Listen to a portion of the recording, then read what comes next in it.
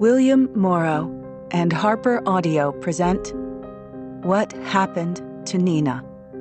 A Thriller by Dervla McTiernan. Performed by Kristen C., Stacy Glemboski, Lisa Flanagan, Robert Petkoff, George Newbern, Jenna Lamia, and Preston Butler III.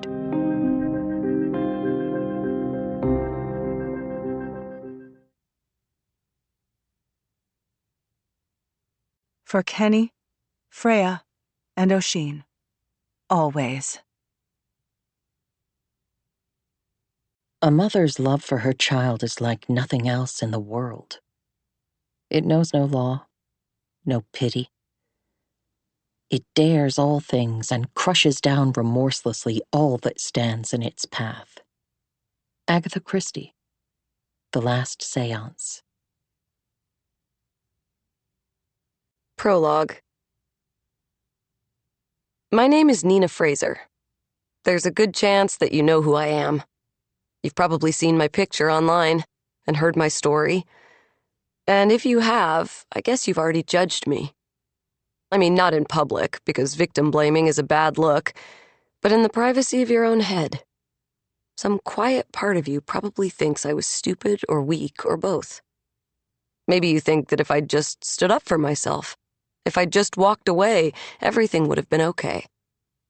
I'm not going to argue with you or try to convince you that you're wrong.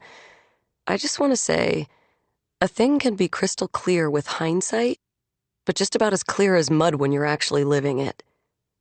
Also, sometimes it's the walking away that gets you in trouble. So, like I said, I'm Nina. I'm 20 years old. I have a sister, Grace, and 2 parents. And I'm a climber. You know all of that already if you've read my story online. Here's some stuff people don't know. I have calluses on my fingertips, a scar on my knee, and another on my elbow, both from falls. I love to climb. When I'm on the mountain, I can't think about anything except my fingers wedged into a crevasse and my feet balanced just so, and the route ahead. I never think about what lies beneath me. When I reach the top, I sit and I breathe, and I look out over the valley. I look back over the route and I work out how I could have climbed it better.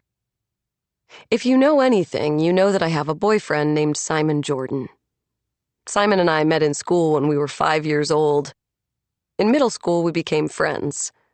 When we were 16, we fell in love. It's important to me that you know that it was really good between us. I won't say that Simon was perfect, because no one on this earth is perfect. But if there were such a thing as a perfect first boyfriend for an awkward girl who did not know who she was, then he was that. He laughed at my jokes. He was always interested in what I had to say, even when his friends were around. He never played games, never made me feel like some other girl was better. With him, I felt pretty, which matters way too much when you're 16. We slept together for the first time on his 18th birthday. And it was awkward and a little painful, but also funny and beautiful. And I was sure down to my bones that I would never love anyone the way I loved him. After things started to go wrong, I spent a lot of time thinking about the way we used to be. I looked at our old photos and spent time with friends who had known us from the beginning. I needed to believe that I hadn't imagined everything, that I was holding on for something real. When we finished high school, Simon went to Northwestern and I stayed at home in Waitsfield and went to UVM. Simon and I didn't think the long-distance thing would be a problem for us. We were solid. And the first year was okay. We came home a lot and we FaceTimed every day, sometimes 2 or 3 times a day, and we emailed. My friend Allie told me that it couldn't last. She said Simon was too good-looking, plus his parents were loaded. He'd meet 100 girls who wanted him. 100 girls who were more sophisticated, more experienced, and more exciting than the girl next door. Allie can be a bitch like that. I didn't want Simon to dump me, but I'm the kind of person who likes to prepare for the worst, so I put a lot of mental energy into getting ready for the inevitable. I studied hard, and tried to make new friends, and went climbing pretty much every weekend, and I kept waiting for the axe to fall. But instead of dumping me, Simon just seemed to get more intense. Instead of calling me a couple of times a day, he started calling 4 or 5 times. Sometimes he wanted me to carry him around in my pocket, which meant FaceTiming him and then muting my phone and taking him with me to lectures, or just propping the phone beside me on my desk while I was studying. Simon came home every other weekend, and he wanted to pay so that I could fly out to Illinois to see him too. But I couldn't do that. I had to work in my mom's inn on the weekends. Also, taking his money and spending it like it was mine would have felt weird. He didn't understand. He was really angry and really upset. Looking back, I can see that was when our relationship started to change. After I said no to coming to Illinois, Simon had a permanent attitude. Like he had the moral high ground. Like he was the perfect boyfriend and I was the bad, unreliable girlfriend. He made jokes about it, but I could see that behind the jokes his feelings were hurt. So I did everything I could to reassure him. Nothing seemed to be enough. He was rougher with me, in bed and out of it. He would grip my shoulders or hips so hard that I had bruises, purple finger marks on my skin. He bit me a few times. It really hurt, but I didn't tell him to stop. This is going to sound insane, but I was worried about embarrassing him. I figured that he thought it was sexy or something. It so wasn't. And because everything was weird between us, I was afraid that if I told him I hated the biting, that would hurt his feelings too.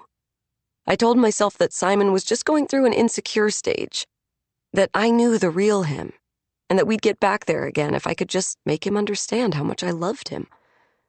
I was stupid. But then I was a lobster in a pot. The water warmed up so gradually that I didn't realize I was boiling until it was too late. Simon came home for the October vacation during our sophomore year. He'd wanted to go to Hawaii with friends, and I had to stay home to work, so he came home too. But he was really angry about it. Nothing I did seemed to make him happy until I finally agreed to blow off work at my mom's inn and take off for the whole week with him. I called my mom, and of course she was upset and angry, but Simon seemed to finally be himself again, and the relief of that was so intense. I hadn't realized how much I was stressing about us until I thought I could stop. Simon's parents had just bought a new house near Stowe. It came with 400 acres, a small lake, unmarked trails, and climbing routes. He wanted us to go there, just the two of us, to really focus on our relationship. So we went. We hiked and climbed and walked and talked, and things really weren't any better. I felt like we were faking things. Pretending to be close, but not really. I wanted to talk to him about the bruises and the hurting, but every time I tried, my throat closed up.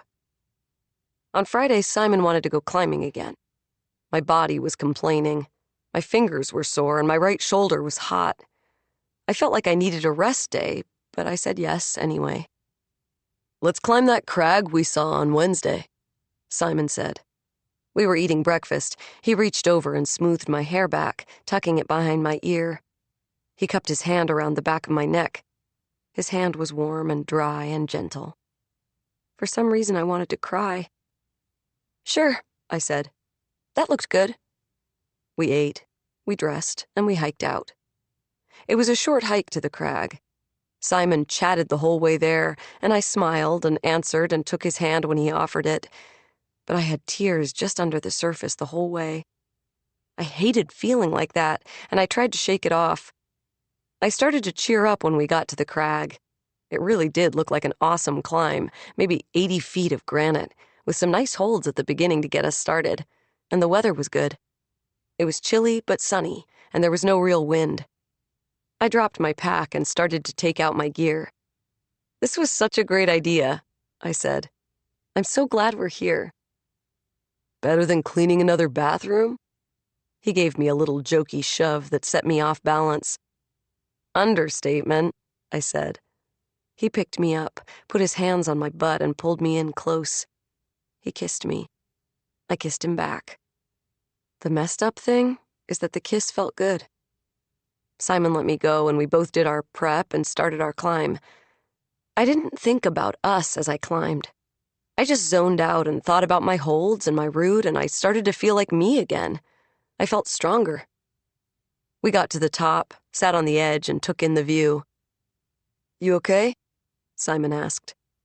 "Sure. Yes, a little tired. Hungry, too." I searched in my pack for the sandwiches I'd made that morning. They were chicken salad, which was his favorite.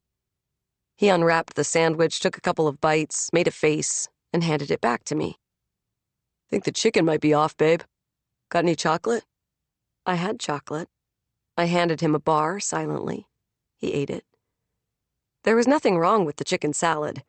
I'd cooked the chicken myself the day before and made up the salad with all fresh ingredients. I started to feel pissed. A small ball of "fuck you" showed up at the bottom of my stomach. I kept eating my sandwich. "You can't eat that," he said. "You need to throw it away." "It's fine." He stared at me. "Okay, but when you're puking tonight, don't call me to hold your hair." I shrugged.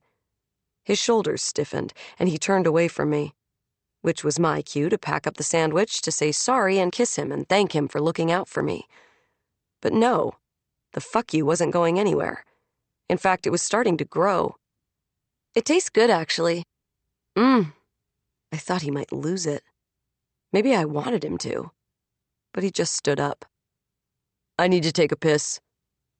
He walked away and took a leak up against a tree. I finished my sandwich and packed everything up in my bag again. Simon started to prepare for the rappel down. "Let's simul-wrap," he said. He had a gleam in his eyes.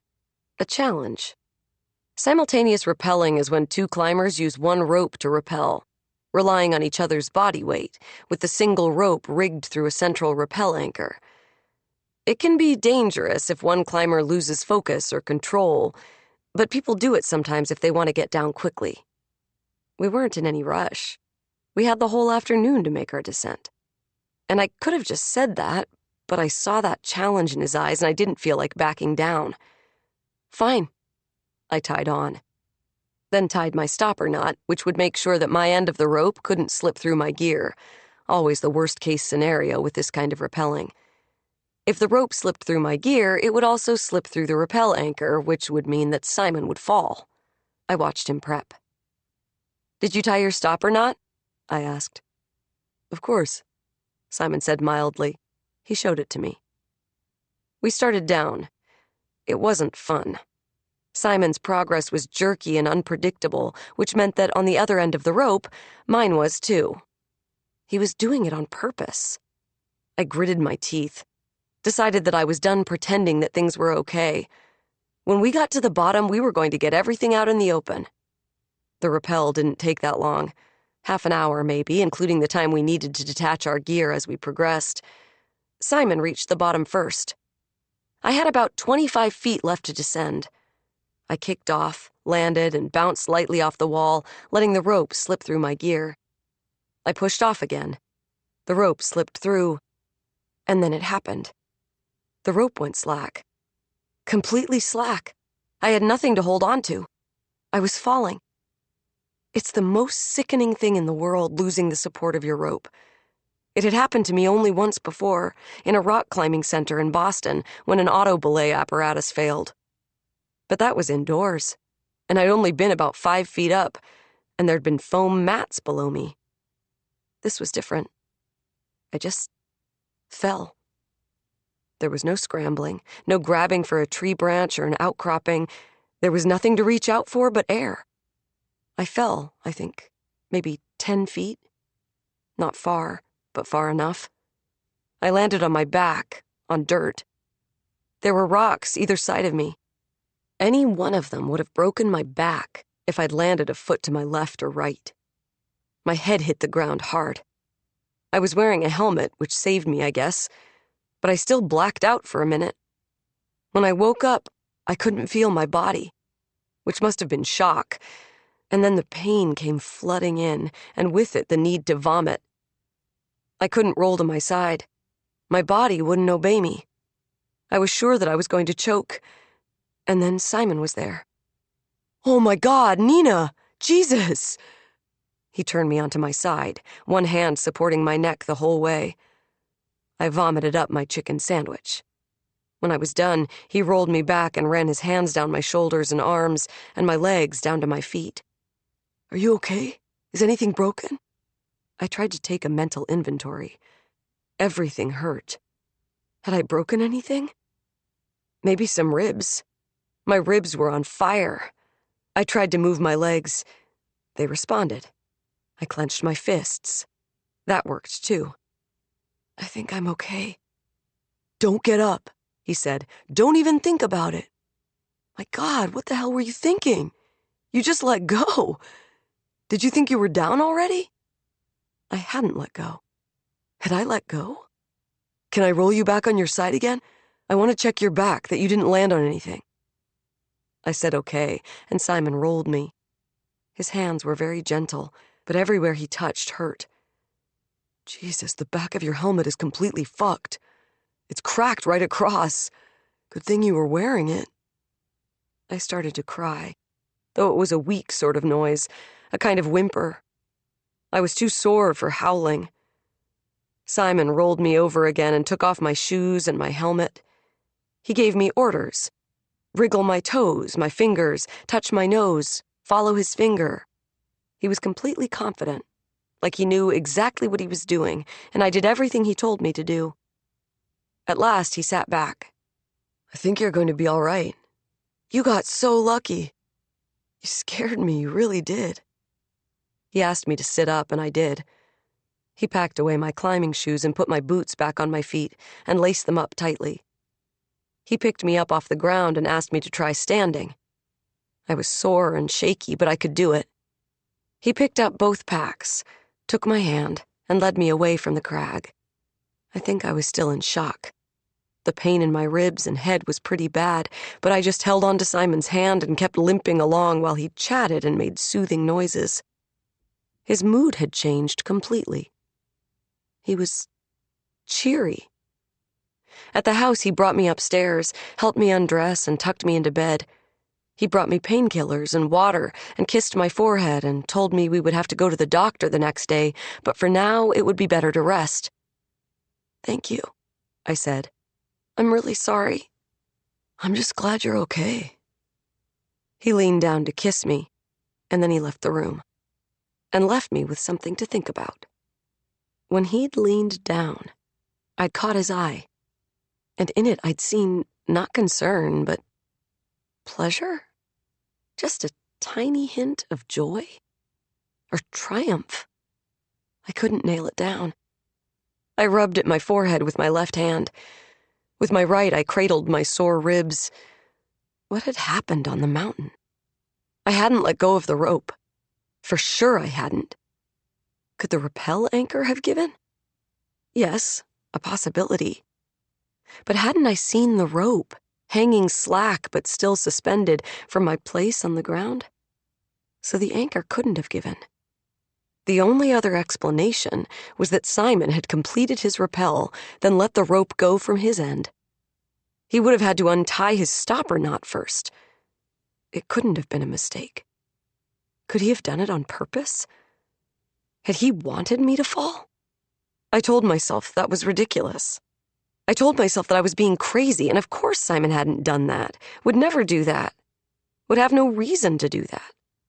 But it was like I was going through the motions in the privacy of my own head for no one's benefit, because I knew for sure that he had.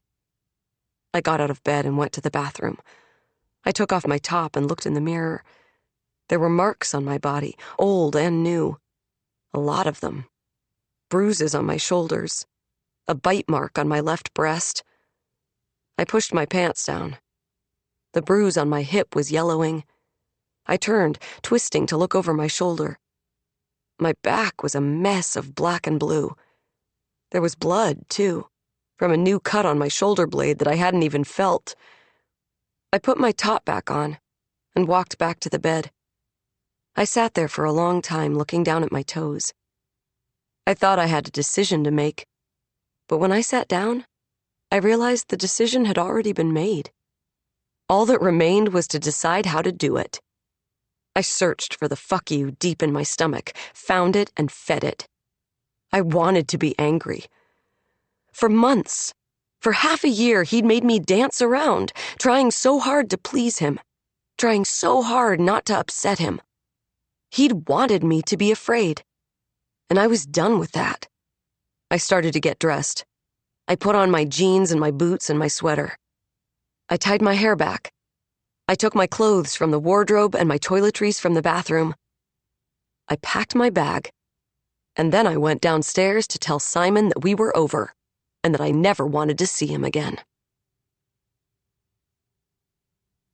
Chapter 1. Leanne. On Sunday afternoon, I went to find Andy in the barn. He's not supposed to work on Sunday. We'd made an agreement that we would take at least one day of the week for family, but since I hadn't even come close to sticking to that promise, I couldn't really give him a hard time about it. I could hear the chainsaw going as I crossed the courtyard. There are 2 doors to the barn. The double doors at the far end, which Andy uses to drive in his mini excavator and dump truck to get them out of the weather, and a small side door that Andy put in a couple of years ago. I went to the side door and pushed it open. Andy was hard at work, cutting a log down into firewood. He was wearing ear protectors, and his back was to me.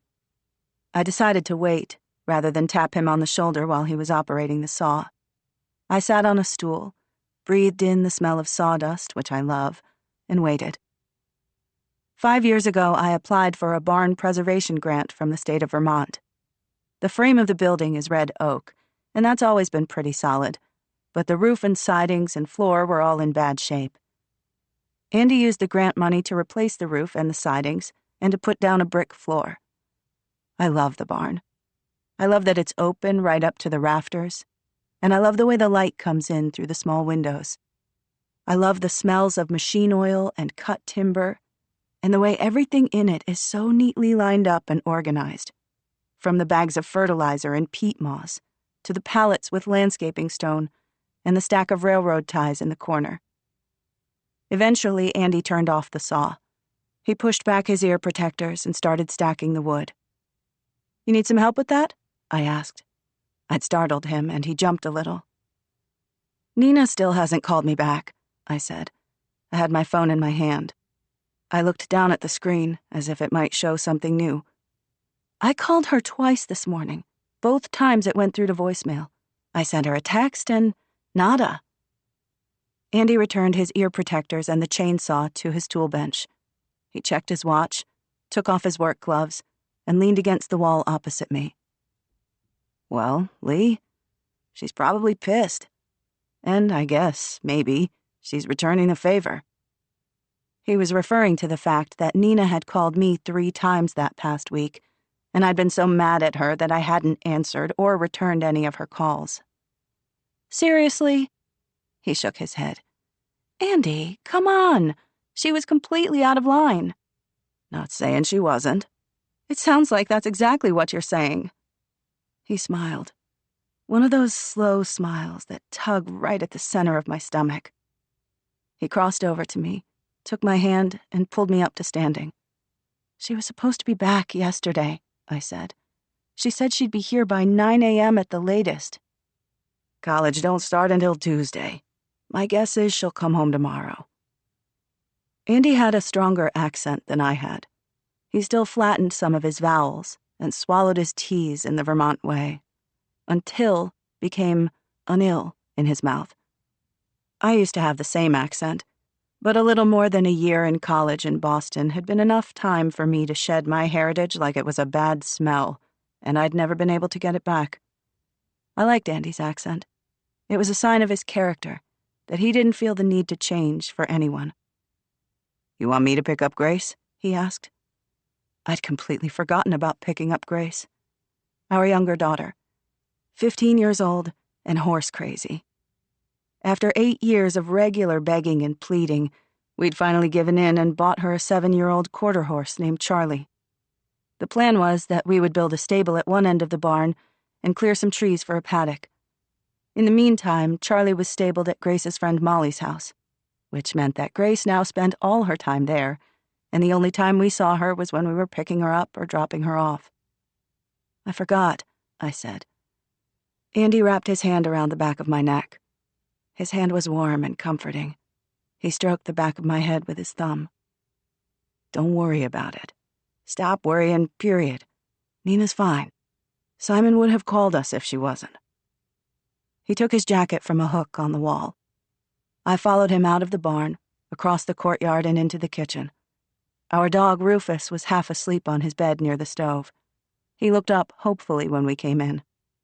Rufus is nearly 10 now and slowing down, but he loves a walk. Andy? Do you think I've been too hard on her? I mean, generally speaking. Do you think I expect too much of her? Andy thought about it. Maybe, a little. She's a good girl. She deserves to have some fun. Okay, but she left me completely high and dry. It's not like I can call around and get someone else at the last minute. It doesn't work like that, and she knows it. So I had to do my work and Nina's work too, while she's off having fun with her boyfriend. That's true. Andy, he turned to look at me. Which is it? It's both. Nina was out of line to blow off her work, and maybe, sometimes you're a little hard on her. He kissed me briefly on the mouth, found his keys, and left. I made coffee and took a mug into the living room. The fire had burned a little low, so I added some wood. Then I sat on the couch with Rufus curled up at my feet. I opened Instagram and went to Nina's account. She hadn't posted anything new since Thursday. Her last post was a close-up of a red-bellied woodpecker sitting on a branch, head turned to the camera. The one before that was a picture of Nina and Simon together, in climbing gear, on the top of a cliff, with deep green forest in the background. They had their arms wrapped around each other, and they were grinning. I put my phone away, picked up the TV remote, and found a season of Love is Blind that I hadn't seen yet. I turned on the first episode, then spaced out completely during the intro. I took out my phone again, opened Nina's Instagram, and liked 2 of her recent posts. There. She'd see that, and know that I wanted to be friends, and she'd call me. The thing about Nina is that she doesn't hold grudges. Also, she's a hard worker. It really wasn't like her to blow off work. The thought had been nagging at me.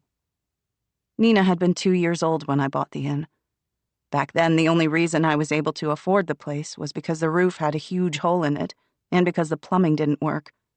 Also because the previous occupant had been a hoarder, and the realtor had been so grossed out by the place that he'd taken the first lowball offer, which had happened to be mine. Even at 2 years old, Nina had been a tough little girl. It had taken me months of hard work to clean the place out, scrub it, paint it, and make it habitable. I didn't have the money to pay for childcare, and I didn't have family to help, so Nina came with me every single day.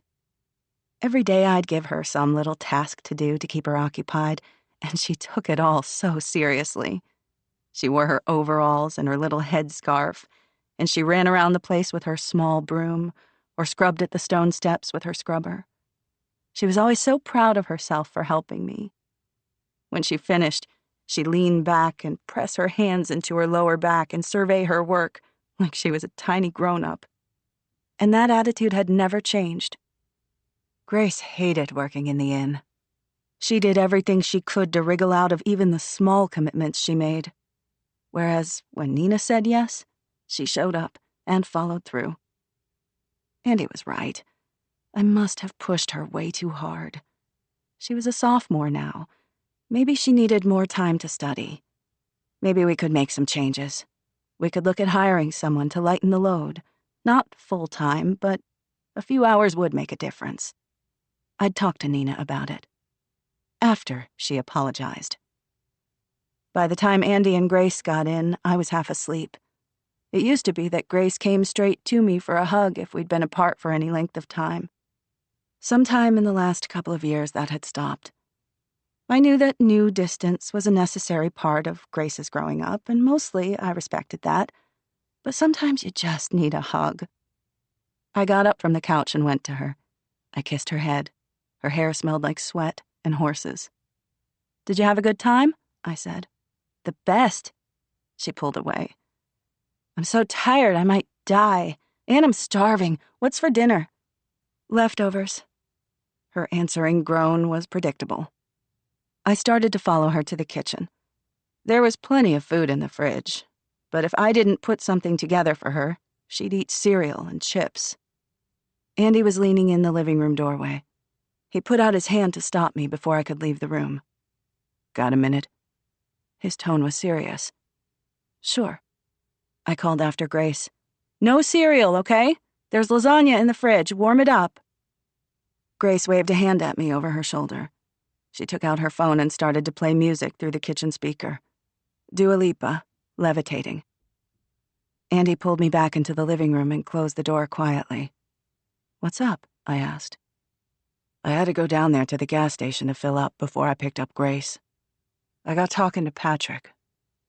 Patrick worked at the gas station, and he was a talker.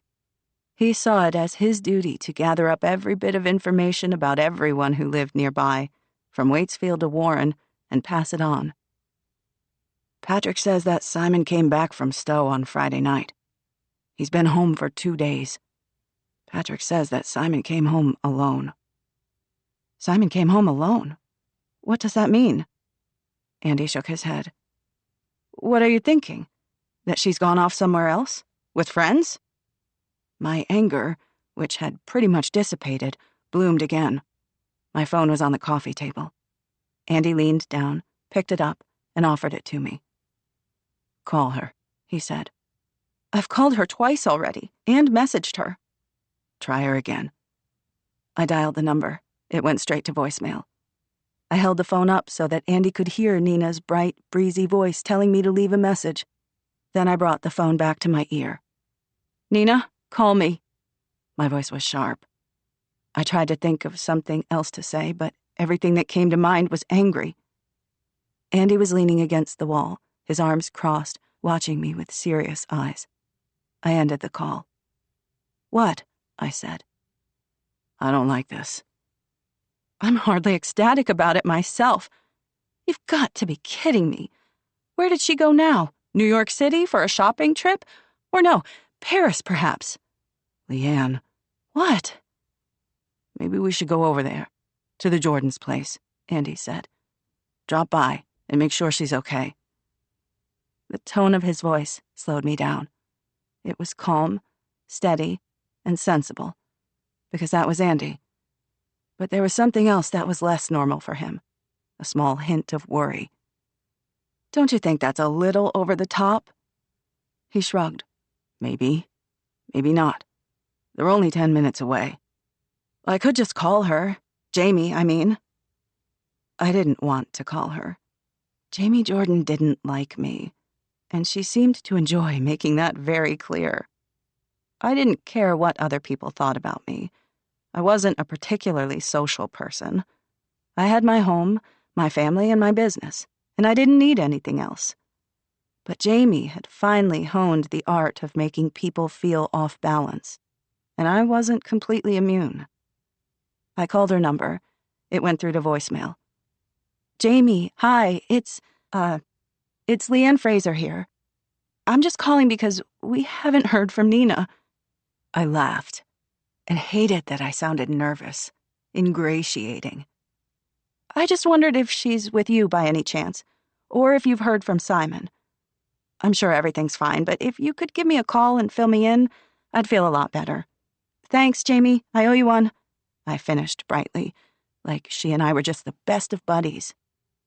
I ended the call and looked at Andy. "Let's go over there," he said. We left Grace at home. Andy drove and we didn't talk much. I wasn't worried about Nina, not really, but I could feel his tension, and it bothered me. I shifted in my seat. The Jordans' house was on Sharpshooter Road. Simon's father, Rory, owned a precision tool machining company that supplied pharmaceutical companies and other high-tech businesses. He'd had help getting started. His own father had had a small custom tool machining business.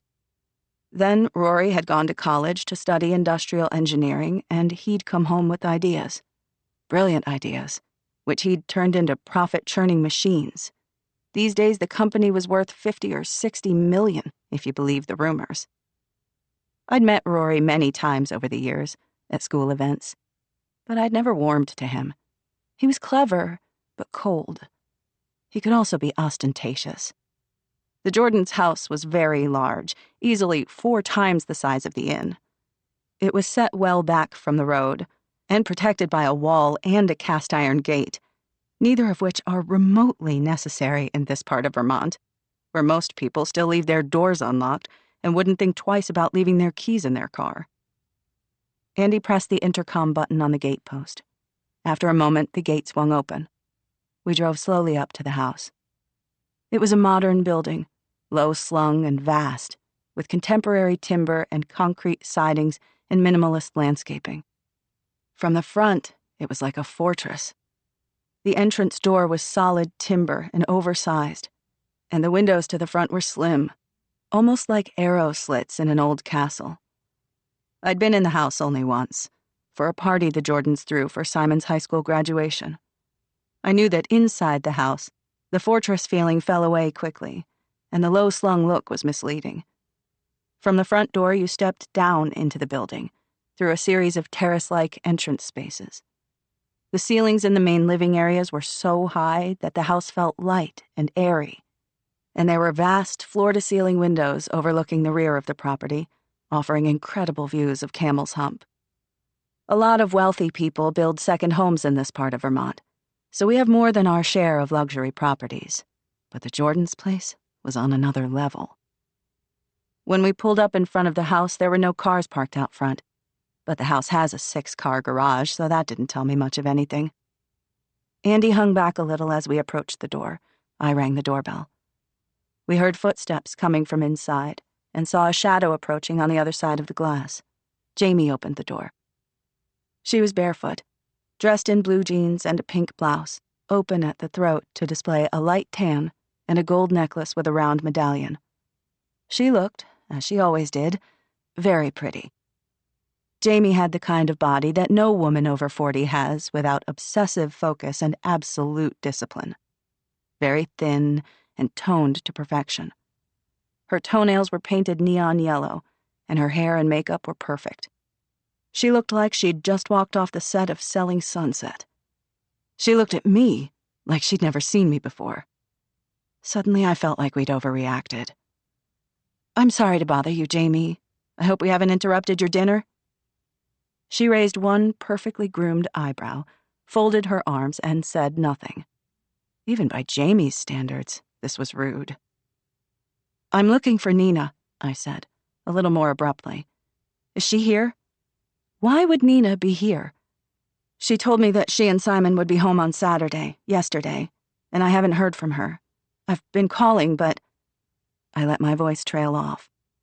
"Look, Patrick at the gas station said that Simon came home from Stowe already. Is that right? Is he home?" Jamie let out an impatient sigh. "Simon and Nina broke up. She's not here." My mouth fell open. I searched for words. "If she's not with Simon, where is she?" said Andy. "I don't know. Probably with her other boyfriend. Now, if you don't mind, we're eating dinner. I'm going to have to say goodnight." Before either of us could react, Jamie Jordan closed the door in our faces. I looked at Andy. I could feel my cheeks flushing with anger. "Other boyfriend?" Andy shook his head.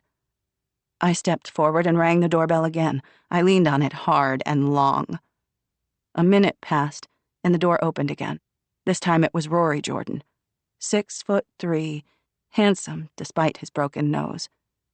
He didn't look angry. He looked sympathetic. "Folks," he said. He held his hand out to Andy. It sat there for a second, until Andy took it and shook. "Jamie tells me you're worried about your girl?" "She was due home yesterday," I said. "We've been calling, but—" "I'm sorry to hear that." Rory cut across me, shaking his head. "Sorry we can't be more help. But like Jamie told you, the kids broke up. Bound to happen, they're so young. Simon's all cut up about it, to tell you the truth. I'm not sure it was his idea, you understand? But he hasn't spoken to Nina since Friday. They broke up, so he came home. Wish I could be more help, but that's all we know." I felt so stupid in the face of his confidence. I was a terrible mother. Nina and Simon had broken up, and I hadn't even known about it. She hadn't called me. She'd broken up with him, but she loved him, talked about him all the time, structured her whole life around him. This didn't make sense. It's not like Nina not to call her mother, Andy said. You sure Simon don't know where she is? I'm sorry, Rory said firmly. Then he waited for us to leave. Thank you, I said mechanically. We'll call her again. Tell her we wish her all the best, Rory said, and he closed the door. Chapter 2. Jamie. I didn't see Simon on Saturday because I was in Boston. I drove down on Friday night and I stayed over.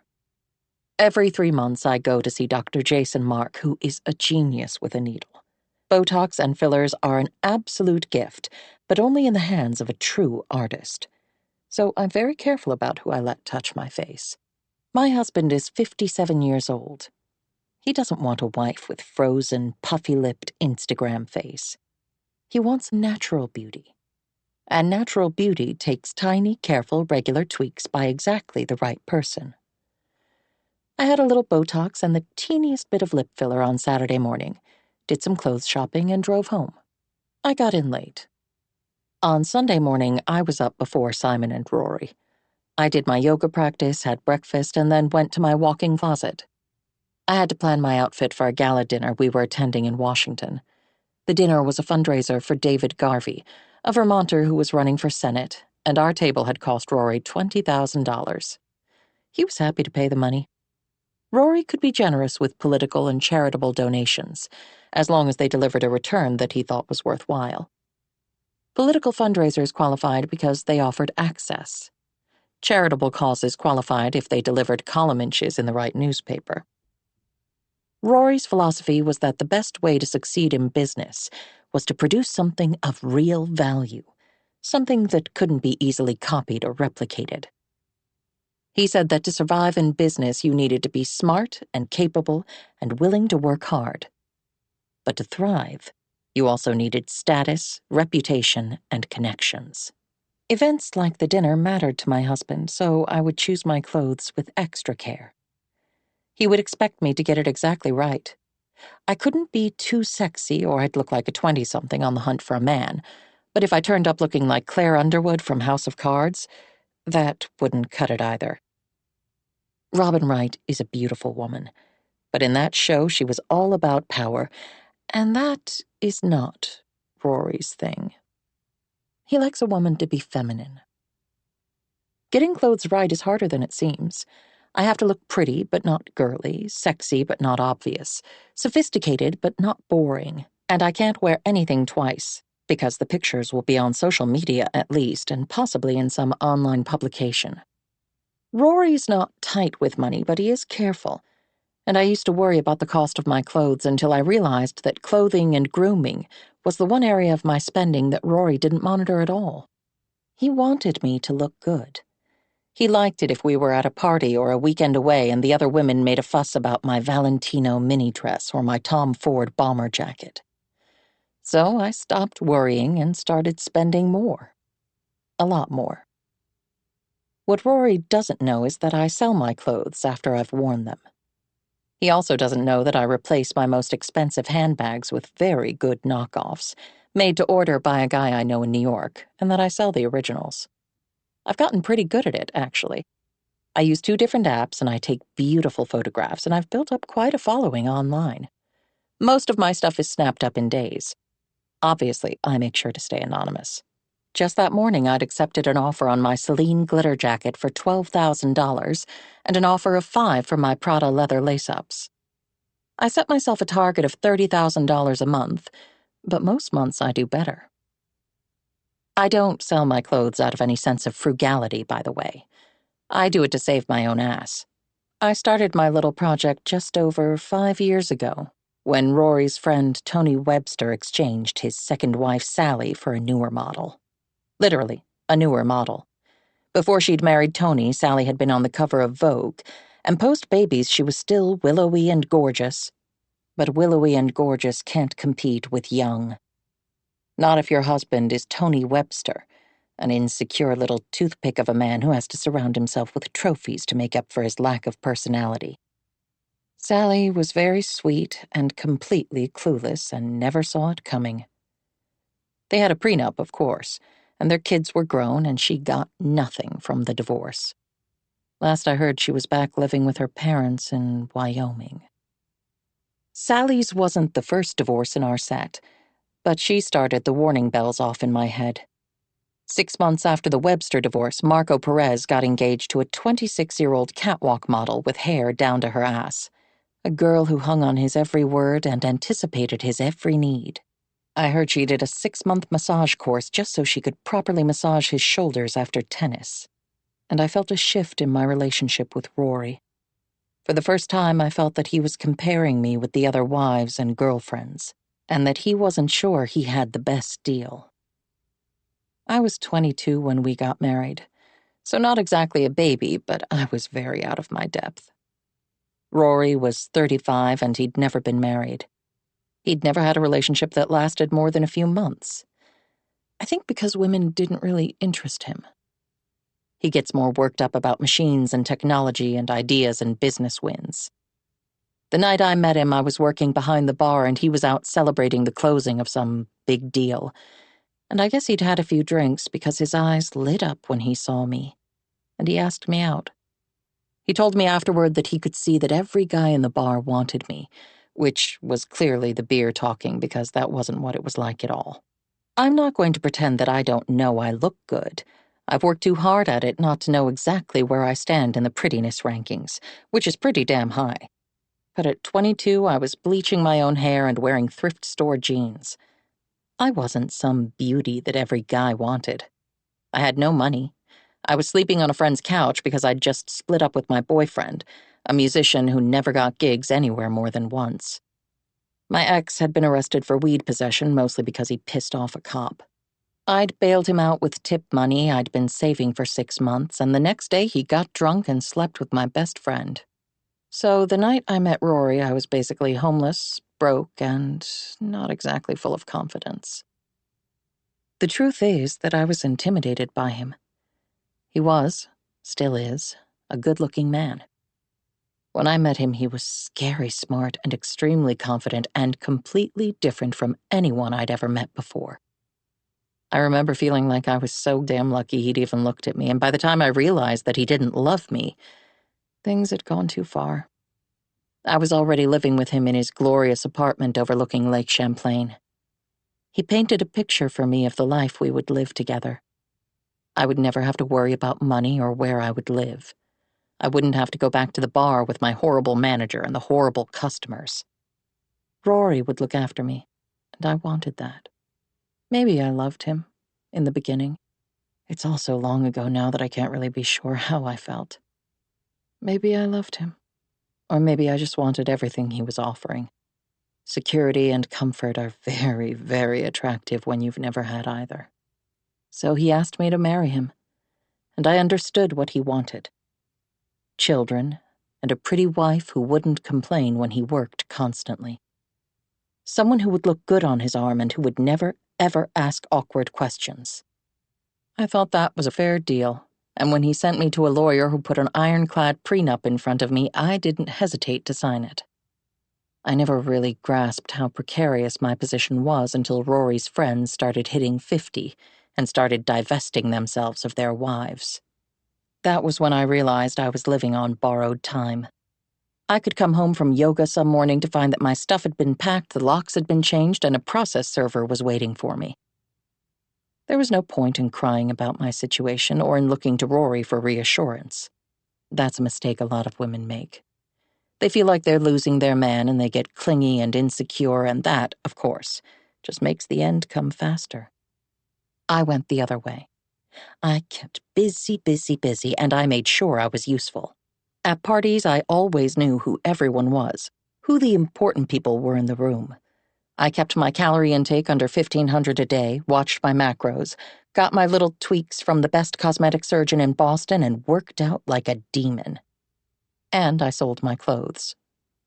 5 years into my little project, I had $1.9 million in an offshore account in my name. Not enough to retire on, but not nothing. I'd get something in the divorce. Not a house, because Rory was too smart for that. But something. I took photographs of an absolutely gorgeous Oscar de la Renta embroidered tulle mini dress, and then couldn't decide whether I should list it or give it a second outing to the gala. I gave up in the end and packed it away, then put on my workout gear and went downstairs to the gym. Simon found me there half an hour later. "Hey, baby." I was running on the treadmill. He hadn't come to work out. He was wearing jeans and a green long-sleeved t-shirt. He must have been just out of the shower because his hair was styled in that casual, messy look he likes that I know takes him 20 minutes minimum with a hairdryer and styling wax. He sat on the weight bench and leaned forward, resting his arms on his thighs. "Everything okay?" "Yes, sure. It's just that something's happened, and I figured I'd better tell you before you hear it through the grapevine." I was still running, but something about the set of his jaw told me I should pay attention. I pressed a button, slowed my pace to a walk, and waited. "Nina and I broke up." "Oh, Simon." I was genuinely surprised. Simon was crazy about Nina. They'd started going out when they were only 16, and if I secretly wished that he'd picked someone other than Leanne Fraser's daughter to be his first love, I didn't really have an issue with the relationship, at least at first. They were cute together, I thought. A year later, they were still together, and I was over it. Simon had so much going for him. I didn't think it was healthy for him to be so fixated on one girl. By the time they finished high school, I was desperate for him to dump her, but Simon was still talking like they were forever. If anything, he seemed to think that Nina was too good for him, that he was lucky to have her, which drove me nuts. Admittedly, the girl was very pretty, but there are any number of pretty girls out there. If anyone understands that, it's me. And Nina was book smart, but I'd always found her insipid. Not that I'd ever been stupid enough to criticize the girl to Simon. Nope, I'd been nice as pie and crossed my fingers and waited for it to pass. Which apparently it just had. I suppressed a little thrill of happiness. "I'm sure you guys will work it out." "I don't think so, Mom." "All couples argue." "She was sleeping around," Simon said bluntly. "Other guys when I was away at college." It's surprising how quickly happiness can turn to fury. "You can't be serious." He gave me a wry smile. "I wish I wasn't." He was upset. He covered it very well, but I could see the tiredness in his eyes and the unhappiness in the set of his shoulders. "It's okay, really. I'd suspected for a while, but I kept telling myself that I was imagining things. Then, I guess, she met someone she liked better than me. She dumped me on Friday night. I asked her if she'd been seeing someone behind my back, and she didn't deny it. I asked her if he was the first, and she basically admitted that he wasn't." That little bitch. I was past pretending. If Nina Fraser had been standing in front of me, I would have slapped her. Simon shrugged and stood up. He gave me that half smile again. He was trying hard to pretend that he was fine. It made me feel sorry for him and proud of him at the same time. "It happens, right? I mean, how many high school relationships survive college anyway?" "Very few. And the ones that do probably shouldn't." "Right." He turned to leave. "Simon, I can make dinner. Something special for you and your dad." "Cody's coming to pick me up." "You're going out?" "Uh-huh. The guys think I need to drown my sorrows or something. We're going to a bar." Legally, Simon wouldn't be old enough to drink for another couple of months, but he and his friends had been going to one of the bars in town since they were 19. "You won't overdo it?" "Cody thinks I need to get wrecked. He said it's a necessary stage in the grieving process. Step 2 is to pick up girls." "Simon," he laughed at me. "I'm kidding. We'll have a few beers and we'll probably end up back at Cody's playing Gears online or something." "When are you going back to school?" I asked. "Is it tomorrow?" Wednesday morning, Simon said. I don't have classes until Thursday. I've already booked the flight. He left the room with a final wave, and I started running again. I bumped up the incline and the pace until I was red-faced and sweating. I had to do something with all of my energy. I was seriously pissed. I'd never liked Leanne Fraser. She'd been years ahead of me in school, and probably I wouldn't have known her well, except that she was in the same year as my best friend's older sister, who hated her. Leanne got good grades, and she acted like that made her special. Better than everyone else. She got into a good college, and her mother, who was a hard-nosed bitch, went around town boasting about her brilliant daughter. Which made it almost funny when Leanne got knocked up in her second year and dropped out. She did buy that in and build up her business, which I might have respected if it were someone else. But she's so goddamned humorless and disapproving. Take her clothes. Leanne lives in the same outfit, basically dumpy jeans with battered sneakers, a fleece jacket over a long-sleeved tee. I swear she wore the exact same outfit when she was in high school. She's the kind of woman who pretends she doesn't think about clothes or looks because she's above all that. But of course that's bullshit. Everyone gets up in the morning and makes a choice about the clothes they wear. Whether you choose a pastel twin set or knee boots and a black leather jacket, or a ratty pair of jeans that are too baggy around the ass, it's still a choice. You're still deciding what message to send the world. Leanne's choice was to wear a badly applied smear of lipstick and a smudge of mascara to the school fundraiser and call it virtue. She's been trying to pull off that innocent girl next door look for the last 30 years. Given that she got knocked up and had to come back to Waitsfield with her tail between her legs, you would think she would have called it quits by now, but nope. She keeps on keeping on with her shy smiles and her sideways looks and her butter wouldn't melt bullshit. I don't know who she thinks she's fooling because everyone in town knows she's hard as nails. She runs her in like a drill sergeant. I hate that kind of hypocrisy. And now it was turning out that her daughter was exactly the same way. All fake butter wouldn't melt on the outside, while she goes after exactly what she wants. It made me so mad. Simon was good-looking, smart, popular, and athletic. Everyone loved him. He was worth 10 of her, and it pissed me off that she'd been the one to dump him, rather than the other way around. After my workout, I went to the laundry room to look for Rita. Rita's our housekeeper. She comes 3 days a week and does the heavy cleaning and all the laundry. Usually, I avoid her. Rita likes to talk, and it's always the most boring shit imaginable. Celebrity gossip, which, fine. But she's always at least 3 weeks behind whatever's going on, and she always seems to expect me to be amazed at whatever random story she's picked up from some friend on Facebook and, usually, mangled. So I try to avoid her, but I pay her well and I'm friendly when I do see her. It's a good idea to stay on good terms with your staff. You'd be surprised how many secrets they pick up just from being in the house. "Hi, Rita," I said brightly. She was standing with her back to me, examining something in her hands. She jumped when she heard me and turned around, pushing the something, it looked like a cream sweater, behind her. "Oh, hi," she said. She was a little flushed. "Everything okay?" "Everything's great." She said it with too much enthusiasm. Something was off, but really whatever small drama she was caught up in, did I want to know about it?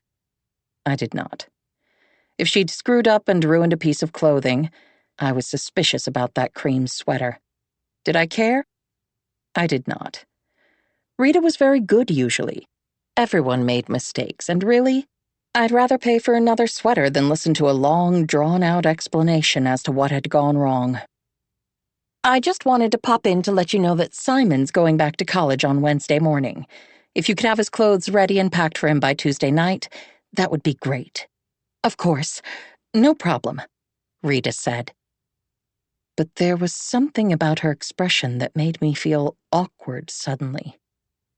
"He should do it himself, of course." I laughed a stupid kind of laugh. I'm sure he'll get there eventually. I'm sure he will, said Rita. She didn't smile, and I was mad at myself. I didn't owe her an explanation. Okay, well, his bags will be in his room. You know where to find everything. I got out of there and went to the shower. I got dressed in a pair of jeans so soft they felt like leggings and a white silk t-shirt with a deep V-neck. I left my hair loose and went back downstairs to prepare dinner. That night, Rory was in a talkative mood. There's a great deal of potential right now, he said over our glazed roast salmon and greens. After COVID and Ukraine, suddenly everyone's looking at their supply chain, trying to get key suppliers on shore. We've had more inquiries in the last 6 months than we had for the 3 years prior. We've started a waiting list. He took a bite and looked at me, waiting for a response. Are you thinking about expansion? I asked. We're examining some options. It's pretty obvious that we can grow here. The challenge is going to be getting the pace of that expansion exactly right. Grow too quickly and we'll over-leverage or overcommit and burn out. Grow too slowly and we'll miss opportunities and allow our competitors an opportunity to take over our space. Sounds challenging. I can do that kind of thing with less than half my brain engaged. Ask questions he obviously wants to be asked. Give him little encouraging responses. I should be grateful that it's so easy, but the truth is, I resent the fact that he doesn't even notice that I'm going through the motions. Rory opened his mouth to answer me, but before he could say anything, the intercom buzzed. Rory frowned at me a little as if the interruption was my fault. I checked the panel and saw a car I didn't recognize. The camera zoomed in on the driver and I saw Leanne Fraser. I frowned, but I pushed the button that opened the gate. The doorbell rang before I could get to the front door. I opened it to find Leanne and her husband standing there. I couldn't remember his first name. Aaron? Andrew? Something like that. Leanne launched straight into a series of questions about Nina. I told her that Simon and Nina had broken up. I didn't explicitly say that Nina was probably off in the sack somewhere with her new guy, though I was tempted. People say that I'm not considerate. They have no idea. If she's not here, then where is she? Leanne said with attitude. I felt a surge of irritation that they were here interrupting our dinner like we'd done something wrong, when it was their girl who'd broken our boy's heart. I told her I couldn't help, and then I shut the door on them. Who was that? Rory asked. He'd come to the kitchen door, his napkin still in his left hand. Before I could answer, the doorbell rang again, longer and harder than the first time. Jesus, I said. Who is it? Rory said. It's Leanne Fraser and her lunk of a husband. They're looking for Nina. They say she hasn't come home. Surprise, surprise. She probably doesn't want to face the music. Rory looked at me blankly. Simon and Nina broke up. She cheated on him and then dumped him. They broke up at the Stowe house and Simon came home early. And now her parents are here looking for her. Rory raised an eyebrow. I'll go, he said. He went to the door. I retreated back to the kitchen. I was glad that Simon wasn't at home. He shouldn't have to deal with this. After a minute, I heard the front door shut, and Rory came back into the room. He made a comical gesture as if he was wiping sweat from his brow. Phew, he said. Those two are a little worked up. He sat down again and gestured for me to do the same. I've never liked Leanne Fraser. She's a priss, she's boring, and she thinks she's better than everyone else. Rory nodded absently but didn't answer me. I could tell from his eyes that he was already thinking of something else. He refilled his wine glass and took another bite. He was losing interest in the conversation, but I wasn't ready to let it go. I wonder why Nina hasn't come home yet.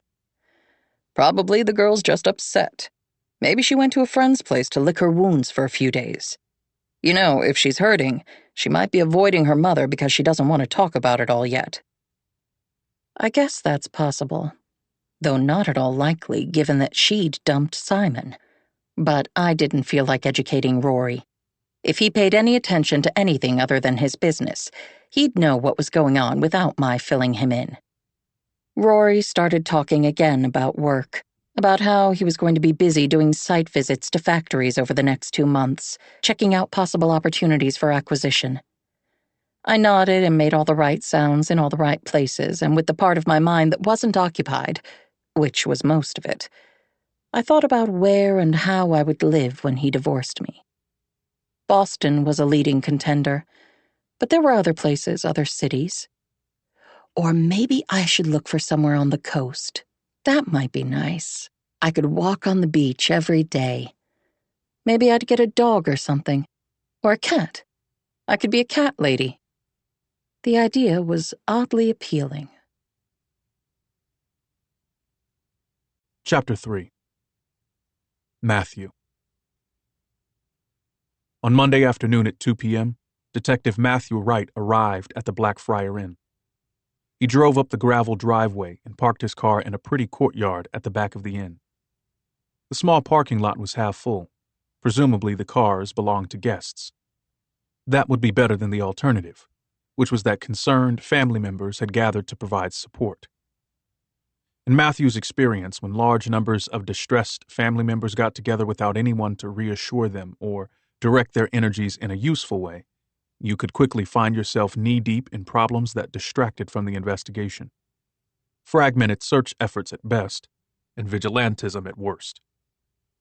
Matthew walked around to the front door of the inn and pushed it open. Inside, he found a quiet, pretty entrance hall, warmed by a fire burning in the grate and smelling faintly of jasmine. There was a reception desk.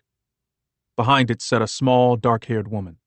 She wore a navy sweater and jeans, and her hair was tied back in a low ponytail. No makeup. She stood up when he came in. "Mrs. Fraser?"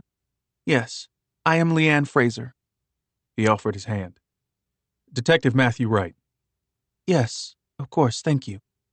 She hesitated for a moment, as if she wasn't quite sure what to do, then said, "Could you follow me?" She led the way into the inn's drawing room. The room had dark wood paneling and cobalt blue walls. The furniture was antique. There was a leather sofa, worn enough that it looked soft and inviting, and a large coffee table with books on Vermont history and geography. Leanne continued through the drawing room to a small hall, where there was a door marked Private. She opened the door, and he followed her through, down narrow stairs into a basement living room. This part of the house was obviously for the family, and the design style was very different from the main inn. Here, the floors were some kind of blonde wood, oak, he thought, and the walls were painted white. The living room was cozy and lived in, with a green fabric sofa that had seen a few years and overstuffed bookshelves. The windows were small, and maybe the room was a little dark, but with a fire burning in the grate, it felt like a welcoming place. There was a man sitting on the sofa. "This is my husband, Andy," said Leanne. "Could I offer you coffee?" Andy Fraser stood and offered Matthew his hand. Matthew Wright was a big man at 6'2" and almost 200 pounds, but Andy Fraser had a couple of inches and at least 20 pounds on him. All of it muscle. He had broad shoulders and big hands and the weather-beaten face of someone who works outside. "No, thank you. Perhaps we could sit?" Andy and Leanne took a seat beside each other on the sofa. They didn't touch. "I'm sorry," Leanne said. "We don't know how this works." "There are no rules, Mrs. Fraser. I'm here to listen to you. I want to know everything you can tell me about your daughter, about why you think she may be missing, and to hear anything you think might help me to find her." "Okay, well, I guess you know that Nina's a sophomore at UVM. Last week she went away with her boyfriend for a vacation. She was due to come home on Saturday morning, and she didn't. And we can't reach her." "Have you been able to reach her boyfriend?"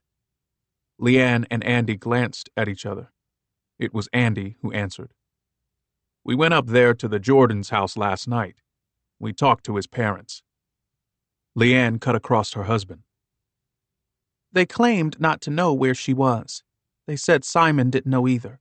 Simon told them that Nina broke up with him. He said something about Nina going off with friends, but she hasn't called us and we can't reach her." "Is it unusual for Nina to be out of touch for a few days?" "It is," Andy said firmly. "She's a good girl. She's never done anything like this before." That had the ring of truth to it. But at 20 years old, the girl had a lot of firsts ahead of her. Has Nina ever suffered from depression? Has she ever had an issue with self-harm? "No," Leanne said. She looked shocked by the suggestion. "Never." "Okay," Matthew nodded. "And what about her friends?" "We called them," Leanne said. "No one's heard from her. And she hasn't posted to any of her social media since Thursday." Leanne took out her phone and showed Matthew Nina's Instagram page. She showed him Nina's last 2 posts. But she didn't stop there. She scrolled through, lingering over photographs and short videos, explaining where and when they would have been taken. It went on too long, but Matthew didn't stop her. He understood what she was doing. She wanted him to know her daughter, to see her as a human being and not just another case. Matthew studied the photos and videos. Nina was very pretty. She was small. In the photographs, she barely came up to Simon's shoulders. She had a light tan and brown eyes fringed with long, thick lashes. Her smile was quick, easy, and warm. In some of the photos, she wore a tank top, and you could see how slight she was, but also that she had a climber's strength. The muscles in her shoulders and arms were lean and toned. Leanne stopped at a short video that played on a loop. She pointed at the screen.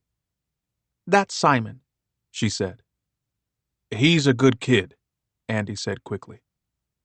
In the video, Nina was standing poolside in a green bikini. There were other kids in the background, some in the pool, a couple sitting on the edge with their legs in the water. Nina looked at the camera with exaggerated innocence before sidling up to Simon. He was wearing board shorts, aviators, and an expression of, "I'm too cool for school" on his face. Nina pointed out the camera, and they both slipped, as naturally as breathing, into perfect side-by-side Instagram poses. Bodies stretched and tilted at just the right angles. Easy smiles, goofy peace signs. Then Nina slid her arm around his waist and tipped them both into the pool. She came back up for air, laughing so hard it seemed like she couldn't breathe, just as the camera zoomed in. Her hair was a mess, Instagram perfection nowhere to be seen. She looked very young, very pretty, and very alive. Leanne let the video play through 3 times, then a 4th. She couldn't seem to look away. Andy reached out gently and took the phone away from his wife. "Do you have any tracking software on her phone? Find my friend, that kind of thing?" "We don't do that," Leanne said. "Should we be doing that?" Matthew shook his head. "I'll need to take Simon's full name, number, and address, please. Also, the names and numbers of Nina's friends." They gave him the list. "Where did Nina and Simon go on vacation?" "Stowe," Leanne said. "I'm sorry?" Matthew said. He thought he must have misheard. Stowe was only 40 minutes north of Waitsfield. "Simon's family bought a second property there recently," Andy said evenly. "Big place, a house, acres. Simon and Nina wanted to explore, maybe climb some if they found good routes." "Okay." Matthew stood up. "We'll make some preliminary inquiries and get back to you. Please, don't worry. In cases like these, most of the time we find that the young person is with friends." Leanne and Andy both nodded, but only Andy did it with conviction. Leanne walked Matthew out. He made a phone call as he drove north to his wife, Naomi, to tell her that he would be late. It took 20 minutes to reach Waterbury, where state police headquarters was located, in a modern, red brick building in the state office complex. When he got to the squad room, it was quiet, which wasn't unusual. mostly because they'd been understaffed for years, and investigations took detectives all over the state. There were a couple of senior detectives in the room, Kim Allen and David Beecham, working on their own cases.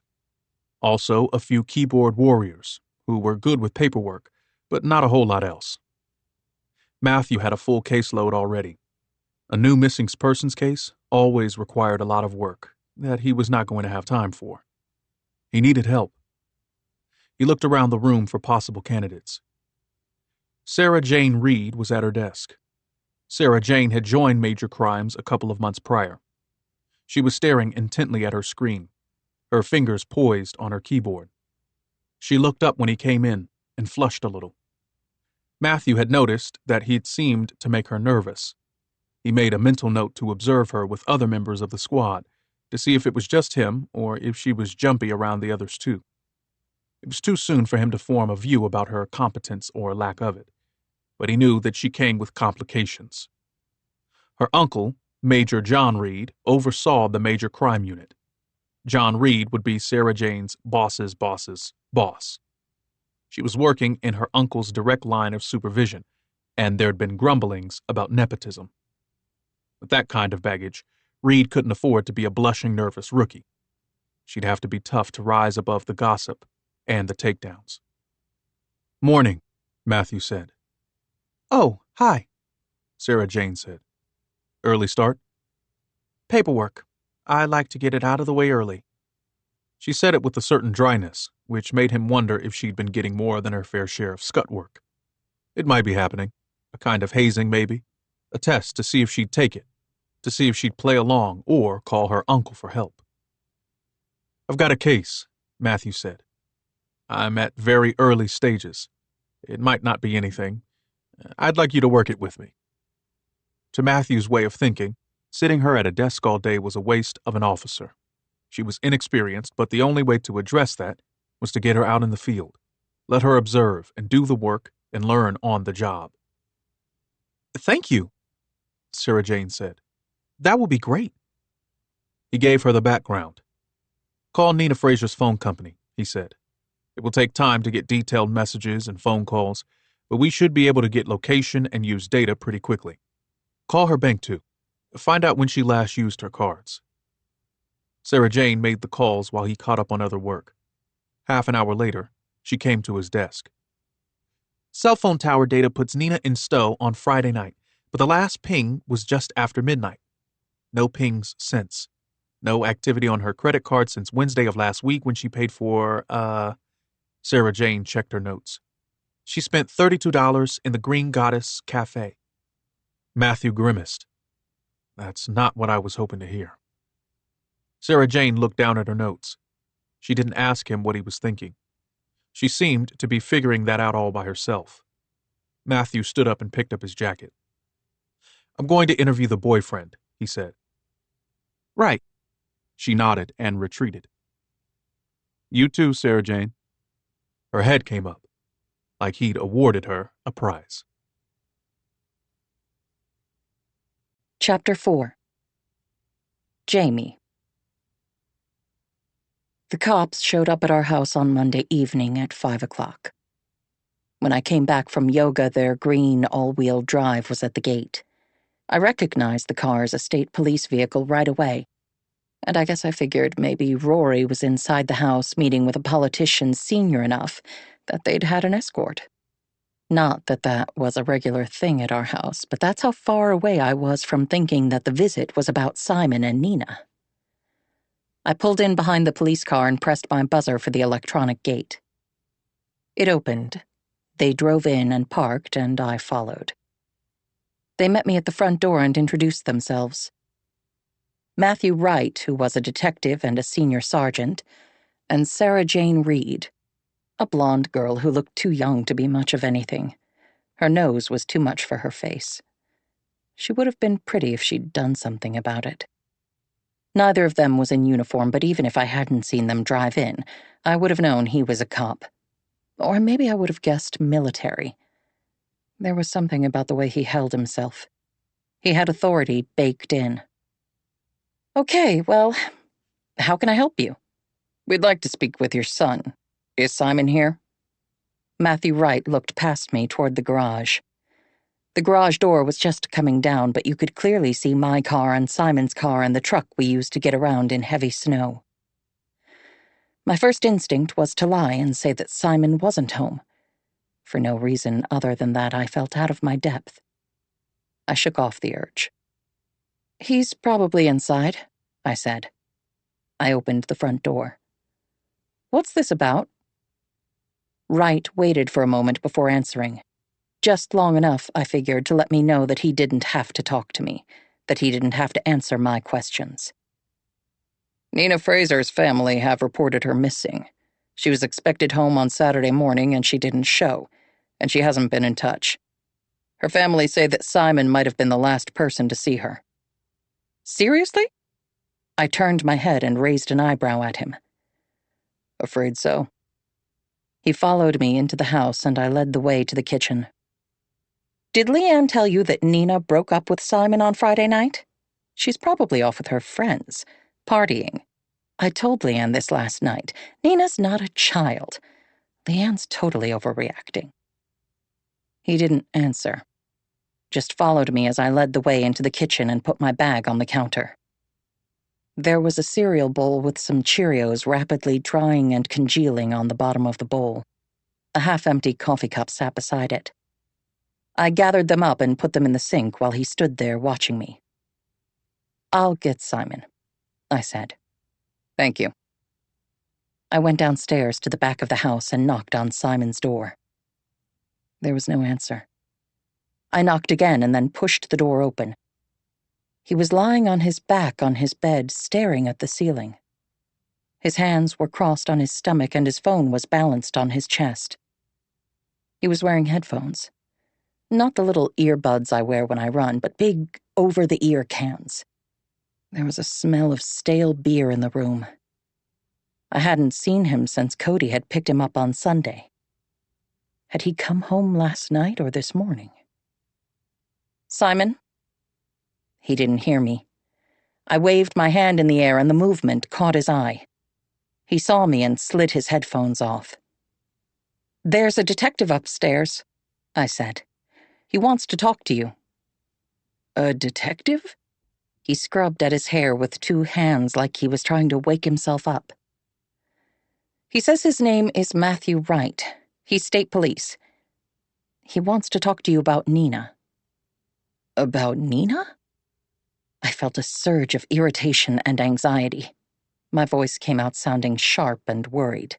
"Yes, Simon, about Nina. Can you get up and come upstairs, please?" He pushed himself up until he was sitting on the side of the bed. He was wearing boxer shorts and a t-shirt. Just a few years ago, he'd been a gangly, clumsy teenager. Before that, he'd been a little boy with hands and feet that seemed too big for his body, but still all smiles and hugs and sudden enthusiasm. In my mind's eye, in my heart, I still saw Simon as that little boy. Every time I turned to look at him and saw the young man he had become, it was like stubbing my toe. "Be careful when you talk to them, okay?" He looked at me like he didn't understand me. "I'm sure Nina's fine and she'll be home whenever, but just in case, be careful what you say." "Nina hasn't come home? So where is she?" "That's the point, Simon. Her parents don't know. They called the police. I'm sure she's fine. Really." "Okay, but if the police are here..." He seemed to be waking up finally. He rubbed his hand across his face. "What if something happened to her, Mom?" I felt a small sliver of fear at the base of my stomach. Not for Nina, but for Simon. For my son. If something had happened to her, he would be devastated. He might blame himself for leaving her. "I guess we can ask them what they know." I hesitated in the doorway. I wonder if I should call a lawyer. I thought about calling Rory. He didn't like to be disturbed in the office, but he'd want to know about this. "Mom, come on." Simon looked at me like I'd just said something crazy. He left the room before I could say anything else, and I had to hurry after him to keep up. We found Matthew Wright and his sidekick in the living room, standing by the windows and taking in the view. They'd obviously taken advantage of my absence and snooped around. I wondered what conclusions they'd drawn. They wouldn't have seen anything personal, not unless they'd gone so far as to open drawers and cupboards. We aren't the kind of family that leaves clutter around. Simon went straight to Matthew Wright and offered his hand. "I'm Simon Jordan," he said. "My mother tells me you're here about Nina?" Wright took Simon's outstretched hand and shook it briefly. "Let's sit," he said, like we were in his home instead of ours. Simon sat on the sofa and Wright took the armchair opposite him. The blonde woman, Reed, stood for a moment as if she was waiting for permission, then sat in the other armchair. Wright looked at me and waited as if I were intruding. I should have brazened it out, but the awkwardness of the moment got to me. "Can I get anyone coffee?" I asked too brightly. "Thank you," said Wright. "Coffee would be good." "Not for me, Mom." "Thank you, no." I went back up the steps to the kitchen and turned on the coffee pot. I was still able to see everyone across the open floor plan. I could hear their voices and every word they said, but from the kitchen I suddenly felt like I'd lost control. "Simon, Mr. and Mrs. Fraser tell me that Nina was supposed to come home on Saturday morning from your trip, and she didn't show. She also hasn't called them, and her cell phone goes straight to voicemail. Do you know where Nina is right now?" Simon shook his head slowly. "I'm sorry, no." He was leaning forward in the seat, his forearms balanced on his thighs and his hands together. The expression on his face was serious and concerned. "Can you tell me when you last saw her?" "That would have been Friday night." "Okay, and where was this?" "It was at our house. I mean, my parents' house, at Stowe." Wright nodded. "Who else was there?" "No one. We went there alone, just the two of us, for all of last week. It was a vacation." "Stowe seems a little close to home for a getaway. It's too early for skiing. You didn't want to go somewhere else? Somewhere a bit farther afield?" "Sure, I'd have loved to, but it was a spur-of-the-moment thing." "Any particular reason why you hadn't planned anything earlier?" Simon was slow to answer. "Nina was planning to work over the break. She was going to help her mom out at the inn, but she'd had enough and she decided she wanted to take some time off. It was too late to book anywhere, so we decided to go to my folks' place. It didn't really matter where we went. We just wanted to be together." "Nina's parents were okay with her blowing off work?" "Yeah, not really. At least her dad didn't mind, I don't think. He doesn't really get involved in that stuff." "Nina's mom wasn't happy?" Simon's brow creased. "I don't want to say anything bad about anyone." "I promise I won't judge," Wright said. "But it's better not to hold anything back right now." "Okay," Simon said, nodding. "I get that. The truth is, Nina's mom is pretty demanding. She expects Nina to work at the inn all the time, not just during vacations, but during school, too, and weekends. There's not a lot of room left for Nina to have a life. So she finally decided she'd had enough and she told her mom she wasn't going to work." "Nina had an argument with her mother?" "I guess. At least, Nina said she was taking the time off, and when her mother started to blow up at her, Nina just ended the call. So it wasn't much of an argument, but I'm sure Leanne wasn't happy. Maybe that's why Nina hasn't gone home." Wright nodded slowly. "Makes sense." His response was so easygoing, so outwardly relaxed that it felt like a trap. I was stuck in the kitchen waiting for the coffee. I overrode the settings and water started to spill into the filter. I grabbed a mug and sloshed lukewarm coffee into it, then hurried back into the living room. Wright took the cup from me, nodded his thanks, and put it down on the coffee table without drinking. Reed was just sitting there with her ankles crossed and her notebook out, saying nothing and watching everything. I sat down beside Simon on the couch and hoped that Wright wouldn't ask me to leave. I didn't know the rules. Could I insist on staying? Could I ask him to leave? Tell me what happened on Friday night. Your mom said you guys broke up? Simon nodded. Yeah, that's right. Can you tell me why? Simon raised his left hand and rubbed the back of his neck. He looked down like he was giving the question serious consideration. And my heart sank. That was Simon's tell. When he was a little boy, maybe 10 or 11 years old, he'd started making that exact gesture every time he told a big lie. When he told me he was going fishing with Lee Donovan, but really they were planning to ride their bikes over to Jack Squire's house to try to blow up tin cans using fireworks. When I asked him about his math teacher's house getting egged in the 9th grade. When he blew off homework to take Nina Fraser to a party. Every time. Hand to the back of the neck, eyes down and to the left. I'd never told him how I could tell that he was lying. Most of the time I didn't even call him on the lie because part of being a good parent is giving your kids space to screw up a little so that they learn from their mistakes. And if I'm honest, part of me didn't want him to change. I liked that I knew him just a bit better than anyone else. We just grew apart, Simon said.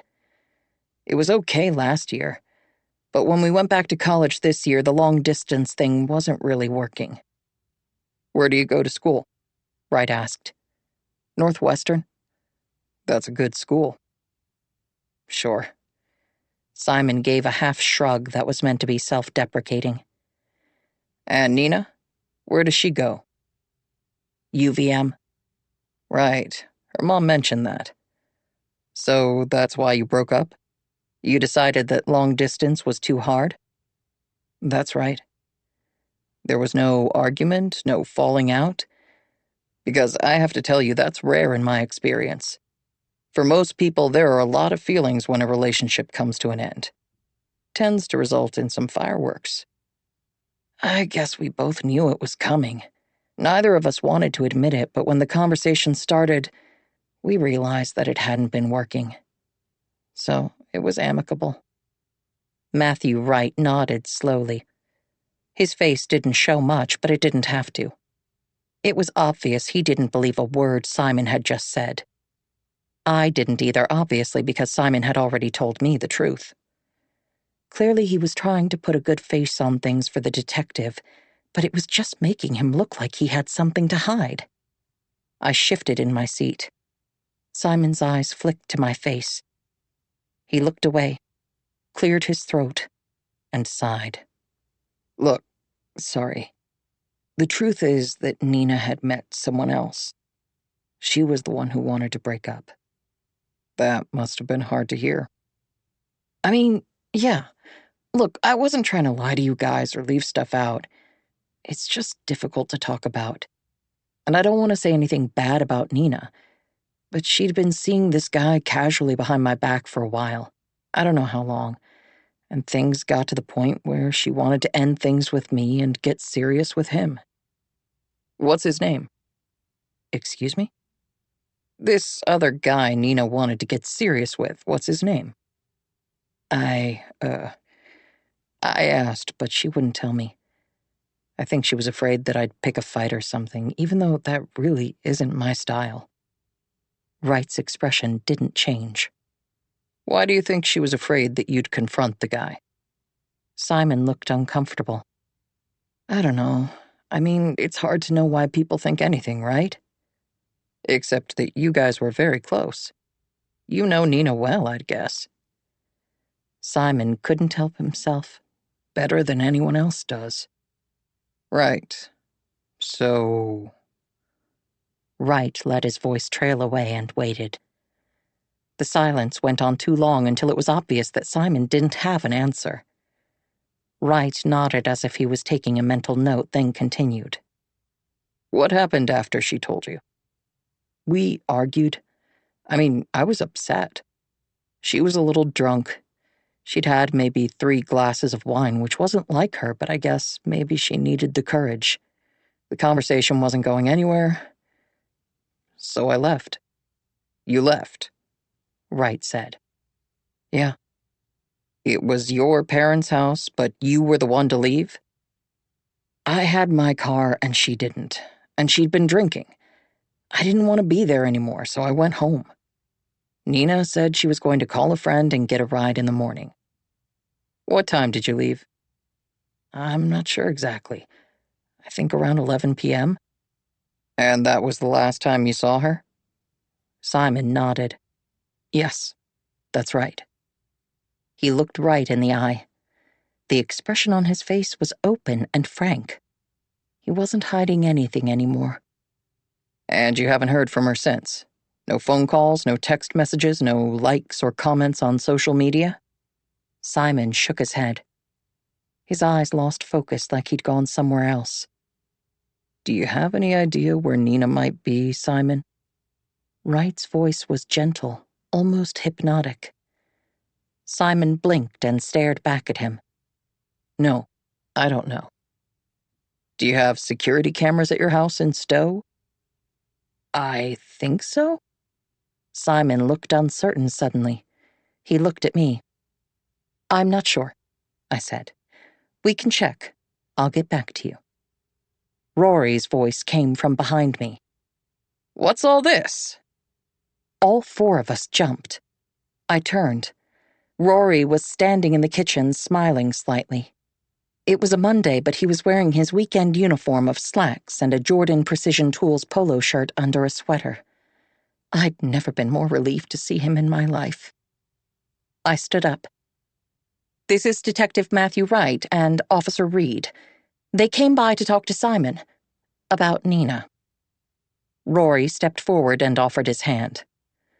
Good to meet you. Wright shook Rory's hand. It's good to meet you, Mr. Jordan. So, Nina's still missing? She hasn't shown up? Rory said. He put his hands in his pockets and leaned back on his heels, a look of concern on his face. Afraid that's the case, Wright said. Rory grimaced. I'm very sorry to hear that. I was just asking Simon here if he knew where Nina might have gone. I don't, Simon put in quickly. I don't know where she went. Right. I was about to ask Simon to put me in touch with Nina's friends. Presumably, Simon, you know who they are? Sure. Simon's head had come up again, as if having Rory there had given him confidence. Allison Miller, and Olivia Darlington. They're Nina's friends at UVM. Olivia's parents live in Boston. His brow furrowed. Now that I think about it, I think maybe Nina said something about visiting Olivia. Officer Reed took a note. Wright raised an eyebrow. When did Nina say this? Simon grimaced like he was trying to remember. I don't know. It might have been during the breakup conversation, or maybe it was earlier in the day. Sorry, I can't be sure. I just remember that she said something about it. Reed was still busily taking notes.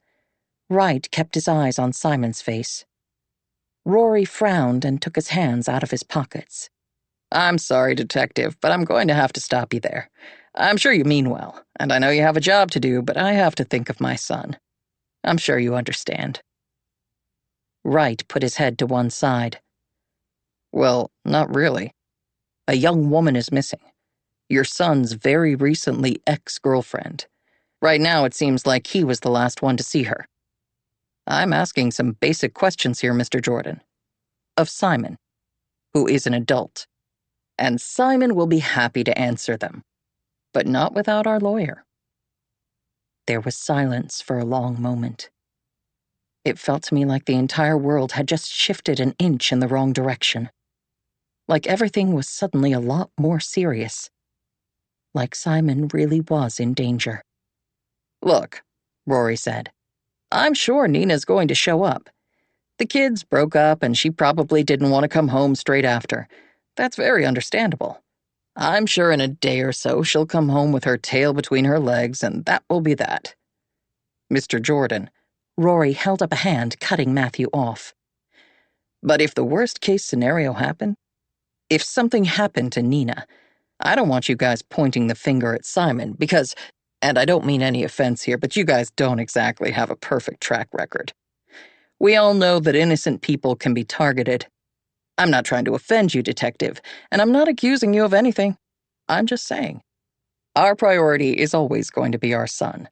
We just need to make sure that we take care. Wright's face was a mask. I'm not sure who you mean by you guys, Mr. Jordan. Well, I just mean generally. You know, you hear about these things. I feel like it's always better to be specific. The police is a pretty large grouping. I'm not sure that Vermont State Police has ever been accused of targeting innocent persons. Rory's expression didn't change. Wright did not know my husband. He was not someone you could embarrass or intimidate into rolling over. I'm not accusing you or your colleagues of anything, Detective Wright. I'm just saying that we'd like to do things by the book. I'm sure you understand. There was a pause during which no one moved. So if you don't mind? Rory took a step back, clearing the path for Wright to stand and leave the room. Wright took the hint. Thank you for your time, Simon, Mrs. Jordan. We'll be in touch if I need anything further. I'll have our lawyer call the department, Rory said, just so you have his details. Rory walked them to the door. Simon and I sat in silence, listening to the footsteps across the hall, the door opening and closing and Rory's heavy tread returning. Simon, can you give us the room for a few minutes? I want to talk to your mom. I expected Simon to object. He hated being treated like a kid. Always wanted to be part of everything. And I didn't want him to go. I wanted to talk to him, to reassure him that everything would be okay. But Simon didn't object. If anything, he seemed glad of the opportunity to make his escape. Rory waited for the door to close behind him before turning to me. Jesus, Jamie. I know. You should have called me. You shouldn't have let that guy in here. You can't trust cops. What was I supposed to do? Just turn him away at the door? That girl is missing. Maybe she's partying with friends, but if something really did happen to her, do you want them to try to pin it on our son? Rory didn't wait for an answer from me. He took his phone out and placed a call. I listened to him talk to his attorney, Alistair Reynolds, the same man who'd drafted our prenup. Rory explained the situation quickly, asked Alistair to call Matthew Wright, and hung up. He seemed calmer after the call, more confident. He patted my shoulder briefly. I'm not trying to give you a hard time. I'm sure you did your best. But you can't trust these people. I nodded. I hadn't exactly rolled out the red carpet for the cops, but it wasn't the time to argue. From now on, let's just set some ground rules, okay? No one talks to Simon unless Alistair is present. Yes, sure. Everything's going to be okay, Jamie. We just need to be smart about how we deal with this so things don't get out of control. I hadn't planned on confiding my worries to Rory. I wasn't in the habit of turning to him when I ran into trouble, but the words just came out. What if she's doing this on purpose? I said. To punish him for the breakup. Didn't you tell me that she dumped him? That doesn't mean she doesn't resent him for being okay with things ending. People can be complicated when relationships end. Rory thought about it for a moment, then he shook his head. I don't understand that. But whatever is happening here, we have to stay focused. Our job as parents is to protect our son. He was standing and I was still sitting. He reached out and caressed the back of my head. I flinched. I didn't mean to, but Rory didn't usually touch me outside of bed. He noticed and started to take his hand away, but I caught it and held on. You're right, I said. We need to stick together. Chapter 5. Leanne. After the detective left on Monday afternoon, Andy and I had an argument. I don't want to tell Grace, he said.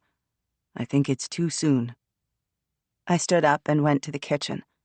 My body felt weak and shaky, like I was coming down with a cold. I went to the fridge and stared inside, and saw nothing.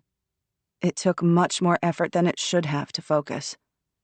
I found some of the expensive sausages we buy for the inn's cooked breakfast and took out the frying pan.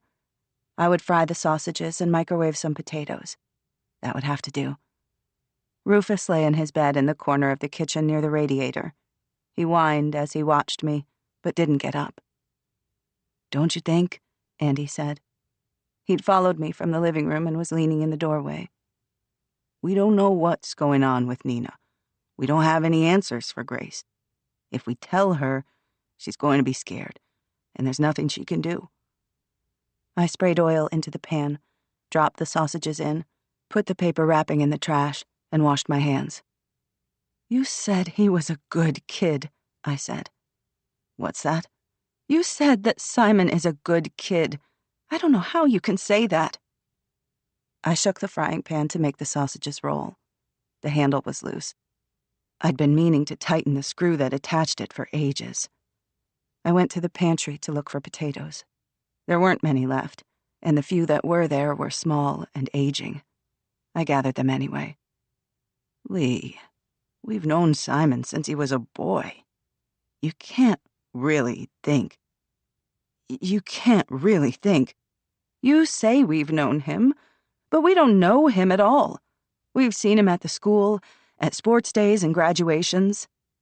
He's been here to the house a bunch of times." I threw the potatoes in the sink and turned on the tap. "Sure. And how much time have we actually spent with him? He says hello, and he disappears with Nina. He's had dinner here a handful of times over the last 5 years. He's watched a movie with us, what, twice?" I started scrubbing, hard. The weak feeling left me, replaced by a simmering rage. He's rich, and he's entitled. I dropped the potatoes on the draining board, took out my sharp knife, and started piercing them roughly.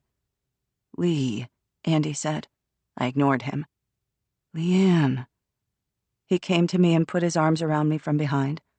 He took my hands in his and made me put the knife down. Then he turned me around to face him. "You gotta slow down. I know this is tough, but we don't know that Nina's in trouble. I know you're pissed right now, but we do know Simon. I never liked him. He was always too smooth, too pleased with himself. They broke up. They had a fight. She was probably upset. Maybe she didn't want to come home. You know what Nina's like when she's hurting. She don't go to anyone for help. She curls up in a corner, licks her wounds, and when she feels better, she comes out like a fighter." Andy rested his chin on the top of my head. "Remember middle school? We heard nothing about that from her. Julie's mother told us, weeks after it all started." They'd been in the 7th grade.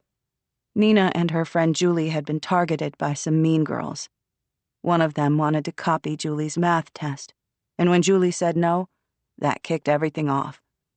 The girls had their lunches stolen and thrown in the trash, dirt smeared on their backpacks, nasty notes written about them and passed around class. Nina could have dropped Julie, and those girls would have left her alone, but that was never going to happen. The whole thing came to a head on the playground when one of those girls, a 12-year-old girl, called Julie a slut, and Nina pushed her over. Then, of course, the principal found out, and we were called in, and we didn't have any of the background because Nina hadn't said a word. We had to hear it all from Julie's mom. She was a little kid, Andy. It's not the same. I know. I get it. But she's caught up in the breakup. She's a kid. I bet you $100 she's back in that corner, licking those wounds, and we'll hear from her when she's good and ready. I could smell burning. The pan was too hot under the sausages.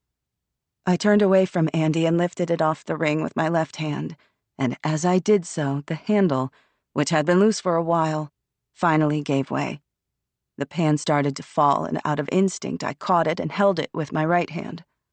For some reason, instead of letting it drop straight to the floor, I held onto it long enough to drop it into the sink.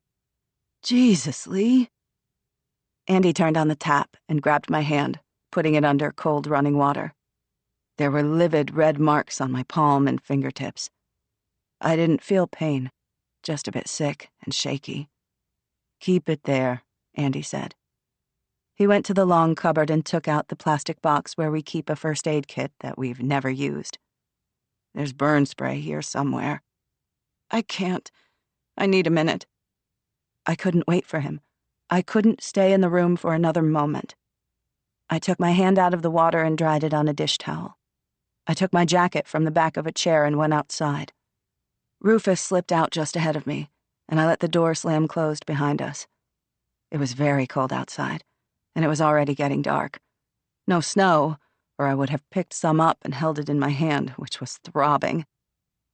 I walked in the garden, and I thought about Nina.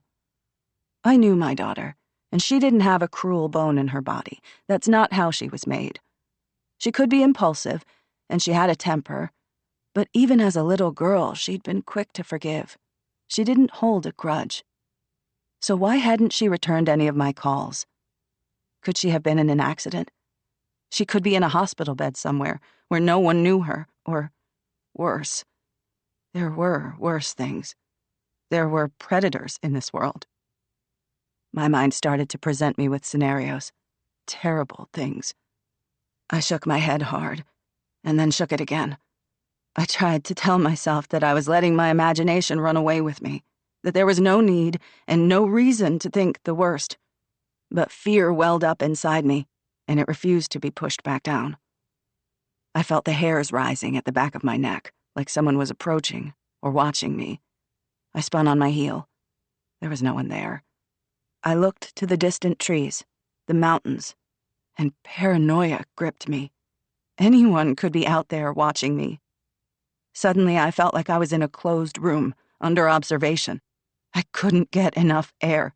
My throat felt like it was closing in, and my heart felt like it was beating faster and faster. I tried again to breathe, and couldn't. I'd never had asthma, but I felt like how I'd always imagined an asthmatic must feel in the middle of an attack. I could draw air into my lungs, but the air didn't seem to do anything. I sank down onto my knees and sank my right hand into the gravel to keep my balance. The stones were sharp and pressed into my hand, and with that small pain came a burst of clarity. Nina could still be in the house. If Simon had left her there, like he said he did, she could have fallen down the stairs. She could have hit her head or fractured her pelvis. She might have an injury that would make it impossible for her to get to a phone. Jesus, how had this not been the very first thing we'd checked? I was still kneeling on the driveway. Rufus tried to push his nose under my arm. He whined. "It's okay, boy. I'm okay." I stood and walked on shaky legs as fast as I could back to the kitchen. I called for Andy, but he wasn't there. The pan of sausages was still in the sink. I didn't have time to look for him. It felt like delaying for even 5 minutes could ruin everything. I got my car keys and jacket and left. I was certain that I would find her, if I could just get to Stowe without any interruption. Certain in a way that made everything around me brighter and sharper. I drove out of town and turned left on Route 100, in the direction of Stowe. I'd never been to the Jordan chalet, but I knew from Nina, and from town gossip, that they'd bought some 400 acres just 5 minutes from Stowe. I knew that there was a house on the property, and a small lake, and a caretaker's cottage, and miles of cut trails and springs and ponds. I knew enough that finding the house wasn't hard. When I got closer to Stowe, I pulled off on the side of the road and used my phone to look up properties sold near the village over the past year. Then I filtered the search results, weeding out anything that had sold for less than $5 million, figuring that 400 acres in that location would be in that ballpark at least. The filter left me with a list of 6 properties. I clicked on the links and flicked through the descriptions and the photographs. Bingo, or at least a partial bingo. From the description, I thought I'd found the right property, but when I entered the address on Google Maps, the little red pin appeared right in the middle of a forest. It took a little more adjusting and fiddling before I could figure out that access to the property was off Tansy Hill Road. I pinned the access point turned on directions, and started driving. It started to rain. 10 minutes later, I pulled up outside a 6-foot solid timber gate. There was no number on the gate posts, nothing to confirm the address of the house, but I knew I was in the right place. I got out of the car. Given how obsessive the Jordans were about security at their home in Waitsfield, I thought perhaps the gate would be locked, but it wasn't. I was able to push both sides open and drive right in. It was full dark now, and the only light came from my headlights. The house was some 200 yards back from the road. I don't know what I had expected. Something monolithic, maybe, like the house in Waitsfield. But this house was different. It was a long, slim pavilion, designed, or so it appeared to me, to look almost like one of Vermont's covered bridges. Unlike the Jordans' home, this house was settled into the landscape. It had a quieter presence. The trees and shrubs that surrounded it were mature, and there was moss growing on the roof tiles. No doubt, Jamie and Rory would bulldoze it the first chance they got and build something enormous and ridiculous in its place. I got out of the car and walked to the house through the rain. It was eerily silent. There wasn't even birdsong. The lawn to the right of the house fell away in a gentle slope to a jetty on a small lake. The water was still, dark, and uninviting. The windows of the house were dark, too, and there were no cars parked outside. I went to the door and rang the doorbell. There was no response. The front door was enormous, easily 9 feet high, and there was a full-length glass panel to the left of it. I tried to open the door, without much hope. It was locked. I could see into a wide hallway with pale timber floors, looking almost gray in the dim light of the late afternoon. There were no lights on inside, no sign that anyone was at home. I rang the doorbell again, then a third time. "Nina? Nina! Can you hear me?" I had to get into the house. I could feel her in there, needing me. I jogged around the side of the house, trying to see in the windows. I got a peek into the kitchen and another into the laundry room, but the drapes were closed on most of the rooms, and I got increasingly panicked and frustrated as I made my way around the back. I thought maybe the back door might be open. In Waitsfield, people sometimes left their doors unlocked. But I wasn't that lucky. I tried the door more than once, put my shoulder to it and shoved, but the effort was pointless, and I knew it. I stepped back and searched around for a rock. I found a solid chunk of granite, a stone that had been dug out of the mountain and used with others to form the edging for a garden bed. I hefted it in 2 hands and crashed it as hard as I could into the closest window. The glass shattered. The noise of it, the shock of it, gave me energy, and I worked faster. I removed a few of the big shards that I thought might come down, then put my hand through the break and opened the window. I climbed inside, avoiding the broken glass as best I could. Soon I was tracking my way through a long corridor, making my way back to the front of the house. "Nina?" I called. My voice echoed. It was getting late, and the house was dark. I found a light switch, flipped it, and blinked in the sudden light that flooded the hallway. I opened a door, and on the other side found a great room. It felt cold and unwelcoming, like a room that had been long abandoned and resented that abandonment. The floors were bare timber. 3 large couches had been set out in a U-shape, facing an empty fireplace, but there were no rugs for comfort, no coffee table or lamps. There were large windows overlooking the valley, and on another day the view might have been wonderful. But with the clouds and the rain and the sun going down, all I could see was gray. I left the room and found the stairs and took them 2 at a time. "Nina?" I called her name as I climbed the stairs. I hurried from bedroom to bedroom, but there was no sign of her, and no sign she'd ever been there. I stood very still and pressed my hands to my face. I made sounds I was barely conscious of. I whimpered. The certainty in my head was leaving me, and I didn't want it to go. I wanted to be in the world where I found my girl, and I held her and kissed her warm head and called an ambulance, and I was her mother, and she was hurt, but the kind of hurt that I could make better. The house was too cold, and hard and empty. The house was a rock with sharp edges. I knew I should leave. Nina wasn't there. Any justification I may have had for breaking in was gone. But I wasn't ready. This was the last place she'd been, for sure. I needed to be certain that I hadn't missed anything, any clue about where she'd gone next. I started searching more carefully, going through the wardrobes and checking under the beds. The bedrooms were like hotel rooms. Every bed was made, all the surfaces clean and polished, and nothing personal was left out. The master suite had a dressing room full of clothes, presumably belonging to Jamie and Rory. The closets in the first bedroom were empty, but in the second I found clothes that I was pretty sure were Simon's. Some slacks and sweats, long-sleeved t-shirts, underpants, socks, and sweaters, but there was nothing of Nina's. Where had she gone when she'd left this place? And who had she gone with? I went back downstairs. I would have to call the Jordans, confess that I'd broken into their house, pay for the broken window.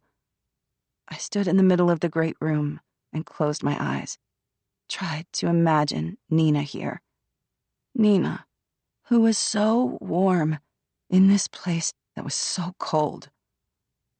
The room smelled clean, not like floor cleaner or surface spray, but like someone had just done a fresh load of laundry. I went to the kitchen and opened the fridge. I'd expected it to be empty, but there was food inside. A wilting bag of lettuce, an open pack of bacon, butter, and some grapes. And finally, something that suggested Nina had been here. Her favorite brand of yogurt, with 2 gone from a container of 6. I moved aside the wilting lettuce and found a bottle of prescription eye drops with Nina's name on the label. Nina had trouble with dry eyes. I clutched the little bottle in my hand. There was a large door to the left of the fridge. I opened it, expecting to find a walk-in pantry. Instead, I found a small hallway and stairs that led down into a basement and darkness. I flipped on the light switch and hurried down. The door swung shut behind me. In the basement, I found a well-stocked boot room with skis and snowboards and jackets and hats. Everything neatly put away, ready for the snow that was only weeks away now. I nearly turned around and went straight back upstairs, but a flash of red caught my eye. Nina's hiking jacket, peeking out from behind a bigger navy jacket that I thought I recognized as Simon's. I searched around and found her day pack and a pair of rain pants. I looked inside the bag and found her climbing shoes and chalk, a fleece pullover, and a plastic sandwich bag with crumbs inside. There was a laundry basket in the corner of the room, half full, with discarded socks and thermals, some of which I recognized as Nina's. I scrabbled through the laundry, pulling out everything I knew to be hers, thermals, socks, and underwear. I shoved it into her day bag, then hugged her bag and jacket to me as if I was holding her. Then I heard the door at the top of the stairs open and a deep voice say, "Police! Get on the floor! On the floor!" I heard heavy footsteps on the stairs, and a moment later a very young man, a police officer in full uniform, came into the room, with his gun raised and pointed straight at me. "Get on the floor! Get on the floor right now!" I looked at him stupidly. I was still clutching Nina's things. He gestured with his gun, and I started to kneel awkwardly. He didn't want to wait. He grabbed me and shoved me to the floor, then wrenched my arms behind my back, handcuffing me. It hurt, and I let out a sound that was something like a yelp. "I'm just looking for my daughter." I don't know if he even heard the words I said, if he processed them. He was breathing hard, worked up. He pulled me up by my handcuffed arms like I didn't weigh a thing, and propelled me toward the stairs. "Please, I need to bring my daughter's things." "Ma'am, I need you to climb the stairs right now." I did what he asked. He sat me down on a stool in the kitchen, my hands still secured behind my back.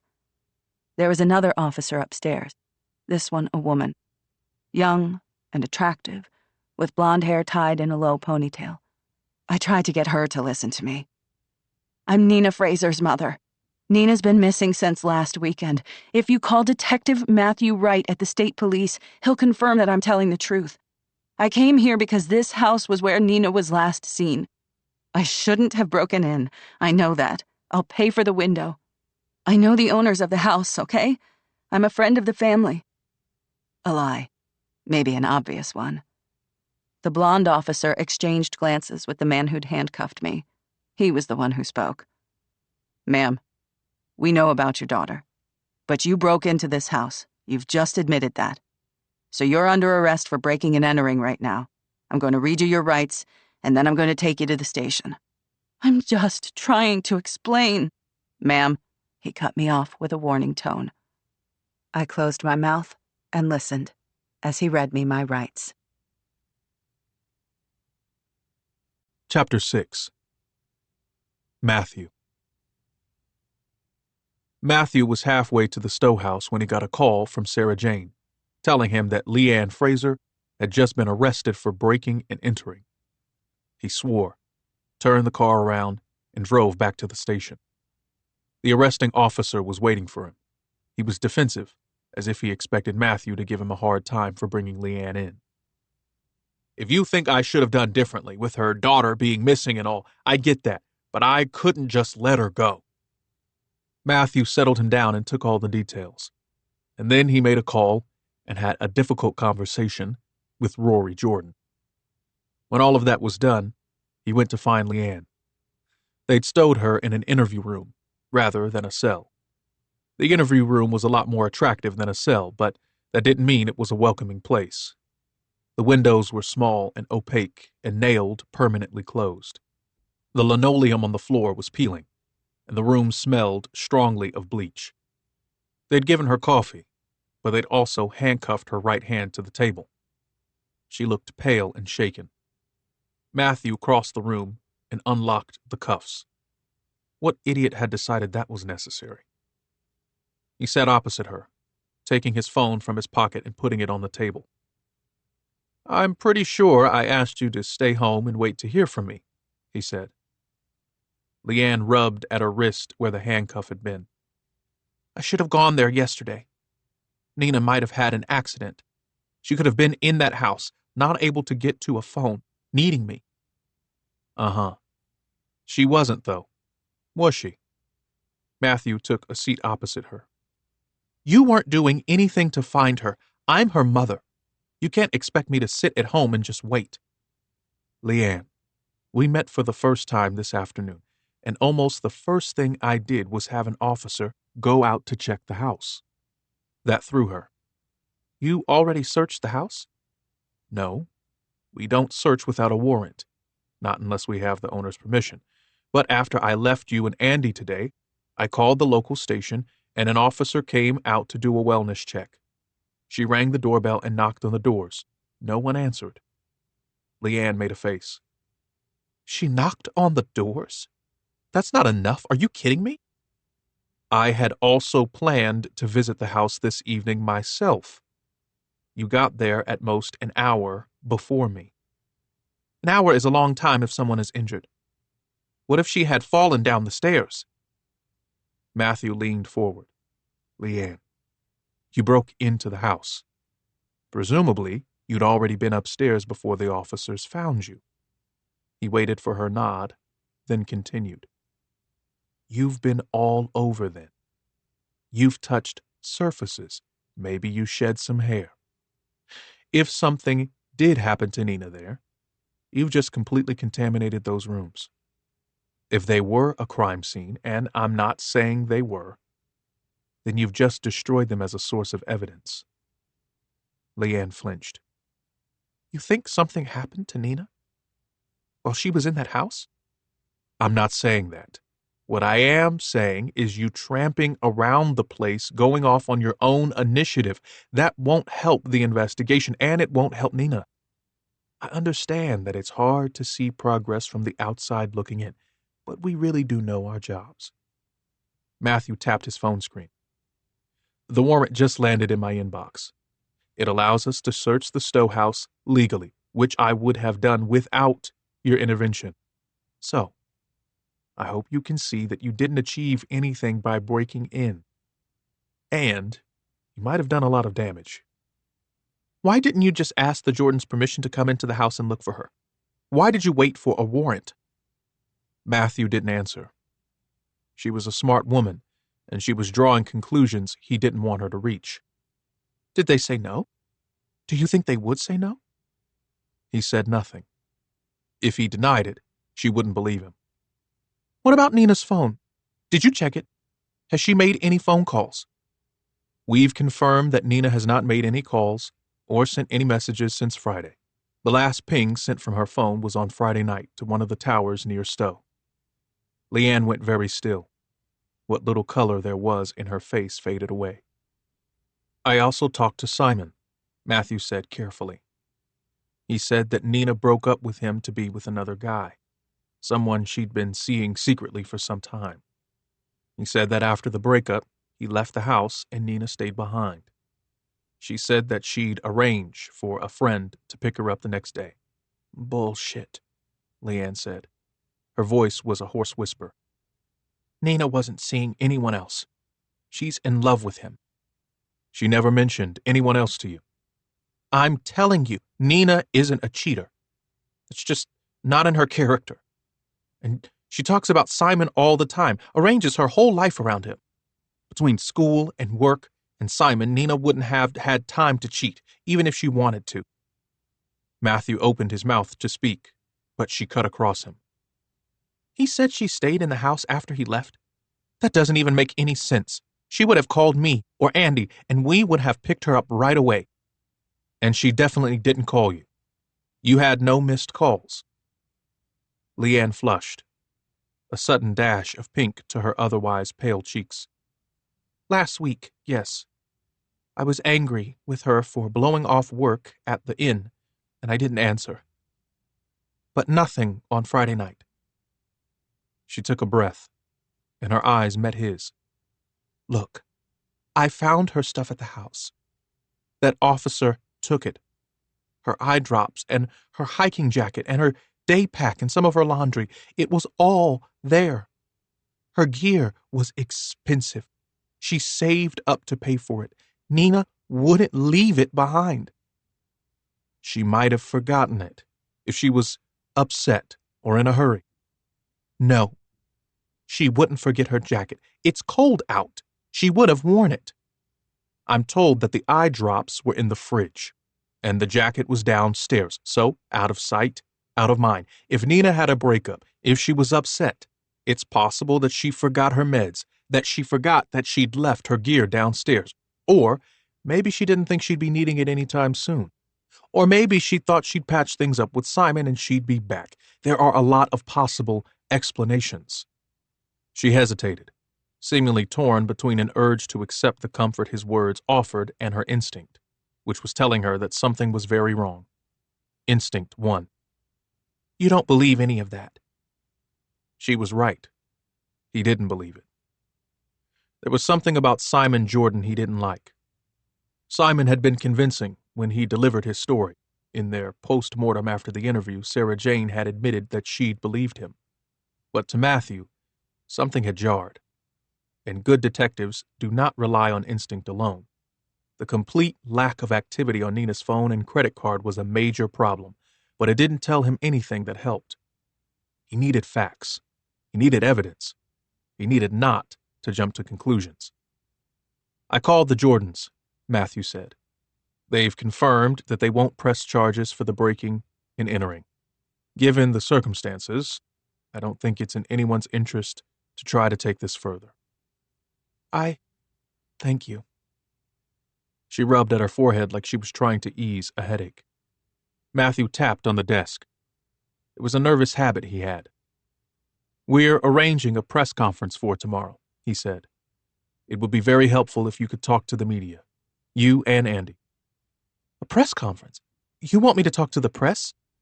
She looked horrified at the idea. You don't need to be nervous. I'll be there. And Andy, I hope. We don't need you to answer questions, if that's too difficult. Just to give a statement. It's not that. She passed her hand in front of her mouth, like she'd just tasted something sour. But you said that Nina is an adult. You said that she's probably with friends, that she'll be home in a few days. It's too soon to do this, right? It was a complete reversal. A moment ago, she'd been pressing for him to take things more seriously. Nina was due home on Saturday. Tomorrow's Tuesday. If we don't hear from her in the morning, she'll have been missing for 3 days. Not to mention the fact that her phone was dead and her credit cards hadn't been used. It's time. We need to get the word out. Get Nina's image out there. Maybe it's not necessary. Maybe she is at a friend's house. Maybe she'll see the interview and she'll come home. It happens. And if it does, great. But just in case, let's get the word out, okay? The department will organize everything. Tomorrow afternoon in Waitsfield. Will you go back to Stowe and search for her? Not just the house. They have all that land. We don't have a reason to. Not yet, in any case. His words hung in the air. Can you send me some photographs of Nina? We need some for the press conference tomorrow. Nina was a pretty girl. Pictures of her would get the media interested. They would have to use that. They'd have to use whatever would help. Okay, yes, I can do that. Matthew had an officer drive her back to her car. He went back to his desk, where Sarah Jane was waiting. How did it go? As well as it could, I guess. She's going to do the press conference. She'll send over some pictures. That's good. Yes. I talked to the officer who arrested Leanne Fraser. He said there are definitely cameras at the house in Stowe. He saw some out front. Can you call Rory Jordan and ask him to send along the footage? Sarah Jane took a note. Of course, not a problem. And if he says no? We'll get a warrant. He paused. Leanne Fraser says Nina wasn't cheating, that our whole life revolved around Simon. We need to know if there was someone else in Nina's life. Let's find out who's telling the truth here. Chapter 7. Andy. When Lee burned her hand on the pan and went outside, I let her go. I figured she needed time to herself. She's more like Nina than she realizes in that way. They both prefer to be alone when they're hurting. I went upstairs to change my clothes, and when I came back down, I finished the cooking and put the sausages and potatoes in the oven to keep warm. I saw her jacket was gone. I figured she'd gone for a walk, so I went to the barn to stack the firewood I'd cut on Sunday. When Grace got in from school, it was after 6 p.m. She came to find me in the barn. She'd had soccer practice, and afterwards she'd gone to Molly's house to study. Molly's mom had given her a ride home. What's for dinner? Hello to you too, Gracie. My tone of voice was stupidly jolly. She rolled her eyes at me. Hi, Dad. Is Mom inside? She shook her head. Nope, and I'm starving, like actually starving. We went inside. The kitchen was empty and dark. The fire was out in the living room. I checked upstairs, and when Leanne wasn't there, I called her phone. There was no answer. I gave Grace her dinner. Afterward, she disappeared up to her room, officially to finish her homework, unofficially to mess around on her phone. I let her go. I set the fire in the living room again, got myself a beer, and tried Leanne's phone for a second time. There was no answer. She finally got in just after 8 o'clock. Where were you? I tried to keep the edge from my voice. She sat down opposite me, still wearing her jacket. I went to the Stowe house. I thought that Nina might have fallen or something and that she could still be there.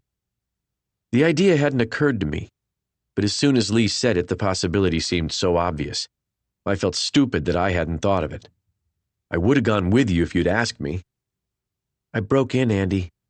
There was no one there and I couldn't wait. I kept thinking about Nina lying inside in the dark, unconscious, so I broke a glass panel on the back door. I hadn't seen that coming. Lee. I know, but what was I supposed to do? What if she'd been in there needing a doctor or the hospital and I'd just walked away to wait for permission? I get it. I'm catching up here, okay? I knew my wife. For most of her life, she'd had no one to rely on but herself. We'd been together for nearly 17 years, and still she didn't know how to ask me for help. So Lee running off to Stowe by herself, maybe that was not a complete surprise. If she'd called the Jordans and asked them to meet her there and let her in, I would have thought, yeah, sure. Breaking in was a little crazy. She stood up and took off her jacket. She hung it over the back of her chair and then just stood there, like she wasn't sure what to do next. I finished my beer and put the can on the coffee table. Nina wasn't there, I guess. Andy, Simon told the cops that Nina was cheating on him. What? He said she's been secretly seeing some guy for a while, and she dumped Simon to be with him. I didn't say anything. I was busy trying to make sense of what she'd just told me. Nina wouldn't cheat. She was crazy about Simon, and she was honest as hell. And if she'd had that kind of mess going on in her life, I would have seen it. We spend time together. On weekends, she comes and hangs out in the barn sometimes.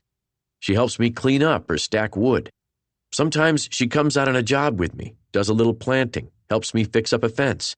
She's capable like that. She bosses me around and plays her music and laughs at me when I don't know the bands. He said he left her in the house and came back to Waitsfield on Friday night, Lee was saying. He claims that she was going to arrange for a friend to pick her up the next day. But why wouldn't she just have called us to pick her up right away? And I found her stuff in the house. Eye drops, her jacket. She wouldn't have left that stuff behind, Andy. What did Wright say? Lee took my hand. Her eyes were full of tears. He said they checked with the phone company. She hasn't made any phone calls or sent any messages. Her phone hasn't even pinged a tower since Friday night. I tried to get Leanne to eat, but she wouldn't. She wouldn't even talk. We cleaned the kitchen together in silence. Afterward, I handed her a beer, took one for myself, and we went back to the living room. Rufus followed us in and out of the kitchen, whining. In the living room, he settled by the fire, but looked at us like he knew something was wrong. Did Grace eat? Yeah, but I didn't tell her about Nina. I don't know how to do that. Lee took a sip from her beer. We'll have to tell her in the morning. The police are having a press conference over in a hotel in Waterbury. Matthew Wright wants us to come and talk to the press about Nina. I flinched. Leanne's eyes met mine. I know, she said. I thought about all the press conferences I'd seen over the years, with broken parents turning their broken faces to the cameras, begging some evil bastard to return their missing children. How many had ever come back? How many bodies had been found? How many were still out there somewhere? I finished my beer. I went back to the kitchen for another one. Rufus followed me out and back, his nose so close to my calves that he must have bumped into me half a dozen times. When I came back, he settled beside Leanne, and she rested her hand on his neck. What do you think happened? She asked. What's the most likely explanation in your view? I was thinking, what if she woke up early on Saturday morning? You know, she didn't have her car. She might have considered calling us for a ride home, but maybe it was too early, and maybe she was a little heartbroken. She might have gone for a walk or a hike to clear her mind. I was warming up to my theory as I spoke. What if she fell or something? She could be out there still. And Nina's really good in the backwoods. She always takes plenty of water and everything she needs to stay warm. You were dead right to search the house, Lee, but I think we should go and search the hiking trails. Leanne shook her head. Her jacket, Andy. I found her jacket and her boots and her pack. She couldn't have gone out without them. Maybe she borrowed someone else's gear. Or she could have bought something new when she was in Stowe. We could ask Simon. But my hope and belief in my theory sank just as fast as it had risen. I felt stupid. And Leanne looked frustrated. You're right. We should search the hiking trails, she said. We should gather as many people together as we can. Anyone who's willing to help organize a search party. That's a great idea. Craig will want to help, and Sophia. Craig was his brother, and Sophia was Craig's Danish wife. Craig and Sophia were a classic case of opposites attracting. Craig was book smart but flaky. Sophia was a kind of New Age hippie. He worked as an accountant, and she believed in living off the land and homeschooling their kids. She made some money fixing up secondhand furniture and had a pretty big following online, according to Craig. They lived in Burlington, which wasn't far, but we didn't spend a whole lot of time together just because they had twin 6-year-old boys and we were all too busy. We'll need the Jordans' permission to go onto their land. You don't think they'll give it? I was pissed. No one's going to stop me from looking for my daughter. I'm telling you that right now. She gave me a small smile. That made me feel better, but then Grace came into the room. It was just after 10 o'clock. Leanne and I both tensed up. You're not in bed yet? Leanne said, in the face of the obvious. Grace made a face. I can't finish my math assignment. Do you know what time Nina's coming home? I called her 3 times and I keep getting voicemail. Grace looked at her phone with dissatisfaction. I started to get up. I'll help you, honey. Grace looked alarmed. No offense, Dad, but I don't think so. It had been a couple of years since either Lee or I could help her with her math homework. It had never been a problem because Nina had always been there. I don't mind, really, I said. That's okay, Grace said, backing out of the room. She looked at Lee from the door. Did Nina tell you when she'd be home? I could see that Lee was struggling to speak. She shrugged and shook her head. It's fine. I'll use Khan Academy or something. Grace disappeared quickly, for fear, I guess, that one of us would follow and try to help. We were quiet for a moment, and then I had an idea. We should use the press conference. Shame them into it. Shame who into what? We should say in front of the cameras that we want to search the Jordans' land. I don't mean to point the finger at anyone. We just say we're worried that Nina went hiking by herself, and, we ask for volunteers to search for her. Leanne thought about it. That's a really good idea. Rory Jordan's not going to say no in front of the cameras, is he? We went to bed. Lee looked in on Grace.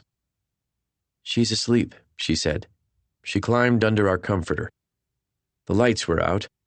I closed my eyes. Outside, I heard a barn owl screech. The couple in the blue suite asked for a gluten-free breakfast, I said into the darkness. The words hung there between us for a moment, ridiculous. Leanne shuddered. I want them out, she said. The blue suite couple? He asked. All of them. I turned over in the bed. I pulled her closer until her head was resting on my shoulder and my arm was around her. You want to close the inn? It sounds so final when you put it like that. But yes, we have to. I can't do it right now. I can't either. I mean, I know it's your business. You do all the work.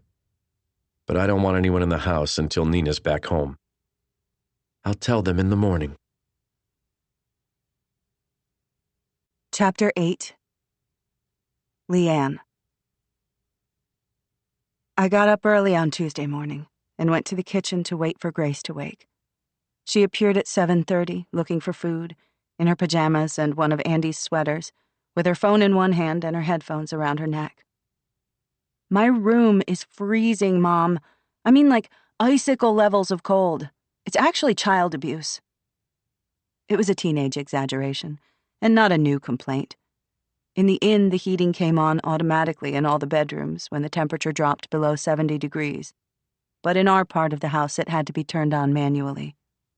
Mostly, I didn't.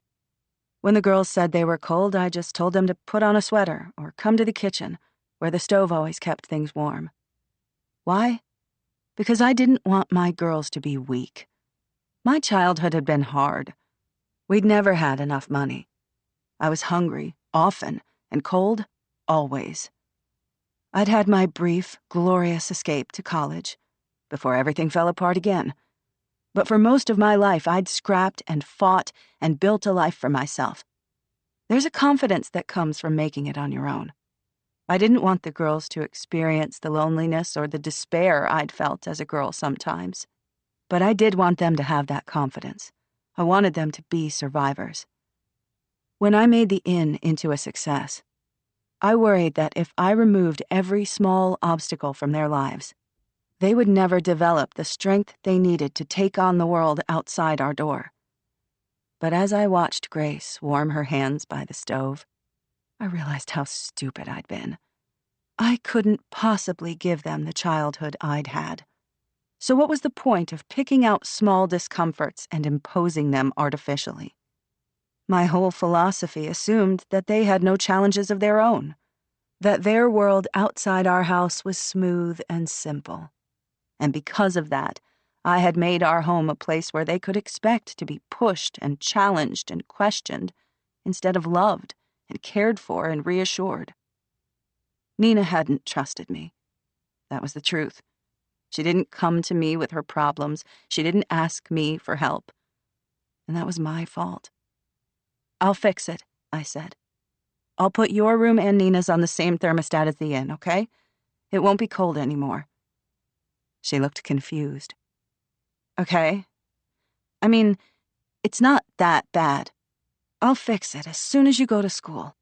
Now, what do you want for breakfast? Waffles and fruit? Pancakes? You name it, I'll make it." My tone was too upbeat. I was talking to her like she was 7 years old. She looked around the kitchen.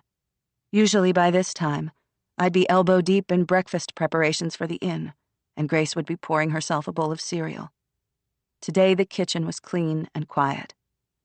I was thinking toast and maybe eggs. Coming up."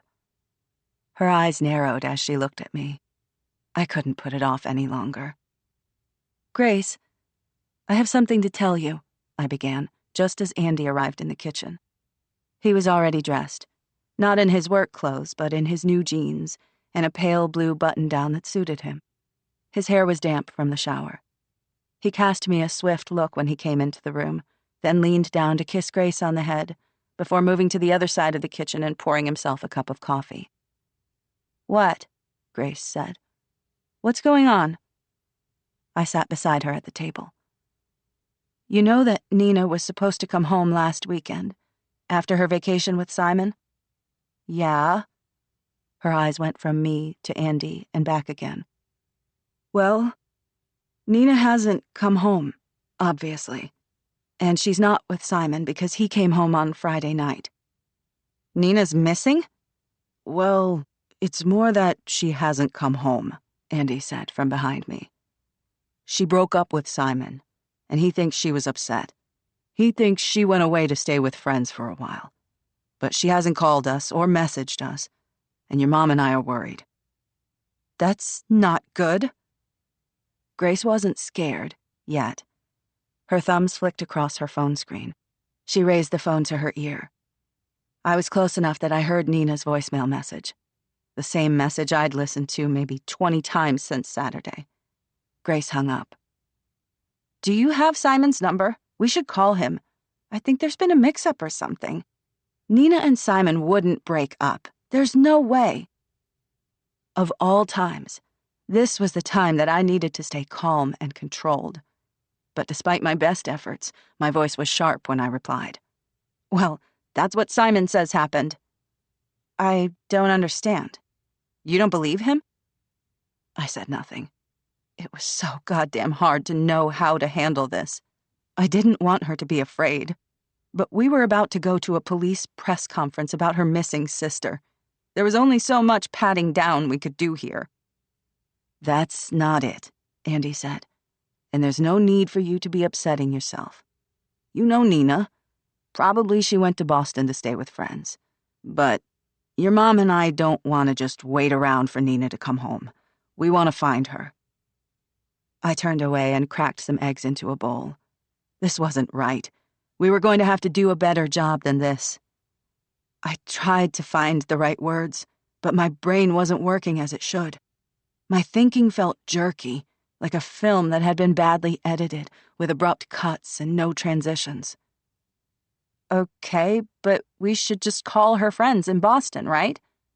"We've tried, Grace," I said. "What about email?" "She's not answering right now," I said.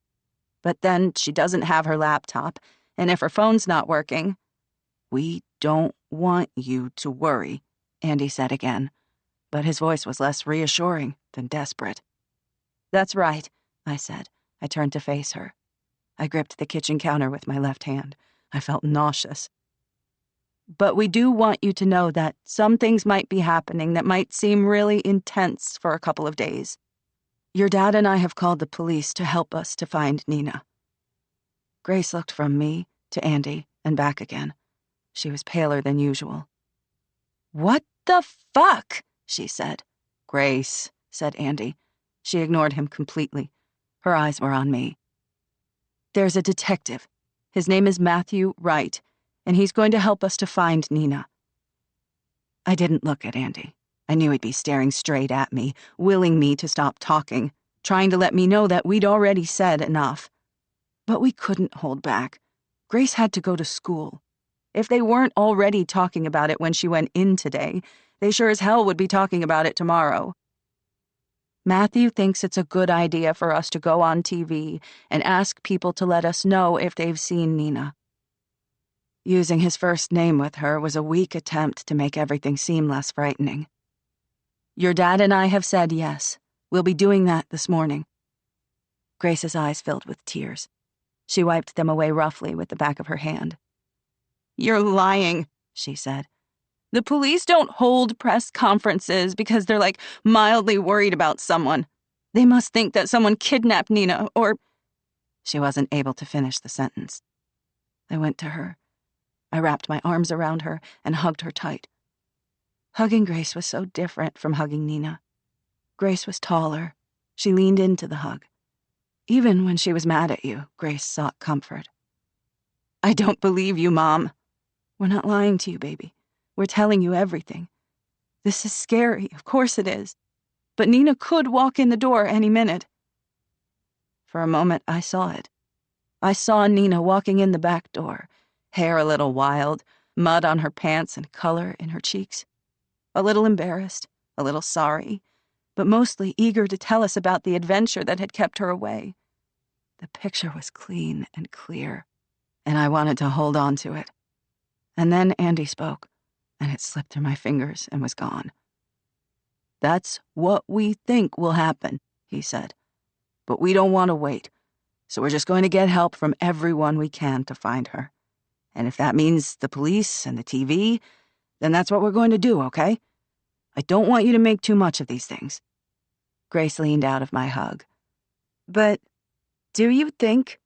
You must think that someone, hurt her or something, Grace said. She wiped her nose again with the back of her hand. We have no reason to think that, I said. Really, Grace, we don't. I sounded convincing, and maybe because it was me who was saying it rather than Andy, she seemed to believe me. Because I was the tougher one, maybe she didn't expect me to lie to comfort her. I let her go. I took out plates and filled glasses with orange juice from the fridge. So, we're going to have a weird couple of days. And if you have any questions, you can ask your dad and me.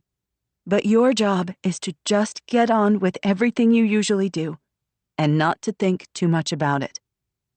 I made her breakfast. She ate a few bites and left the room, claiming that she was going to shower. But I think really she wanted privacy.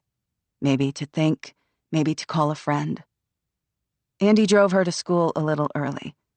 I thought she would fight it, but she seemed relieved to be going. I wanted her there. I wanted her safely in class and nowhere near a screen when Andy and I were interviewed. Though she'd almost certainly see it as soon as school let out. She'd go online and search for it. I shook off the thought and started knocking on bedroom doors in the inn to tell our guests that there would be no breakfast that morning and that we needed them to vacate. I told everyone a short version of the truth. Our daughter was missing, there was a police investigation ongoing, and we needed our space and privacy at this difficult time. I got almost exactly the response I expected to get. Most people were at least outwardly polite and understanding, though a few made a very limited effort to hide their disappointment and frustration. One man tried to convince me that he and his wife would be no trouble to us, that we'd barely know they were there. It was their anniversary, he told me, and it was really important for their marriage that they stay. I cut him off and moved on.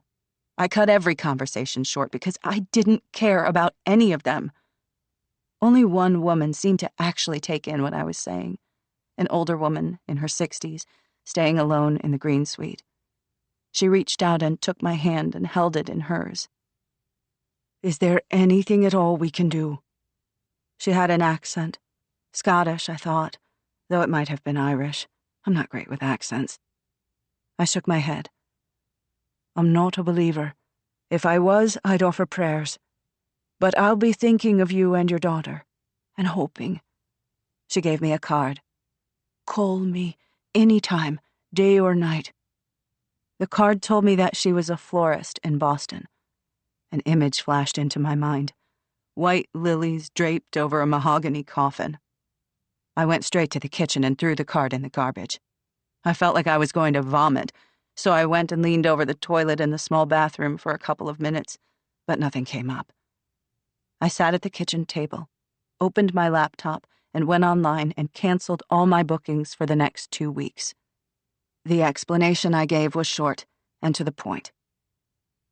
The proprietors of the Blackfriar Inn are dealing with a family emergency, and as a result, will not be able to honor your booking. They sincerely regret any inconvenience and will refund your booking deposit immediately. The message wouldn't save me. There would be a flurry of 1-star reviews for the inn on all the booking websites. My ranking would plummet. Bookings would go down. It would take months of work to undo the damage, if the damage could be undone. I couldn't bring myself to care. I was torpedoing a reputation that had taken me 20 years to build, and I felt nothing at all. I started the process of refunding the deposits, but it was too involved, and I couldn't focus. So I closed my laptop and left the house, taking Rufus with me. We left through the back gate and went for a walk through the woods. By the time I came back, the parking lot at the front of the inn was empty. Chapter 9. Matthew. Matthew Wright and Sarah Jane Reed were driving on I-89, on their way to Burlington. Matthew had picked Sarah Jane up at the station. The press conference was scheduled for 11 a.m., which didn't give them a lot of time. But Matthew was determined to get as much done as possible before he saw the Frasers again. "Who are we interviewing?" Sarah Jane asked. "Olivia Darlington, the friend that Simon Jordan said Nina might have been planning on visiting in Boston. I called her mother last night. She said Olivia's gone back to school. I thought we could meet her there." "You think it's important to talk to her in person?" Matthew inclined his head. "I do, and I want to speak to someone who saw Nina and Simon together recently." Sarah Jane nodded. After that, conversation between them was limited. She asked questions about the case, and he answered them, but they didn't know each other well, and at this early stage in the investigation, there wasn't much to discuss. If she'd been a man, it would have been easier. He could have talked sports. Was it sexist of him to assume that she wouldn't be interested? "Do you follow hockey at all? You catch the game last night?" She looked at him blankly. "Not a sports fan?" Sarah Jane smiled a little. "Not really." She opened her hands. Her palms and fingers had thick calluses. "A rower?" asked Matthew, hazarding a guess. "That's right," she said. "Used to be pretty good. These days, I just row for fun." Matthew gave her a sidelong look. He didn't know much about rowing, but what little he did know made him think that it wasn't something people did for fun. It was a sport for masochists. Sarah Jane pulled out her phone and started to scroll, and Matthew abandoned his attempts at conversation. They pulled into the parking lot outside a student residence hall. They got out of the car, took their jackets out of the back seat, and put them on. It was still early and cold enough that they needed them. "Is she expecting us?" Sarah Jane asked. "Her phone was turned off when I called her last night. Maybe she was still flying in, but I'm guessing her mother's called her by now." They had to buzz the door at the dorm entrance 3 times before a sleepy student answered and listened to Matthew's brief explanation before buzzing them in without further question or comment. They climbed the stairs to the 3rd floor. Her mother told me she's in 303, Matthew said. They found the right room, and Matthew knocked on the door. Hold on, I'm coming. The door was opened by a young woman. She was wearing sweats and a t-shirt, and her wet hair was wrapped in a towel. She was about 5'7", Matthew figured, a little taller than Sarah Jane. Her hair, where it could be seen around the edges of the towel, was dark. She had big blue eyes and a nose that turned up a little at the end. Sorry, I was in the shower. Matthew took out his ID and showed it to her. Sergeant Matthew Wright. I'm a detective with the state police, and this is my colleague, Officer Reed. Olivia didn't look at the ID. She put out her hand and shook theirs in an oddly formal gesture. My mom said you'd be coming over. I guess I just didn't expect you this early? Sorry about that, said Matthew. No, it's not a problem. I mean, this is important, right? It's just I'm not really... She let her voice trail away and gestured to her towel-wrapped hair. Can you give me a minute? Of course. Olivia shut the door. She didn't take long. A couple of minutes later, she was back, fully dressed, with socks and sneakers on her previously bare feet, and her hair tied back in a messy bun. The ends of her hair had pink streaks. She was carrying her jacket in one hand. Sorry, my roommate's still in bed. Is it okay if we talk outside? How about we buy you a coffee? Matthew said. She took them to a dining hall in the basement of the dorm. There were some students already there, early risers on their way back from the gym or a run, still in their workout clothes. But there were plenty of free tables. Matthew paid for coffee and muffins, and they carried them to a table in the corner. Thanks, said Olivia. Now that they were sitting and facing each other, she seemed less sure of herself. She picked at her blueberry muffin and looked anxiously at Matthew. I didn't know that Nina was missing. I would have called if I'd known. Or maybe I wouldn't. I mean, I don't think I can be much help or anything. I don't know where she is. I've been trying to think of places that she might go, but, I mean, obviously there are plenty of places she could go if she wanted to get away, but I'm not personally aware of any place that she might have a special connection to. Do you know what I mean? And if she changed her mind and decided to go see another friend, I mean, everyone's on campus now because classes start again today. But she could have decided to visit a friend from high school, right? But I guess you guys have already thought of that. Olivia slumped a little. What do you mean, changed her mind? Matthew asked. Olivia's phone was on the table beside her coffee cup.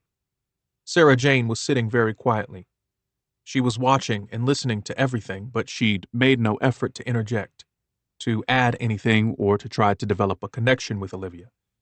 That was fine. She was new to this case and new to the job in general. In a few months, he would expect her to get more involved. But for now, he'd rather have a junior who knew what they didn't know than one who plunged forward in an effort to impress. Olivia's hand strayed to the phone, and she tapped the screen absently. Well, she never came, you know. I did call her, but it went to voicemail, and then she didn't call back. And then, school started again, so that was that. You were expecting Nina to visit? Matthew said. I thought you knew, Olivia said. I thought that's why you wanted to speak to me. She picked up her phone and swiped and tapped to bring up a message.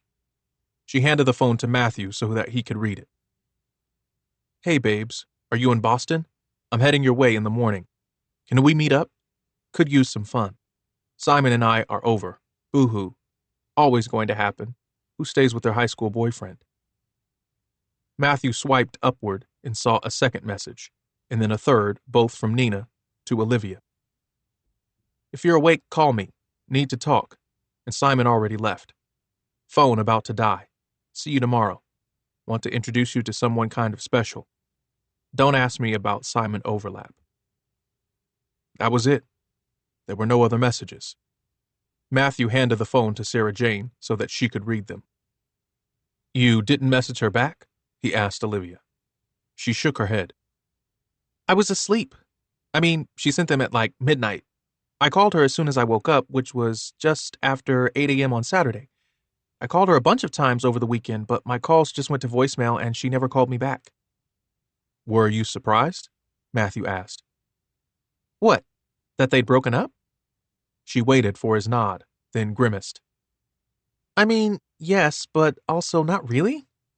Like Nina says in the text message, everyone who stays with their high school boyfriend or girlfriend thinks that they're going to be different, that they're the ones who'll make it. But pretty much everyone breaks up sooner or later. I guess I was surprised that she was so chill about it. Matthew nodded. Did you see Simon when he came to visit Nina on campus? Sure, we hung out a few times. What did you think of him? Of them as a couple? Olivia widened her eyes. She'd been midway through taking a sip of her coffee, and she put it down hurriedly. I mean, they were great together. Simon's a good guy. He was completely crazy about Nina, and he was really interested in her life here. He's really funny, too. Olivia's smile lit up her face briefly, before she remembered the seriousness of the situation and let the smile drop. I know I said I wasn't that surprised that they'd broken up, but there weren't any signs that that was coming. It seemed like everything was great between them. No arguments? She shook her head. Not that I saw, no. They weren't into drama. Their vibe was more joking around. Are there any other guys in Nina's life? Any other boyfriends or guys she was interested in? Nope. Not that I know of anyway. But we aren't, super close. Simon said you guys are good friends. We are. I mean, we're friendly. We hang out. So Nina didn't mention any guys who'd shown particular interest in her?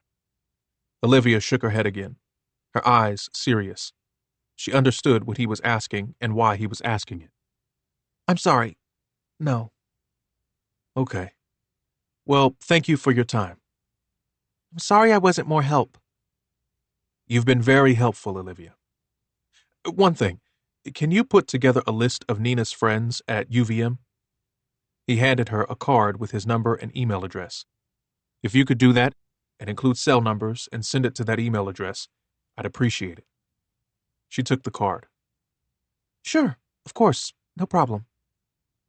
Matthew stood. Sarah Jane did too, but something in the expression on her face told him she didn't think the interview was over. He paused, and there was a moment of wordless communication between them. Sarah Jane obviously wanted to ask a question, and she was checking with him to see that it was okay. Matthew nodded. Sarah Jane turned to Olivia. Did Nina often call you babes? Olivia looked blank. I don't know. No? Maybe? Sarah Jane hesitated. You said you weren't super close. Were you surprised when she said she wanted to meet up in Boston? Olivia shrugged. Not really. I mean, like I said, we might not be the kind of friends who tell each other everything, but we hang out. Sarah Jane subsided. Okay. Thank you. They left Olivia in the dining hall, picking at her blueberry muffin and scrolling through her phone. They walked back to the car. Campus was much busier now, with students out and about and on the way to classes. What made you ask if Nina... Sarah Jane cut him off in a rush. She seemed embarrassed, like she felt she'd overstepped. It's just I was looking at Nina Fraser's social media in the car, and the tone of her text messages to Olivia seemed off. She didn't strike me as that type, bubbly or gushy. Her posts are mostly about climbing. She seems kind of serious. You're thinking that she didn't send the messages, Matthew said. Sarah Jane gave him a quick glance. I guess I just wondered. It seemed so convenient. And that second message saying that Simon had left? Matthew nodded. You think he sent the messages himself to create an alibi and then sent us to Olivia Darlington so that we'd find it? I do, she said. She gave him a sideways glance. It has that feel about it. You think he killed her? Matthew wanted to say no. He wanted to meet Nina Fraser one day. He wanted to discover that she'd walked away safely from Simon Jordan and that she was right now hanging out with some unknown friend or love interest, oblivious to the worries of her family and friends. What I think is that one way or the other, we have to find Nina. Matthew looked at the clock on the dashboard. He had to be in Waitsfield by 10:30 to pick up the Frasers and bring them to the press conference. If we hustle, we should have just enough time for one more interview. Sarah Jane had her phone out, open to her notes. She scrolled through a list of names and numbers. Who do you want to talk to next? Let's start with Julie Bradley. She's on the list Nina's mother gave us, a friend from high school. It would be good to talk to someone who had known Nina and Simon from the beginning. Olivia Darlington had been too new to Nina's life to have any real insight into her friend. Give Julie a call. See if she's free to meet. Sarah Jane made the call while Matthew drove. Julie was available. She was at work, cleaning up and restocking at her mother's bar in Waitsfield, and she'd be happy to meet them there if that was convenient. Matthew drove on, satisfied. Driving gave him time to think, time to sift through the impressions he had formed and the facts he had gathered in the 18 hours or so since he'd taken the case. There were 3 possible explanations for Nina's disappearance. The first was that she had chosen to leave of her own accord, possibly to visit Boston, and there she'd either gotten into some kind of trouble that had prevented her from contacting her family, or she'd chosen not to contact family or friends for her own reasons. The second was that an unknown third person had taken her from the Stowe house after Simon Jordan left on Friday night. So far, there was no evidence to suggest that that might have happened, but he couldn't definitively rule it out. Not yet. The third possibility was that Simon had killed her, either on purpose or by accident, and had disposed of her body before returning to his parents' house on Friday night. Matthew had a bad feeling about the case. Simon was slick. He'd handled himself well enough in his interview. The Olivia Darlington alibi was thin and obvious, but it was the kind of thing that could create a lot of noise in the hands of the right attorney. Matthew needed to get back to basics, to look at Simon's movements. Sarah Jane was still scrolling through her phone, checking her email. The warrants have been signed off, she said. That was quick. They'd both worked late on Monday night to fill in warrant applications for Nina and Simon's detailed phone call and message history. Judge Warwick likes to start early. Let's get those sent off right away. Sarah Jane was still scrolling. We haven't heard back from Rory Jordan about the security cameras at the Stowe house. I called last night like you asked and left a message. I emailed too. Nothing yet. Follow up again. Let me know if he hasn't gotten back to you by this evening. They hit unexpected traffic. A minor rear-ending had caused a traffic jam that took them 30 minutes to get through. Matthew didn't want to put off the Julie Bradley interview. They had too many people to speak to and not enough time. He glanced at Sarah Jane. Do you think you could talk to Julie? By myself? She was surprised. I could drop you at her mom's bar in Waitsfield, then pick up the Frasers and bring them to the press conference. We can meet for lunch afterward and you can fill me in. Yes, I can do that, definitely. She sat up straighter in her seat. Matthew nodded, pleased with the decision. Running the interview by herself would be good experience for Sarah Jane. If he needed to, he could always speak to Julie himself later in the day. But there was every chance that Sarah Jane would do better with her than he would. Julie Bradley might be more inclined to be forthcoming about her friend to another young woman rather than an older man. And Sarah Jane was sharp. She had good instincts. It was time to give her the opportunity to put those instincts to the test. In the meantime, he would focus on Nina's family and the difficult task that lay ahead of them. Chapter 10. Andy. Matthew Wright was late. He'd messaged Leanne to say that he'd pick us up at 10:30, and he showed up at 10:45. He didn't fall over himself apologizing either. I don't know how I feel about that guy. He keeps his distance, talks to us like we're not on the same team, like we can't be trusted enough to be let inside. I wanted to talk to you before the press conference, Wright said. As I explained to you, Leanne, we need you to make a statement about Nina, just words from the heart, about how worried you are about her, how much you need her to come home. Don't go into any details about where she was or that she was with Simon. You can leave that part of it to me, and I'll be choosing my words carefully. You going to make that public? I asked. That Nina was last seen with Simon? We were standing in our kitchen. Leanne and I had our jackets on. We were ready to go. Yes, it's not going to be possible to avoid that fact entirely, but we're not going to dwell on it. The point of the press conference is not to point fingers or suggest that anyone has done anything wrong. It's to get Nina's face out there so that if anyone has seen her, they can get in touch. Leanne crossed her arms. I don't like that. Wright's face was impassive. Which part? I mean, obviously someone did something wrong. Nina's not here, is she? She's missing. And Simon was the last person to see her. And his story doesn't even make sense. I told you, if they broke up, she wouldn't have stayed in that house.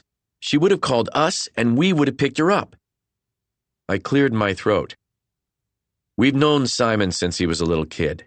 We're not trying to say he did anything to Nina. But right now, his story don't make a lot of sense. Matthew Wright leaned forward, resting his forearms on the table. Mrs. Fraser, Leanne, he began. Leanne cut him off straight away. Please, she said, don't placate me. There's nothing to be gained by using this press conference to paint a target on Simon Jordan's back. Whether or not he is a suspect in your daughter's disappearance is something for the police to deal with. I'm going to have to ask you both to trust us. Believe me, I know how hard this is, but if we don't work together as a team, we're going to be in trouble from the get-go. We'll trust you, I said, as long as you don't give us reason not to. We followed Matthew Wright to a hotel just outside Waterbury where the press conference was going to be held. In the parking lot, there were 2 TV vans, the kind with the antennae on their roofs. Wright waited for us at the door. We got out of the car, and he led the way inside. He pushed open the glass doors. He seemed to know exactly where to go. The receptionist watched us pass, curiosity all over her face. But when I looked right at her, she looked away and got real busy moving papers around her desk. Wright led the way across the foyer and stopped outside a set of double doors. There was a timber plaque marked Conference Suite in curly letters. I could hear a hum of voices coming from inside the room. Suddenly, I felt like everything was happening way too fast. I wanted to stop and check that Lee was okay. I wanted to talk through our plan, but there was no time. Take a deep breath, Matthew said. Just be yourselves. Say exactly what I asked you to say, and you won't go wrong. Remember, you're doing this for Nina. He pushed open the door. The room was a good size, with seats enough for about 40 people, and it was half full. Heads turned to stare as we came into the room. There was a podium set up at the front of the room with 4 chairs along with bottled water and microphones. There was a projector screen behind our chairs displaying a big photograph of Nina.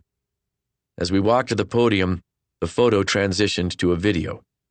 It was the same video Lee had shown Wright on Nina's Instagram, the one of her in a bikini, pushing Simon into a swimming pool, then laughing into the camera. Lee stopped walking. Her eyes were fixed on the screen. The screen flicked again to a photograph of Nina standing on the edge of a cliff, wearing climbing gear, then to another of her eating ice cream. Another and another and another. It was too much. Leanne stopped in her tracks. I put my arm under hers to steady her. I don't think Wright even noticed. He just kept on walking. Are you all right? I asked in her ear. I could feel all the eyes on us. Leanne gave me a short, sharp nod.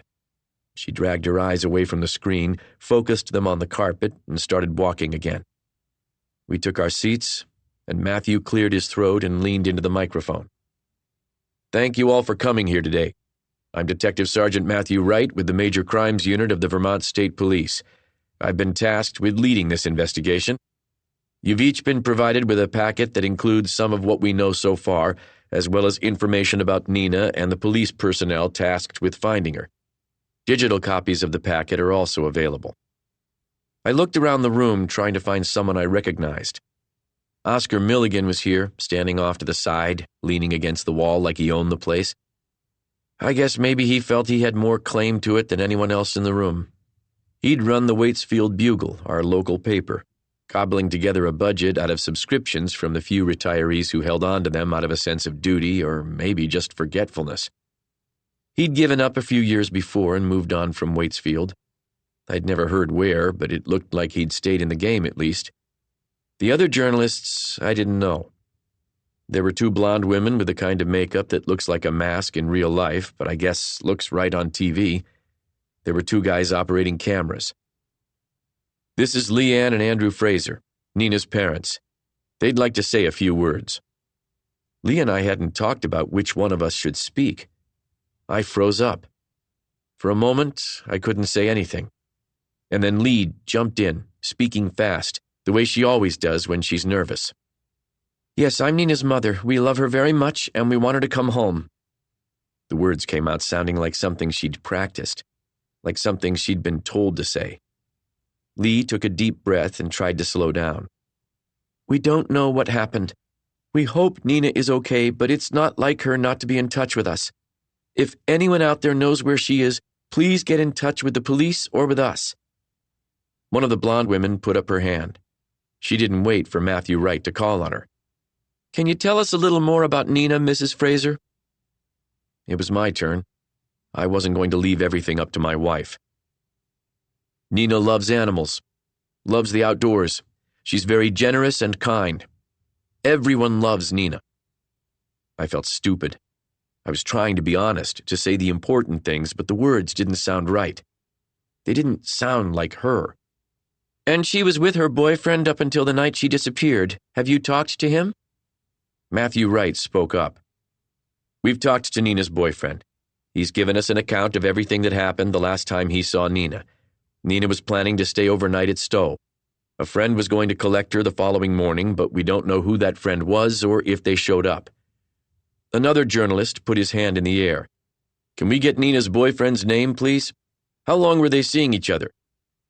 Simon Jordan, Matthew said. They've been dating for 4 years. As I said, Simon has been fully cooperating with the police investigation and has given us a full account of their last evening together. That was my cue. I leaned closer to the microphone and spoke slowly. Simon says they broke up on Friday night. After the breakup, he left, he says, and Nina stayed behind in the house. That's something we don't really understand. The house belongs to Simon's parents. Nina could have called us for a ride. We'd have gone right over there. The atmosphere in the room changed, sharpened. Everyone leaned forward. Lee took my hand under the table and held on tight. We're really worried about Nina, she said. The house she was last seen in was the Jordans' house, which is obviously on private land. We would like to carry out a search for our daughter with the help of friends, but we will need permission from the Jordans to access their land. I'd like to ask the Jordan family if they would agree to a search party coming onto the land to search for Nina. Immediately, there were a bunch of hands in the air. A few people shouted questions. Matthew Wright put his hand to our microphones, pushing them away. I'm afraid that's all we have time for right now. His voice was very calm. The family has released photographs of Nina and some video. They're all accessible from your digital packet. Any further questions should be addressed to the state police. Thank you all very much for your time. He stood abruptly. We followed. Lee was still holding my hand, and she held on tight all the way outside. Flashes went off. The sudden noise and the bursts of light coming from different angles were disorienting. More than that, they felt dangerous, like we were hens inside a chicken run and they were all hungry dogs just outside it. The shouted questions, the pushing and shoving in the pack as they jockeyed for a better position. It was a lot. Lee was pale as a ghost and shaking. I put my arm around her until we got to the car. My God, she said. Yeah, I said. It was real now. It was actually happening. Chapter 11. Jamie. It was Rory's decision not to press charges against Leanne Fraser for breaking into our house in Stowe. He didn't ask me for my opinion. He said something about Wright putting him under a lot of pressure and also that we had to consider the court of public opinion. It wouldn't look good, he said, if we pressed charges against a worried mother looking for her daughter. I could see his point, but I wasn't exactly thrilled about his decision. Breaking into our home was the behavior of a crazy woman. A normal person would have asked the police to check the house if they were that worried, or called us and asked if we had been there since Friday. If there was any chance Nina could still be at the house.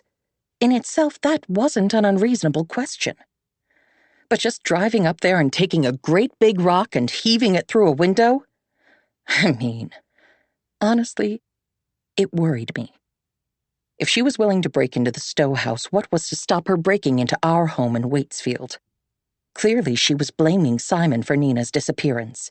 What if she took it into her head to go after him? Of course, Leanne didn't find Nina, just some bits and pieces of clothing she'd left behind in the laundry. That was Monday. On Tuesday, Simon went out first thing in the morning and stayed gone all day. When he came back at 5 o'clock, he told me he'd been to Burnt Rock Mountain, and he acted like it was the most natural thing in the world to go for a hike when the girl you'd very recently been in love with was missing, when the police were asking questions. And maybe it was natural. What else was he supposed to do?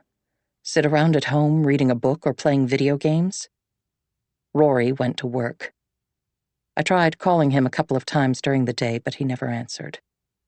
All of which meant that I was alone with the whole thing. I had no one to talk it over with. I couldn't call anyone because I couldn't trust anyone not to repeat every word I said to 3 other people the moment we hung up the phone. I knew enough about human nature to know that the story of Nina going missing would be like catnip. People would not be able to resist talking about it, speculating about what might have happened and what it all meant.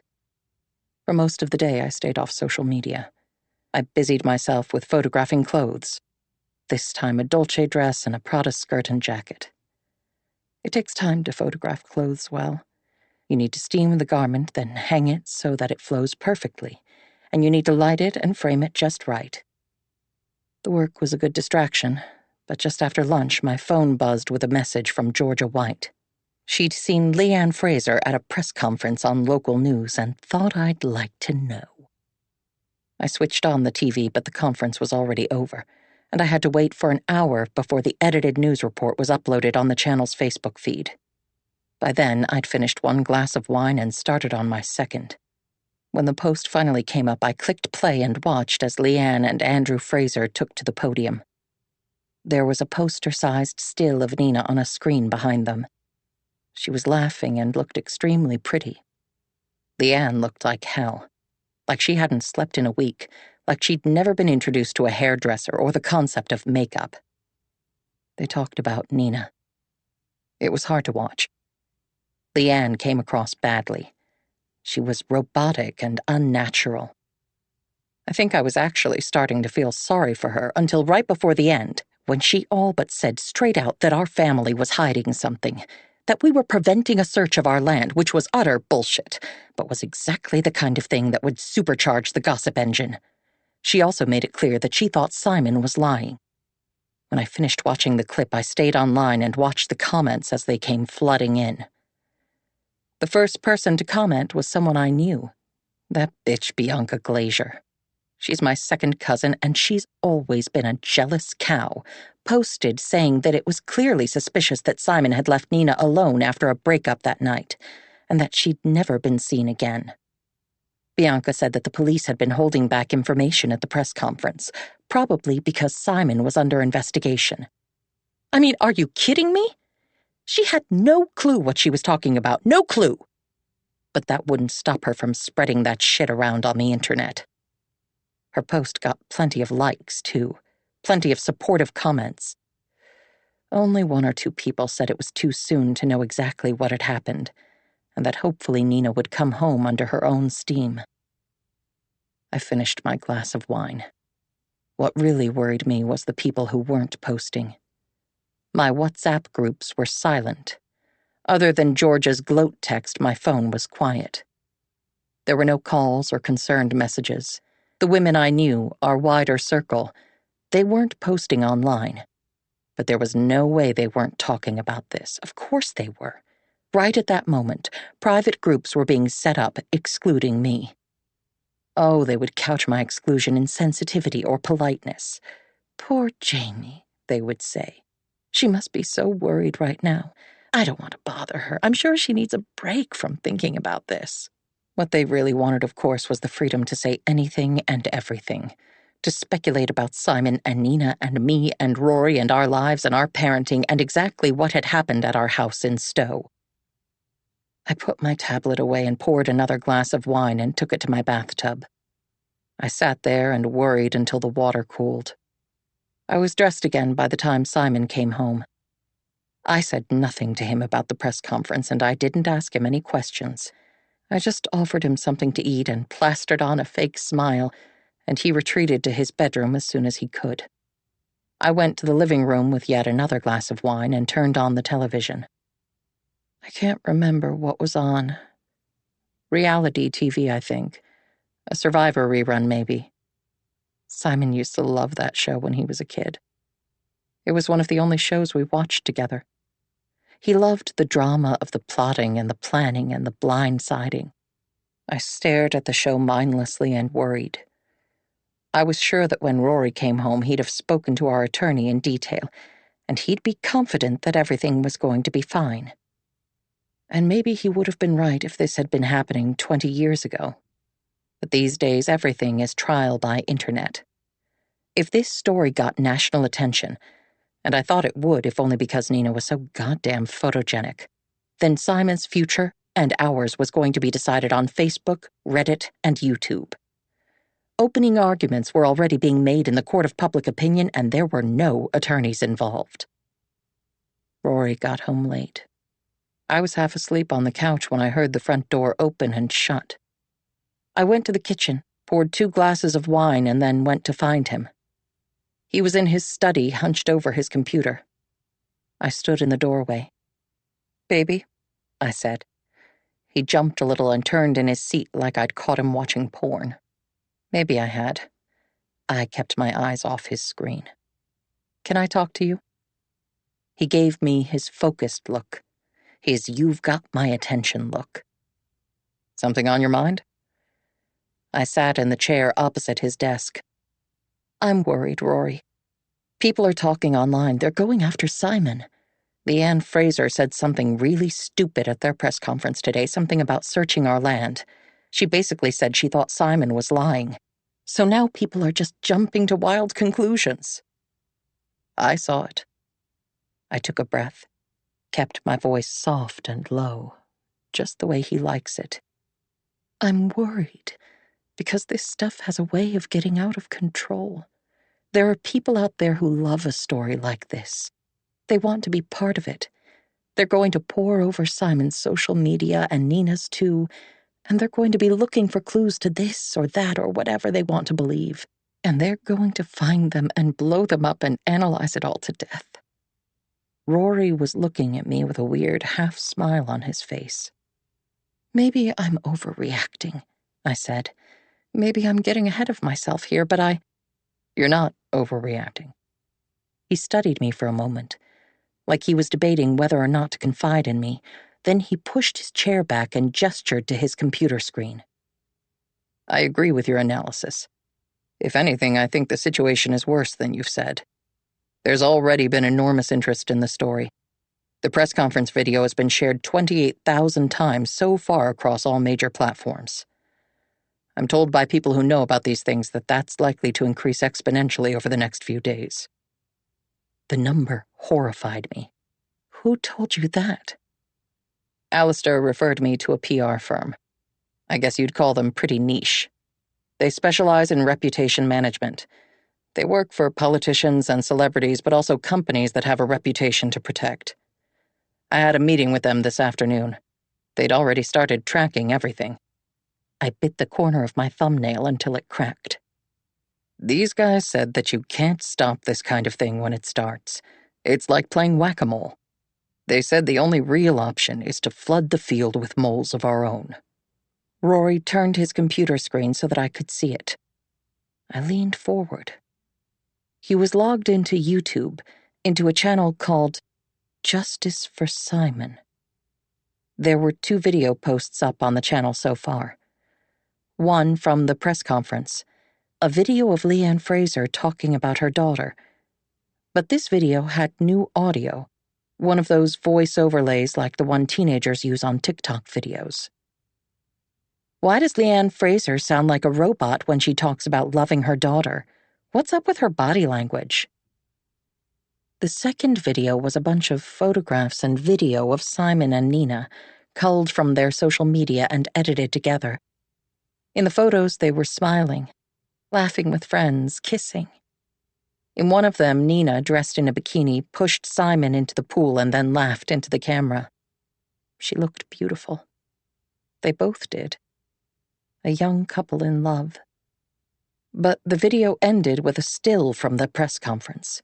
A close-up of Leanne's face twisted and distorted in the midst of some painful expression. Her hair looked greasy, her face gray. And across the screen, written in blood-red letters, were the words, "Why did Nina run away from home? What aren't they telling us?" "What is this?" I asked. Rory's eyes were still on the screen. "The PR firm got these to me within an hour of our meeting. They set up the channel and posted the videos, and they're using bots to amplify them. The theory is that the noise over this kind of thing will confuse the narrative. People will be less likely to paint Simon as the bad guy because things won't be clear-cut." I shook my head. I'd been worried that Rory wouldn't get it. I'd wanted him to take the situation seriously, but I didn't know what to do with what was in front of me. He looked up and his eyes met mine. "Are you okay?" "I don't know." I tried to read him. He looked so sure of himself. "This is just... it's a lot." "I had to do something, Jamie. You saw the press conference. You saw yourself what it was going to do. It was a dog whistle to every true crime fanatic out there. If I hadn't done something, Simon would have been convicted in everyone's minds before the week was over. This is our son. We can't just sit and wait while everything happens around us. We have to take action." "Yes." I couldn't argue with him. He was just repeating back what I'd said to him in different words. "But what are we trying to say with this? We don't think Leanne... I mean, this is clearly suggesting that she..." I let my voice trail off and I gestured at the screen. His hand reached out and gripped mine. It made me jump. I tried to cover that up. I softened my hand and allowed him to hold me, but maybe he was more perceptive than usual. He squeezed my hand briefly, then released it. "No, I don't think Leanne is responsible for Nina disappearing, but she created the problem. She pointed her finger straight at Simon at that press conference. We can't just stand back and let her do that. We need to get ahead of things to remind people that there are other people in Nina's life. And my guys aren't going to paint a target on Leanne. They're going to blast a range of different theories and possibilities into the online world. Sow as much confusion as possible. Think of it as noise. The more noise, the better. But we have to do this, and we have to do it now. My PR firm tells me this story's already getting national traction. It's because of the photos and video. Nina and Simon look good on camera, and there's so much footage of them that the networks are going to have a field day. Every day that girl stays away from home, this story gets bigger. As things stand, even if she came home next week, there'd always be a cloud over Simon. Every time someone Googles his name years from now, this story will come up and all the rumors with it. And what if she doesn't come home, Jamie?" I let out an ugly, involuntary sound like the beginning of a moan and cut it off abruptly. "They'll say he's a murderer, and they'll come after us. You think all this surmising and talking and examination will stop at our boy? If the world decides that Simon did something to Nina, you and I will be picked apart. They always blame the parents. What kind of horror story parents raise a boy who's capable of killing his girlfriend?" I felt a sudden, strong urge to vomit. I pressed my fingers to my mouth and Rory continued, more placatingly. "I still think Nina will come home. I don't know where that girl got to. Maybe disappearing like this is her way of punishing Simon for some imagined injury, like you said before. And when she thinks he's suffered enough, she'll come home. But by then, if we don't do something, it might be too late. Simon's reputation will be trash. And if she doesn't come home? Rory shook his head. Police feel the pressure from public opinion. Maybe they charge him. And a jury is chosen from the kind of numbskulls who read this online crap and think it's the truth. I'm going to do whatever it takes to make sure that that doesn't happen. You'll be caught, I said. Someone will trace the IP address and they'll figure out who you are, and then everything will be so much worse. His face took on that expression he wears when he thinks I'm being stupid. Jamie, these guys have been doing this for a long time. They know what they're doing. They use incredibly sophisticated methods to make sure that the trail is as confused as possible. They have overseas bot farms that will feed the algorithms in exactly the way we need them to make sure that it's our content that comes out on top. And you know what? Maybe the FBI could figure out who's doing this if they took the time to look, though I doubt it. But why would they bother? There are millions of internet trolls out there every day doing exactly this shit for nothing but kicks and clicks. No one's going to pay particular attention to one more. Rory reached back to the desk and picked up the glass of wine I'd brought for him. He took a long sip and narrowed his eyes. Besides, he said, you watch. We won't have to do much. All we have to do is get these people started, and then it will run itself. They're going to take over. He was so sure of himself, and I couldn't find it in me to argue with him. I didn't want to because he was absolutely right. He was defending our son, even if he was doing it by throwing Leanne Fraser under a bus. His screen still showed that twisted still of Leanne's face. He, or his PR company, had gotten this so right, framing the narrative as Simon and Nina gorgeous and in love versus grave-faced, middle-aged, tense Leanne. There were people who would run with this, who would love to run with it. Men who hated women, and there were plenty of them. Women who hated women. There were enough of them, too. They would see a young man under attack, and they would be eager to flip the script. They would go into Leanne's life, and they would rip it apart. What would that do to her with her daughter already missing? And did I care enough about that to try to stop him? If I had to decide between giving Simon a chance at a normal life and protecting Leanne Fraser from emotional distress, was there even an argument? Rory was reading my mind, it seemed. You owe her nothing, Jamie. You've never been close, and she and her daughter are going to destroy our son. Our boy who's done nothing wrong. His life might be over right here, and when Nina comes home, none of this will matter. Nina will move back in with her parents, and the chatter will fade away. 100 images flashed through my brain in what felt like a fraction of a second. Simon, his soft baby hand holding tight to my hand. Toddler Simon trying so seriously to stack his blocks. Simon at 8, or was it older? Flushed with pride when he won a race at school and trying not to show how much it mattered to him. Simon following Rory around like a lost puppy, wanting his attention and never getting enough of it. I was his mother. I really didn't have a choice.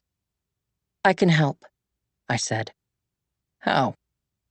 I took a deep breath and a deeper swallow from my wine glass. We should have some sock puppet accounts set up that I can run. I can respond to and boost the video posts. I know social media. You don't. I know how people talk to each other.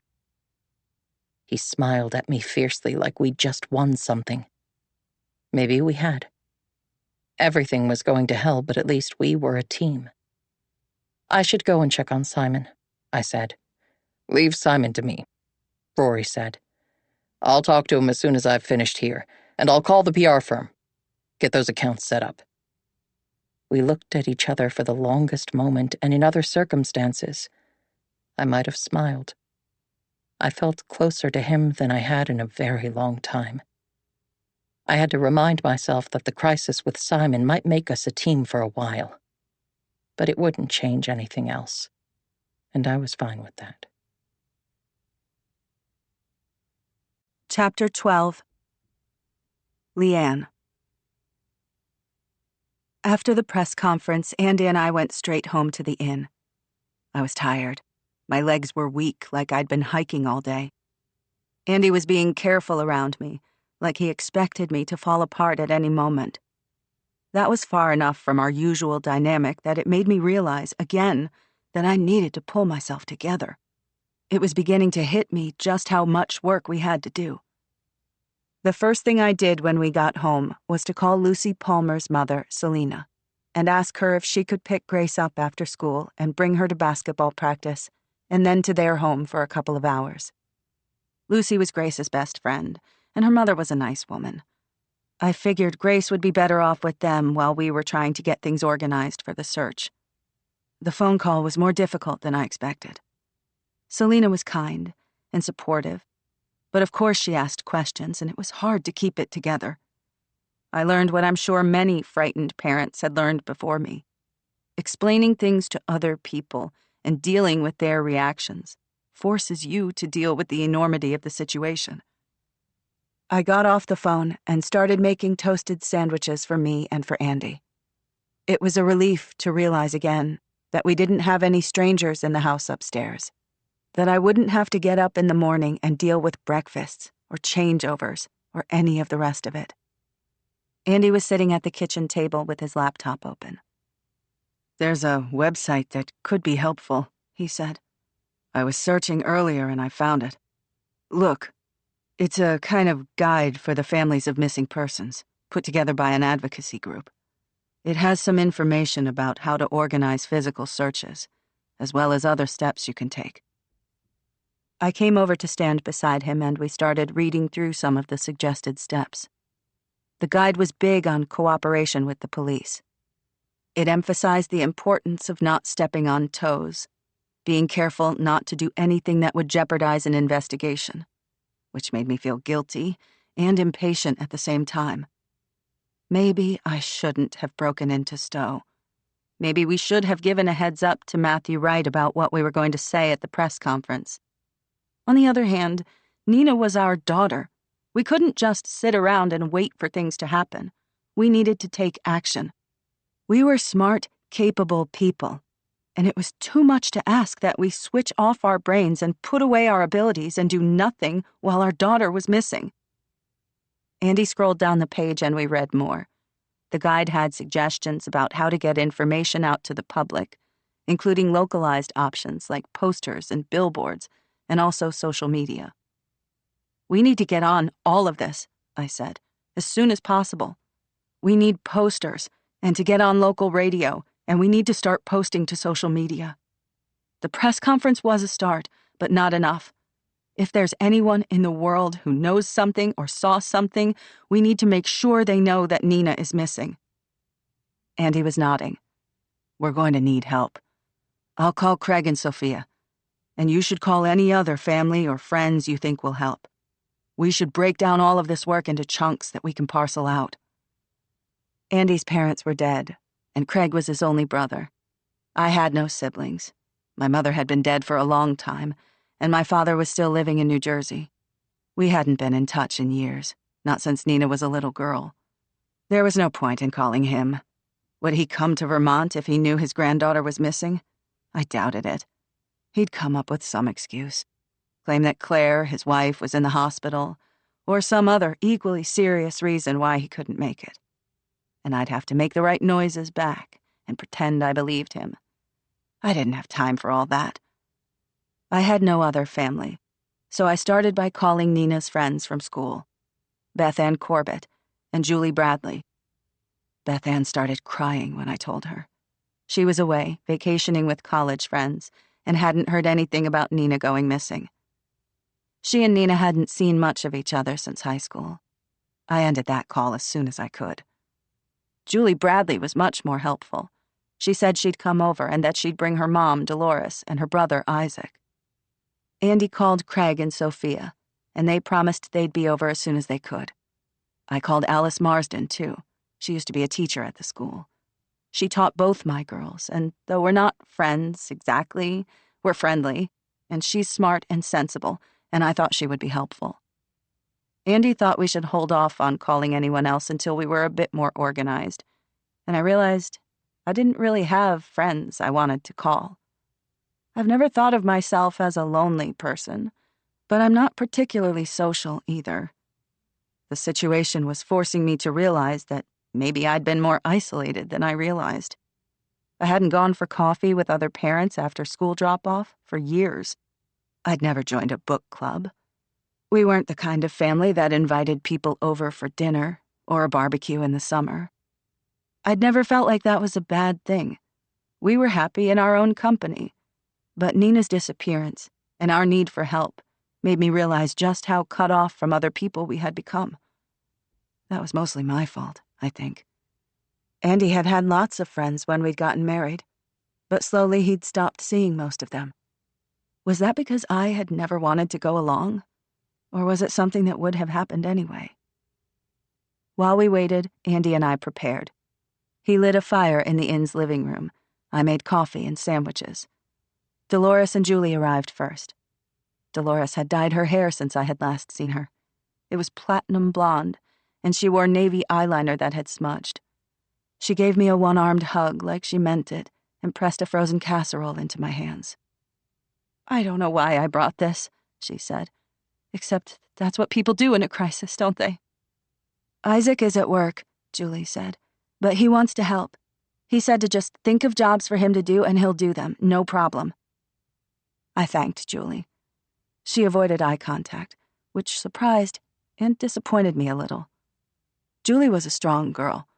I guess I just expected more of her than that she'd be afraid to look at me. I told myself I was being unfair and forced myself to smile at her, which only made her more awkward. She flushed and found a seat beside her mother. Soon after Julie and Dolores were settled, Craig and Sophia arrived, followed by Alice Marsden, and then Patrick from the gas station. "I called him," Andy murmured. "I thought he might have some useful information." There was small talk, but it was a strained beginning. Craig had gone into what I thought of as shutdown mode, which nearly always happened when there was a lot of emotion in a room. He asked and answered questions stiffly, like he was at some kind of formal inquiry, and avoided all eye contact. Sophia tried to make up for that by being more effusive, and the imbalance made everyone a little uncertain. "Thank you all very much for coming," I said. "As you all know, Nina's been missing since Saturday. Today is Tuesday, so she's been gone for 3 days. As far as we know, Simon Jordan was the last person to see her, and that was at his family's home in Stowe. We want to organize a search for her, and we're hoping that you can help." I stopped talking, but no one responded. They just looked at me with expectant faces. I guess we need to figure out how many people we can get out to help, and then we can figure out the best process." I thought that was pretty weak. I wished I'd had more time to think everything through, to make a plan. But Alice Marsden gave a firm nod. "Sounds sensible to me," she said. "Why don't we each make a list of everyone we think would be willing to help? Then we can cross-check our lists to make sure we don't double up, and then start calling everyone. When are you thinking for the search, Leanne? I'd imagine as soon as possible." It occurred to me that I still didn't have the Jordans' permission. "I guess I'd better go and make a call." I went to the kitchen. It wasn't a conversation I wanted to have in front of anyone else. I found Jamie Jordan's number. The call rang out and went to voicemail. I thought I would wait 15 minutes or so and then try again, but my phone buzzed in my hand almost immediately. "Jamie. Hi, Leanne. How are you holding up?" Her tone was formal, polite. "I'm okay, thank you." I hesitated. I'd been so focused on finding Nina that I hadn't considered how I would actually present the search request. I wasn't going to mention the press conference, even though I expected she'd have heard about it. We lived in a small town. Someone would have mentioned it. "Look, Jamie, the reason I'm calling is that I would like to search your land for Nina. I'm afraid that she might have gone for a hike and gotten lost or maybe injured. It's the only thing we can think of." "Of course," Jamie said briskly. "That's not a problem. We should have thought of that ourselves. It's dark now. Is it too late to go today? First thing in the morning? Rory and I will help. And Simon." Her voice was firm on Simon's name. Yes, first thing in the morning. I didn't want them there, but I couldn't stop them. At first light? Dawn is at 6:30 a.m. right now. Should we meet at our house at 6 a.m.? I don't think I need to give you the address. Her voice had an edge to it. She knew I'd been inside, obviously. No. There was silence on the line for a long moment. Thank you, Jamie. I forced the words out. You're so welcome, Leanne. She was saccharine sweet. We ended the call. I went back to the drawing room. Things had moved on in my absence. Julie Bradley had brought her laptop. She'd already started a contact list with everyone's name, number, and email address. Her awkwardness seemed to have passed. She'd started a task list, too, in a table format, and she was busy assigning names across the grid.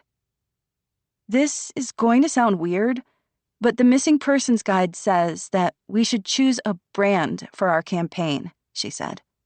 We should choose a short name to represent what we're doing, something we can use across all social media, as a hashtag, you know? Julie looked at me, anxious that she might have offended. I know it sounds messed up, but it really is necessary. We need people to share our stuff, to talk about Nina, to ask questions. The guide suggests using something like, Nina come home. But that doesn't seem right to me. Hashtag Nina come home. No, I said sharply. That's not right. It makes it sound like she made a choice, like she's out there somewhere just deciding to stay away. Everyone went quiet. They all looked down or away or at their phones or at Julie's laptop, anywhere but at me. What happened to Nina? I said loudly. Julie looked up. That should be our hashtag, our campaign name, whatever. That's what we're searching for the truth. I think that will work, Julie said slowly. It will draw people in, make them feel like they're a part of something, a quest for the truth. Okay, I said. Let's go with that. Andy started explaining to me the plan they'd begun to develop when I was out of the room. Julie wanted to set up a Facebook group, something she could use to invite people to join the search and then keep them informed about future campaign plans. Alice was already working her way through her contacts by phone, asking everyone she knew to join the search party. A lot of people are working tomorrow, she said apologetically. But I have 8 yeses so far, and all of them are going to invite 2 more people each. We need posters, Andy said. I know a graphic designer who can design a poster for us, Sophia said. Sophia had a very slight accent. She'd moved to the U.S. from Denmark with her family in her late teens. Her English was perfect, but she still pronounced her words precisely, in that Danish way. If you are okay with it, Leanne, I'll make a call. Printing can be expensive, but I think I can call in a few favors.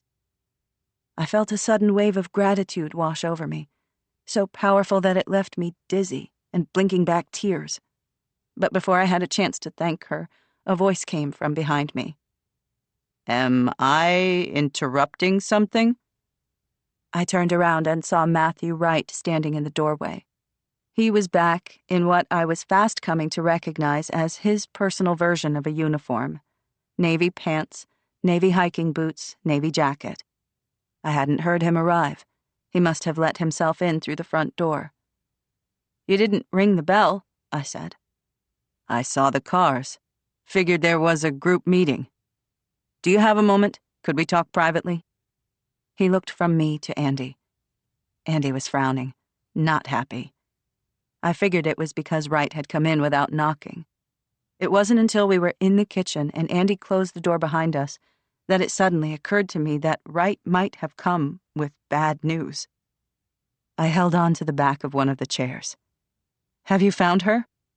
I'm afraid not. I let out a breath and closed my eyes. We're getting up a search, Andy said, firmly. First thing tomorrow morning, we're going to the Jordan's place, and we're searching those hiking trails. You got their permission, Wright said. We did, Andy said. They couldn't say no, not when you asked them through the media. He was looking at me, with something that might have been approval. Jamie Jordan says they'll join the search, Simon included. And how do you feel about that? I don't want him there. I think it's better if he comes, Matthew said. Why? He hesitated. It was obvious that he didn't want to answer me.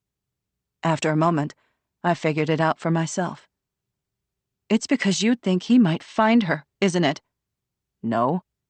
It's because if they spent the last week hiking together in the area, he'll have a better idea than anyone else about where she might have gone if she went back out alone. That's not the only reason, though, is it? You think if he hurt her, if he killed her, he might just go out with the search party and discover her. Where had I come across that idea? It felt like something I'd seen in a TV show. The idea that killers sometimes come back, that they can't leave things alone. It surprised me that I was able to ask the question without choking on my words. I don't think that. His voice was low and firm, and I couldn't tell whether he was lying to reassure me or telling the truth. Right now, we don't have any evidence that Nina has been hurt by anyone, okay? It's only been a few days. She could turn up here tomorrow. Most missing people show up within the first 48 hours, right? We're already past that point. It's better to stay off the internet. I know it's not easy, but searching for information about missing persons, looking up statistics, and trying to apply them to your situation, that's not going to be helpful. Every situation is different. The coffee cups and plate from our lunch were still sitting on the kitchen table. I picked them up and took them to the sink. Andy sat on the end of the bench. His hands were clenched so tightly that his knuckles had whitened. You said you wanted to build trust with us, I said. You said that was important. Yes. Trust doesn't just go one way. If you want us to believe in you, you have to trust us too. I'm telling you that Simon Jordan's story doesn't make sense. There's something he's not telling you. There was a long pause. Then he said, I know. I turned to look at him. He held my gaze. He seemed different from the man who'd lectured me in the interview room at the police station. There was something in his eyes. Something's changed, Andy said suddenly. What did you find out? Nothing's changed. I was sure he was lying. I don't know why, because he had a rock-solid poker face. There was nothing in his face to give him away, and nothing in his body language, but I was certain he wasn't telling us something. I tried to push him. He was polite, but he slid away from my questions easily and left a few minutes later, after first promising to help with the search. I watched him go, and my body felt like it was just one ache, in need of answers. I thought it might help if I could cry, but the tears seemed a long way away. For a while, shame kept me sitting there at the kitchen table. This was my fault. This disappearance hadn't come out of nowhere. Something must have been going on in Nina's life that I had missed. She'd called me, and I hadn't taken her calls, hadn't bothered to call her back for the stupidest reasons. Andy waited with me until I could pull myself together, and then we went back to the living room, where the plans for the next day's search and for Nina's campaign had advanced. Chapter 13. Rory. On Tuesday evening, we had dinner together. Jamie, Simon, and I. Jamie was making a special effort. She'd made gnocchi with slow-roasted lamb, which she knows I like. Simon was in a good mood, at least to begin with. My flight's at 10 in the morning, he said. Are you driving me to the airport, Mom? No biggie, if not, I can book a car. Jamie looked at me. I put down my fork. I think you're going to have to postpone that flight, I said. Simon looked at me quizzically. The Frasers want to search the house at Stowe. I mean, not the house, but the trails. They have some theory that maybe Nina went for a hike on Saturday morning after you'd left, and that she got into some kind of trouble. They think maybe she's still out there. Simon's expression changed. there was a flicker of dismay. It came and went so fast that if I hadn't been looking right at him, I would have missed it entirely. No way. She'd had enough of hiking by Friday. She said to me that she couldn't see herself going again until after snow season. Also, she had an injury. She'd twisted her ankle. So she couldn't have gone hiking, even if she'd suddenly wanted to. I studied his face. Well, that's all useful information, and we'll pass that on. You think they'll cancel the search? I doubt it. Maybe they're clutching at straws, but I think they need to feel like they're doing something right now. And you're going to let them do it? You're going to let them in? I don't think I have much choice in the matter, now that Leanne's gone so public with it. Simon pushed his chair back from the table. That's bullshit. Jamie put down her knife and fork. Simon, she said in a warning tone of voice. He ignored her completely. Dad, they don't think that Nina went for a hike and got into an accident. They think that I hurt her, that I killed her or something, right? I didn't answer him. I didn't move. Yeah, exactly, he said, as if I had agreed with him. And you're letting them search our land. That's like letting them put up a big fucking sign that says, Simon Jordan, girlfriend killer. You're letting them say that about me, okay? Simon, Jamie tried again, but he shot her a look so angry, so vicious, that she closed her mouth. You need to stop them. You need to pick up the phone to your lawyers or whoever you need to talk to, and you need to just fucking stop them. Get a restraining order or something, and you need to make sure... Sit down, I said, enunciating each word, cutting across him. He stopped talking, but he didn't sit. I took a breath. Simon, you're being ridiculous. If you used your head for a second, you'd realize that refusing our permission would do exactly what you don't want us to do. It would send out a signal that we've got something to hide. Is that what you want? Simon didn't say anything. He stood there, looking trapped. You can also be assured that if we were stupid enough to refuse to allow the Frasers to search for Nina, the police would get a warrant the very next day. Still, Simon said nothing. The silence went on too long. You didn't do anything wrong, I said, as gently as I could manage. There's nothing to worry about here. We'll allow the search. Hell, we'll do better than that. We'll go along and help.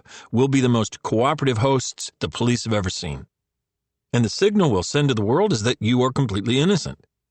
That you are just as worried about Nina as her parents are. Okay? Simon nodded.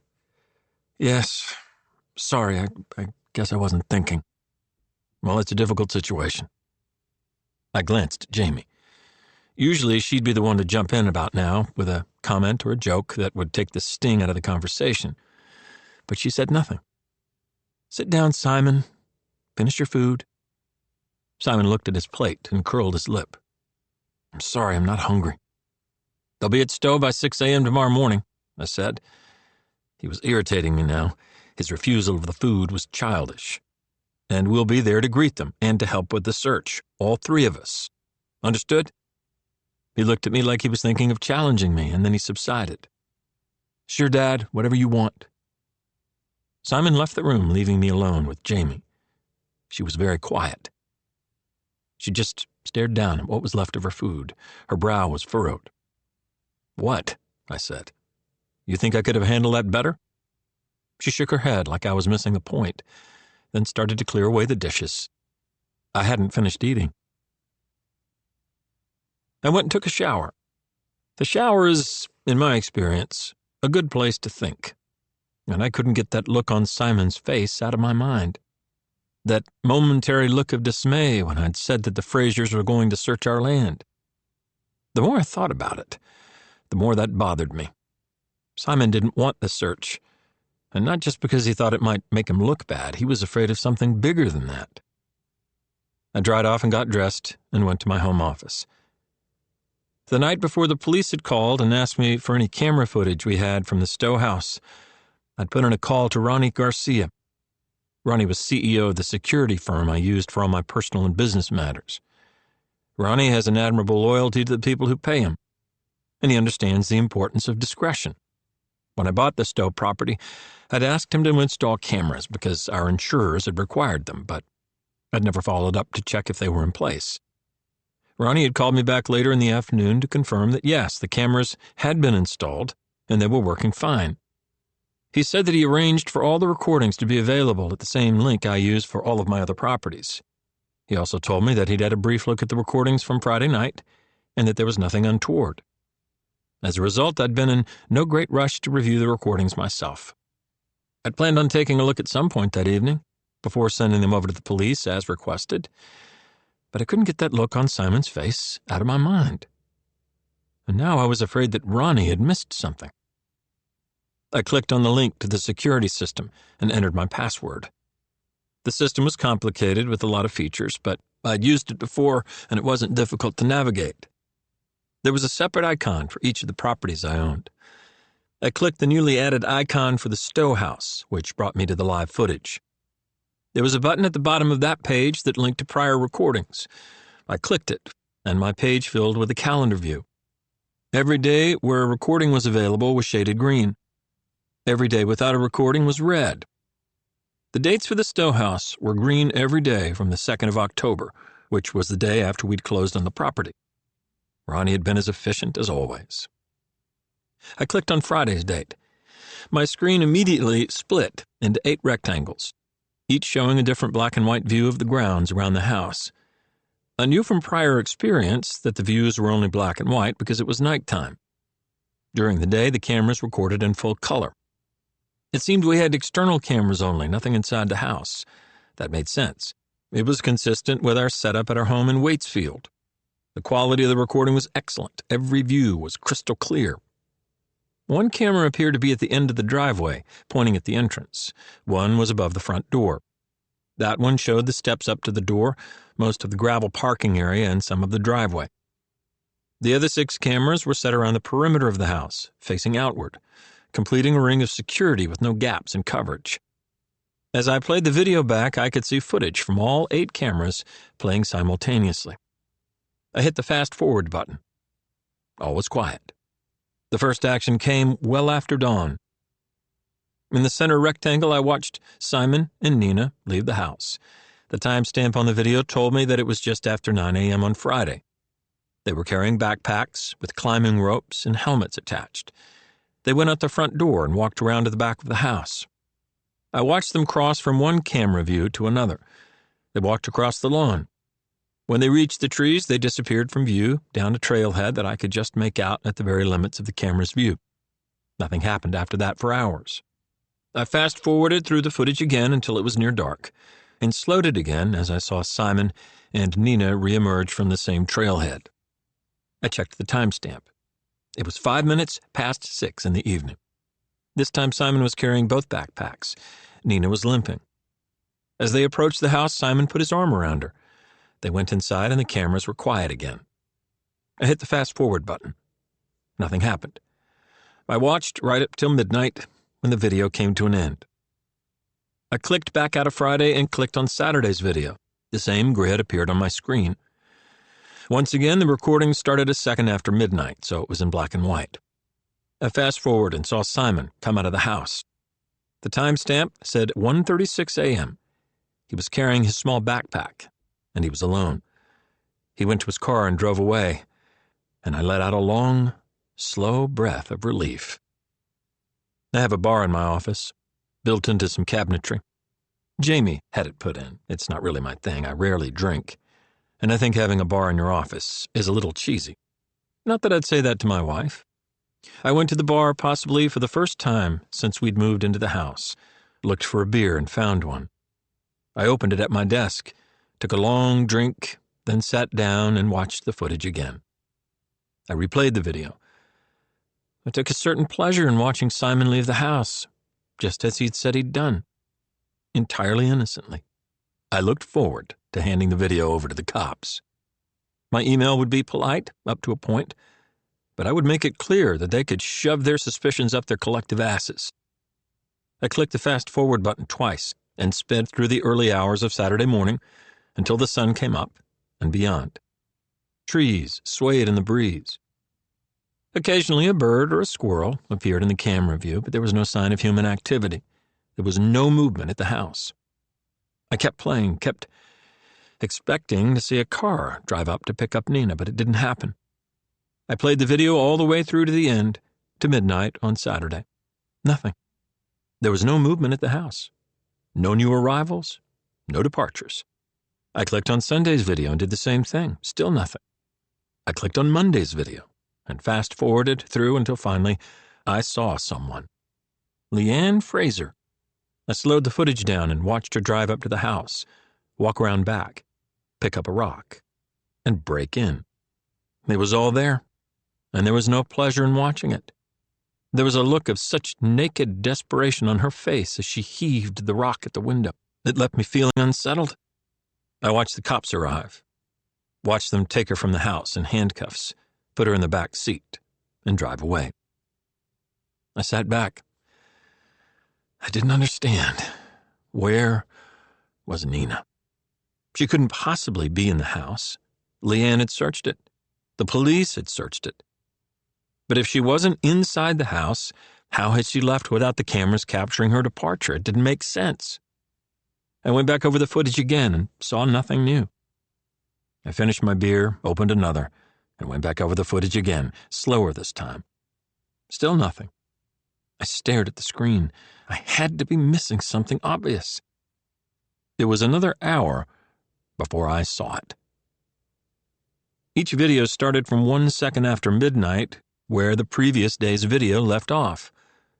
I was starting the Saturday video for the 4th or 5th time when I realized that something wasn't right.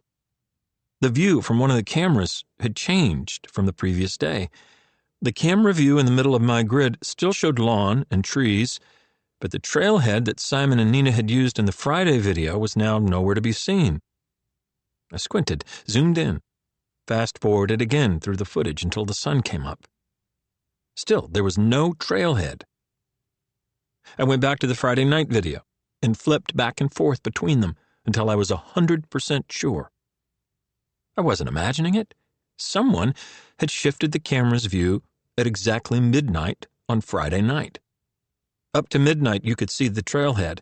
After midnight, you couldn't. Someone had shifted the camera to the left.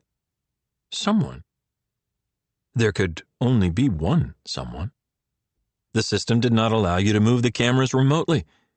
You would have had to have physical access to the camera to adjust its positioning.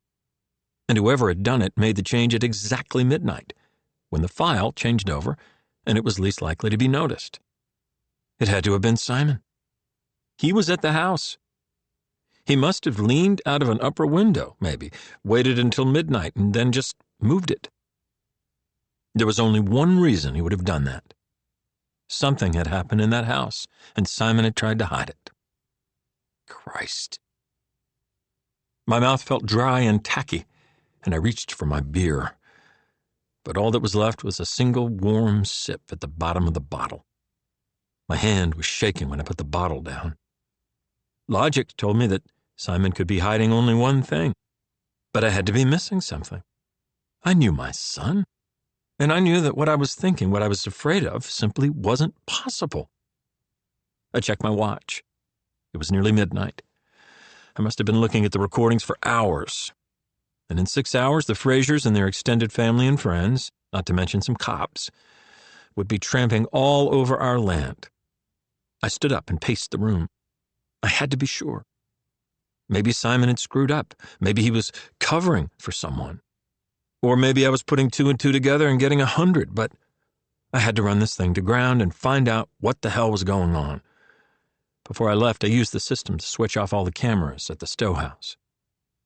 Jamie was asleep, and the house was quiet.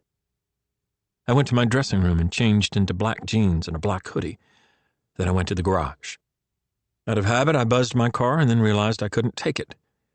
We had GPS security trackers on our cars. If anyone checked the log later, they'd be able to see that I took my car to Stowe. I swore to myself. We had one other vehicle, an old 4-wheel drive truck we used to tow the trailer for our snowmobiles during the winter. It wasn't worth much, and I'd never bothered to have it tagged. The keys were on a hook under a bench at the back of the garage. I found them and unlocked the truck. I found a flashlight and got into the car, hesitated, and went back for a shovel. I put it in the back seat. I took my phone from my back pocket, muted it, and left it on a shelf in the garage. The roads were dark and quiet. I was pumped up and agitated and driving too fast. I forced myself to slow down. The moon was out, full and bright. When I got to the house, the moon was reflected in the dark water of the lake. The little wooden boat that Jamie had thought was so picturesque bobbed in the water beside the jetty. I parked in front of the house, got out, taking the shovel with me, and walked around back. I didn't know the grounds well. I'd inspected the house, of course, before buying it, and Jamie and I had spent a weekend there after we'd settled. I'd read my agent's report on the land carefully, and I'd seen photographs, but I hadn't hiked the trails or taken the boat out on the water. I hadn't bought the place for leisure, but as an investment. I turned on the flashlight and walked across the grass to the trailhead. The grass was long, and soon my sneakers and the bottom of my jeans were wet. Twice I stopped walking. I was filled with doubt. What I was thinking was crazy, wasn't it? There must be some other explanation. Except that I couldn't think of one, no matter how hard I tried. I walked down the trail. The ground underfoot was covered in leaves. We hadn't had any rain for a week, and it was cold, so the earth was relatively dry and hard underfoot. I walked up the trail for 2 or 3 minutes and saw no sign of anything suspicious. I came to a deer track. It led off to the left, uphill, while the main trail continued straight on. I hesitated, shining my flashlight up the deer track, then the main trail, then back again. I chose the deer track. If Simon had come down here needing to hide something, he would have had to go off the main trail. The deer track was harder to navigate. It was narrow and slippery. Branches snagged at my face and clothing. I thought about turning back, but I hadn't been climbing long when I came to a small clearing. It was hidden under the tree canopy, and very little moonlight made it through the branches overhead. But my flashlight was perfectly effective. It showed me a large patch of dirt that had recently been dug up. It took me some time to decide to take the next step. I stood there in the darkness until I started to shiver. Then I decided that I had to get my shit together. Time was going by. My options were to walk away or to keep going. I started to dig.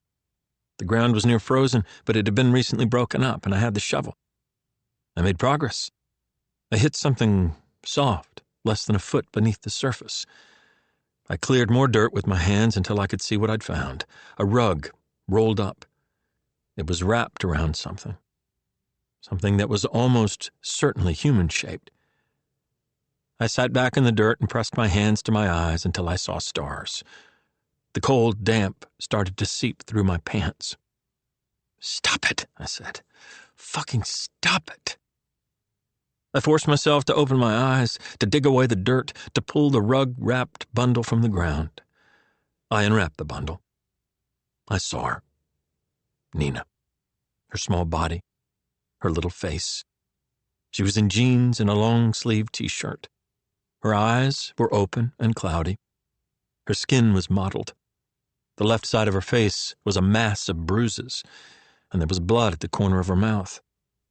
I closed up the rug again, carefully. I rested my hand on top of it, and then found I was patting it. "I'm sorry," I said. I said it once, and then I couldn't stop saying it. "I'm sorry, I'm sorry, I'm sorry." I clenched my teeth and forced myself to stop. I sat there in the dirt. I started to feel the cold, started to shiver. I stood up and paced the small clearing. What was I going to do? What were my options? I could leave, find a phone and call the cops. I could go home, talk to Simon, figure out what to do depending on what he told me. What time was it? I had no way to tell, no phone with me, and I didn't wear a watch. And the Frasers were due at the house at 6 a.m. I could put her back exactly where I found her, but I must have left my DNA all over the place. Jesus. Fuck. I didn't have a choice. I picked Nina up, still wrapped in her rug, and placed her a little off to the side. Then I filled in the grave as best I could and smoothed over the dirt. Working faster, I gathered leaves from farther up the trail and from the woods around me to try to disguise the disturbed ground. It worked better than I'd expected. I picked up a fallen branch, so heavy I could barely lift it. I dropped it where the grave had been, and then I heaped and scattered more leaves in as random a pattern as I could manage. If only it had been snowing. Snow would have covered everything. I left the grave and returned to Nina. I told myself she was the rug, and only the rug. I balanced the shovel on top and picked her up. I carried her down the trail. It was difficult. Wrapped in the rug, she was heavy, and I had to keep shifting the weight in my arms. Her body started to slip through the rug, and soon I could see her hair, then a little of her forehead.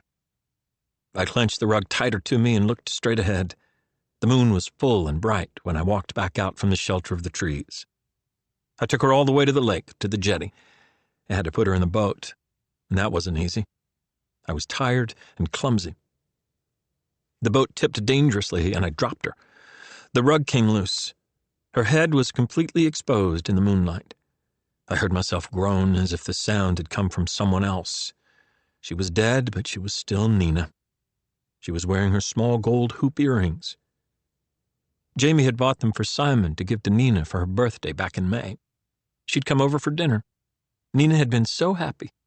She'd kissed him and thanked him and insisted on putting them on right away. Jamie had been pleased even though she didn't like the girl. I couldn't look away from those earrings and the bruise. It was large and unmistakable around her left jaw and cheek. I looked closer. Her lip was split. I reached out and flipped a corner of the rug back to cover her face. At the same time, a barn owl screeched nearby and scared the shit out of me. My hands were shaking. I forced myself to move. I went back to the house. I took off my shoes before I went inside. There was a gym downstairs with dumbbells. I took a set with me. There were ropes in the back of my truck. I took the dumbbells and the ropes to the boat. I tied the ropes around the rug at the top and the bottom, knotting them tightly so that they wouldn't unravel. Then I tied the dumbbells on too. I tied knots upon knots, checked everything to make sure it was tight and secure. I found that I was checking the knots again and again, checking each one until I got to the end, and then starting from the beginning and doing it over and over in a loop. My breath was coming faster. I had an image in my mind of the lake the way I had first seen it, shimmering blue under a sun-soaked sky. I imagined children playing on the shoreline, Simon's children, our grandchildren. I heard their laughter. And then in the background I saw Nina's body floating to the surface in pieces and bobbing there in the water, horrors waiting to be discovered. I had to force my hands away from the knots, force myself to finish my work. When everything was done, I rowed out to the center of the lake, and I slipped her body into the dark water. For one awful moment, I thought she was going to float, but the weights did their job, and her body disappeared in moments, sinking fast. I dropped the shovel in after her. The weight of the metal was enough to sink it. I rowed back to the jetty. I checked the boat to make sure I hadn't left traces. There was dirt in the bottom of the boat, but there had been when I'd arrived. My hands and nails and clothes were filthy. I couldn't stand it. I walked into the freezing water until I was submerged. I scrubbed at my hands, my face, my hair, until my whole body was shaking from the cold. I staggered back to the truck. The house that Jamie had fallen in love with looked like a house of horrors to me now, lying low and dark under the moonlight. We would never be able to sell the place. We'd be stuck with it for the rest of our lives. For one awful moment, I thought I'd lost the keys to the truck, that they were buried at the bottom of that grave in the woods, or that they'd fallen into the water along with Nina's body. Then my fingers found them at the bottom of my pocket. I stripped off my wet clothes and threw them on the floor of the passenger seat. There was an old sweatshirt in the back seat. I pulled it on, started the truck, and turned up the heater. My hands were shaking so much that I could barely drive. But I couldn't wait until I had warmed up. It was nearly 4 a.m., according to the truck's display. I had just enough time to get home and shower and dress before I had to come back with my family and pretend to search for this dead girl. I tried to tell myself that it was over, that it was done. I wanted to put the memory of that night into a box, to seal it with lead, and to drop it deep into the recesses of my mind, never to be taken out again. I tried hard, but I couldn't do it. All I could think about as I drove away was Nina's face. A mile down the road, I pulled off to the side, opened the door, and dry-retched. Afterward, I drove on. My fingers were clenched around the steering wheel. The truck warmed up. I stopped shaking. I knew my son. I knew him. He was not a murderer. Chapter 14. Leanne. On Wednesday morning, I put on my hiking gear, old hiking pants and boots, and a light wool long-sleeve shirt with my fleece over it. I would put my jacket on as another layer before leaving the house. I packed a day pack with water, my rain gear, food, and my compass. I'd use my phone where I could, but it was better not to rely on phones because service would likely be patchy, and offline trail maps only worked as long as your battery lasted. Besides, I'd searched online for trail maps of the area and had found nothing. I wondered if the Jordans had some. I wondered if they would meet us, as promised. When I got downstairs, Grace was waiting. She was dressed in thermal leggings and boots and a fleece sweater. Her jacket was hanging on the back of a kitchen chair, and she was tying her hair back into a ponytail when I came in. She turned to face me. "I'm coming," she said. Andy made a helpless gesture in my direction. He'd obviously already tried to talk her out of the idea and failed. "I don't know, Gracie," I said.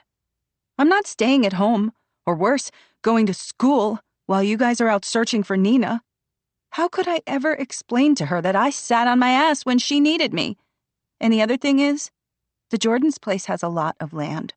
We're going to need to cover a lot of ground. Every person counts today." She was right. I couldn't argue with her. So I put my arms around her and hugged her tight. Andy drove. I sat in the passenger seat and Grace sat in the back. We didn't talk, and Andy turned off the radio.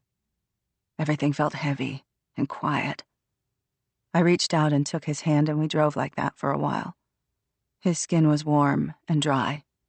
He had calluses on his fingers from his work and from playing guitar. He squeezed my hand. "I think maybe we're not going to find her today," Andy said. "This idea, it's a real long shot." I looked out the window. Andy was doing what he always did, getting ahead of the problem, trying to prepare Grace and me for bad news or no news. He hated to see us upset, which was not a bad thing, except that it so often resulted in him avoiding conflict, avoiding reality, when it was ugly.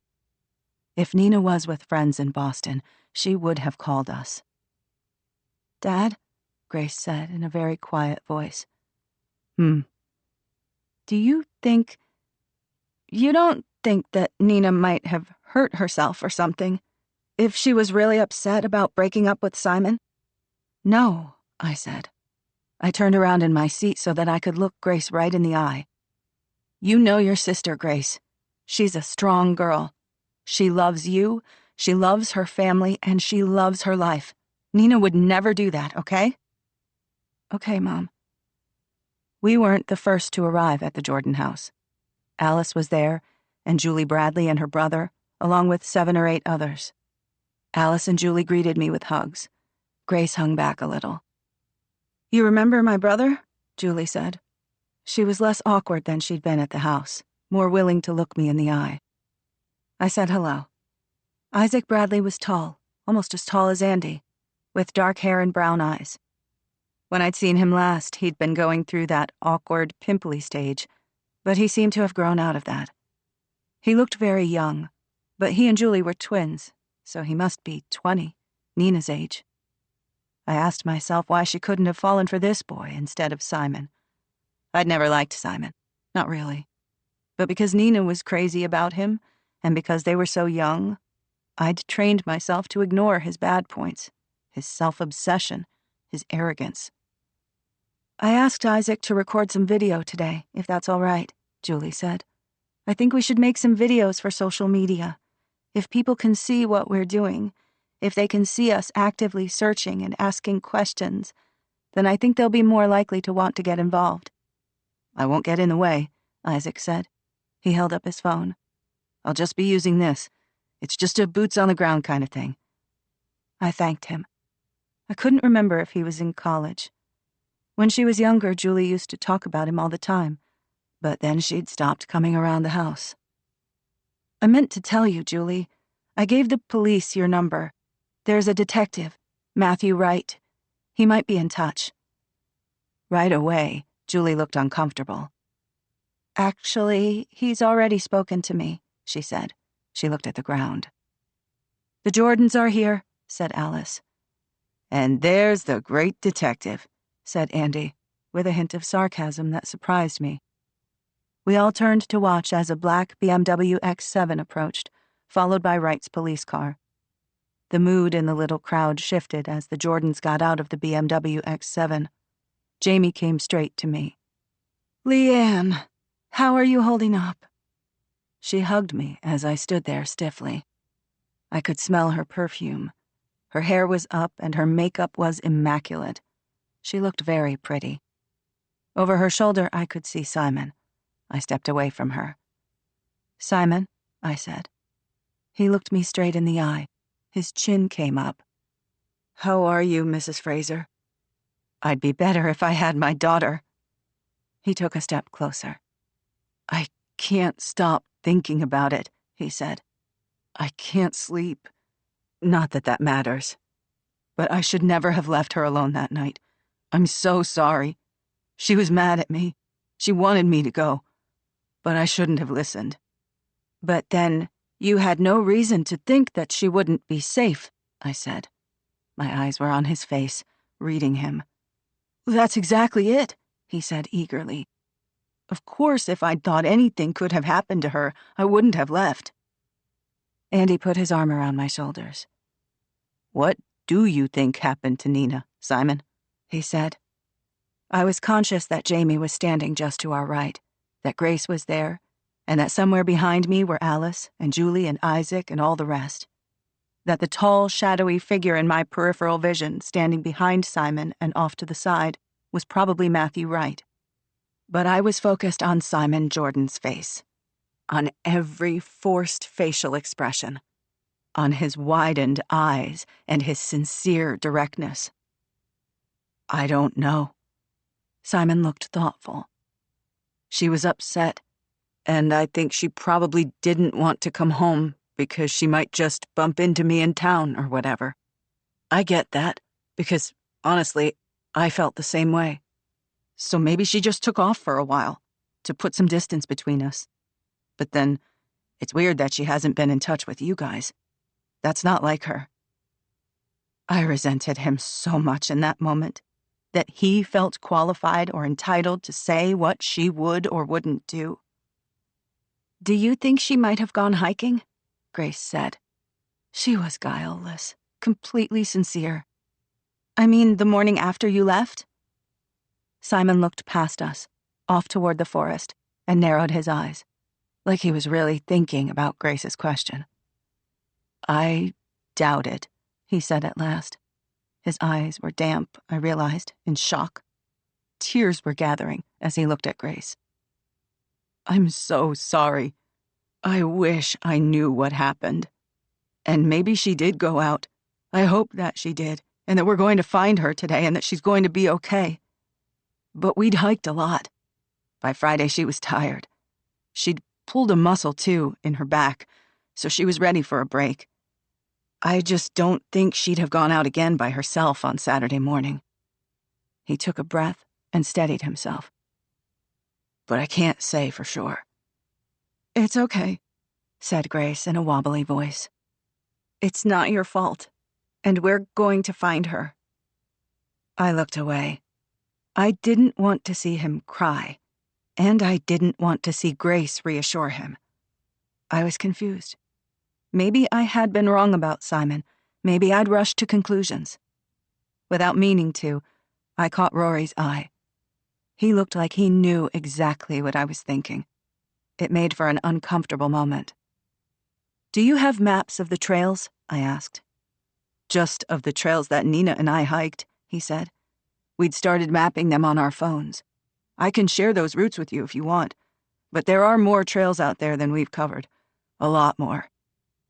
Maybe the previous owners have trail maps, Jamie said, in a clear voice that carried in the still morning. She turned and spoke to her husband. What do you think, baby? I'll make a call and find out, Rory said. He was dressed from head to toe in black. Black Canada Goose jacket and beanie, black pants, black boots, black wool gloves. Everything looked brand new. He glanced at his watch. Might be a little early to get the real estate agent, but I'll try. He walked away a few steps and made his call. More people had arrived and continued to arrive as we stood about. After a minute, Rory rejoined us and told us that his call had gone to voicemail, but that he'd left a message and would continue to try. Alice approached me. Do you want to say a few words? I shook my head, and she squeezed my arm in quick understanding. Well, then, if you're okay with it, I'll get things started. If I hadn't known she was a teacher, I'd have guessed it from the way she managed to draw everyone's attention and quiet them down. She explained briefly what we were doing there, though obviously everyone present already knew. She told us that we'd be breaking into groups of a minimum of 2 people, a maximum of 4 or 5, depending on experience and ability, and that we'd each be assigned a suggested route. As the routes weren't all mapped, we were asked to track where we went using a mobile phone app. We should call Nina's name regularly and look out for anything unusual. If we saw something, anything at all, we should not touch it, but should take a photo and drop a pin on the location using our phone app. Everyone was to be back before dark and should plan their return accordingly. If anyone there was not an experienced hiker, they had to make sure they joined a group with someone who had experience. Alice had Simon email her the file with the routes that he and Nina had mapped, and she distributed it through the Facebook group to everyone else. Quickly, people broke into groups and chose routes. The Jordans made it clear that they wanted to walk alone. I took a step toward them, and a voice spoke in my ear. I wouldn't. I turned and looked up into Matthew Wright's impassive face. You're about to suggest that you join them. Don't do it. I searched his eyes. You want them to be alone, so that if they're going to find anything, they won't be inhibited. He didn't say anything. Are you coming? I asked. I have work to do here, he said. Alice stayed behind to greet and organize late arrivals. I went out with Andy, Grace, and the Bradleys. We planned to hike the first couple of miles together until we got farther out, and possibly break into subgroups to tackle separate side routes. Everyone knew what they were doing in the backcountry, and we made good time, though the trails were not in good condition. It must have been years since anyone cleared them. Once we got off the main trail, the trails deteriorated until they weren't much more than animal tracks. Very quickly, I lost whatever small hope I'd had that we might find Nina. The undergrowth was thick and seemed undisturbed. More than once, we broke through spider webs that seemed like they must have been untouched for weeks. We saw no footprints but our own. We'd deliberately chosen a route that would lead us to a small lake that was marked on the map, a route that Nina and Simon had not previously taken, but that might be attractive to her. After a couple of hours, I stopped. Should we go back? I said.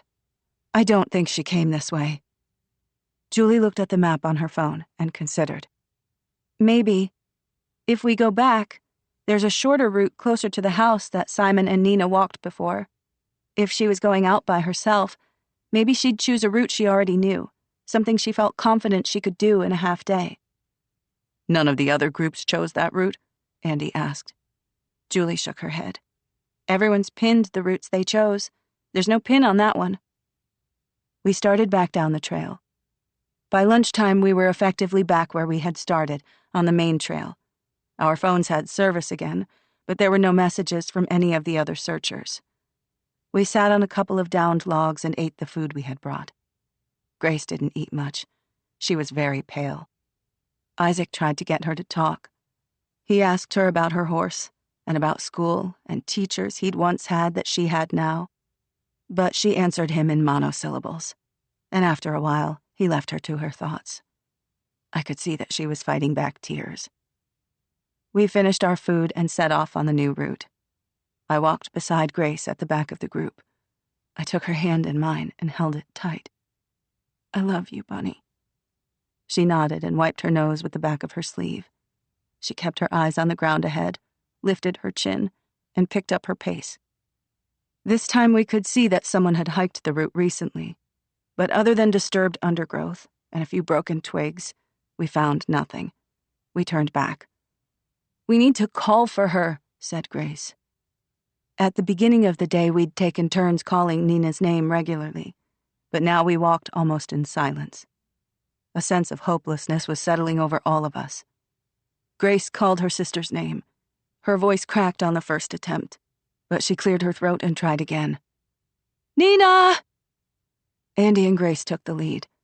They took turns calling out Nina's name into the silent trees that surrounded us. Julie and Isaac Bradley fell back a little. In between the calls of Nina's name, I overheard snatches of quiet conversation. I dropped back to walk with them. Isaac had been showing Julie something on his phone, but when he saw me, he flushed and shoved his phone into his back pocket. "Everything okay?" I asked. "Uh-huh, sure." I looked at Julie. She didn't exactly avoid my gaze, but she glanced at me, and then her eyes slid away. Something wasn't right. "Julie?" I said. "It's nothing," she said. I raised an eyebrow at Isaac. He was still flushed and obviously uncomfortable. He looked to check where Grace was and lowered his voice. "Sorry," he said. "It's just, my friend Sally Ann's mom came to help with the search today. Did you see her earlier? She had a dog with her, a German Shepherd." I shook my head. I'd been aware of other people milling about, had recognized a few faces, but most of my focus and attention had been on the Jordans. "Well, it's just that the dog, her name's Trudy. She used to work for Search and Rescue. Sally Ann's mom brought her along in case she could help out." "That's good," I said. "A dog would be really useful." "Yep," Isaac said, but his flush didn't fade. It occurred to me that the dog would need something with Nina's scent if it was going to try to find her. No one had asked me for anything. "What aren't you telling me, Isaac?" Isaac threw a desperate glance in Julie's direction. Julie was the one who explained. "The dog, Trudy. She did work for Search and Rescue, but she was a cadaver dog. She searched for human remains until she got too old. And Sally Ann just messaged Isaac. She says that earlier today her mom was out searching on a trail and Trudy alerted like crazy. They didn't find anything. I mean, they didn't find a body, so maybe it's nothing. Trudy's old now, she's retired. And Sally Ann's mom isn't a professional dog handler or anything. Trudy could have been confused, or maybe someone had butchered a deer or something." I nodded at Isaac and Julie as if I was just fine. As if what Julie had just told me hadn't made me feel suddenly sick or made sweat break out on my forehead and lower back. I kept walking. I couldn't be sick here, in front of everyone, in front of Grace. I concentrated on walking, one foot in front of the other. I counted my steps until I got to 100, then started again. I pushed the fear down. It wouldn't help me. We got back to the Jordan house just as the sun was going down. We broke out from the trailhead into the lawn, and even from a distance we could see that the house was a hive of activity. There were more vehicles, lots of them, and more people. Returning searchers, but others too. 2 officers passed us as we crossed the lawn. I thought they were coming to talk to us, but they just nodded as they passed and kept on going. One of them was carrying a large roll of police tape. "Why are they going out so late?" I asked Andy. He shook his head. His eyes were narrowed and fixed on the house. As we got closer, I saw Jamie Jordan standing off to the side, directing caterers who had set up a barbecue station. The caterers were grilling hot dogs and handing out food to returning searchers. Jesus Christ, Andy said. They're treating this like a fucking PR exercise. He stalked ahead of me, over to the barbecue area. Mom, Grace said, alarmed. But I was distracted by the other activity at the house. There were 2 white vans, unmarked, pulled up right outside. I saw men in white plastic overalls leaving the house. Matthew Wright was there, standing with his back to us, his arms crossed. One of the men in overalls approached Matthew, removing a mask and head covering as he did so. The man in overalls was in his 60s, maybe. He was thin and balding, and what was left of his hair was cut very close. He wore round wire-framed glasses, and he had a set expression on his face. Stay here, Grace, I said. I walked toward the house, leaving her behind me. Anything? Matthew was saying to the balding man. I got closer, trying not to be too obvious about it. Matthew had his back to me, and the other man was very focused on their conversation. There were other people about, not quite as close as I was. I took out my phone, turned so that I was facing away from Matthew and the balding man, and held my phone as if I was fascinated by whatever was on my screen. At the same time, I strained my ears to listen. Matthew kept his voice low, but the balding man spoke loudly, like someone who was hard of hearing. Nothing. No blood, no indication that anything happened in the house. Right. Okay. There's just one thing. The whole house smells strongly of detergent. You mean like bleach? The balding man shook his head. More like the kind of floral scent you get from fabric cleaners. We ran some tests. The living room floor has been cleaned with a detergent that contains sodium percarbonate. What exactly does that mean? Matthew said. Sodium percarbonate is a chemical that some manufacturers have started putting in their fabric cleaners. They market it as active oxygen. They say it kills viruses and bacteria, and so, there's a lot of demand. The problem for us is that active oxygen interferes with luminol. It stops our tests from working. You could have blood all over the floor. You clean it with a detergent with sodium percarbonate, and that's it. We could spray luminol all day and still see nothing. Did you search the house for cleaning products? Sure. There's nothing in the house with active oxygen in it. Maybe whoever used the product finished the bottle. But like I said, it's not something they put in floor cleaners, as a rule. So, to me, that's suspicious. As I listened to them talk, my breathing started to come faster. My lungs tightened. I turned around. I saw Simon Jordan near the barbecue stand with his mother. Andy was there too, shoulders back, chest up, looking antagonistic. I felt like everything was shifting and spinning around me. Grace was standing by herself, her hands stuffed in her pockets, her face still so pale. I tried to slow my breathing. I drew in one long breath, and then another one. I was conscious only of the air entering and leaving my lungs, and a kind of roaring in my ears. I turned away and started walking toward the barbecue. Behind me, I heard Matthew say my name, but I had broken into a run. Simon saw me at the last minute. His mouth dropped open in disbelief, just before I reached him and punched him with everything I had. Chapter 15. Matthew. Leanne Fraser's fist connected with Simon Jordan's face like she'd been training for the moment all her life. His head snapped back, and he staggered backward. But she kept coming, kept reaching for him. Matthew had seen the hit coming, a moment too late to stop it. He got there in time to stop it from going any further. He caught up with Leanne, grabbed her around the waist, and pulled her backward, while everyone else was still frozen in shock. Leanne was stronger than she looked. He had to lift her off the ground and carry her backward, and she fought him all the way, struggling and twisting. Matthew carried her back toward his police car, aware all the time of all the eyes watching. It would be a miracle if the whole thing wasn't being recorded on someone's cell phone. Matthew bundled her into the back of his car and shut the door. Leanne tried immediately to open it, but it didn't open from the inside. She banged at the windows with her forearms, and when that didn't work, she leaned back on the back seat and kicked at the window with her booted feet. The windows were reinforced, and her feet bounced off. There were other voices by now. Jamie Jordan's voice rose above the clamor, shouting something about pressing charges. Matthew got into the car and drove away. He didn't really have a choice. The alternative was to sit there while Leanne Fraser lost her mind in front of 50 people and their cameras. "He killed her. He killed her, and you know it." "That was stupid," Matthew said. She kicked at the back of his seat. "Shut up. Shut the fuck up. You need to calm down. Shut the fuck up." She screamed the words at him. There was a security partition between them. If there hadn't been, he figured she would have reached through and hit him.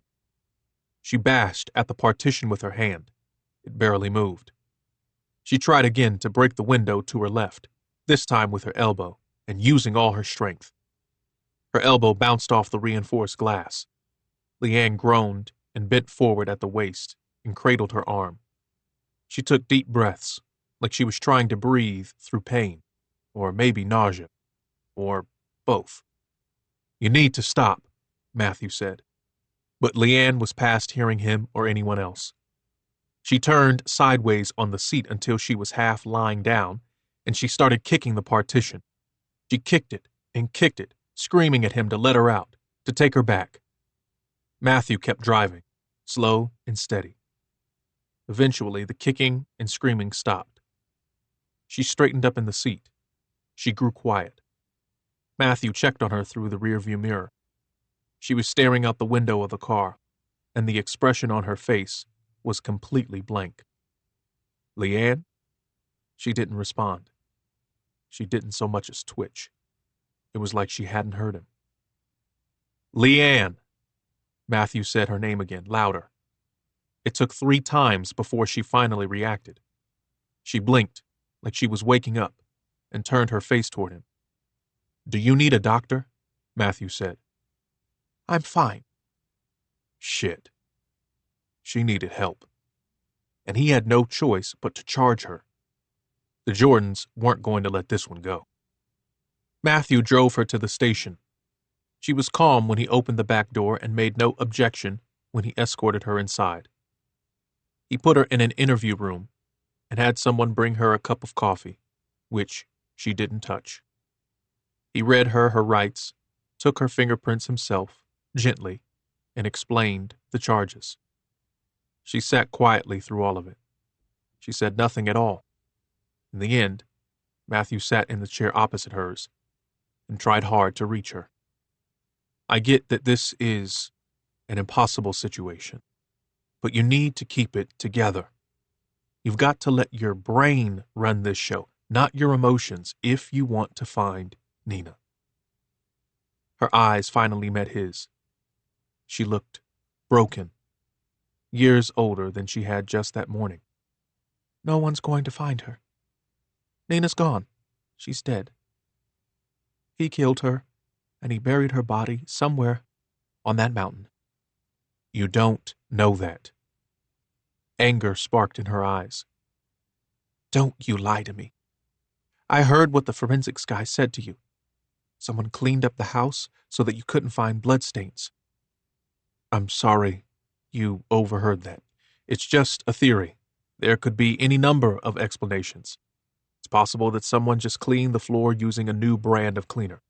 We need to ask and answer these questions before we start trying to draw conclusions." She looked at him with obvious disgust. "Julie Bradley told me everything. Would you have told us if she didn't? I don't think so. Nina's our daughter. But you hoard information as if it doesn't impact us, like we're just spectators on the sideline. When your investigation is over, you'll just move on with your life. But this is our life. Why don't you get that?" Damn. When Sarah Jane had interviewed Julie, she'd had the sense to ask the girl not to tell Nina's parents what they'd discussed. Julie had, under pressure, agreed to keep it to herself. It looked like she'd broken that promise. We asked Julie not to tell you about the bruises for a lot of reasons, the main one being that her personal theory about what happened isn't proof. She asked Nina straight out if Simon had hurt her, and Nina denied it, so her theory doesn't actually move us forward right now. Leanne looked confused. Matthew tried again, talking a little slower. Proof is everything.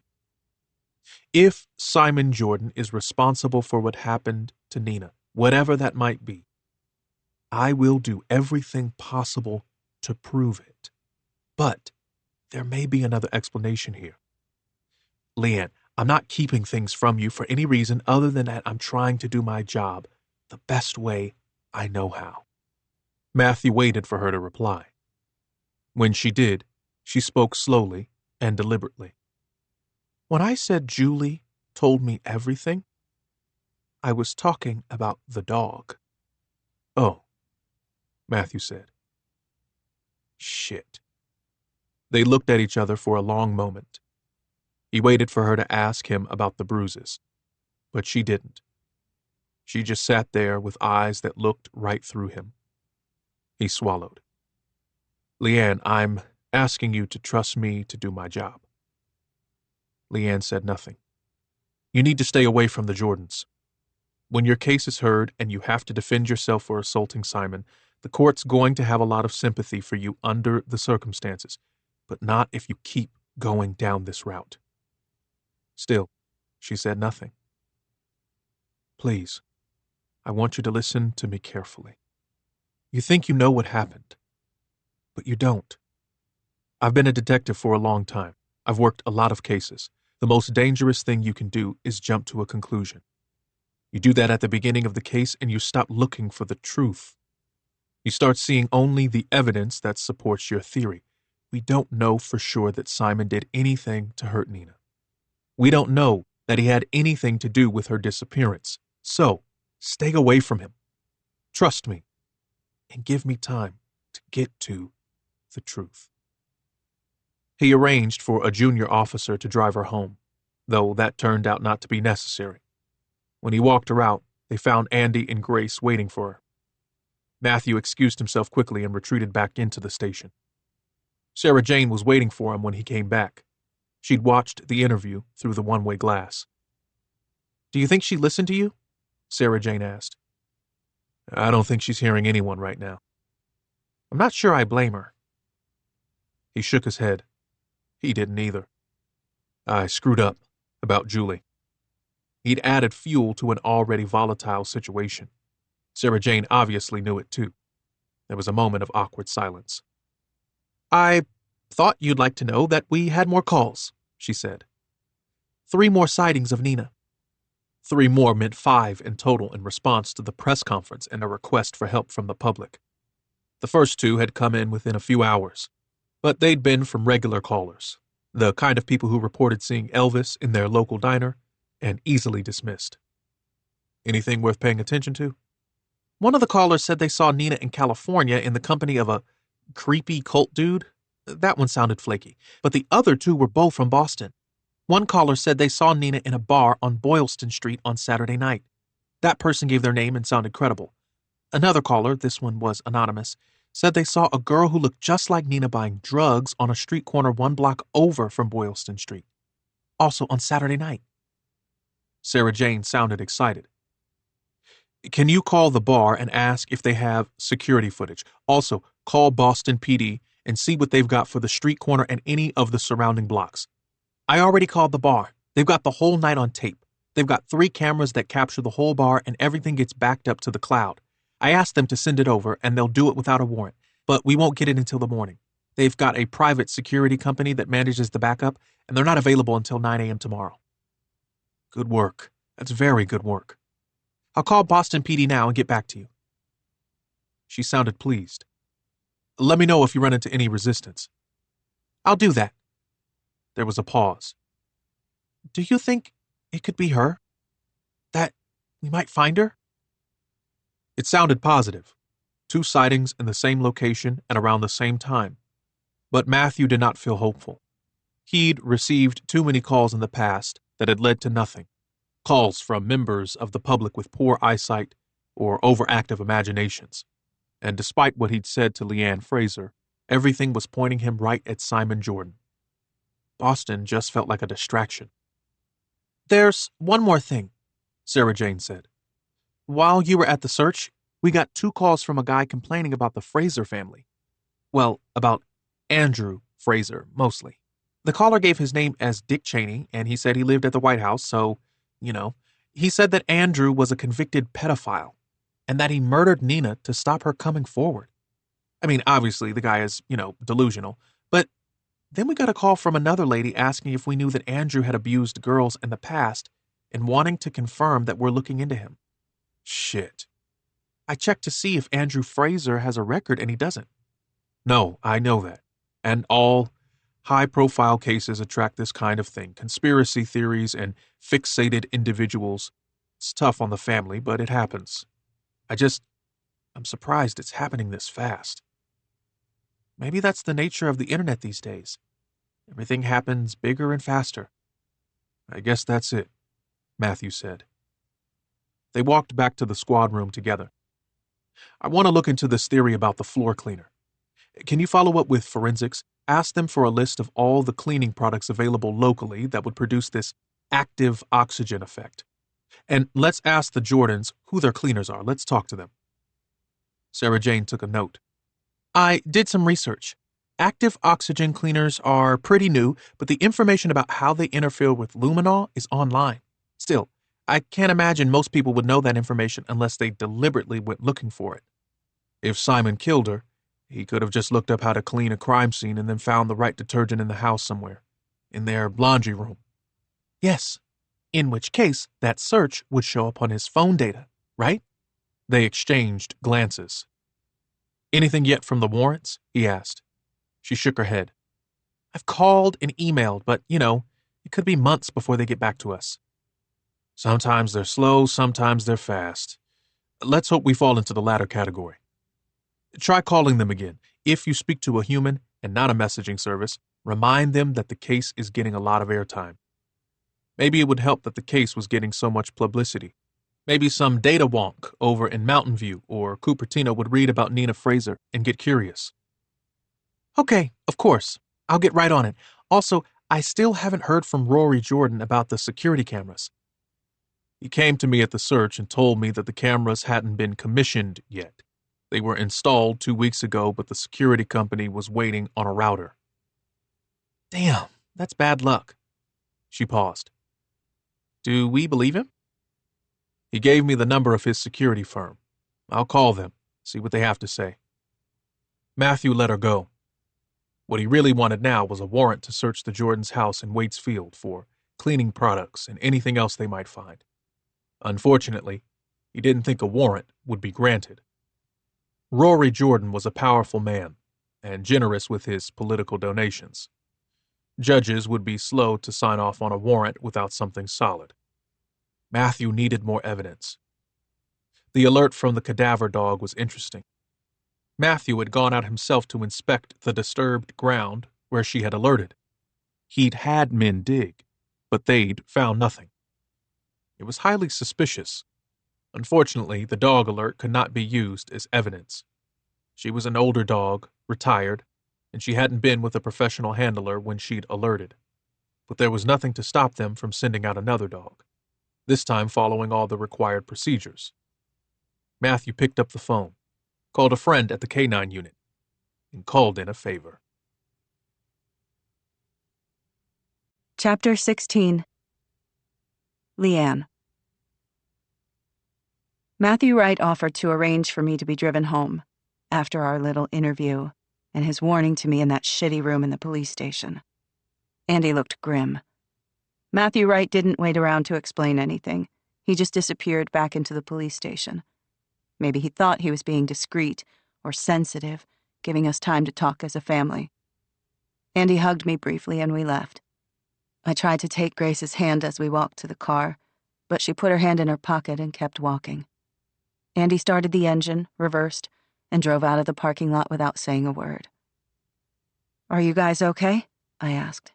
"We're fine," Andy said. Grace didn't answer. I'm sorry if you were worried. I was searching for words. Not for the first time in our married life, I wished that Andy could read my mind. There was so much I had to tell him, and I couldn't say any of it in front of Grace. Whatever, said Grace, with perfect teenage disdain. Grace. Andy said her name with a warning note. What? Really, I'm sorry if you were worried. Matthew Wright says that it's not too serious.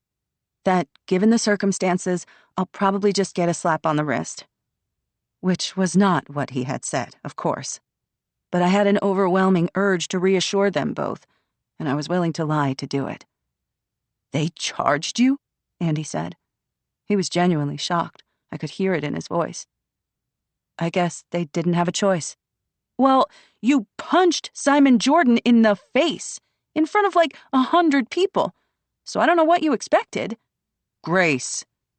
Andy's warning note had moved up to a reprimand. What, Dad? She's acting like a crazy person. Andy was red-faced and angry. He opened his mouth to say something, but I reached out and squeezed his hand. I turned in my seat to look at Grace. I'm sorry, I said. It's a difficult situation. The words were completely inadequate. Grace shifted in her seat and subsided into silence. We drove on. When we got home, we parked in the courtyard and went through the back door into the kitchen. Rufus gave Grace an ecstatic greeting. She gave him the briefest pat on the head, then pushed him off. She turned to face us. She looked exhausted and pale and very young. I'm sorry, Mom. It's okay, Grace. I get it. I just think you need to remember that Simon loves her too. I mean, maybe they broke up, whatever, but they were together for a really long time, and he's really, really upset. You guys saw that. I tried to answer her. I just couldn't find the words. Andy turned away and went to the fridge. I'll make us something to eat, he said. I have to go out, I said. They both stared at me. I'm sorry, just for a few minutes. That's a bad idea, Andy said. He was looking at me like I was losing my mind. I tried to convey with my eyes that I had a lot to tell him, that I had a very good reason to leave the house at this delicate moment. I tried to ask him to trust me. I don't think the message got through. He turned away, shaking his head, and opened the fridge door. Go, he said, if that's what you want to do. Grace, what do you feel like eating? We've got bacon. I could do something with pasta. I could feel the anger coming off him. That hurt me. I wish he trusted me more than he did. But it was something I would have to deal with when I got back. I had a brutal, relentless urgency inside me. I went to Grace and gave her a quick hug. She stood stiff and unresponsive in my arms. I got my keys and jacket and left the house. Julie Bradley's mother, Dolores, managed a bar just off Main Street in Waterbury. By the time I got to the bar, it was almost 7 p.m., and the place was busy. Not ski season busy, but busier than I would have expected, given that the college-aged kids had gone back to school. There were a few regulars, faces I recognized from around, enough so that there was a hum of conversation over the music. The booths that lined the walls of the bar were mostly empty. The previous week, they would have been full of college kids who'd come to Vermont for their week's vacation, to hike and climb and kayak and hang out. We saw them around town every year. They wore hiking pants and t-shirts and had flushed, laughing faces and endless 20-something-year-old energy.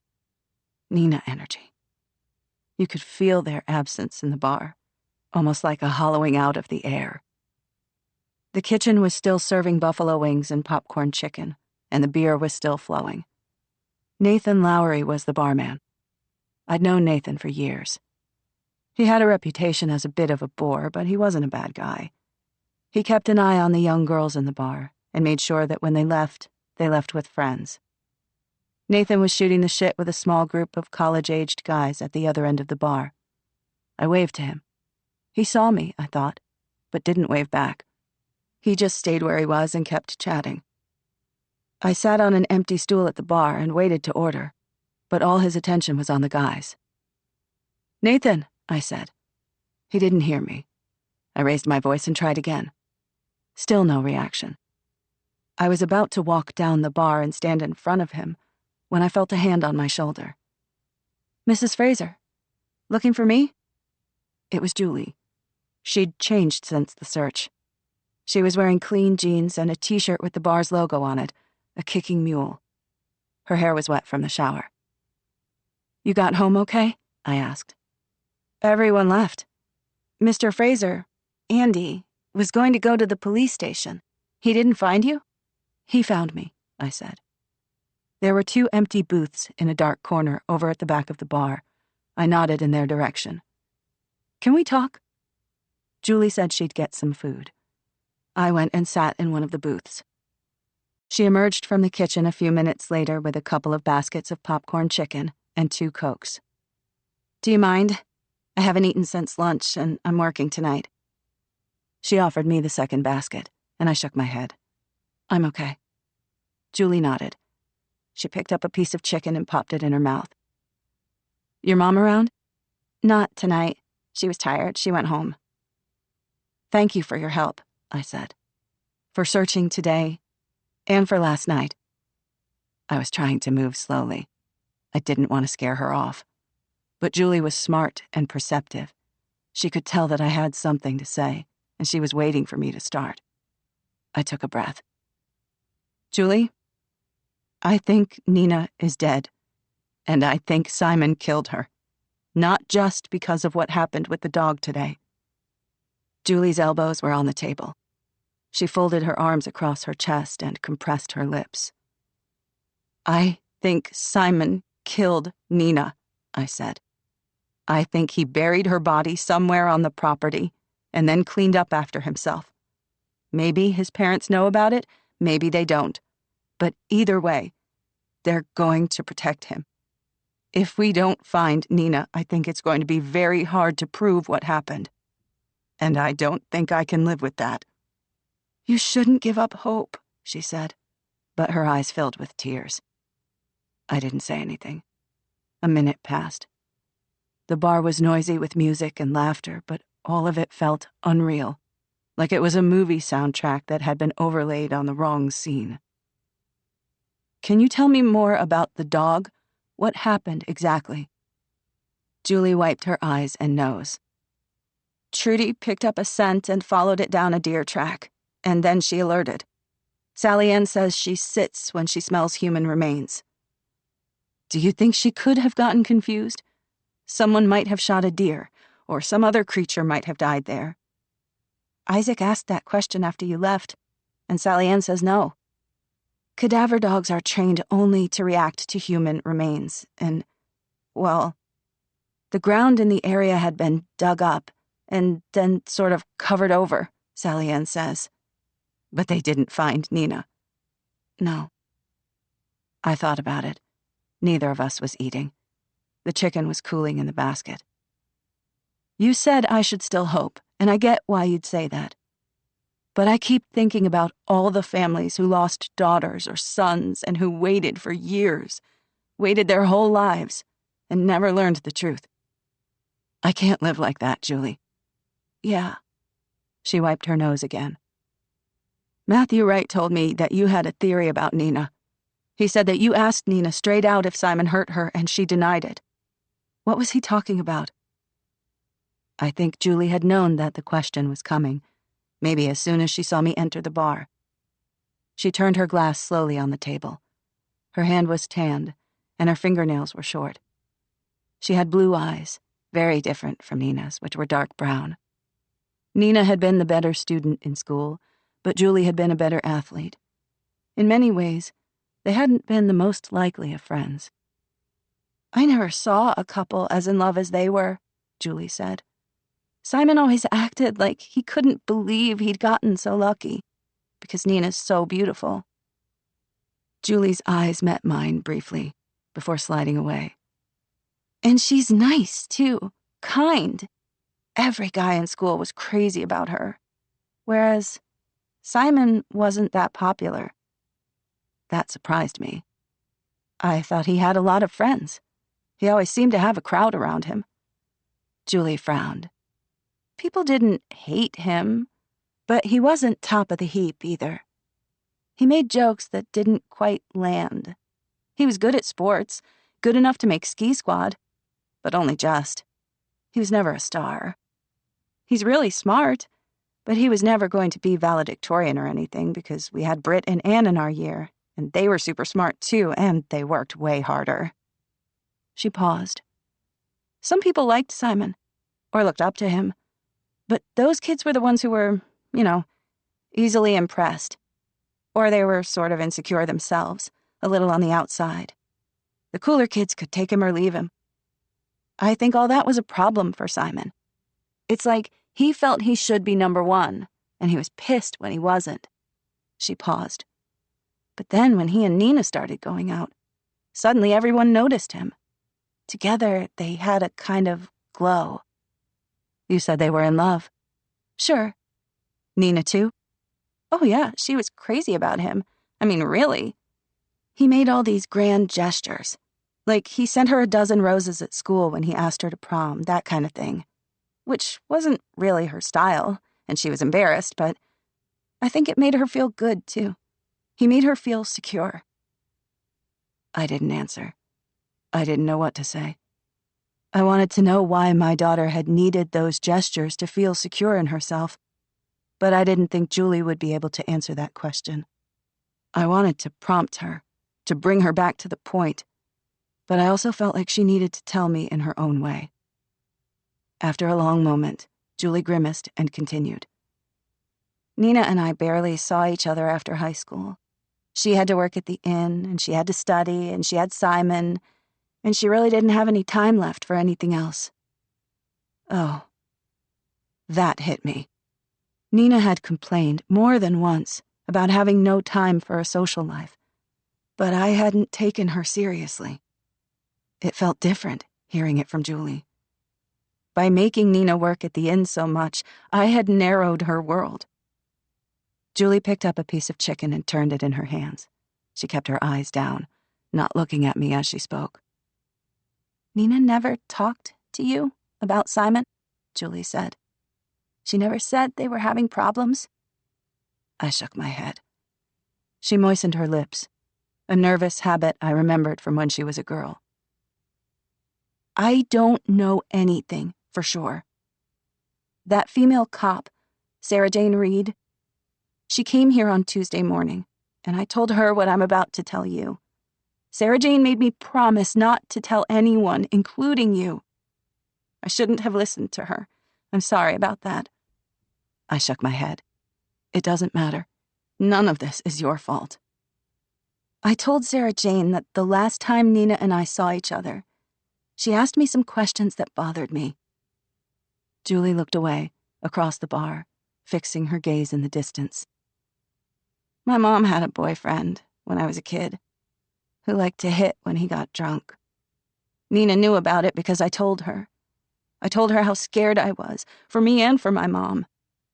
Eventually, my mom dumped him and we all moved on. It's ancient history.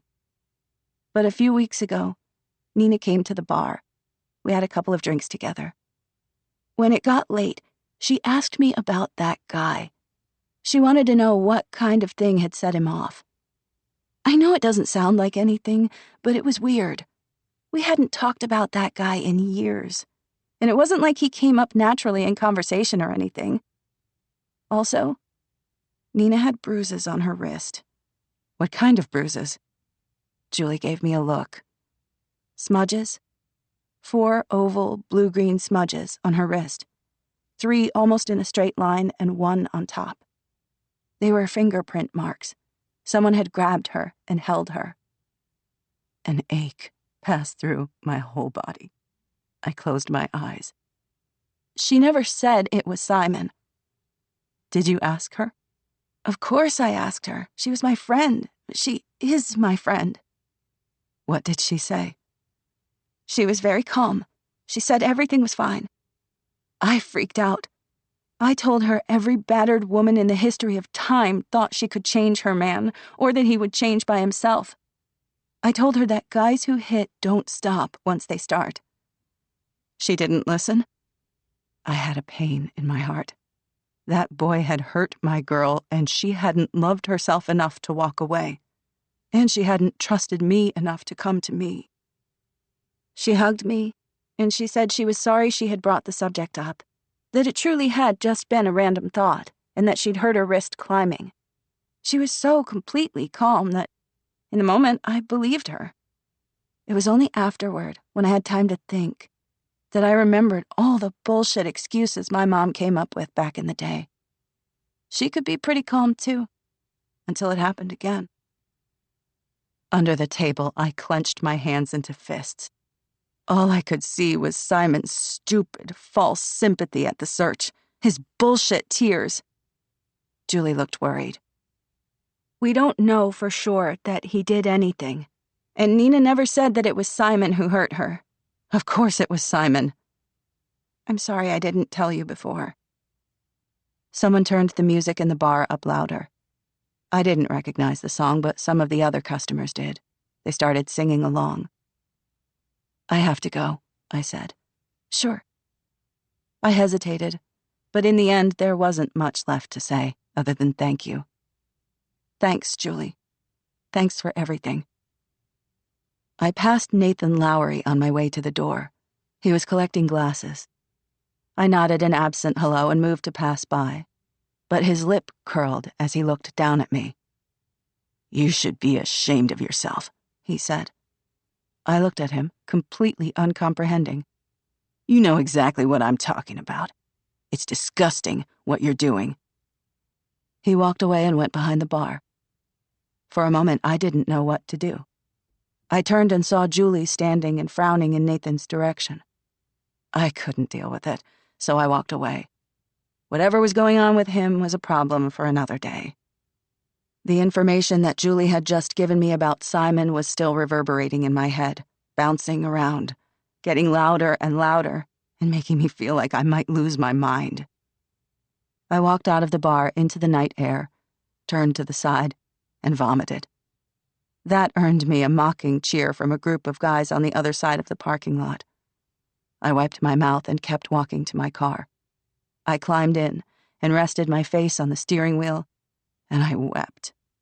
I thought that I might be broken in a way that would never, ever heal. I thought about Nina, about her face, her hair, her hands, the small freckle on her index finger that had appeared when she was 4 years old and was still there today, the birthmark on her left knee, her brown eyes. She was all alone somewhere, and I needed to be with her, to hold her, and let her know that she was loved, that even in death, if that was where she was loved. Chapter 17. Andy. I don't get angry easily, and I don't like to fight. I know some guys who do or did when we was younger, but fighting don't do anything for me. When some guy comes into the bar full of piss and vinegar, I'm not going to go out of my way to catch his eye. There's a guy that works for me by the name of Billy Pearson. Now, Billy has a volatile temper. I've known him for some 30 years, and I've seen him walk himself into one problem after another because he can't control himself. And there are times when I feel sorry for him, but yeah, I'd judge him for it. Losing your temper seems to me to be a teenage kind of thing to do. It's something you should grow out of, and if you don't, it's because you aren't trying hard enough or because you have a weak character. Looking back, I can see that I was smug about my own cool head. They say that you can't be considered brave unless you've had to overcome fear. In the same way, I don't think you can take credit for a cool head unless you felt rage enough to kill a man and you've walked away. When I saw the Jordans handing out hot dogs to searchers like they was the hosts at some kind of fucking 4th of July party, I got angry fast. People had been out looking for Nina all day. They was tired and hungry, and I'm sure grateful to be handed something hot to eat. If it had been anyone else standing beside that barbecue, I would have been grateful too. But coming from the Jordans, it was such a fucking move that I lost it. They wasn't even doing the cooking. They'd brought in a guy for that. A guy in a white chef's hat. Who wears a fucking chef's hat to a barbecue?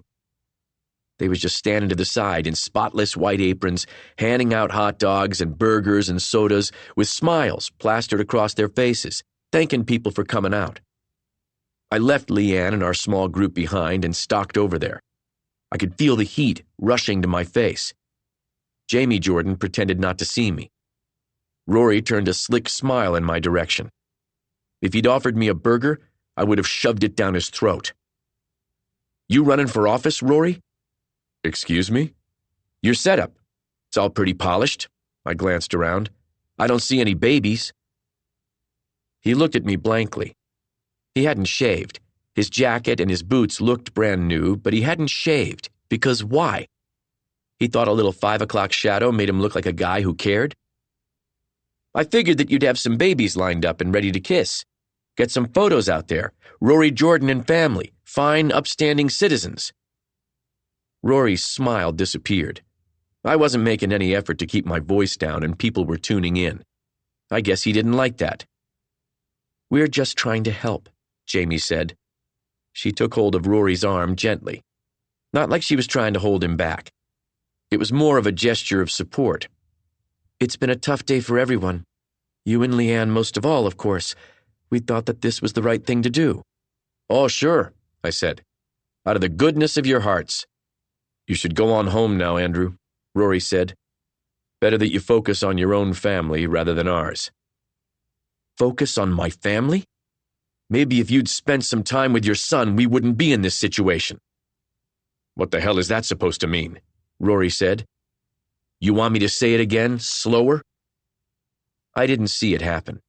I was so goddamn angry, and all I could see was Rory Jordan's stupid, smug face.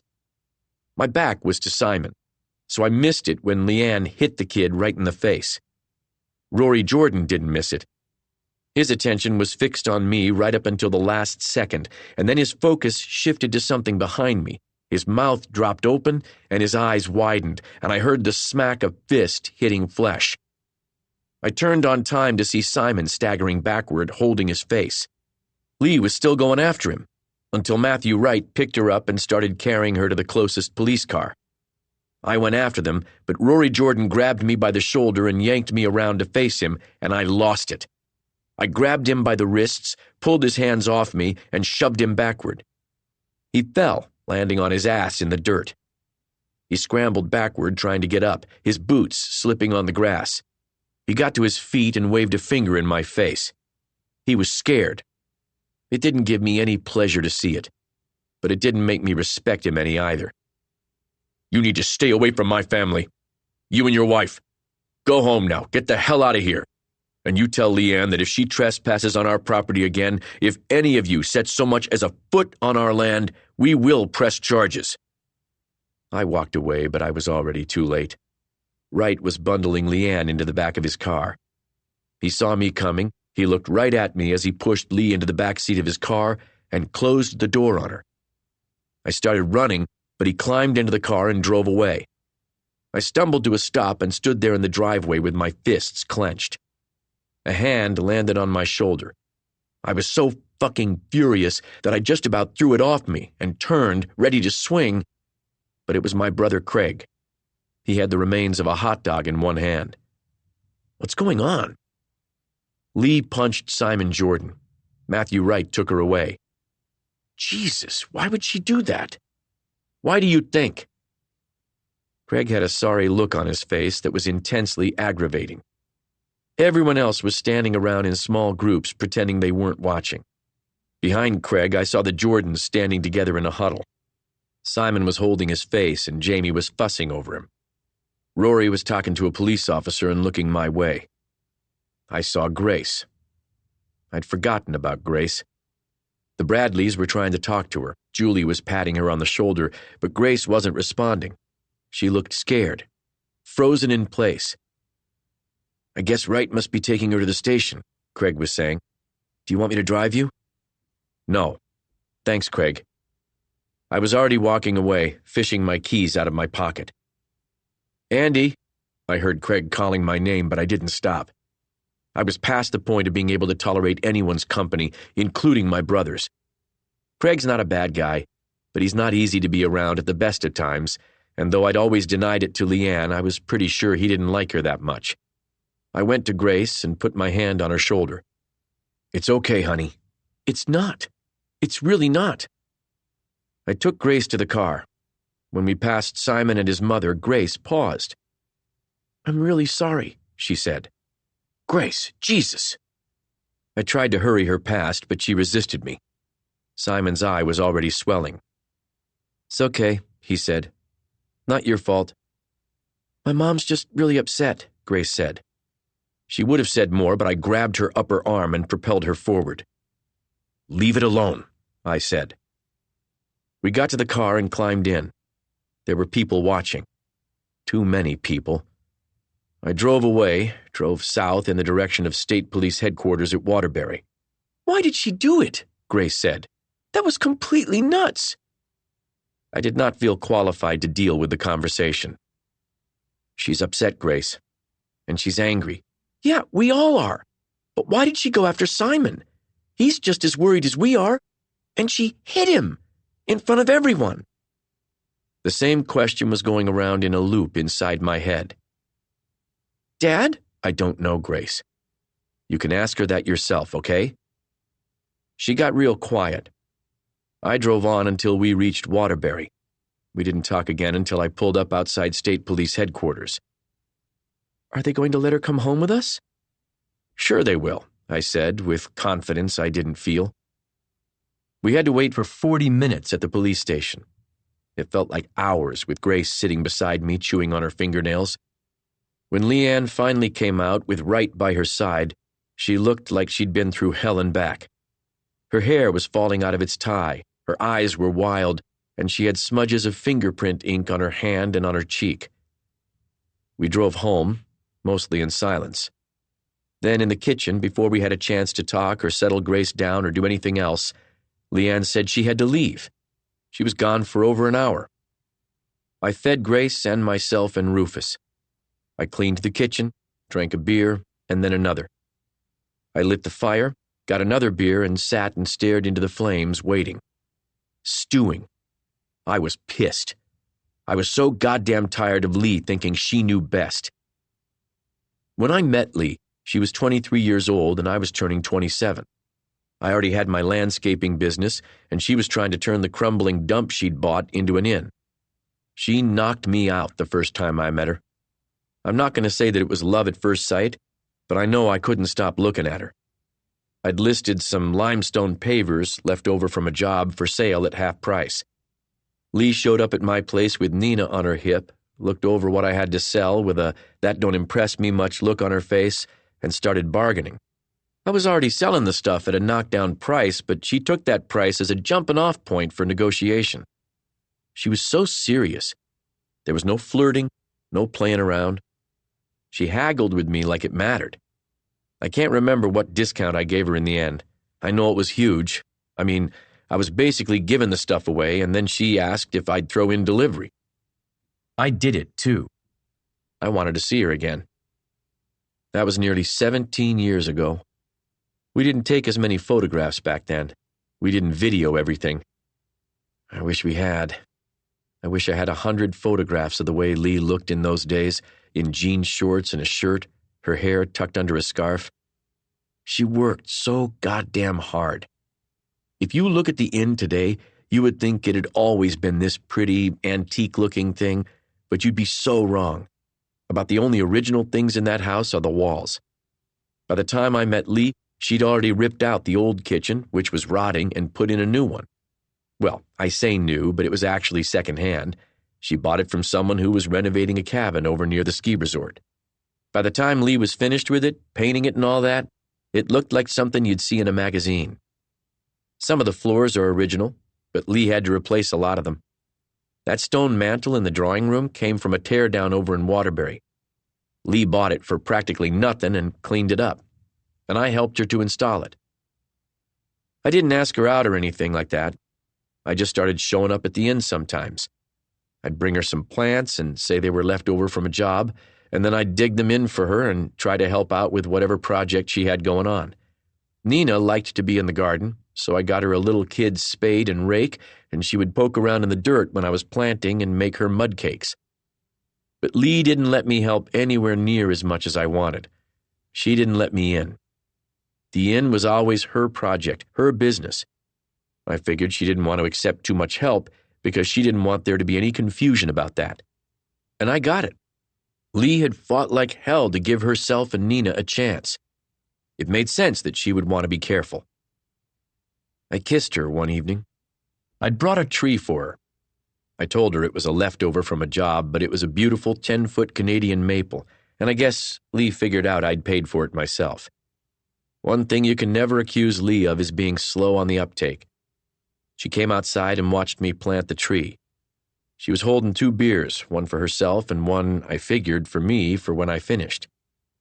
After the job was done, I went to her. She handed me the beer. We both looked at the tree. The sun was going down. "In 10 years, that tree will be a knockout," I said. She took my hand and held it, like it was as natural as breathing, like she'd been doing it all her life.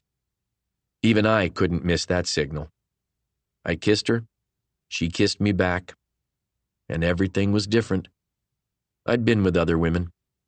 Once I'd even thought I was in love, but being with Leanne made all that seem like high school stuff.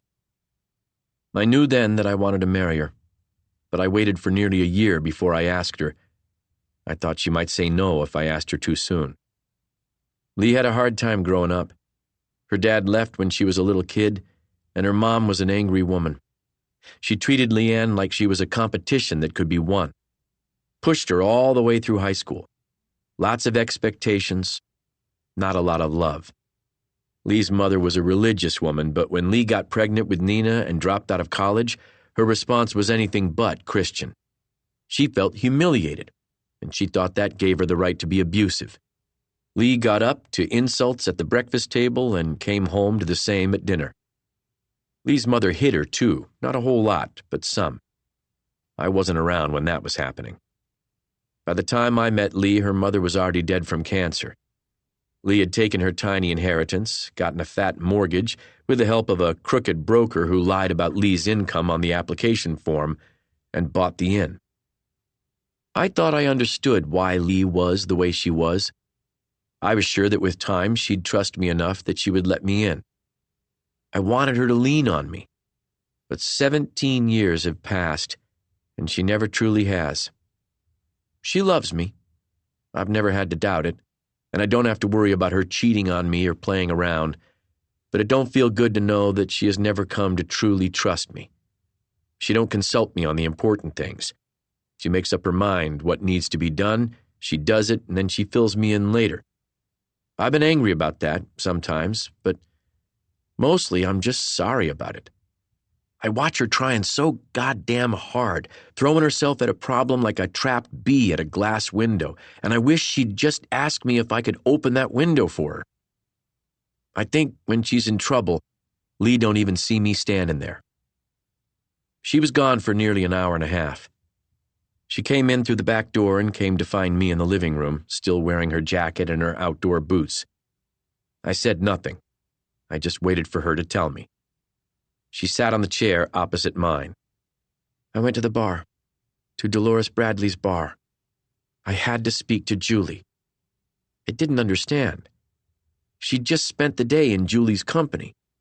There was no good reason I could think of that she'd have had to leave me and Grace to rush off and see Julie again. But then Lee told me everything. About the dog, about what she'd overheard at the Jordans, about Nina's bruises. "You think Simon hurt her?" I asked. My mouth tasted sour. "I know he did," Lee said. She went upstairs to check on Grace, leaving me alone downstairs. I crushed my beer can in my hand and a few drops of beer spilled on the rug. I wanted to punch someone. I thought of Leanne hitting Simon and wished it had been me. Wished I had that kid right there in front of me so I could beat the hell out of him, if that was what it took, to find out the truth. I went out into the cold night air and walked around the house, my feet crunching on the gravel. It was too dark to see the irises and crocuses that had started to bloom, but I got the scent of winter honeysuckle at the front of the house. Nina had helped me to plant that honeysuckle. She loved scented plants. Loves. Jesus. I went back inside, got some soup from the freezer, and put it in the microwave for Lee. When she came back down, she was carrying Grace's laptop. I was opening a bottle of wine. "Do you think that's a good idea?" she asked. "I do." I poured 2 glasses and handed her one. "Is Grace okay?" "Not really." Lee brought her laptop to the table and opened it. "Someone sent her this video today." She turned the screen so that I could see. The first minute of the video was a bunch of clips from Nina's and Simon's social media. Pretty pictures of them kissing in a forest. The 2 of them standing in the snow, arms wrapped around each other. That video of Nina pushing Simon into the pool and laughing, the one from the press conference. The audio track started out something I didn't recognize, something pretty and romantic, but that didn't last. The image on the screen changed abruptly to a still of Leanne taken from the press conference. The image had been frozen at a hard moment. Her mouth was open and twisted, her eyes a little wild. She was wearing her black long-sleeved t-shirt, but there was a stain on the shoulder that I didn't remember noticing on the day, and her hair looked like she hadn't washed it in a while. She didn't look like herself. She looked more than a little crazy. In case that point had been missed, the video doubled down by adding Jaws-style music and some overlaid text in blood red. The image stayed the same as the Jaws music played, but the captions changed every few seconds. Her girls have 2 different fathers. What happened to Nina's father? No one's heard from him in years. Now Nina's missing. What is her mother hiding? "Look at the comments," Leanne said. I pulled the laptop closer and scrolled down. "Bit harsh, also misogynistic overtones much, but I did think there was something off about her at the press conference. Like a robot." 674 hearts. "Totally." 32 hearts. "Robotic, like someone had told her what to say." 521 hearts. "Gorgeous couple. It's so sad that she's missing." 1,089 hearts. "Oh, come on, it's always the boyfriend." 387 hearts. "What crap, I'm so tired of this #BelieveWomen. What did we learn from Amber Heard? Guess what?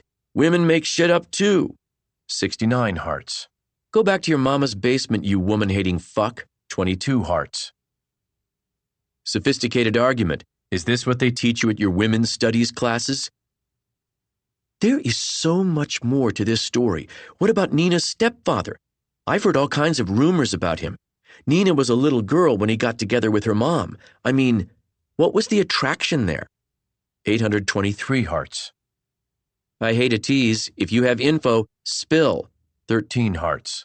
If there were any real journalists left in the mainstream media, they'd be looking into the stepfather. That's all I'm saying because I don't want to get sued.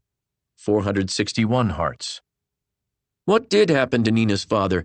Why wasn't there an investigation when he disappeared? That's fucked up. 1,041 hearts. I think it's weird that she didn't at least put on a clean shirt before coming to beg for her daughter's life. I mean, I know she had a lot on her mind, but it seems to me that's just something you do. 21 hearts.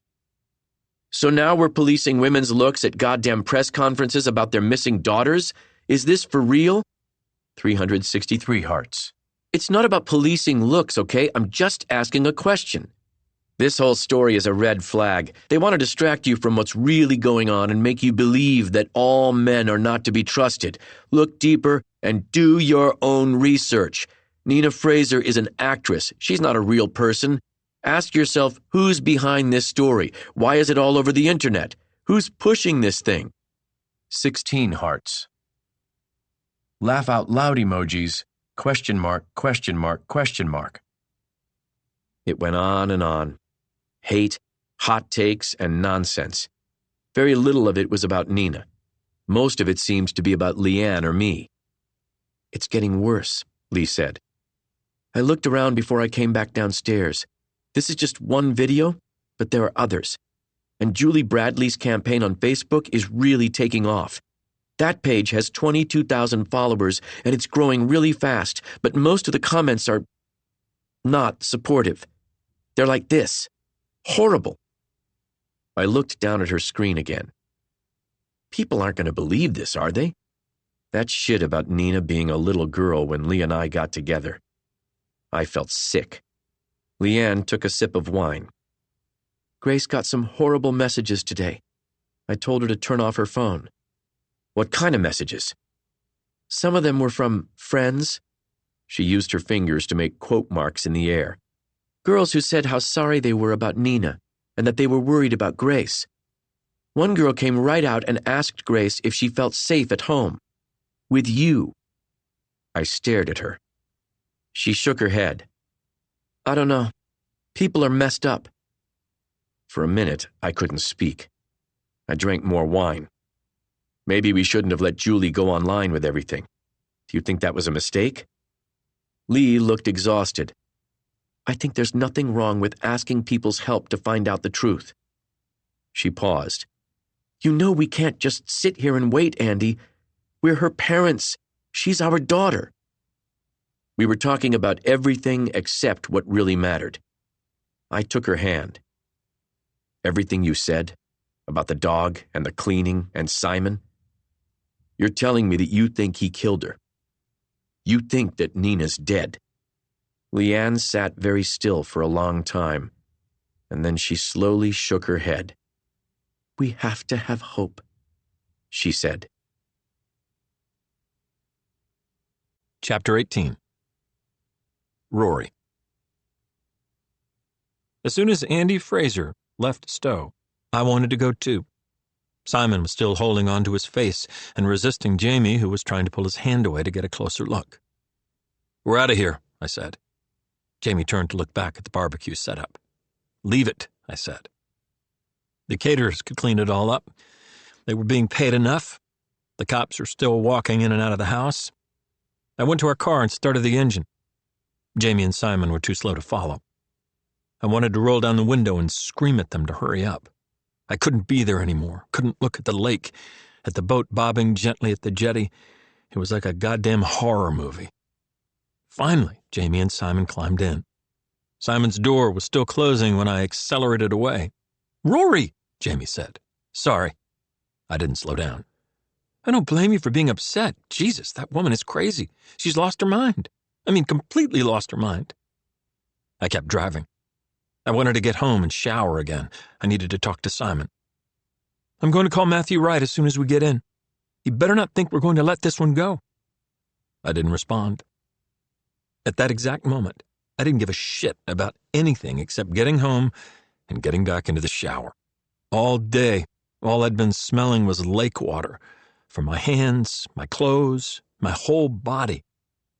It felt like the water had soaked into my skin, like I was sweating the stuff, which wasn't possible. I'd gotten home from Stowe just before 5 a.m. I'd parked the truck in the garage. I stripped there and threw my clothes and boots straight into the trash can. Then walked naked to the bathroom and the gym downstairs. I'd been in there for less than 5 minutes when Jamie came looking for me. She assumed I'd been working out, and I didn't correct her. I just had time to dry off and dress, and then I'd had to drive straight back to where I'd just come from. Don't you think we should call Wright and make sure he's going to charge her? What if she turns up at our house? I honestly think anything's possible at this point. Let it go, Jamie. Her whole body stiffened. She gave me a look that I didn't like. Just give me a minute, okay? It's been a long day. I need time to think. She acted then like she was fine with whatever, but that meant nothing. Jamie's very good at hiding what she really feels. We got home, I went upstairs, and straight to the shower. I turned the water up as hot as it would go and washed with shampoo twice, then body soap 3 times. When I got out and dried off, I could smell only eucalyptus. I dressed and went looking for Simon. I found him in his bedroom. He was lying on his bed with his shoes still on, headphones over his ears, scrolling through his phone. He looked up when he saw me, slid his headphones back, and gave me a sunny smile.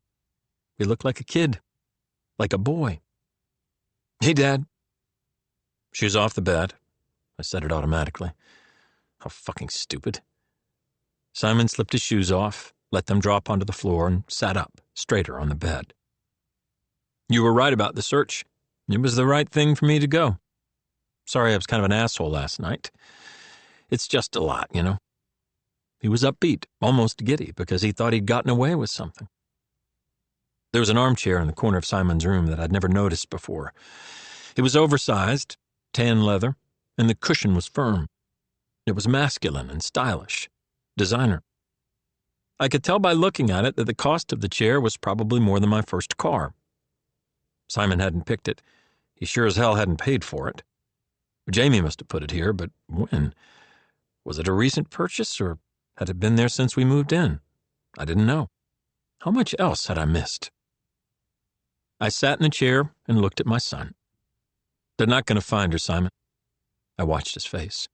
The smile didn't drop. They're not going to find her because I already did. I saw the shock of it hit him. The smile disappeared. His mouth fell open. His body stiffened. He tried to pull himself together to bullshit his way past it. You found Nina? But that's so great. Is she okay? Where was she? Stop. Stop it. I closed my eyes. I couldn't look at his face. I couldn't watch him try to figure out how best to lie to me. But I couldn't sit there with my eyes closed either. I turned my head and looked outside. Night had fallen. The pool lights had come on, and the water was an eerie blue in the darkness. Why did you do it? There was the longest silence. His response, when it came, was a whisper. It was an accident. I saw everything start to slip away. His future, the life we'd lived together as a family, the life I'd wanted for him, all of it started to slip away. I swallowed. Tell me. The words came out in a rush. We'd been drinking, and we'd been hiking all day. We were both tired. We started arguing about stupid stuff, whose turn it was to make dinner, you know, and so I made dinner, but I was pissed at her, and she knew it. And she didn't want me to be angry. Like, she wanted me to make dinner, but also say that it was my turn and that I was fine with it, but it wasn't, and I wasn't. And it all seems so fucking stupid now. He was crying. The words kept spilling out of him. She wouldn't leave me alone. I went upstairs and she followed me up, so I went back down to the living room and she followed me there too. She kept asking me to apologize, and I wouldn't, and she wouldn't let it go. She kept at me and pulling at me, and the more I shook her off, the more she got worked up, and then she grabbed my arm, and I just sort of pushed her off me. That's all, Dad, I swear it. But she stumbled backward, and her boots were on the floor, and she fell over them. She hit the back of her head really hard on the stone hearth, and she just died. I said nothing. Dad, I swear, it was an accident. I tried to remember the last time I'd seen Nina alive. Could it have been in the summer? I tried to picture it, but the only image that came into my mind was of her messing around by our pool, pushing Simon into the water and laughing. But that had been a video clip the police had shown at the press conference. Had I even been at the house when that happened? She'd had a sweet laugh, joyful. It started like a giggle and grew. She was such a beautiful girl. I'm sorry, Simon choked out. I walked to the other side of the room and stared out through the glass doors. The moon was up. There was enough light that I could see the pool patio clearly. The chairs were stacked over to the side, covered for winter.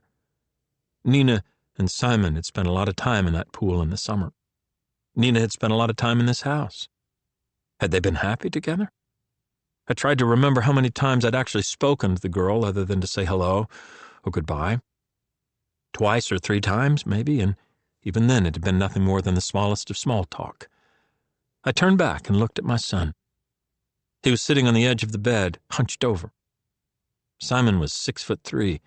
He was taller than me by 2 inches, and bigger, too.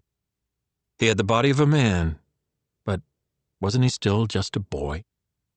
Why didn't you call an ambulance? Why didn't you call me or your mother? You don't understand. You don't know what it was like. 1 minute we were fighting, and then she was just gone. I held her. He made a kind of cradling gesture with his hands. There was blood from the back of her head. It went everywhere. On my shirt. On the floor. Her eyes were open and staring. I didn't even try to do CPR in the beginning. I should have. But I don't know how much time went by before I even thought of trying, and then it was like... His face crumpled, and he started to cry again. It felt like I was defiling her, pushing and shoving at her dead body. I knew she was dead. She was dead the moment her head hit the stone. You're not a fucking doctor, Simon. You don't need to be a doctor to know when someone is dead. She wasn't breathing. She didn't have a pulse. Her eyes were open and fixed, and I just knew, okay? So you took her to the woods and you put her in a shallow grave? I was in shock. I must have been, because time went by and then it was like I just woke up. If you'd been there, Dad, there was blood everywhere, all over the rug, all over me. If I called the police, no one would have believed that it was an accident. I mean, you have to understand that. Like the whole world's all Me Too and believe women, and that's all great, okay? I'm all for that in principle, but people have gotten crazy with this stuff. We're always the bad guys, even when we're not. He reached out a hand toward me, his face pleading. Dad, if I called the cops, how was I going to explain it? Here's my dead girlfriend. Yes, we were fighting, but she just happened to fall. Nothing to do with me, except that there's blood everywhere and I look like a fucking homicidal maniac. So you decided not to try. You decided to bury her. I hated him for it, for what he'd made me do. But there was no undoing what I'd done. If I went to the cops, how could I explain away my decision to dig that girl up and put her into the water? Simon stood up. He clenched his fists. Yes, all right, I fucking buried her. I put her in the ground. I covered her with dirt. I did that. I looked at the floor. I was sick with guilt. My hands were shaking again. My hands had never shaken before Nina, no matter the problem. Once I'd bitten off more than we could chew at the company. I spent millions on a patent for a tool that was obsolete 6 weeks after we closed the deal. In the 6 weeks before the patent was superseded, I spent millions more on a facility and on supplies, all of which were suddenly useless. I took on debt that we wouldn't have the revenue to service.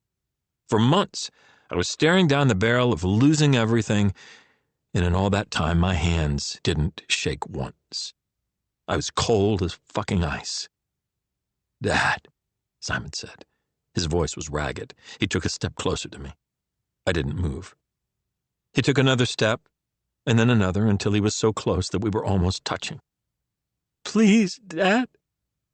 His voice cracked. And I reached out with my right arm and pulled him to me. He wrapped his arms around me and held on tight, like I might just be able to save him. My life is over, he said. My life is over. I'm so sorry. I'm so sorry. We stood there like that for a long time. It felt like that moment should be the end of it all, but it wasn't. Time passed, and we had to deal with what came next. I let him go. I sat on the bed, and he sat beside me. Sooner or later, Jamie would come looking for us. I don't want to go to prison, Simon said. I mean, what's the point? My whole life in a concrete box? Mom would insist on coming to see me, and that would mess her up. Having to come and see me in some hole of a place and pretend that things are going to work out. We'd all be better off if I just took your gun and ended it. You're not going to prison. The words sat between us. Simon didn't look at me. He kept his head down and spoke in a voice that was not much more than a whisper. Dad, what did you do when you found her? I swallowed. I moved her to a place where no one will ever find her again. He nodded slowly. I did not have a choice about what we did next. If Simon had called me the moment Nina had fallen, we would have had options. But once he'd put her into the ground, those options were narrowed to exactly 2. I could choose to help my son, or I could send him to prison for the rest of his life, because no one was going to believe that it hadn't been murder. Nothing we do now can bring Nina back. What happened was an accident. You screwed up. You didn't mean to hurt her, and you're going to have to carry what happened with you for the rest of your life. But you didn't mean to hurt her. And we need to focus now on keeping you safe. Listen to me, Simon. Once we leave this room, we are never going to talk about this again. You are not to tell your mother. You are not to tell anyone. And if anyone comes after you, we're going to take them down." He looked at me with eyes wide and teary. "You can't do that. I can't drag you into this, Dad." As if I wasn't already in it. As if I hadn't sunk her body in the middle of our fucking lake. I saw myself sitting in the dock of a courtroom trying to explain my actions. I saw the look on Jamie's face when she found out what her son had done, what I had done. "You're not dragging me into anything because Nina didn't die in that house," I said firmly. "You understand? What you just told me tonight stays between us. You're never going to tell another living soul what happened between you. You just stick to your story no matter what. Even between us, Simon, we don't say anything else, okay? Because you never know who might be listening." Slowly he nodded. His tears dried up. Hope dawned in his eyes. I gripped his shoulders. "This was an accident, Simon, a terrible, horrible accident. You screwed up, and you're going to have to carry that for the rest of your life. But you didn't mean to hurt her." He stood up and we hugged for a second time. And I tried to remember the last time before that night that I had touched my son. It had certainly been months. Had it been years? Maybe if I'd been a different kind of father, his first instinct would have been to call me for help instead of trying to cover things up. I shoved the thought away. Simon wasn't a murderer. He was no more responsible for her death than he would have been if Nina had died in a car accident where he had been driving carelessly. In that situation, he'd get a slap on the wrist, and some people would blame him, but just as many would feel sorry for him. They'd want him to have a second chance. Simon wasn't a murderer. He was a kid who'd made a mistake. That was it. I told myself I believed it. I did believe it.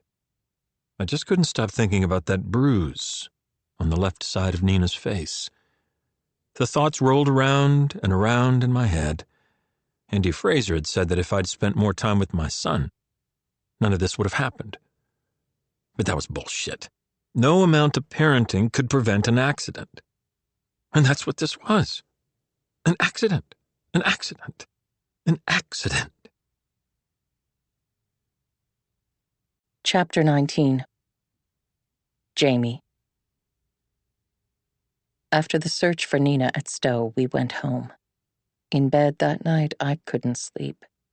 I gave up on it and wandered the house. I went to the living room and sat in the dark and looked out at the trees. We'd installed lighting in the backyard, beams of white light that pointed upward from the base of some of the bigger trees. The beams caught the branches as they swayed in the wind, and the swirls of rain caught in the gusts. The lighting looked great at parties, dramatic. But to sleep-deprived me, it just looked like a perfect setup scene for a horror movie, and I wondered what the hell we'd been thinking. I went to use the bathroom, washed my hands, and stared at myself in the mirror. I was a mess, with dark shadows under my eyes, lank hair, and a zit coming up on my forehead. I had to pull myself together. Falling apart would help no one. At 6 a.m., I got in the shower. I used the hairdryer and took my time drying my hair with lots of volume, then tied it back in a messy, casual high ponytail that always makes me look 5 years younger. I put on my new aloe yoga leggings and tank top, and my red jacket with the lightning stripe down the right sleeve. Then I put on makeup, with a heavier-than-usual layer of foundation to try to deal with the worst of the ravages. I looked in the mirror at 7 a.m., and I still looked like shit. The zit was angry, and no amount of concealer was going to deal with that. The shadows under my eyes had turned into bags, and the makeup was just sitting on my skin. I closed my eyes, took a deep breath, and grabbed my sunglasses and a baseball hat. I checked on Simon before I left the house. I opened his bedroom door as quietly as I could, pushed it ajar enough so that I could see into the room. It was a pigsty. There were clothes on the floor, a few dirty dishes, books. The room smelled of body odor, all of which was not normal for Simon, who liked things to be clean. He was asleep on his stomach, his head turned away from me. His body sprawled in a way that made it look like he'd been fighting his covers in his sleep. I wanted to go to him, to adjust his gangly limbs and tuck him in safely. But he was too old for that. So instead, I closed the door very quietly and left the house. The press had been outside the house the day before. Not many, just a couple of shady-looking guys with cameras sitting on the hoods of cars parked across the street. But Nina's story must not have been hot enough to justify an early morning start, because when I drove out of the gate, there was no one there. I was the first to yoga. Misha, our instructor, was there setting up, but she prefers not to talk before class, which suited me perfectly. I put my shoes and jacket away in a cubby, laid out my mat, and did some deep breathing while I waited. By 7:25, people started to trickle in. David Armstrong arrived first. David is 62. He started yoga in his 40s after a back injury. He comes for coffee with us occasionally, but he's no fun. He doesn't join in the gossip, just sits back and listens with this supercilious look on his face that says, "Silly women," which would be annoying at the best of times, but it's all the more annoying because he so clearly doesn't want to miss a single word. Predictably, when he saw me that morning, he worked very hard not to react, to pretend he had no idea that anything unusual was going on in my life. Georgia White took the opposite approach. Georgia must have seen my car in the parking lot, which gave her plenty of time to plan out her perfectly delivered little theatrical gasp of surprise when she saw me in the studio. She rushed over, hands out as if she was going to embrace me, or catch me, or push me. "Oh my God, Jamie, you are so brave. Amazing woman. What can I do to help? Of course you were right to come. Don't listen to anyone who tells you different. You're among friends here. But you look so tired. Are you sleeping?" I gave her my very best "don't fuck with me" smile and brushed her off. I turned to the front. "Let's get started, Mish."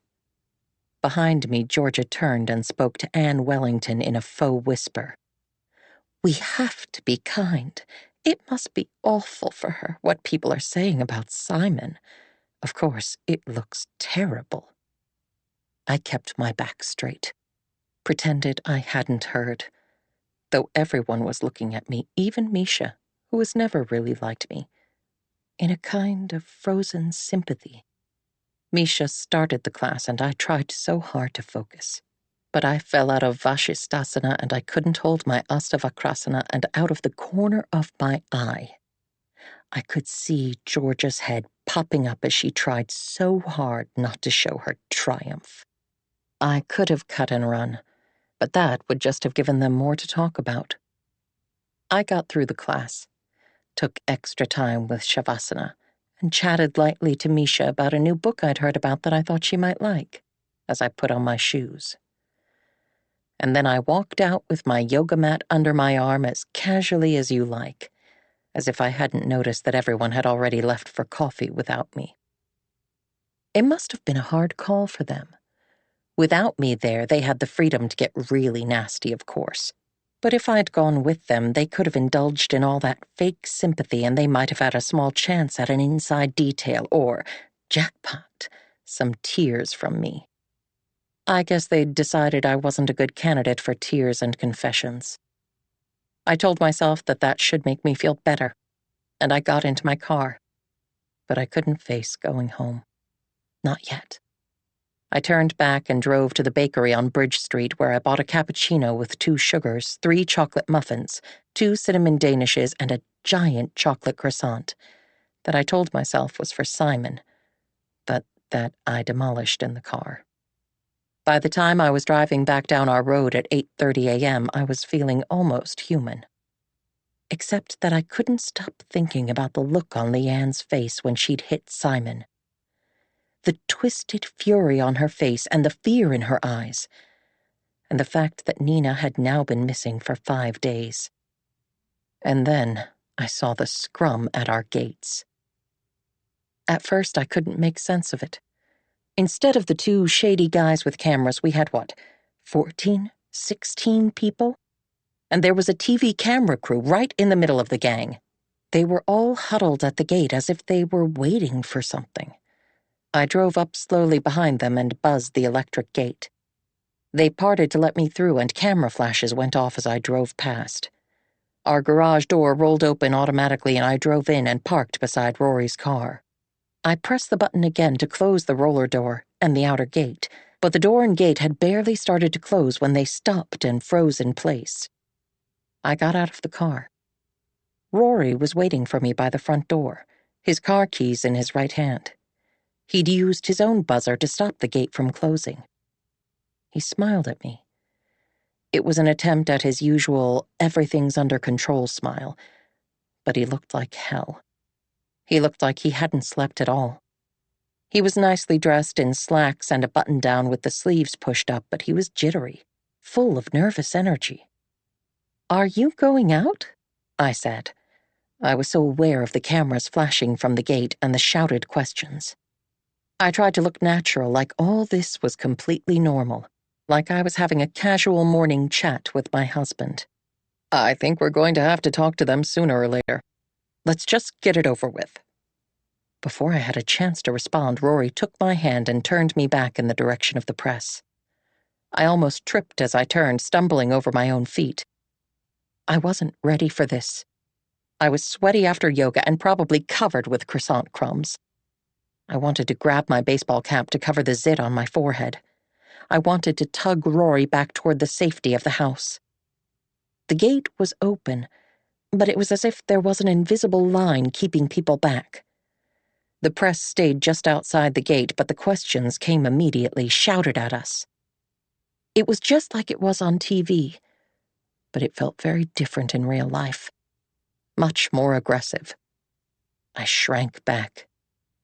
"How's Simon doing? Do you know where Nina is? Why did Simon leave her alone?" Rory held his hand up to everyone, gesturing for silence. He drew me close until I was standing right beside him. "Thank you, everyone. My wife and I would like to make a short statement. This is a very difficult time for our family, so we won't be taking questions right now. We hope you understand." He drew a deep breath, then continued. "Simon and Nina have been together since they were 16 years old. They've been very much in love, but they are also very young. They broke up on Friday night and Simon came home. This was not their first breakup. They've broken up a few times in the past. As I said, they are very young. Nina told Simon that she would stay in our vacation property as she'd been drinking. She asked Simon to leave. She said a friend would pick her up the next day. Simon has not heard from Nina since he left the cabin. He is extremely worried about her, as you would expect." There was a question from the back of the press pack, something about Nina's phone, but I didn't quite make it out. Rory ignored it. "As a family, we love Nina very much, and we are all very worried about her." Rory turned to the TV camera. "Nina, if you hear this, we ask you please to call us or call your mom and let us all know that you're safe. Better yet, just come home. Everyone misses you and wants to see you." Rory squeezed my arm tightly and took a half step forward. He raised his chin and his voice. "There's one more thing we want to say. We've seen the videos, the terrible things people have been saying about Nina's mother, Leanne, and her stepfather, Andrew. We do not agree with them, and we ask the people out there who are coming up with these theories to stop. It's harassment. The truth is that almost no one has led the kind of completely blameless life that will stand up to internet scrutiny. But making mistakes in your life doesn't mean that you deserve that. We ask that all those internet sleuths out there coming up with theories about the Frasers, or indeed about Simon, we ask you to stop, please, and let the police do their jobs. Thank you for your time." Rory pulled me backward and hit the button on his key fob. The gate started to slide closed. The press pack shouted questions, but no one tried to step inside the gate. And we turned our backs and quickly retreated to the house. "Rory, what was that?" I hissed. "Wait until we're inside," he said quietly. I followed him into the house and shut the door behind me. He leaned back against the wall. He looked exhausted. "We were going to have to talk to them at some stage," he said. "Why did you say what you said about Leanne and Andrew? We don't want people to stop asking questions, do we?" He didn't answer me, but he didn't need to, because my brain had finally caught up. He'd denied the story to feed the story. Video clips of his statement would play on all the news channels, on the internet.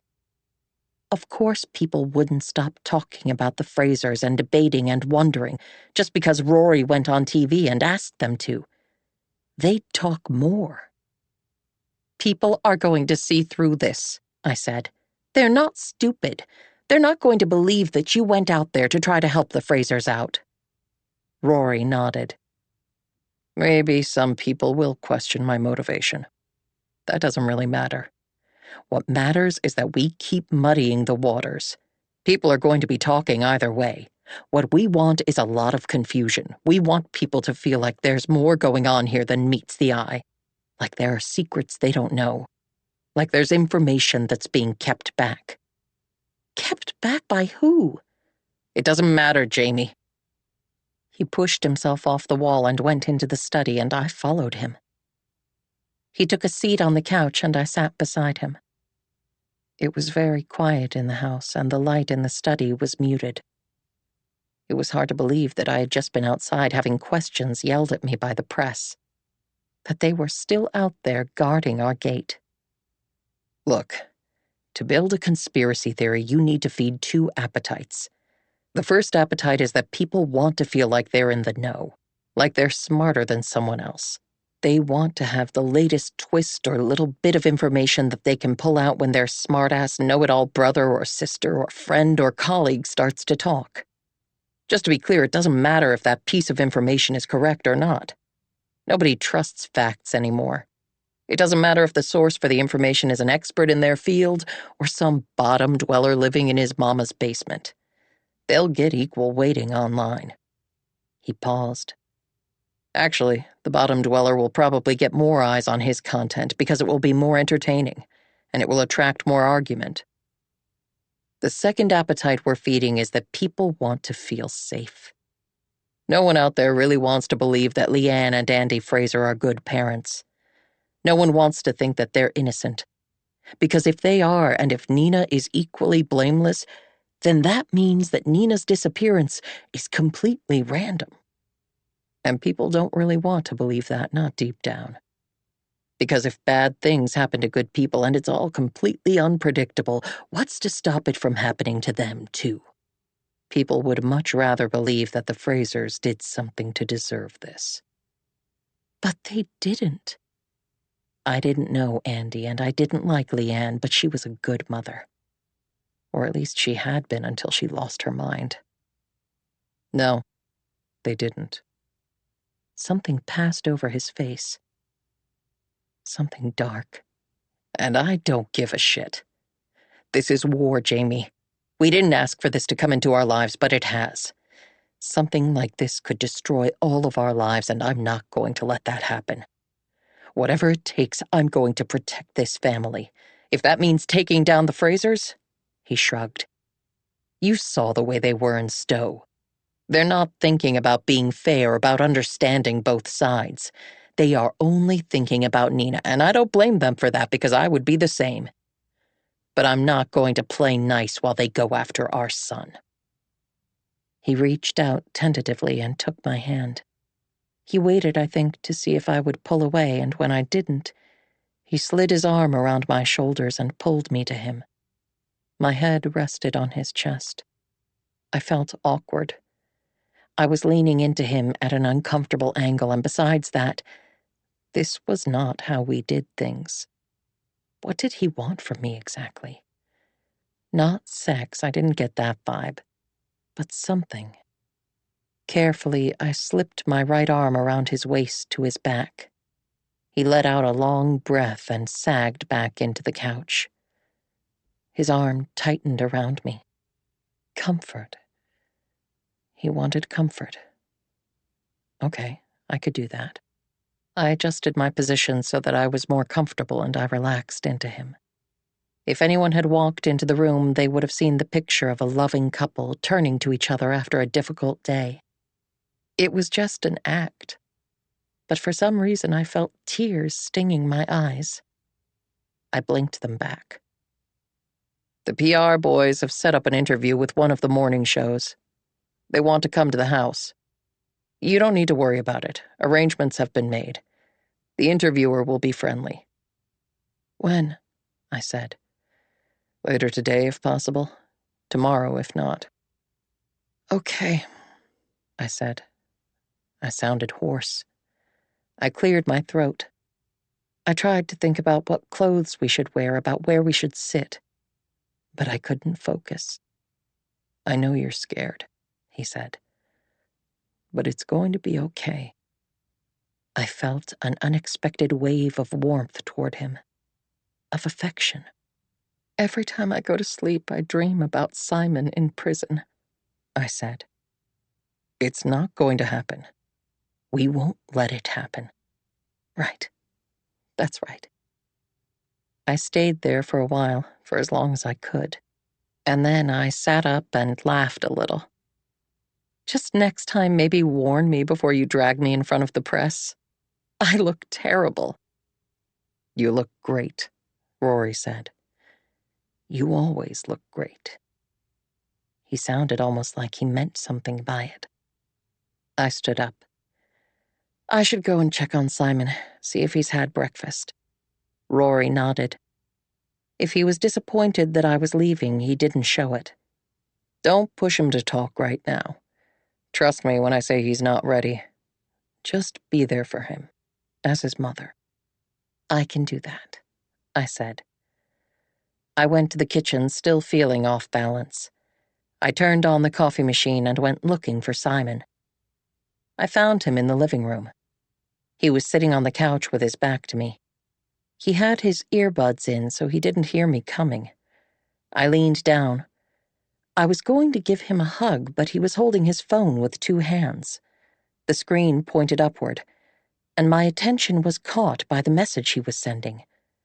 Without really intending to, I read it. The message said, "Send me a pic."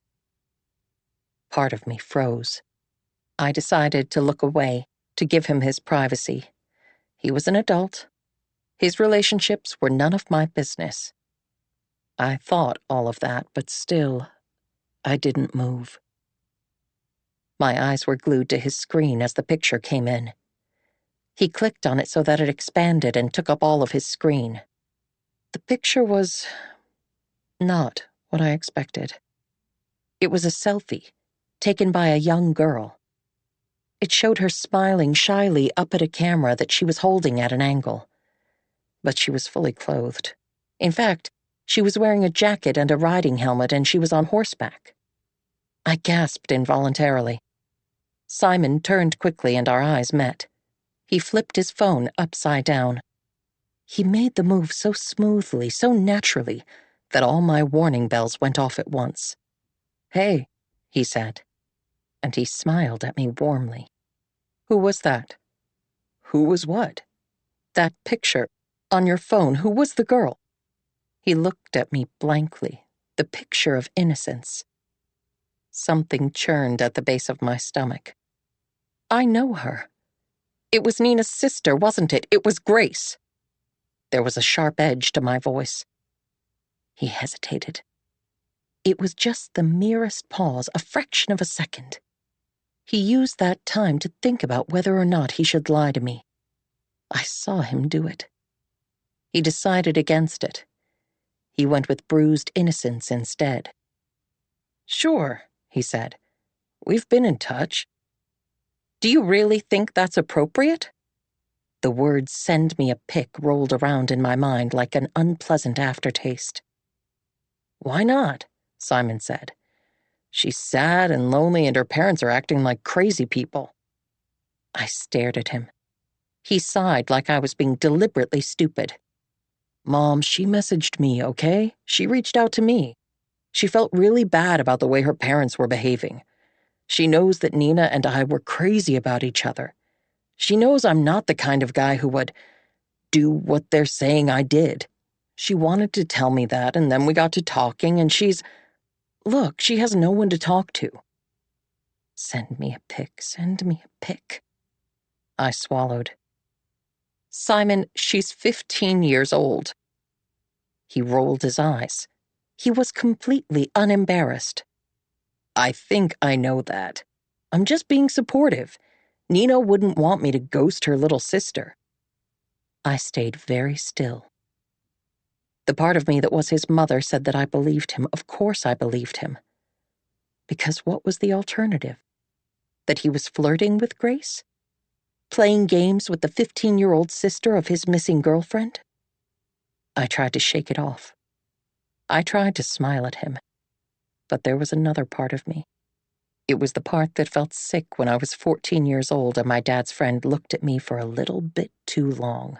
It was the part of me that knew to avoid the skeevy guy who was looking for a roommate at rent that seemed too good to be true. The part of me that saw it coming just a second too late when the bar manager at my old job cornered me in the basement. That part of me was saying that something wasn't right. Promise me right now that you'll delete her number. Are you kidding me? Promise me, Simon. In fact, I want to see you do it right now in front of me. He widened his eyes at me like I was being crazy. I mean it. Why? Because if people knew, if her parents knew that you guys were in touch, they'd go batshit crazy. You'd better believe they'd go to the media and make you look like a pervert. I told myself that was the only reason. Simon made a face. I don't think so. People see what's really going on here. Simon? My voice was sharp and raised. I took a half step forward. Oh my God, all right. If it means that much to you. He lifted his phone, went to his contacts, and deleted Grace's number. The messages, too, I said. Fine, whatever. He deleted them. I hesitated. He could get her number again easily. She'd probably message him, or he could contact her through social media. I couldn't police him. I couldn't take his phone away. You should block her number, I said. He smirked. I would, Mom, except you just made me delete her number. I don't have it to block it. Well, block her if she messages you again. If it makes you happy. He sounded like an adult indulging a batty old lady. And you won't meet her in person. Oh my God. Simon, promise me. He looked at me. His eyes narrowed. Wow, you're really serious about this, aren't you? He waited for my nod and shook his head. Look, I have no intention of meeting Grace. I really do get that that might look weird to a certain kind of person. I'm not trying to get myself in more trouble. Okay. He stood up and slipped his phone into his back pocket. He came around the couch and gave me a hug. He was so much taller than me, so much broader. Thanks for caring, Mom. You're the best. He kissed my cheek and left the room, and I sat on the couch and cried. Chapter 20. Andy. When I woke up on Thursday morning, Leanne was gone from the bed. Used to be I was always the first one up, but by Thursday I think Lee had stopped sleeping entirely. I wasn't sleeping much either, but every time I woke up, she was sitting up in bed or sitting in the chair near the window, staring out into the darkness as if she expected Nina to walk up the driveway at any minute. I got dressed and went downstairs. Lee was in the kitchen. She must have been up for hours, because everything in the room was gleaming. There was a fire burning in the living room fireplace. I could smell coffee and bacon. "How long have you been awake?" I asked. She blinked at me like she didn't understand the question. Grace came into the room, and Leanne looked at her for a moment like she didn't recognize her. "Mom?" Grace said. She sounded scared. Lee shook herself. "I made bacon and pancakes," she said. "Thanks." Grace sat at the table, and Lee put a plate in front of her. Grace picked up her fork. "I'm not going to school."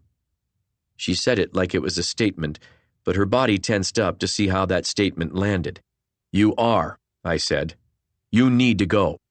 There's no point sitting at home. We'll come and get you if there's any news." Grace dropped her fork and stared at me. "You can't be serious." "I know it's hard," I said, "but you'll be better off at school with your teachers and classes and your friends and all the normal high school stuff.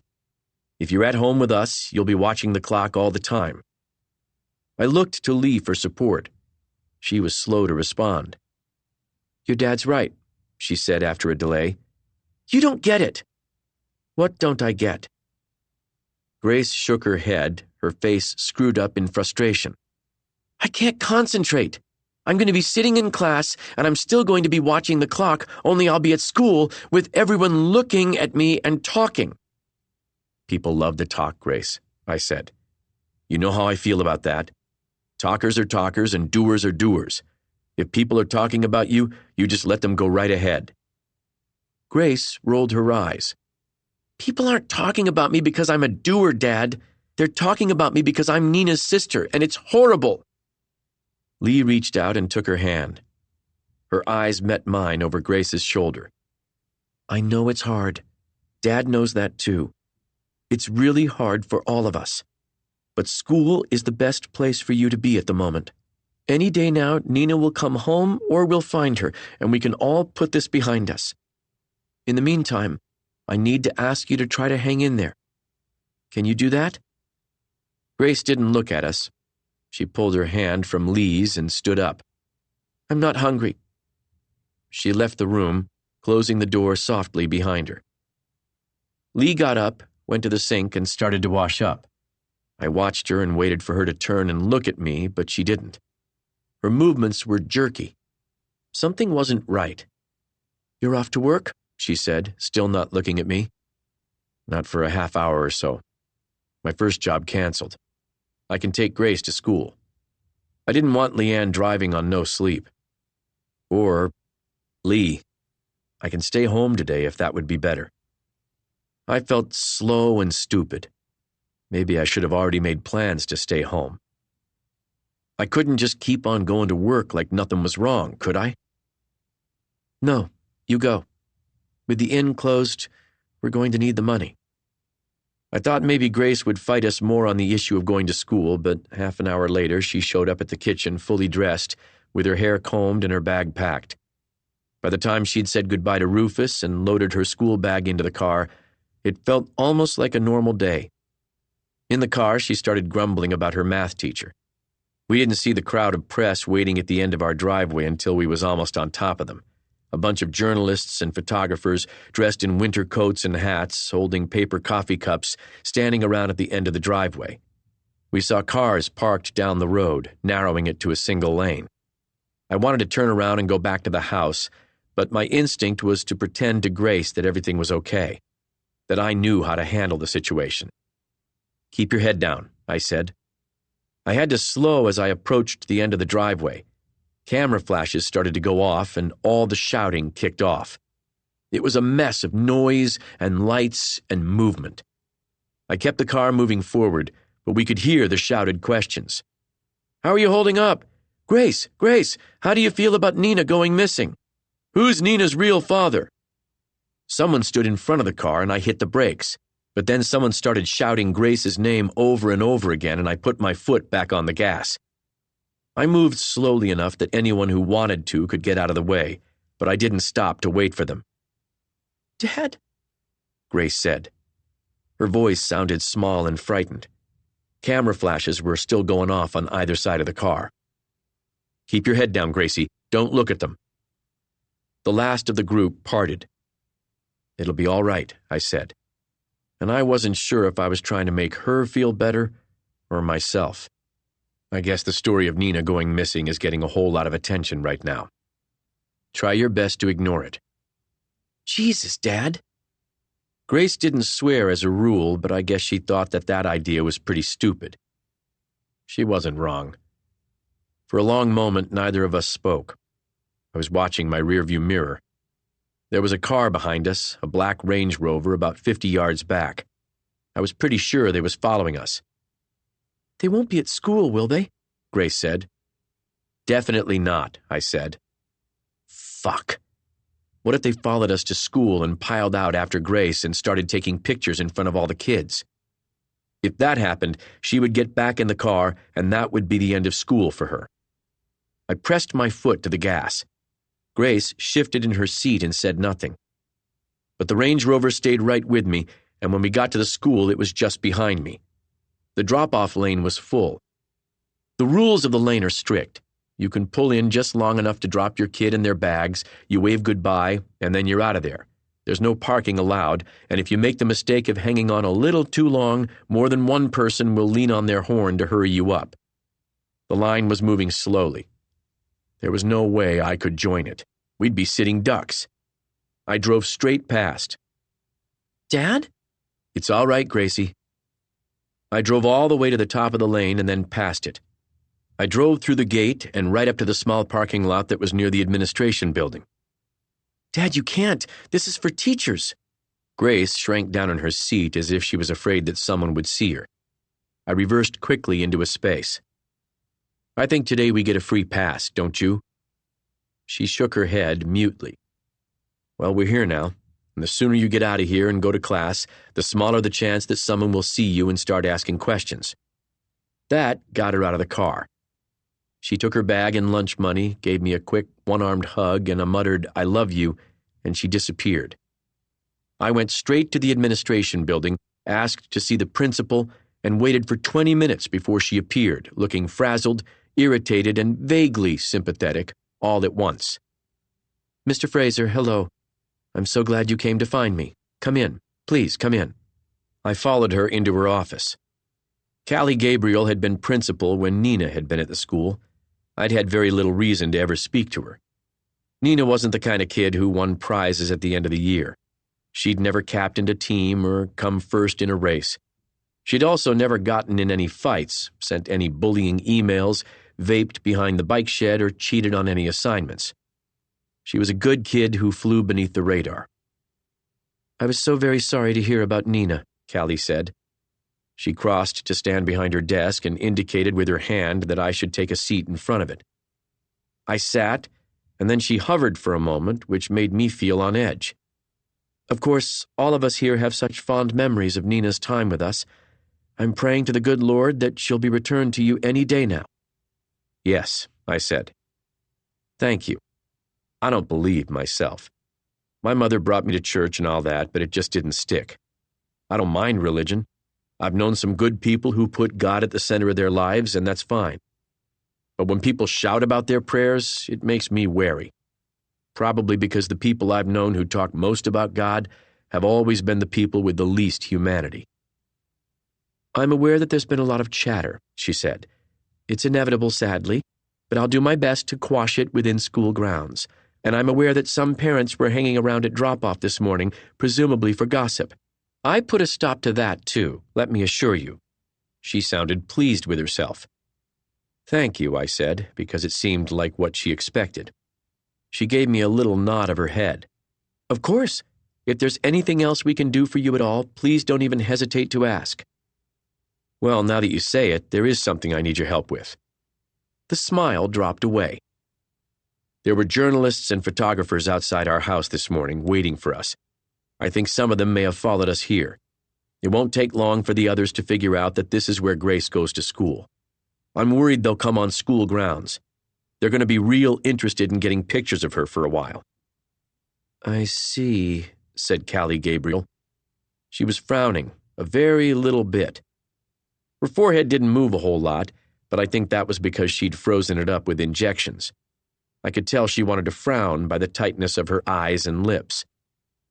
So I was thinking you could arrange for some, I guess, security or something, to make sure that no one comes onto school grounds. Well, we have Jem, of course. Sure. Jem was Jeremiah Lamb, the school's security guard. He was a retired cop with a drinking problem, a gambling problem, and not a whole lot of interest in doing his job. I was thinking of someone to, help Jem out, just until all of this blows over. Of course. Some of the worry inside me loosened a bit. That's great. Oh, sorry, no. Actually, I understand why you might have been thinking that way, but sadly, the school budget just doesn't stretch to extra security. Every dollar that we spend on security is a dollar taken away from band camp or the academic decathlon or our sports teams. I'm sure you understand. Well, Mrs. Gabriel, I'm not sure that I do. I'm sure they wouldn't come on school grounds, but what if they did? The photographers, I mean. I'm sure they won't. She smiled at me reassuringly. I did not feel reassured. We have cameras, of course, and we'll keep a very close eye on those and on Grace. We'll call you if there's any problem at all. Okay, I said slowly. Well, thank you. You bet. She moved her chair, obviously expecting me to stand up. I stayed where I was. Mrs. Gabriel, I wanted to ask you also about Nina and Simon. They were together for their last years here at the school. I wanted to ask you if you'd ever heard anything or noticed anything that caused you concern. Immediately, her face took on a serious expression.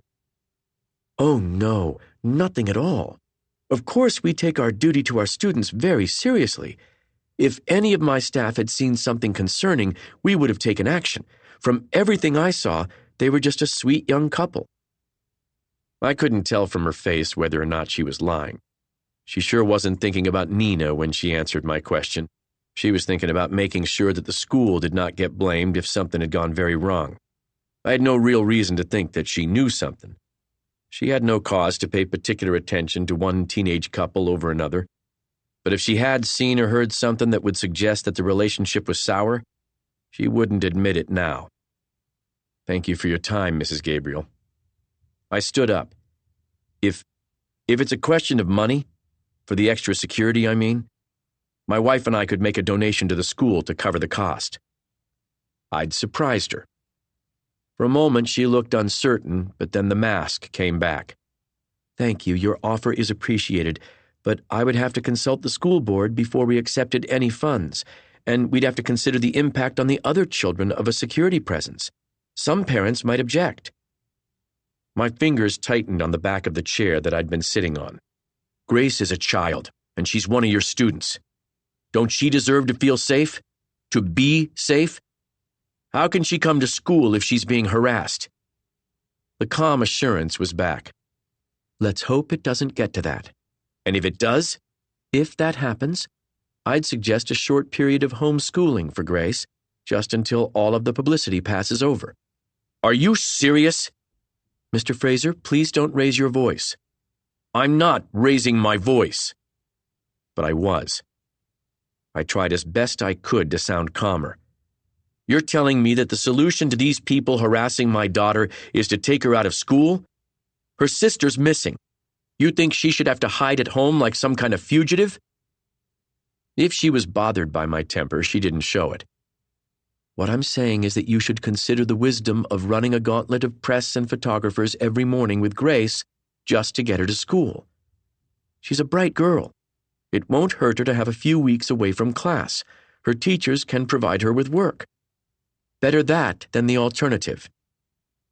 There was some sense in what she was saying. Even in my worked-up state, I could see that. But I could see that Callie Gabriel cared only about herself, and that made it hard to hear her. She wanted Grace gone so that the scandal and the gossip and the inconvenient journalists and photographers would all go away. I left her there and went to the parking lot where one of the teachers, Mrs. Fortescue, who was pushing 70 and who should have retired years ago, shouted at me for parking in the teacher's parking lot. On another day, I would have joked with her, cheered her up, and talked her around. But I didn't have the patience. I got in my car. The school was much quieter now. The bell had rung and the kids had gone inside. Other than Mrs. Fortescue, who was still standing there staring daggers at me as I pulled away, there was no one around. The Range Rover was gone, but at the school gates there was a man dressed in jeans, boots, a heavy jacket, and a green beanie, hovering and staring at his cell phone. He looked up as I approached and waved at me to stop. I thought he was looking for directions. I stopped the car and rolled down my window. "Can I help you, sir?" He came real close to me, leaned down and put his 2 hands on my door frame so that I couldn't put my window up. Up close, you could tell immediately that something weren't right about him. Physically, he looked okay. He had a reddish beard and pale blue eyes set a little too far apart, but he had a little crazy in his eyes, like a TV evangelist. "I know what you are," he said. "You're a pervert. You're a piece of shit." His mouth was wet. Spittle flew from him every time he pronounced a P. Pervert. Piece. I jerked backward and he came forward, putting his head inside my car. "You should be arrested. Locked up. Get out of my car." I started to put my window up. He reached in and tried to pull my hand off the switch. I hit the gas, too hard, and the car jumped forward. He fell backward, but not fast enough to avoid whacking his head hard on the side of the window frame. The car lurched forward and then stopped as I immediately lifted my foot from the gas. I saw him in my side mirror, standing there, clutching his head and staring after me. He was angry. Angrier. I put my foot down again and drove away fast, all the way home, where the journalists were waiting. Chapter 21. Leanne.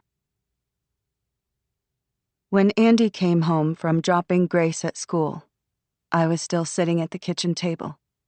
The sound of the back door opening made me start. I hadn't moved since he'd left. Hadn't even realized that I was staring at the wall, seeing nothing, thinking of nothing. I stood up when he came in and started to gather the breakfast dishes from the table. "Lee?" Something in his voice made me turn to him right away. He pulled off his baseball cap and ran a hand through his hair. "What is it?" "Have you been outside?" I shook my head. "There are journalists and photographers at the end of our driveway. Some of them followed us to school." It took me a minute to understand what he was saying. I went to the living room and looked out the window. "Are they still out there?" I couldn't see the gate clearly from the window. Andy had planted a hedge of honeysuckle in spring, and it had grown enough that the view was obscured. "They're still there." "Should we go talk to them?" The expression on Andy's face told me that I wasn't getting it. "They're not a friendly crowd, Lee. When I came back, a couple of them yelled questions. Nasty stuff." "What kind of nasty stuff?" Andy shook his head and looked away. After a minute, he said, "I tried to talk to the school about keeping Grace safe, making sure no one gets into the school. I offered Callie Gabriel money to pay for temporary security. She said no." I frowned. The Jordans gave a lot of money to the school. Was this Callie taking sides? "No one knows which classes she's in," I said. "And there's no reason for anyone to try to talk to her. Plus, she's surrounded by other kids. And the school does have some security."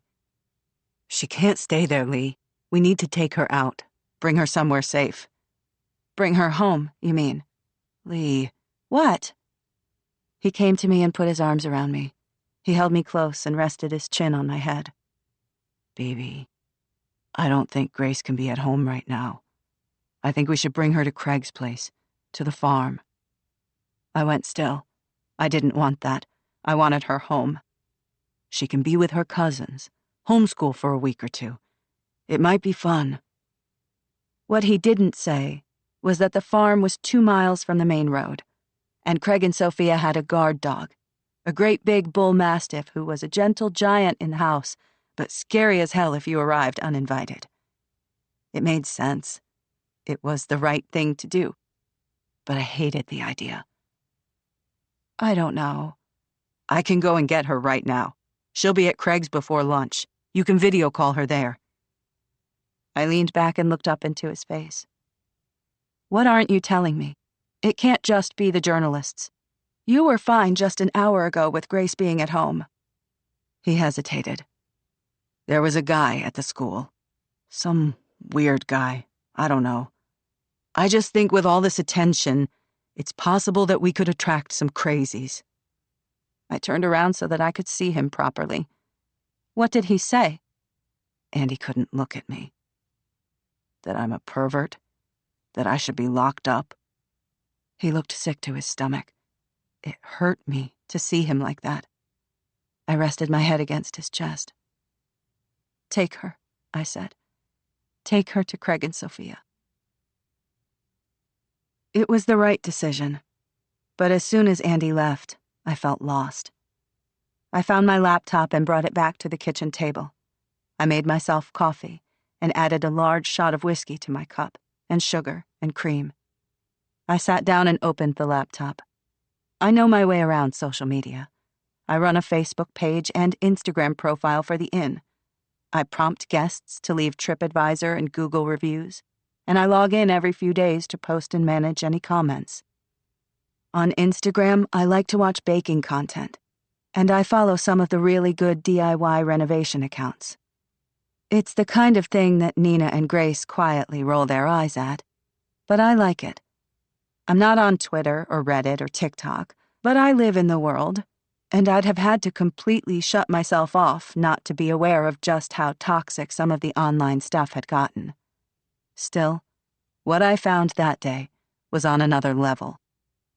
I started with Julie Bradley's campaign Facebook page, and I branched out from there. It wasn't hard to find content. People had embraced our campaign name. All I had to do was enter the hashtag #WhatHappenedToNina, and I found thousands of videos and comments and reels and shorts and hot takes.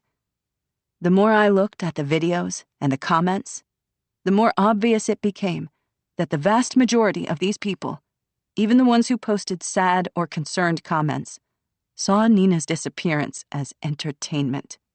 They didn't try to hide it. Some of them just outright made jokes or memes. The sad ones were performatively sad.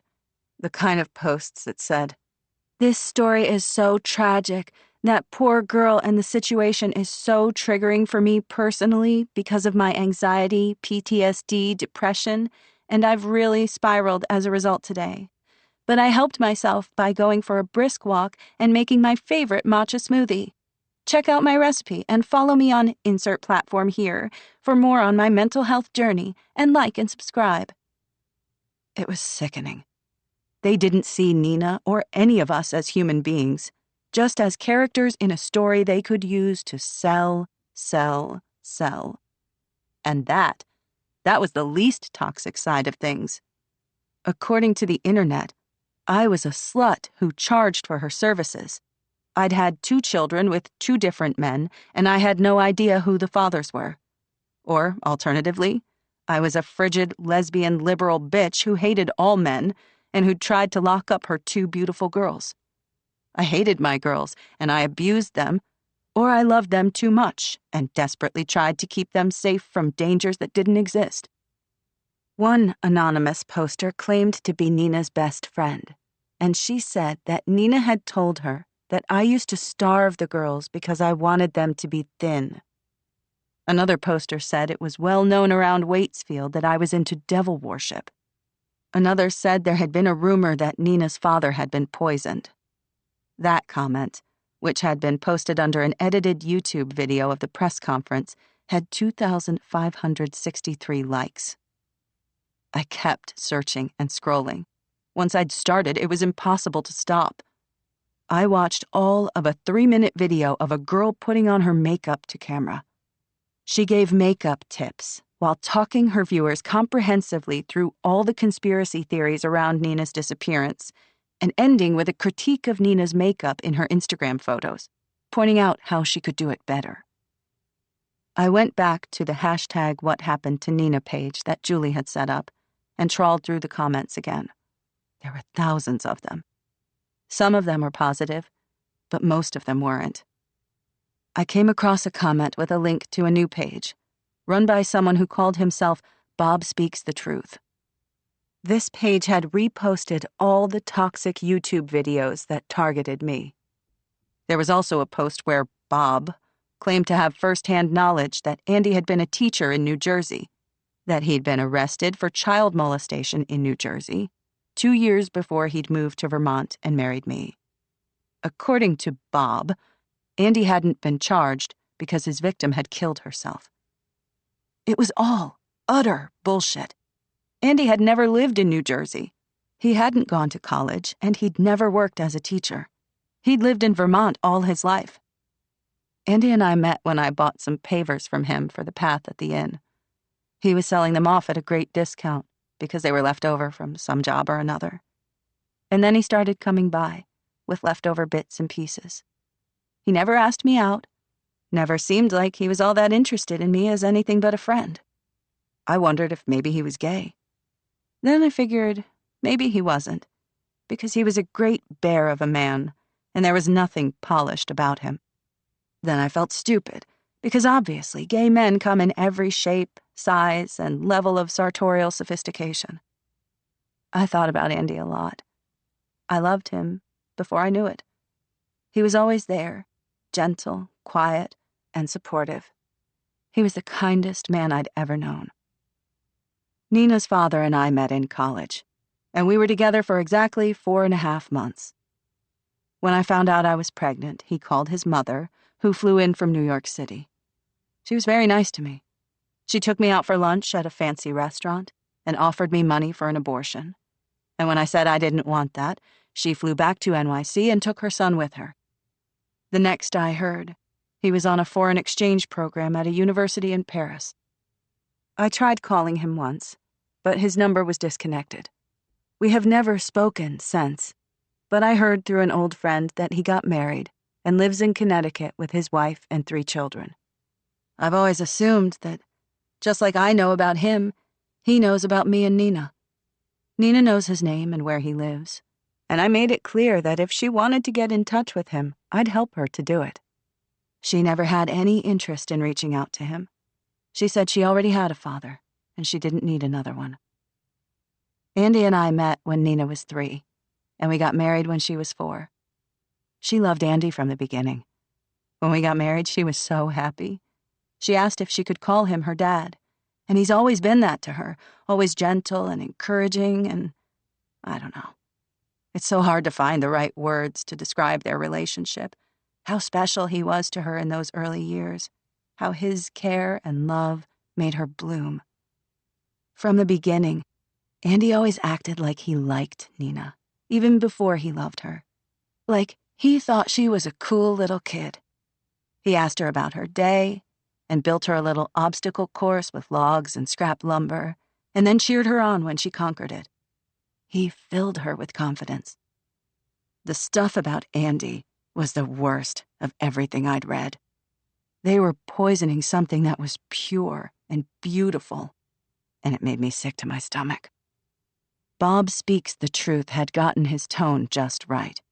Serious, concerned, and with every fact he dropped, he sounded measured. He couched everything with an allegedly, and he came across as someone who could be trusted. People who didn't know Andy, hell, maybe even people who did know him, some of them would believe this. And once a rumor this ugly started, would we ever be able to set the record straight? Or would this follow us for the rest of our lives? I buried my head in my hands. I hated Bob, whoever he was. I hated all of them, the venal ones and the just plain stupid ones. Everyone who was feeding this crap with their clicks and their attention and their shares. I stared down at my hands. My nails were short and cracked. My only jewelry was my wedding ring. These hands had built something, a home and a business and a family. We were going to lose the inn. My TripAdvisor and Google reviews were now a cesspool of 1-star reviews and links to pornography. Our girls were our life, but the inn was our home, our safe place. And these bastards, these sad, bored, basement-dwelling bastards with their pathetic conspiracy theories and their desperate need for attention, they were going to destroy it all. But it was worse, much worse than that. What would this do to Andy? Grace had already seen some of this stuff. What would this do to her? I stood up and paced the kitchen. I felt like my skin was too small for my body, like I was going to fly apart. My tongue was dry. I poured a straight shot of whiskey, then another. I drank because I wanted to destroy something, and the only thing available was myself.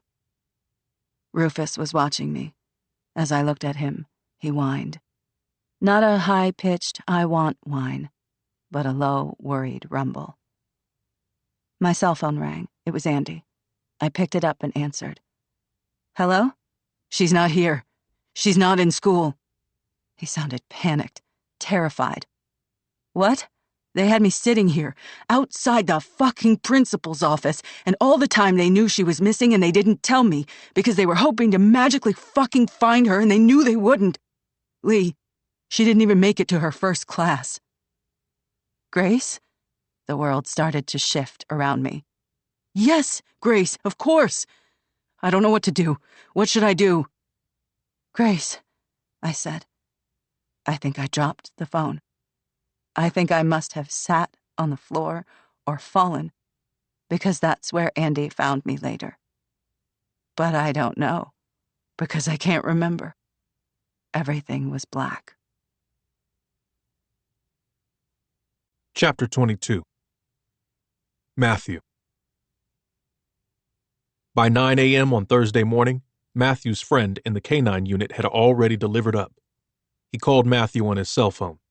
Matthew took the call standing in line at the coffee shop down the street from the station. Damien, how did it go? As expected. Trudy did not mislead you. I took Drake out and he alerted on the spot. No doubt whatsoever that someone put a body in that dirt and then took it back out. Shit. Yeah, I guess it must have been your girl. Hard to think it could have been anyone else. You'll be sending forensics back out? I will. Fair warning that they might not find anything helpful, Damien said. That ground is pretty churned up, and it's raining out there right now. You know the dogs can pick up traces that forensics can't? I know it. Thanks, man. I owe you one.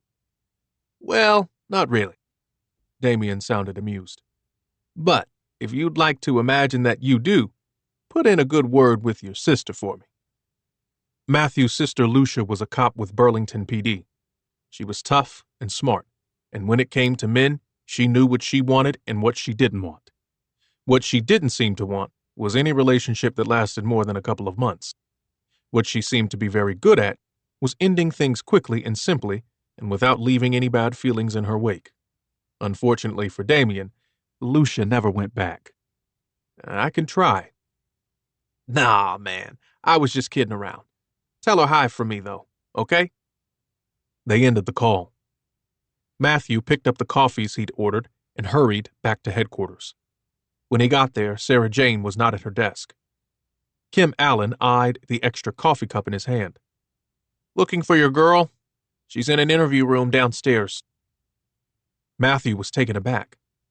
Sarah Jane had done a good job interviewing Yulie Bradley, a very good job, but that didn't mean she was ready to take on witness interviews by herself. It sure as hell didn't mean that she could choose to do so without his knowledge or permission. His displeasure must have shown on his face. Calm down, Stormcloud, Kim said. It's not a witness, or at least not a real one. It's a crazy lady who gave the boys on the desk a hard time and wouldn't leave without speaking to someone on your case. They called up. SJ said she'd deal with it. She's doing them, and you, a favor. Matthew left the coffee on his desk and went downstairs. Only interview room 1 was in use. He thought about going in and decided instead to watch the interview from the side room through the one-way glass. Sarah Jane was sitting opposite a well-dressed woman in her 40s. The stranger had dark hair cut into a sharp bob, large brown eyes, and a small pointed chin.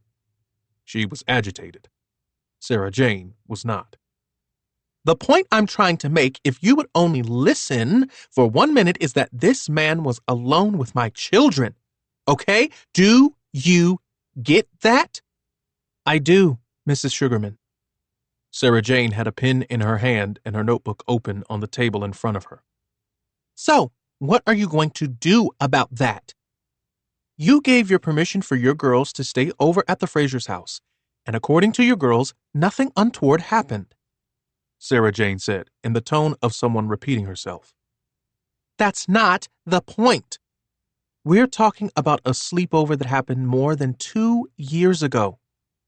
I told you about the sleepover only so that you would understand my personal connection to this issue, my concern as a mother, okay? I mean, clearly I overestimated your capacity for empathy. I guess you don't have any children, but just forget about that. I'm asking you, as a citizen, what are you going to do about this man? There was a certain amount of triumph in her voice. As I've explained to you twice now, Mr. Fraser hasn't done anything wrong. That's bullcrap. Sugarman pointed right in Sarah Jane's face. And you know it. He raped a little girl in New Jersey, and now his stepdaughter is missing, and you people are doing nothing about it. That's simply not true. Why are you protecting him? It's disgusting. It used to be that you could rely on police to go after people like this. The world is going to hell. That's what it is. You people want to sit around and drink coffee and eat snacks and talk like you're all so important. And in the meantime, the rapists and the child molesters are everywhere. It's no wonder people are taking things into their own hands. They don't have a choice. Andrew Fraser better watch his back. Sarah Jane closed her notebook carefully. She placed her pen down on the table. Mrs. Sugarman, Andrew Fraser has broken no laws. He did not rape a little girl in New Jersey. You are referring to a lie which has been peddled by an online troll, by someone who gets their kicks getting people like you riled up. Sugarman flushed. Her pointy chin came up. People like me? People like you. Sarah Jane was calm, controlled, and very cold. Mr. Fraser is dealing with a personal horror right now. His daughter is missing. He should be getting support from his community, not accusations and mistrust. And I'm warning you right now, any action taken by any member of the public against Mr. Fraser will be met with the full force of the law. She stood up and picked up her notebook and pen. It's time for you to leave. Sugarman stood up. She bristled with outrage. Sarah Jane's speech had not had the intended effect. You wait and see when the truth all comes out. You're going to lose your job. Or maybe you'll go to jail too for protecting him. See how smart you are when that happens. They left the interview room. Matthew gave Sarah Jane enough time to escort Mrs. Sugarman back out to the reception area. He waited for her in the hall. She pushed her way through the double doors with force and stalked along the corridor until she saw him and came to an abrupt stop. Her eyes went from his face to the interview room doors behind him, then back to his face again. You watched? I did. Sarah Jane cleared her throat. I apologize if I overstepped. I told her 3 times that the New Jersey story was made up. She didn't want to hear it. Matthew started up the stairs. You did fine. People like that are difficult to deal with. They see every fact you give them as evidence of some greater conspiracy. Probably there was nothing you could have said to change your mind. Sarah Jane followed him. He told her about the update from Damien at the K-9 team. Damn, she said. Yeah. It must have been Nina, right? I think so. So he moved her. He found out that the Frasers were going to search for her on Wednesday, and he went back and moved her. Matthew nodded. And he would have to have moved her on Tuesday night. The decision to search the grounds came after the Tuesday press conference. That gives him a small window of opportunity. We need to trace his movements on Tuesday. Find out where he was, where he went. Anything yet from the phone data warrants? Nothing. She shook her head. I realized this morning that it's only been 2 days since we sent them in. It feels a lot longer somehow. I've been thinking that I should call Simon's lawyer and ask him to voluntarily surrender his phone. You think he'll do that? I doubt it very much, but it will put him under pressure. Great. Sarah Jane sounded thoughtful. You know, if he did move her, that's a mistake. How so? Because if he'd left her where she was and we'd found her, he could have claimed that someone else must have killed her after he'd left the house. They'd spent a week together, slept together. Even if his DNA was all over her, that wouldn't prove he'd killed her. But to move her, he'd have to go back. He'd had to drive from Waitsfield to Stowe. Someone might have seen his car. He could have driven past someone's security camera. We will eventually get his phone data and we'll be able to check his location history. We can check his car GPS data. Always assuming he was stupid enough to bring his phone with him, to drive his own car. Murderers aren't known for their stunning intellect. Agreed, Matthew said. Though Simon goes to Northwestern, so he's no dum-dum. Fear makes people do stupid things, Sarah Jane said. Also true, but it's his parents' house. If we can prove he went back there, so what? It wasn't a crime scene, so far as we knew. It wasn't restricted. He was perfectly entitled to go there. You're assuming he'll admit it if we ask him. Maybe he'll lie. They were quiet for a moment. We need a body, don't we? Sarah Jane asked quietly. It's going to be impossible to prove he killed her if we don't find her. Matthew sighed. Maybe not impossible, but very difficult. They'd reached the door of the squad room. They paused at the same time, both feeling, perhaps, like the conversation wasn't done. Did you always want to be a cop? Matthew asked. Her eyes met his briefly and slid away. Why do you ask? No reason in particular, except that you're doing good work, and I wondered. He couldn't tell if the pink in her cheeks was a reaction to the compliment or to the cold. For a second, he thought she wasn't going to answer him. My brother was the one who wanted to be a cop. He talked about it right through high school. Sarah Jane reached out and pushed the door open. He followed her inside. Kim was there, and Dave and a handful of others. They were busy at work, on the phone, or talking among themselves. There was a hum of quiet conversation. He loved the job, Sarah Jane said. He was killed in a car accident 18 months ago. I'm very sorry, Matthew said. She nodded. So, that's when you applied? She gave a half shrug, half nod, and it was clear she didn't want to continue the conversation. Matthew wasn't going to push her. She changed the subject. What I don't understand is how the dog could smell something that the forensics guys couldn't pick up. I mean, if there was something there for the dog to smell, shouldn't there be traces of blood or tissue left for the forensics guys to find? I'm not going to pretend to understand that either, but I'm assured that that's how it works sometimes. Matthew's cell phone rang, a call from a number he didn't recognize. He nodded goodbye to Sarah Jane and answered the call on the way back to his desk. Detective Wright, this is Ronnie Garcia. You left a message for me? Mr. Garcia, yes. I left a number of urgent messages for you yesterday and again this morning. I was traveling, Detective. There was no apology in Garcia's voice. How can I help you? I understand your firm handles security for Rory Jordan and his companies. I'm calling to confirm if this is about the cameras at Mr. Jordan's Stowe home. As Mr. Jordan already told you, those cameras have not yet been commissioned. We'll have someone out there to do it this week. It's unfortunate, of course, that it wasn't done sooner, but we can't travel back in time. Garcia's tone was loud and brash and very confident. You checked that yourself, Mr. Garcia? I did. And if we were to issue a warrant to your company for all data regarding the cameras at the Stowe house, and, while we're at it, all cameras at the Jordan's home in Waitsfield.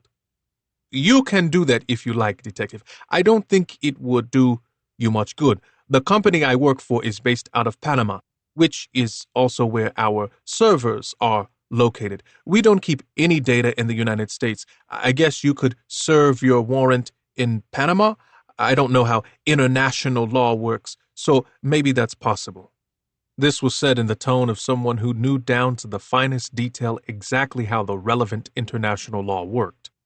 What I do know is that the data retention laws in Panama are different from our laws here. The company I work for deletes all client data on a very regular basis as a matter of policy. But, like I said, in the case of the Stowe House, there would be no data at all, as the cameras hadn't been commissioned yet. Matthew ended the call. He was pissed. Garcia was a fixer, and Rory Jordan was playing games. He was getting ahead of them, cutting off avenues of investigation. This was not the first time Matthew had gone up against a suspect with money. The last time, it had been a rapist with a trust fund. Matthew had won that round, mostly because the guy had been dumb as a rock. Simon Jordan was not stupid, and neither was his father. Matthew was feeling more and more like he had a mountain to climb. They couldn't afford to waste time. They needed to get into the Jordans' home in Waitsfield and seize every computer, tablet, and phone before data could be deleted or destroyed. Surely, a documented canine alert would be enough to convince a judge that they had probable cause to search the house. Matthew picked up his phone. He was about to place a call to a friendly prosecutor to ask for advice on how best to frame the application when something caught his eye. Sarah Jane had stood up at her desk, her phone pressed to her ear. She turned to look in his direction, her face showing her distress. Matthew stood up. She came toward him, finishing her call on the way. "That was Andy Fraser," she said. "He's at the school. Grace Fraser has gone missing." Chapter 23. Andy. I called the school on the way over there and told them that I was on my way to pick up Grace. That's the procedure. You let the school know and they arrange for your kid to be waiting for you at the office when you get there. Except that when I got there, Grace wasn't waiting for me. Callie Gabriel's assistant asked me to take a seat, and like a fool, I did it. I sat there for half an hour like an obedient child until Callie finally came out of her office looking defensive. "Where's Grace?" I said. "Grace was not in class," Callie said. "She didn't attend any of her classes this morning." "So where is she?" "I don't know," Callie said, "but I suggest that calling her cell phone might be the best way to find out." I've never hit a woman in my life, and I've never wanted to before that moment. I told myself that the only thing that mattered was finding Grace, that I didn't have time to tackle Callie or tell her what I thought of her. Despite all that, I found that my left hand was clenched into a fist and the index finger of my right hand was in her face. "I told you. I stood here and I warned you. I begged you to help, and you gave me some bullshit, and now we see." Her lips were tight in anger. "Mr. Fraser." "No," I said. "You don't get to talk." I walked away, already pulling out my cell phone. Over my shoulder, I told Callie Gabriel that she'd be hearing from our lawyer. We don't have a lawyer, but maybe it was time we got one. I called Grace's cell phone 4 times on my way back to my car. It went to voicemail each time. I was about to get in the car, about to call Leanne, when I turned back and looked at the school. The bell had rung and kids were pouring out of classrooms. I walked fast in the direction of Grace's classmates. I saw kids I knew. All of them looked at me like I was a threat. A scary guy. That made me pause.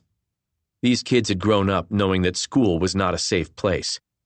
I couldn't make them afraid. I couldn't do that. I stopped walking. I was going to go back, but then I saw Molly. I called her and she came over, dragging her feet. "Hi, Molly." "Hi, Mr. Fraser." She didn't look at me. "Do you know where she went?" She shook her head. "Molly, you gotta know how serious this is. Nina's missing. Grace is missing now, too. She didn't want to go to school this morning. If she's gone off somewhere just to get away and you know it, you need to let me know right now, because my next call is going to be to the police." She shook her head again, but this time she looked me in the eye. "I thought she was coming to school, but she never came to class. I haven't even seen her today. I would have called her, but I haven't had the chance yet." "Okay, thanks. And you'll call me or ask your parents to call me if you hear anything?" "Uh-huh, sure." I turned and walked away. There were a lot of eyes watching me. A boy around Grace's age said pervert loudly, half covering it with a fake cough. I stopped walking and looked at him, daring him to say it again. He didn't flush and he didn't back down. He looked like he wanted to take me on. I walked away. I called Lee. I told her that Grace was missing. I can see now how stupid that was. I should have known that hearing the news that way might mess her up. I should have gone to her. I should have held her when I told her, been there in person to reassure her. But I was panicking. I didn't know what the hell to do, and Lee is the person I rely on. I called her. I told her. I heard her drop the phone. I was out in front of the school by then. I felt like I had 100 pairs of eyes on me, and none of them were friendly. I felt like I was going to fly apart. I went to my car. I called Matthew Wright. The call went to voicemail. I called the main number for headquarters. They put me through to Sarah Jane Reed. Mr. Fraser? Grace is missing. I dropped her off at school this morning, and I watched her walk in through the doors. She never went to class. I'm at the school right now. They don't know where she is. I spoke to her best friend. She says she hasn't heard from Grace, and I believe her. Does Grace have access to a car? Can she drive? No, no car. Did she pack a bag this morning? Pack any clothes? I tried to think. She had her school backpack. I don't think she had any clothes. What did she wear to school today? My mind was blank. I couldn't see it. I don't know. Jeans, I think? Her jacket is green, so I guess a green jacket? I sounded like I was making it up. I think she heard that. I'm going to hang up the phone now, Andrew, she said. We'll get people moving on this end. We're going to get cars out looking for her right now, and we'll check the bus station. Go home. We'll meet you there. There was a guy at the school gates today, a crazy fucking guy. He had some insane ideas about me being a danger to the girls. Could he have taken her? You say you saw her walk through the doors into the school? Yeah. Then it doesn't seem likely, but we'll check it out. I gave her a description of the guy, and then I drove home. I drove past the reporters at the gate and parked in the courtyard. I found Lee on the floor in the kitchen. She was sitting with her back up against the cabinet. Her phone was on the floor beside her, the screen cracked. Rufus had curled up to her as close as he could get. He'd pressed his head into her lap, but it was like she didn't see him. Like she didn't see me. I picked her up and carried her into the living room. I sat with her on the couch in the living room, and I held her. She rested her head against my chest, but she didn't say a word. It's going to be okay, baby, I promise you. It's going to be okay. We're going to get her back. We're going to get them both back. I kissed her head, and I held her close, and I cried. That's what I did. 2 daughters gone, my wife broken, and I sat on the couch and I fucking cried. Chapter 24. Matthew. The high school was 21 miles from headquarters. Matthew asked Sarah Jane to drive. He needed his hands and attention free so that he could call around with the description Andy had given them of the stranger who'd accosted him at the school gates that morning. Sarah Jane was a good driver. She drove fast, which was required in the circumstances, but she didn't take unnecessary risks. Matthew managed to reach Dr. Karen Sears, a psychiatrist at the UVM Medical Center who specialized in forensics. Sears was a part of a task force that regularly assessed high-risk individuals in the Vermont system, and they'd worked together on a previous case. Matthew quickly filled her in on the background and gave her the description Andy Fraser had provided. I can't be sure, but that sounds like it might be James Mannion. He'll be in your system. Borderline personality disorder. He has a history of fixating on high-profile individuals. Have you treated him? Not personally, no. Do you think he might have taken her? I can't answer that question with any confidence. I believe he's been charged in the past with stalking and harassment, but he has no history of violence that I'm aware of. He's only in the system at all because he sent a series of threatening letters to Hillary Clinton. He believed that she was part of a pedophile ring. He threatened to kill her, but he never took any concrete action. It was all a fantasy. Clinton would be a pretty challenging target. The Frasers are local, easily accessible. Do you think he might have escalated? There was a pause. I don't know. Like I said, I haven't treated him. Let me call his care team. I'll get back to you. They ended the call. Sarah Jane gave Matthew a quick look of inquiry, and he shook his head. Unclear, he said. They reached the school. Sarah Jane pulled up in front of the administration building and parked. They went inside. The doors opened into an outer office with a long reception desk and a row of 4 chairs opposite. There was a bulletin board with posters advertising various extracurricular activities, sign-up sheets for a ski team, a production of Guys and Dolls, and an after-school homework club were the most visible. There was a young blonde woman behind the reception desk. She seemed to be expecting them. She pointed them nervously toward a closed door marked Principal. That door opened before they could reach it, and a woman came out. She was wearing a knee-length navy skirt with a pale pink sweater. Her hair was short and tightly curled, and she wore very pink lipstick and tortoiseshell glasses. She offered her hand to Matthew. I'm Callie Gabriel.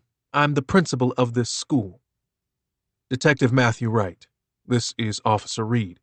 Is Mr. Fraser still here? I don't believe so. I think he left. He's looking for Grace? I really couldn't say. Matthew was picking up a definite attitude. What time did Grace get to school this morning? Her father dropped her off at 8:30 a.m. When did you realize that she was missing? You have to understand, we have hundreds of students in this school. We can't keep tabs on every individual student. Gabriel didn't seem to be aware that she'd raised her voice. She didn't like being questioned. We have to have a system. Students go to class. The teacher takes a roll call on her tablet, and the results of that roll call come back to the office here. If a student is absent and a parent hasn't called ahead to let us know, or logged their absence through our system online, then the discrepancy is flagged. That's when we call the parents. I understand. Which class did Grace miss? There was another pause. Grace didn't attend any of her classes today. Matthew glanced at his watch. It was almost 11:30. Andy Fraser had called headquarters just after 11. This system did not appear to have worked. I'm not sure I understand. Grace's first class would have been, 8:30? 8:45? It was my fault, broke in the blonde woman who was sitting behind the counter. I didn't check the alerts. We don't usually do it before recess because so many kids are late.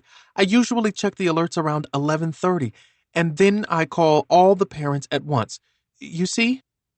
Thank you, Becky, Gabriel said sharply. She gestured for Matthew and Sarah Jane to follow her into her office and shut the door firmly behind them. Obviously, it's less than ideal that we didn't check the alerts earlier in the day, but as I tried to explain to Mr. Fraser this morning, we simply do not have the capacity to provide extra security or supervision for one individual student. This is a public school. We have to think of the needs of all of our students equally. Understood.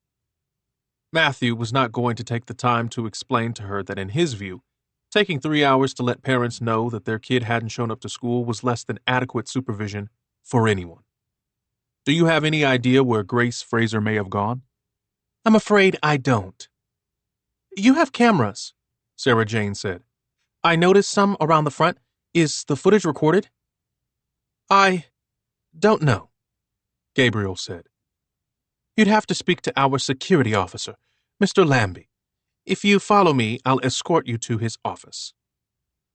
They followed her as she led the way out of the administration building, across a courtyard, and down a flight of stairs into a long, badly lit corridor. The whole situation is a tragedy, of course, but I can't help but think that the Frasers need to take a little more responsibility here, she said in an aggrieved tone. I'm not sure what you mean, Matthew said. Well, with both girls running away, it does call into question what's happening in the home, doesn't it? Clearly something isn't right there. Not that I lend any credence to any of the wilder rumors that are going around. She let her voice trail off and paused long enough to give Matthew a look that suggested that she was lending credence all over the place. And I understand why they're casting about looking for other people to blame, but really it's very irresponsible to point fingers at young Simon Jordan, which is certainly what they're trying to do.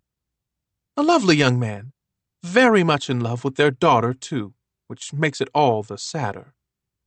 She paused at a door that had once upon a time been painted a bright, cheery blue, but was now stained with years of dirt and grease.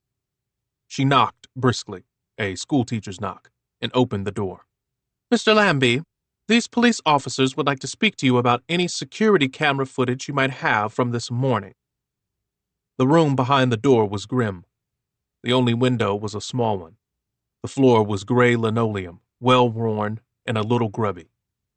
There were shelves with old cleaning supplies, and toward the back of the room, a desk with a computer that looked like it might have been obsolete 10 years before. A small electric heater in the corner of the room pumped out heat. The man seated behind the desk was overweight and unshaven. There were dark patches of sweat under each armpit, and the room smelled strongly of stale alcohol and body odor. Lambie gave them an appraising look from behind the desk. "I can help you out there. Anything in particular I can help you with?" He moved his mouse and clicked something. The screen was tilted away from the door, so that it wasn't possible to see the content unless you crossed the room and looked over his shoulder. "Grace Fraser," Matthew said. "She's missing. Her father dropped her to school at 8:30 a.m., and she never made it to her first class." "I can look for her on the cameras, sure, but if she ditched class, she probably went out through the back. No cameras back there. Budget doesn't stretch." Matthew looked at Callie Gabriel, but she made no attempt to clarify Lambie's casual statement. Gabriel's hand was pressed to her mouth, and she was wrinkling her nose. "If you'll excuse me, Detective, I have a busy morning. If you need anything further, I'll be in my office." She withdrew with an audible sigh of relief. In other circumstances, Matthew might have had some sympathy. The smell combined with the heat made the room an unpleasant place to be. But it seemed to him that Gabriel had completely failed to grasp the seriousness of the situation. Lambie was smirking at him, like he knew exactly what Matthew was thinking. "I'm Burlington PD retired," he said. "Grace is Nina Fraser's sister, correct? I understand your concern, but most likely she ditched. All the kids do it, and I guess she has better reason than most." He gestured to them to come closer and pointed at his screen. "The system we have is pretty good. I can play back the cameras from this morning, see if we can spot her." He did that, quickly and competently. They watched the morning procession unfold. The cars arriving, the kids unloading. Lambie fast-forwarded quickly until he got to 8:27 a.m., then slowed it down. He was the first to spot Andy Fraser's car pull in. "There," he said, pointing at the screen with the finger stained yellow from cigarette smoke. "That's Grace, right?" They watched as she disappeared into the school, past the range of the cameras. They watched Andy enter the school administration building, watched him leave 20 minutes later. Lambie let the tapes run. They watched the school clear out. There was no sign of Grace Fraser leaving the campus. "There was a man at the gate this morning," Matthew said. "Harassing Andrew Fraser. Do you have a camera at the gate?" Lambie shook his head. "'Fraid not. But if he was out there, he didn't come in here." He gestured at the screens, as if they proved his point. "Cameras would have caught him." "You said Grace probably ditched and left through the back, where there are no cameras." "Sure." "And all the kids know that that's the way to go out if you don't want to get caught." "That's right." "So presumably anyone who went to school here also knows that's the way to get in without being seen." Lambie wagged a finger at Matthew and made a clicking sound, as if to say, "You got me." "Right. Okay. Thank you. for your time. Matthew turned to go. He wanted out of there. I think he did it, for what it's worth, Lambie said. Excuse me? Matthew was at the door. Sarah Jane was already outside. Matthew turned back. Simon Jordan, she... Lambie jerked his thumb in the direction of Callie Gabriel's office. She thinks the sun shines out of his ass. He's good at that, charming women. You don't like Simon, Matthew said. Lambie leaned back in his chair. He let it swivel from side to side and scratched at his stomach. I do not. Let me tell you a story about Simon Jordan. In his last year, he didn't make the ski team, okay? Made it every other year, but not his last. We had a new kid, can't remember his name, Paolo something, demon skier. He got a spot and Jordan didn't. So, Jordan's all smiles and congratulations, right? First one to clap the new guy on the back. What a stand-up guy, what a sweetheart. Except 3 weeks into term, we start getting reports of petty thefts, this and that. Someone's phone, or lunch money, or a new sweater, or expensive textbook, that kind of thing.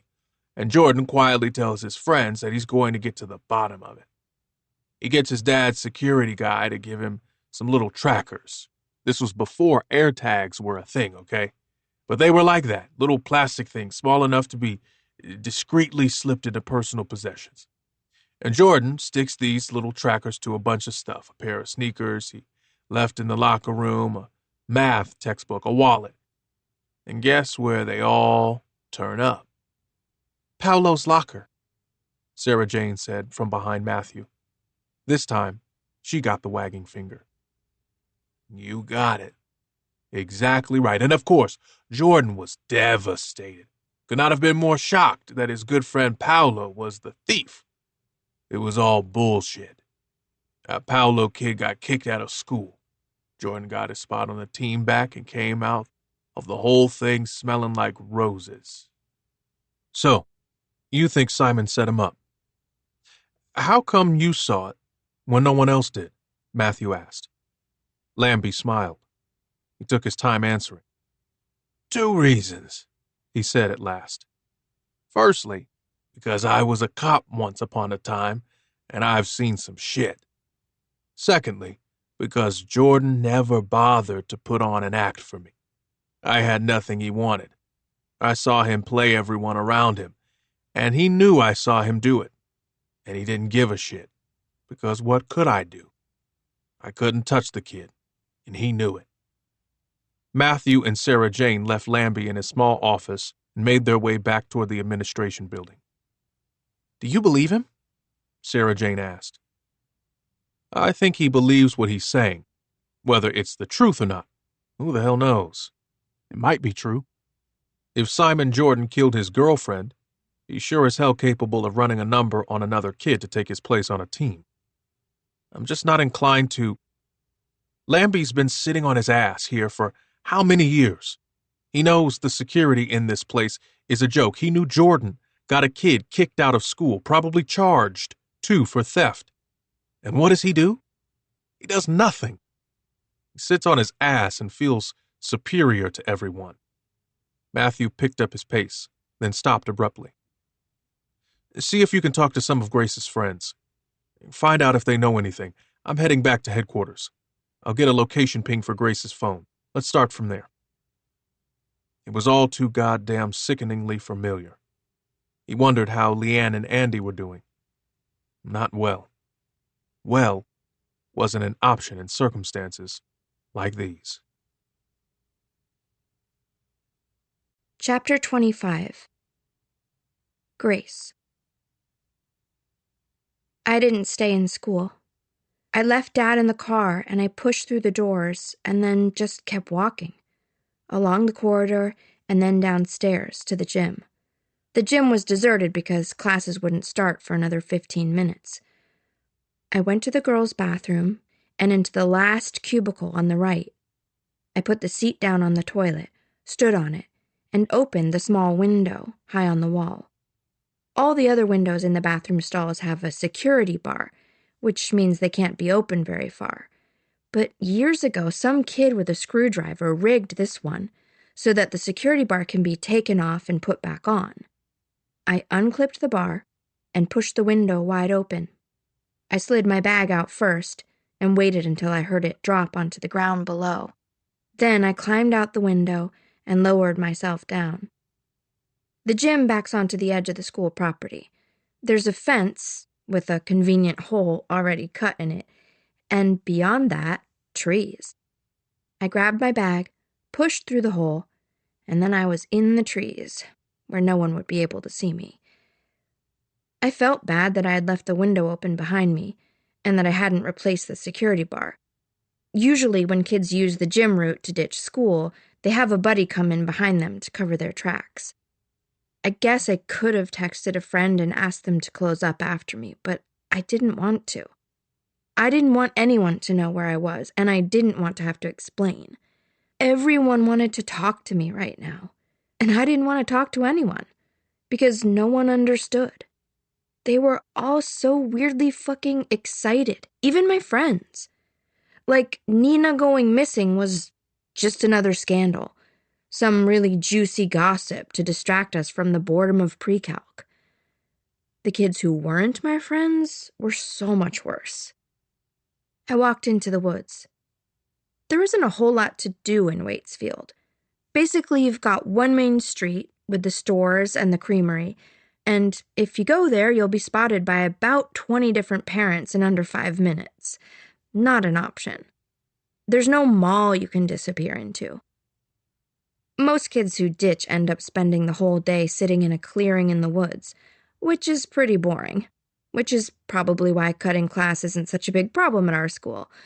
I wasn't going to spend the whole day just hanging out in the woods. I had a plan. My friend Molly's house was only 1.5 miles from school. Her parents both work in Burlington, so they wouldn't be home. We keep my horse, Charlie, at Molly's house, because they have stables and we don't.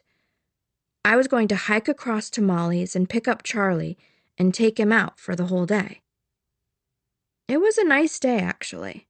It wasn't raining, and I guess it was cold, but I was wearing my jacket and I was walking, so I had no problem staying warm. I took out my phone and checked my messages, but there was nothing new. Everyone I knew would be in class by now, or nearly everyone. I'd been messaging with Simon since the night before. I wasn't going to reach out to him, but things just snowballed. I was in bed on my phone scrolling through Nina's feed and looking at her photos and hoping that I'd suddenly see something new pop up from her. After I'd gone through all her stuff, I went on to Simon's profile and started looking at his photos, which were mostly of Nina anyway. I guess I liked one of them. And then, a few minutes later, he liked one of the pictures on my feed, which was just a goofy one of me and Molly at a pool party last summer. I figured that like was his way of telling me that he wasn't mad at me. So then I DM'd him. I was so embarrassed about what my mom had done. I'm not mad at her. I think she's kind of going crazy right now. And I get it. I really do get it, because since Nina went missing, the whole world feels wrong. I don't understand why she's blaming Simon, except that maybe she needs someone to blame. Whatever's going on with her, she shouldn't have hit him. She can't seriously think he had anything to do with Nina disappearing. Simon is crazy about my sister. Everyone knows that. Anyway, I messaged him and said that I was sorry, and he messaged me back with a picture of his face and saying that he thought his modeling career was on hold. He already has a bruise, a bad one, around his left eye. He was smiling in the picture, but I felt so bad. I messaged him again. I can't even remember what I said exactly, but then he messaged me and said that he was kidding by sending the picture, and that he was way too fugly to ever be a model, and was I okay, and that Nina wouldn't want me to worry. Honestly, that made me cry a bit. It's like I miss Nina so much, and I'm so scared for her. And him saying that she wouldn't want me to worry made me feel like she was close by. Anyway, we messaged for like an hour last night, and I honestly think Simon is the only one who understands how I feel right now. I've been trying to stay off the internet. Mom only let me have my phone because I absolutely promised her that I wouldn't look at any of the stuff about Nina online. I promised, but I didn't mean it. It's honestly completely unrealistic to expect me not to see that stuff. People send it to me anyway. Links to videos and photos and posts. If I stuck to my promise and stayed off the internet, that wouldn't protect me from anything. I'd just be putting myself in a position where I'd only see what other people think I should. You know what I mean? And don't think for a second people only send me nice stuff either. If there even is nice stuff in a situation like this. You wouldn't believe the fucked up shit people have sent me. Things about my dad that made me want to puke. I can't talk to Mom and Dad about that stuff, but I think they know about it. I don't understand how they can expect me to sit in class while all this stuff is going on. While the kid who sent me some of those videos is sitting 2 seats away from me. It's like they think it won't hurt me if we just don't talk about it. I put in my earbuds while I walked and listened to a podcast about chaos theory, which might sound like it would be boring, but is actually really interesting. I listen to podcasts a lot. I used to listen to some true crime, like Serial and all that, but I can't anymore. And I can't listen to music because all my favorite stuff makes me cry. I got to Molly's house and climbed over their back fence. Molly's dog Simba was there, but he knows me. And anyway, he's kind of old and more of an official greeter than an actual guard dog. I gave him some love and then I went to find Charlie. He was in the stable and not in the paddock because I'm riding him a lot right now. He was pretty happy to see me. I found a brush and gave him a rub down, and I changed my clothes before I saddled him. I can ride in jeans, but on cold days you can end up with raw patches if you ride for a long time.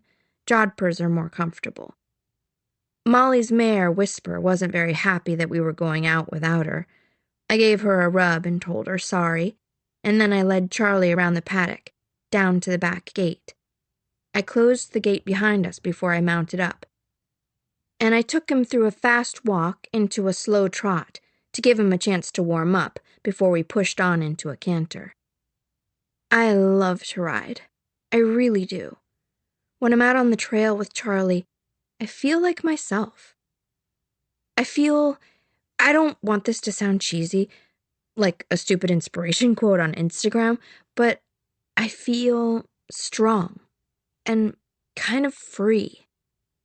Usually riding makes everything I'm worried about in my real life seem much smaller and like it doesn't matter.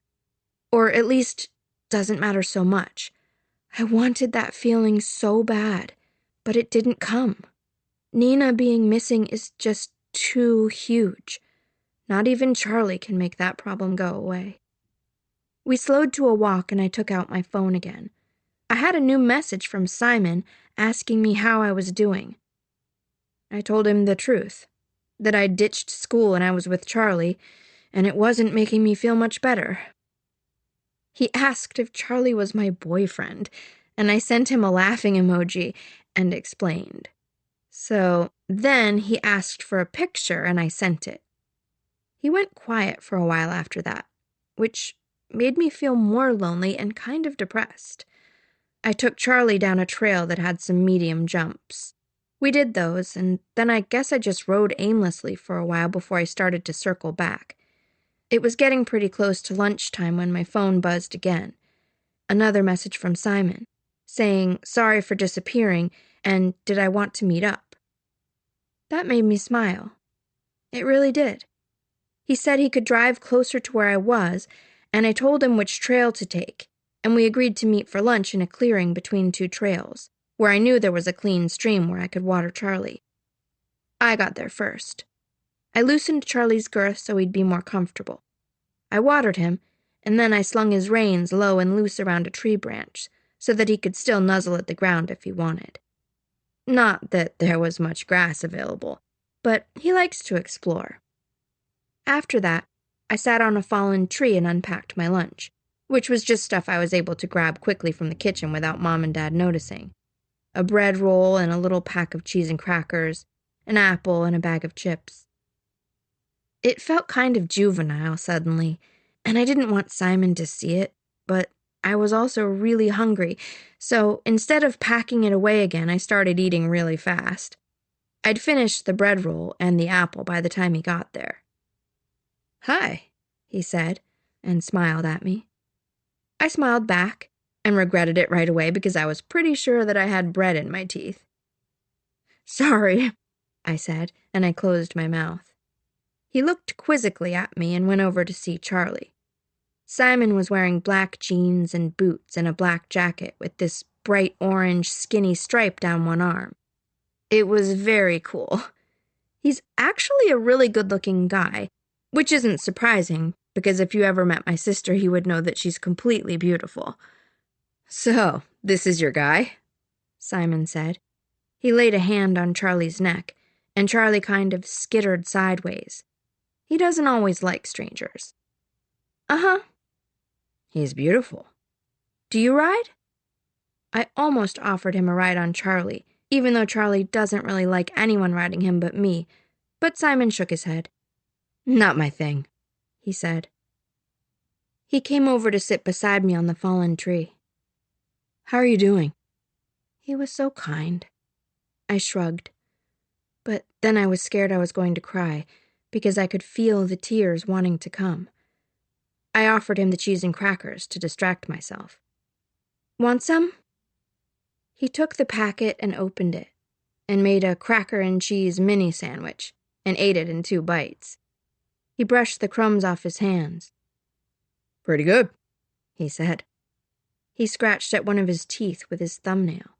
To dislodge a bit of cracker, I guess.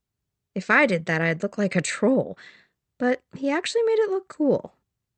He gave me a serious look. "Really, Grace, I mean it. How are you doing?" I looked down at the dirt and pushed at it with the toe of my boot. "I'm fine, I guess." "I don't think that's true." "I'm sorry about my mom," I said.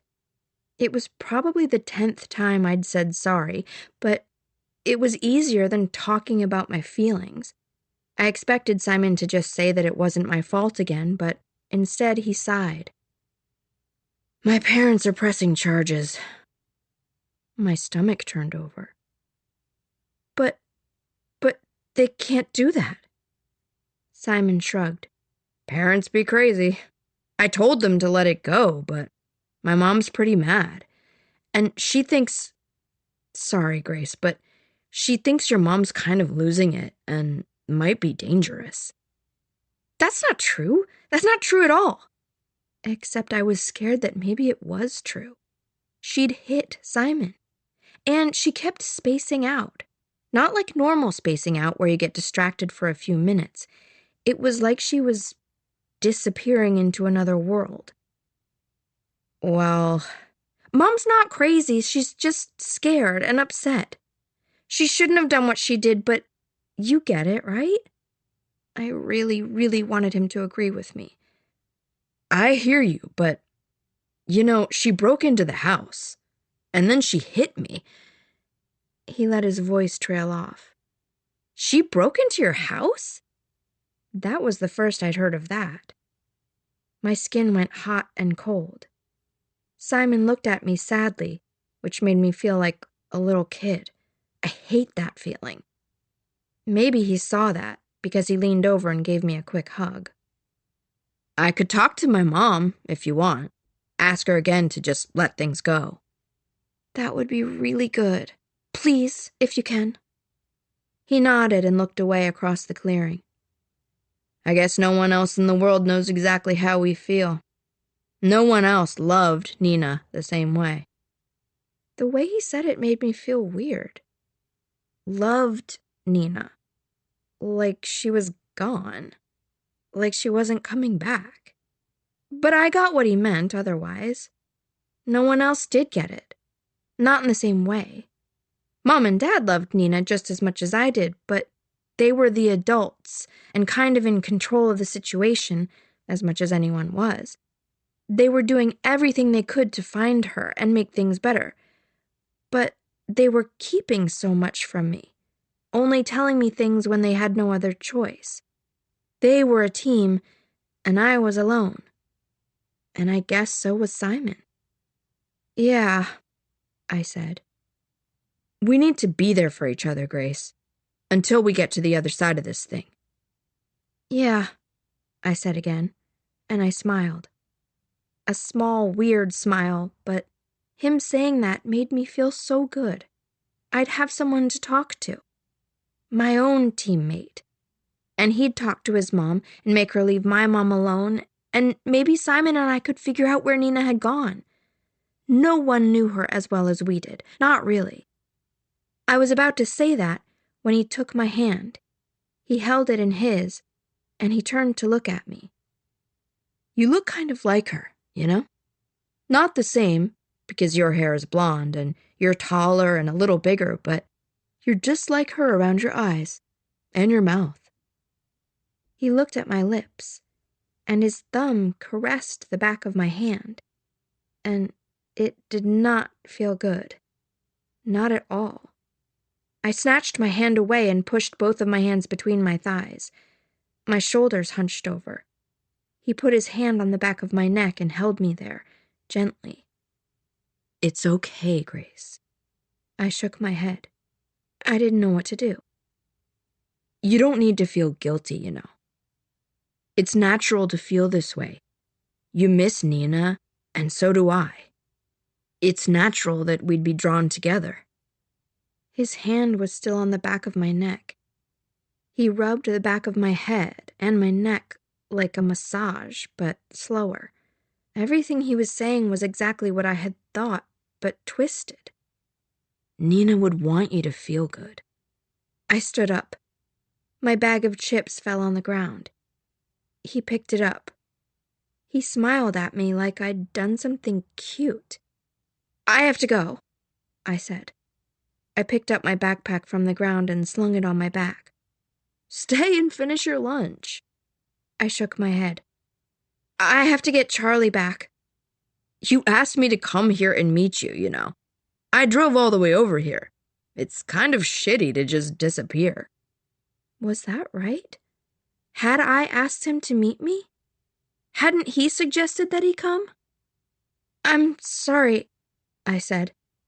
I'm just not feeling well. His brow furrowed. Did I do something wrong?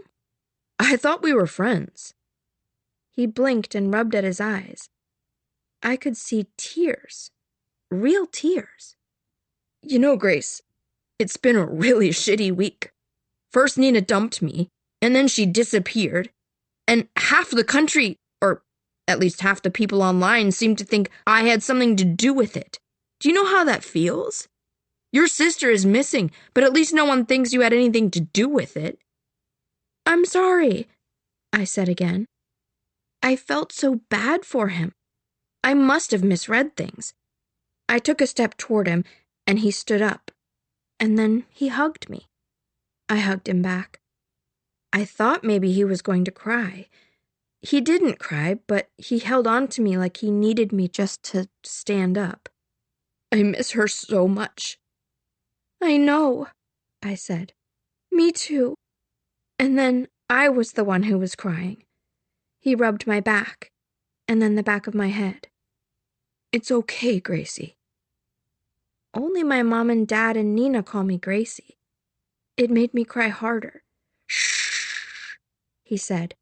Shh, it'll be all right. We'll make it all right. He slid his right hand to the side of my face until he was cupping my face. He kissed my neck. He kissed my cheek. He tilted my face and kissed the side of my lips. He tried to kiss me open-mouthed. I pushed him away hard and fell backward, landing on my backside. He put a hand out to help me up. Grace. He looked at me with his head to the side, a sad expression on his face, like I'd just gotten things wrong and really disappointed him. I held up a hand in a back off gesture. "No," I said. "No!" I scrambled backward, stood up, and kept backing up until I bumped into Charlie. Simon frowned. He came after me until he was too close. I ducked under Charlie's neck, and Simon looked mad as hell. "What is your problem? You can't lead me on and then just walk away." I was scared. Scared enough that my hands were shaking.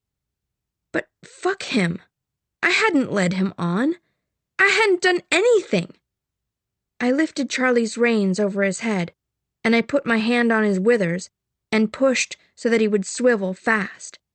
Simon had to step back to get out of the way, and I had my foot in the stirrup and I was mounted before he could do anything. I only remembered that Charlie's girth was still loose when it was too late, and I was halfway up and the saddle shifted on his back. It held, though, and then I was on. "Jesus, Grace, you're acting crazy. Maybe it runs in the family." He stepped back and stood in the center of the clearing, his arms spread wide, blocking my way to the trail. We looked at each other. I could tell he wasn't going to move. I said the only thing that came into my mind. "You're not a nice guy. I thought you were, but you aren't." He shook his head, half laughing. "Your mom attacks me. You ask me to meet you here. You lead me on. Then you act like I'm some kind of pervert and I'm the bad guy. Can you just get out of my way, please?" He looked at me and put his head to his side like he was considering it. And then he shook his head slowly, like he regretted the situation, but he had no choice. "You need to say sorry first. Say, 'I'm sorry, Simon, for my crazy mother, and I'm sorry for being a bitch.' And then I'll move, and you can go. And maybe someday, when you grow up a little more, we can be friends." I started to get angry. The anger made the fear a lot smaller. I squeezed my legs, and Charlie started to walk forward. I could feel him wanting to walk around Simon, but I signaled him with my legs and my hands to go straight forward. Simon didn't move. He thought he could win a game of chicken with a 1,500-pound horse. I decided to show him he couldn't. I squeezed my legs firmly and gave Charlie a small kick. He leaped forward. Simon stumbled backward, swearing. I urged Charlie on, and he went into a flat run. We left that asshole in our dust. Chapter 26. Andy. Grace came home. Just like that, she came home. I was still sitting on the couch with Lee when I heard the sound of hooves on the gravel. Rufus lifted his head and whined. I wasn't imagining it. "Lee, do you hear that?" She didn't answer me. I moved her to the side so that she was sitting on the couch instead of on me. She curled up into a ball and buried her head in the cushion. I went outside. And there she was, our beautiful girl with Charlie. Grace had already gotten off the horse. She was standing with her arms around her horse, her forehead resting against his neck. "Grace?" She turned to me, saw the look on my face. Her face crumpled. "I'm sorry, Dad. I'm really sorry." I went to her and picked her up and hugged her too hard. She was still holding Charlie's reins. He blew out air and shifted his feet uncertainly. I reached out and patted him. "Good boy," I said. "Good boy." Grace was half crying, half laughing. "He really is." "Where were you?" She shook her head, like she wasn't ready to talk about it. "I'm sorry I made you go to school, baby. I went right back to get you." We tied Charlie up at the back door. I held Grace's hand as we went inside. I didn't know how to warn her about the state her mother was in. When we got to the living room, Grace froze at the door. Lee was still curled up in a ball on the couch, her face like stone. "Mom?" She sounded scared, and years younger than 15. Lee didn't react, didn't move an inch. Grace went to her mother and sank to her knees by the couch. She caught Lee's arms and pulled them until they were around her in a limp kind of a hug. "I'm here, Mom. I'm here, okay?" Something sparked. Lee's hands curled into fists, gripping the back of Grace's jacket. She held on tight, then her head came up and she pulled Grace hard against her. She said Grace's name once, then again and again until it sounded like a mantra. "I'm okay. I'm here. I'm okay." Lee's hands went to Grace's face and tilted her face back and looked at her like she needed to really see her. I had tears in my eyes. I walked away. I called Matthew Wright and told him that Grace was okay. Then I went outside and put Charlie away in the barn. For months, Grace has been asking me to make a stall for him, and I still haven't done it. I couldn't just let him loose in the barn. It wouldn't be safe for him with the landscaping supplies around, so I had to tie him up, but I let him have a loose rein, and I gave him water. I didn't have any hay. It would have to work until he could be picked up. I called Molly's mother and told her that Charlie was with us. She's a kind woman. She didn't ask a lot of questions, but she did volunteer to drive over that evening with her trailer and take him back. I untacked Charlie and brushed him down. At first, I thought I was imagining it when I heard a car engine start. Then I thought maybe one of the journalists had driven up to the house, or maybe Craig had come by. But when I got out of the barn, I saw Lee's car pulling away down the drive. I went inside. Grace was sitting alone on the couch, looking very pale. "Grace?" "I told Mom that it was Simon. He asked me to meet him in the woods, and I did, and then I got scared. I thought he was a good guy, and he's really not." My hand was on the door jamb.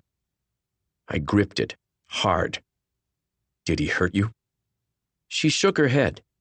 She swallowed and looked ashamed. "He tried to kiss me. Charlie got me away." "Where's your mother?" "I don't know. I told her about Simon, and then she got her keys and she left." Jesus. I turned and ran for the kitchen. Grace's voice followed me. "Dad?" "Stay here. Stay in the house," I called back to her, and then I was running.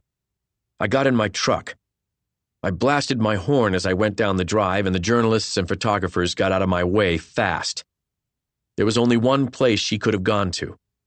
How much time did she have on me? 5 minutes? 10? There were journalists at the Jordan's house, too. Not many. 2 men standing together beside a car, cups of coffee in hand. One of them was smoking. There was another car parked off to the side where a woman sat in the driver's seat on her phone. Maybe that's how Lee convinced them to open the gate. Maybe she threatened to cause a scene if they didn't let her in, or maybe the gate was just open when she got there. However she'd done it, Lee's little Hyundai was pulled up almost at the door to the house. I pulled my truck right in behind her and got out in a hurry. Lee was at the front door talking to Rory. "You tell him to stay away from our daughter," Lee was saying. "Do you understand me? He needs to stay away." She kept running her left hand through her hair again and again. Rory's eyes met mine. He looked like shit.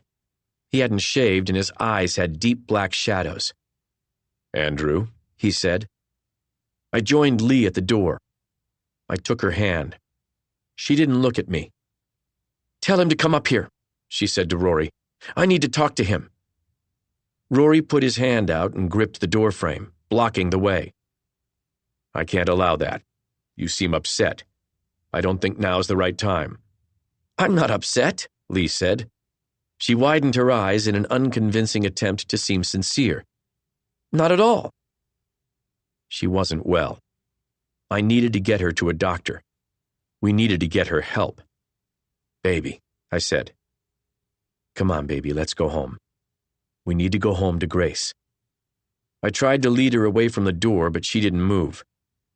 Rory's jaw clenched and his grip on the doorframe tightened. Jamie emerged from the corridor behind him. She was barefoot and she walked like she was putting on a performance. Her toenails were painted scarlet. Leanne's shoulders lifted as she took a deep breath. "Jamie, please. Please, I need to speak to Simon. He might know something that would help us find Nina, even if he doesn't know it. If I could just speak to him for 5 minutes." Jamie came forward. She ducked under Rory's arm, then leaned back so that the arm that had been holding the doorframe was now draped over her shoulders. She wrapped her right arm around his waist. The two of them stood there blocking the doorway like the defending team in Red Rover. "You shouldn't have come here," Jamie said flatly. "You need to leave now, or I'm going to call the police." I put my hand on Leanne's shoulder. I wanted to lead her away. There was no way they would let us speak to Simon. We weren't going to get anywhere with them. But Lee stepped forward and took hold of Jamie's hand. Jamie looked horrified. "I'm begging you," Lee said. "Mother to mother, I know you understand that we can't survive unless we know what happened to Nina. Your son knows the truth. We won't survive. Please, Jamie. Please, please, please." Lee swayed, and for a horrible moment I thought she was going to go down on her knees. A look spasmed over Rory Jordan's face. Disgust and pity mingled. Jamie shook off Lee's hand. She stepped back into the house. Lee tried to follow her. "Mother to mother, I'm asking you." Jamie's face hardened into hostility. "You need to leave us alone. This is harassment. I'm calling the police. Add to the charges against you." Lee rocked back on her feet. I put my arm around her and pulled her away. "Come on, baby." But she couldn't walk. Her body folded in on itself, and she started to cry. "Take her home," Rory said. There was pity in his voice, and I hated him for it. Lee was leaning on me, weeping.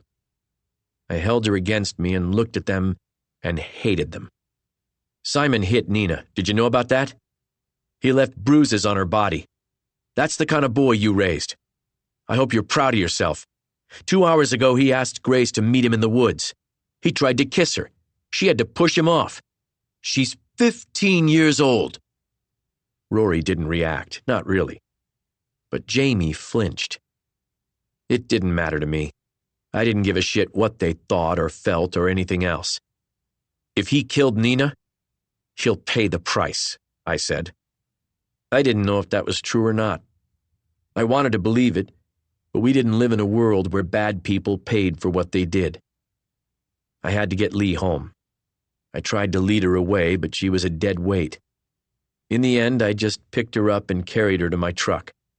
The journalists and photographers had crossed into the property. Camera flashes went off as I put Lee into the passenger seat. A female journalist asked if Lee was okay. I didn't answer.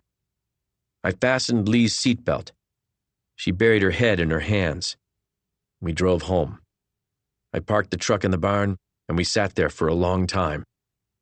Lee stopped crying. She leaned back in her seat and looked at me right in the eye, for the first time since Grace had gone missing. "I can't live with never knowing," she said. "It's going to kill me." Chapter 27. Matthew. Matthew was back at headquarters when Andy Fraser called to let him know that Grace was safe. Matthew wanted details, but Andy ended the call quickly. He needed to be with his family. Presumably, Grace had done exactly as Jeremiah Lambie had predicted and ditched school for a few hours to get away from the pressure. Matthew felt almost weighed down by relief that Grace Fraser was home and safe with her family, where she belonged. Sarah Jane was still at the school. He called her and asked her to come back in. After that, he called his prosecutor friend to talk through a possible warrant application for the Jordans' home in Waitsfield.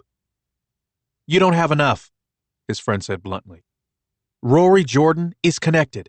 He has the best law firm in the state on retainer. The K-9 alert is a start, but you need something more." Matthew went to buy a sandwich. He needed time to cool his head and think things through after the chaos of the day so far. Also, he hadn't eaten since breakfast. He bumped into Kim Allen at the cafe, and they walked back together. "How's Naomi?" she asked. "Well, thank you," he said. "You've got John Reed's girl running around for you on your case. How's she doing?" "Good work so far. She's keen and she's smart. No complaints." Kim nodded. They walked on. It was getting late and the temperature was dropping. The sun went down early at that time of year. "You've worked with her?" Matthew asked. "Some," Kim said. She gave him a sideways glance. "Pretty girl, but she's all about the work. Josh Hurd, Dave Beecham, and Anna Arledge all asked her out and got turned down." "Beecham asked her out?" Matthew shook his head. "That sad son of a bitch. Sarah Jane couldn't be much more than 23 or 24, and Beecham was in his 40s. Also married with 3 kids. Shouldn't be a surprise. Man's a dog." Inside, Sarah Jane was waiting for him. Her head lifted as soon as he came into the room. She gave him just enough time to get settled, then came over to his desk. The security tapes from the bar in Boston have just arrived." They watched the recordings in an interview room. The caller who'd reported seeing Nina in the bar had been very clear about the timing. He'd said he'd spotted her at 10:15 p.m. exactly, and he knew that because he'd seen her just before he'd left the bar, and after that he'd called a cab, and he had a record of that call on his phone. Matthew and Sarah Jane fast-forwarded to 10 p.m. and watched every minute up to 10:30.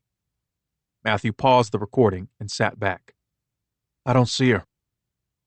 There wasn't any doubt. It wasn't like the bar was packed. There was one possibility, a girl sitting in the corner with friends. She'd come to the bar to order drinks just before 10 p.m., and she matched Nina's general description, tall with long dark hair, but only in the most general terms. The camera caught her very clearly when she came to the bar. She had smaller eyes and a longer nose, not to mention a large shoulder tattoo that peeked out from her tank top. Nina had no tattoos. "Do you think he got the time wrong?" Sarah Jane asked. "It's possible." They rewound the recording and watched it at triple speed from 9 p.m. right up until closing. "She's not there," Sarah Jane said. "Nope." "But what about the other caller? The woman who said she saw Nina buying drugs around the corner from this place?" "We still need to check that out." "It seems like a weird coincidence." "Might not be a coincidence." Sarah Jane turned to look at him, a question in her eyes.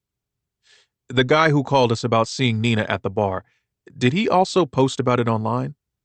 I worked a case once where we got 4 sightings of a missing girl, all from different callers, all for the same city block in Burlington. We were sure we were onto something. Turned out the first caller had made a genuine mistake. He really thought he saw our girl, but after he called us to tell us, he went online to tell the world, which brought some crazies out of the woodwork. The other 3 calls were all copycats, attention seekers." "Shit," said Sarah Jane. "Exactly." Matthew stood up. "Let's wait and see if Boston PD come back with anything." She nodded, but he could see her disappointment. "This is still good work, Sarah Jane. This is what we do. We run things down and rule them out. And that's how we get to answers." Matthew went back to his desk, sat and thought. He held his pen between the first 2 fingers of his right hand and tapped it lightly against his desk. So far, he hadn't been able to find out who was responsible for cleaning the Jordans' house. When he'd followed up with Rory Jordan's attorney about the cleaning, he'd received a message back that the Jordans knew nothing about it. They claimed that it must have been something done by the previous owners or their property managers, perhaps in preparation for the property's listing. As the previous owner of the property was some movie producer who had never visited Vermont, that was proving difficult to confirm. The producer's property manager had hired a cleaning agency that hired casual workers, and they didn't have a record of who had worked the Stowe property. It looked like the cleaning angle was a dead end. They would not be able to prove who had cleaned the property and when. Matthew ran a search online for the property and found the original sales listing. He clicked slowly through the photographs. Did it look cleaner than the house he'd been in on Wednesday? Dirtier? There was a photograph of the kitchen and another of the laundry room, but there were no cleaning products conveniently left out. Every surface had been cleared. In the photographs, the countertops gleamed sleekly. How much of that was clever lighting, and how much was post-production? In person, the house was undoubtedly beautiful, but real estate photographs always seemed to conjure another world, where every room was vast and borderless, with endless natural light and perfect accents of subtle color. Matthew frowned and clicked back a couple of photographs. Something had caught his eye, but he wasn't sure what. He found himself staring at a photograph of the living room. Something in the room was different. He narrowed his eyes and leaned forward. What was it? Damn. It was so obvious he nearly hadn't seen it. There was a cream-colored rug in front of the fireplace. That hadn't been there when he'd visited the house. Sarah Jane. Yes, sir. Call the property managers. Ask them if they took anything out of the house after the sale. There's a rug in the living room in one of the photographs, in front of the fireplace. Ask them if they took that. Will do. She picked up the phone. She was on the other side of the room, and she spoke quietly. From that distance, Matthew couldn't make out what she was saying, but she ended the call quickly. The property managers say they didn't take anything, she said. The sale contract was for everything, the house and all furnishings, including lighting and soft furnishings. They didn't move the rug. Okay. He made a few more calls, found out that Simon Jordan had changed lawyers, or rather his father had. Rory had moved on from Alistair Reynolds, who was, after all, a commercial lawyer. He had retained Arnie Waugh to represent his son. Waugh was a criminal defense lawyer, a specialist. Matthew called him. Waugh took the call straight away. Detective.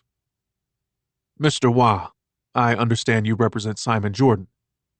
That's right. Nice kid. Matthew paused. Okay. I'm calling to ask if Simon would be willing to hand over his phone for examination.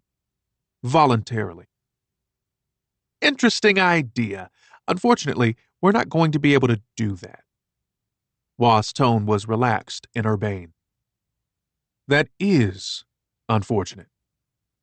Obviously, I'll put the request to my client, see what he says, but I'll be advising him against it, and I would expect him to take that advice. Phones these days carry too much data. Absolutely no offense meant, detective, but I'm not going to facilitate a fishing expedition. No fishing expedition. In fact, if it would make you feel better, why don't we choose a private lab? A neutral lab. Simon can hand his phone over to them and we'll ask them to answer a few very specific questions. Questions we'll agree with you on in advance. Like what? Location and search history for last Friday and Saturday.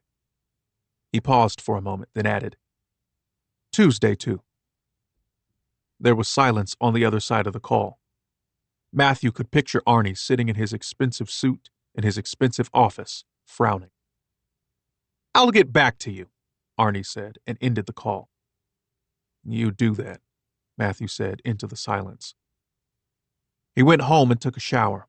Naomi was working a late shift, so the house was quiet. Matthew turned on the oven and took a microwave pizza out of the freezer. He opened a beer. The house was cold, and there didn't seem to be much point in lighting a fire just for himself. He took his pizza and his beer into the living room and turned on the TV. He needed distraction, to think about anything other than Nina Fraser and Simon Jordan for a couple of hours. He was in the kitchen dumping the last of the pizza in the trash when Andy Fraser called him. It was after 10 p.m. Andy sounded like he'd been drinking. Tell me you're going to get him, he said. Matthew didn't pretend not to know who he was talking about. Nina's father deserved more than that. He also couldn't lie to the other man. I'm going to do everything I can. I promise you that. There was silence on the other end of the line. Then, he came on to Grace. He got her to meet him alone, in the woods, and he came on to her. He tried to kiss her. Grace is 15 years old. You understand what I'm telling you? Simon's not some innocent kid. He's a goddamn predator. Christ. For a second, Matthew closed his eyes. Would Grace be willing to talk to me, to make a statement? If she did, would it make a difference? Matthew paused. He really didn't want to say what he had to say next. Did anyone else see what happened? Andy said nothing. Because the risk is that... Andy cut him off. I know what the goddamn risk is. They'll say she's making it up. That we put Grace up to it to make Simon look bad, because we blame him for Nina. Matthew stared out of his kitchen window into the darkness.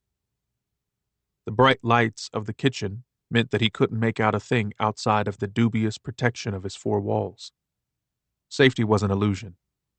The world had too many Simon Jordans. He and Naomi were trying for a baby, had been for a long time, and now she wanted to talk adoption. Maybe they should forget about it entirely. You put everything into your kid, your love for each other, your hopes and dreams for the future, and then some predator comes along and destroys not only your precious child, but everything that made you you. I have to ask you to trust me. I promise you, I'm good at my job and I care about this. I care about Nina. I'm not going to give up. That's not good enough. Tell me you're going to get him. You need to promise me that you're going to put him in jail. Matthew was not a fidgeter. Usually he worked hard to school his body into stillness because he saw outer calm as a necessary precursor to a disciplined mind. But this case was getting to him.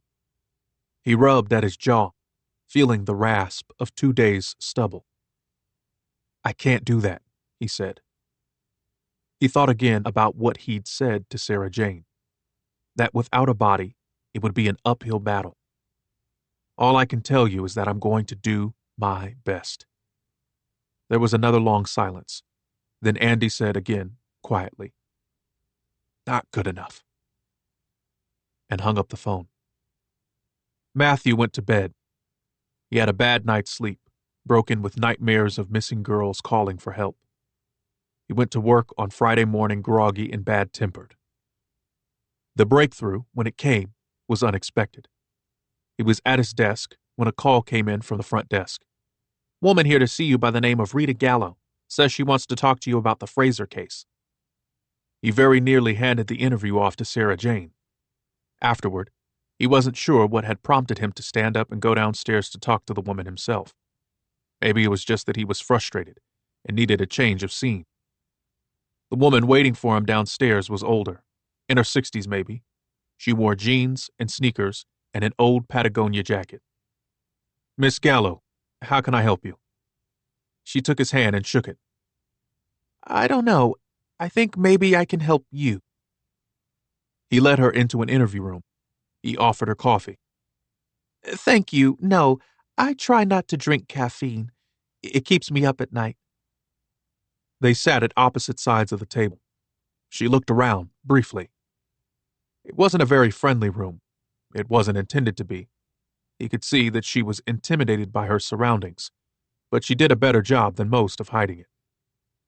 I used to work for Jamie Jordan, she said abruptly.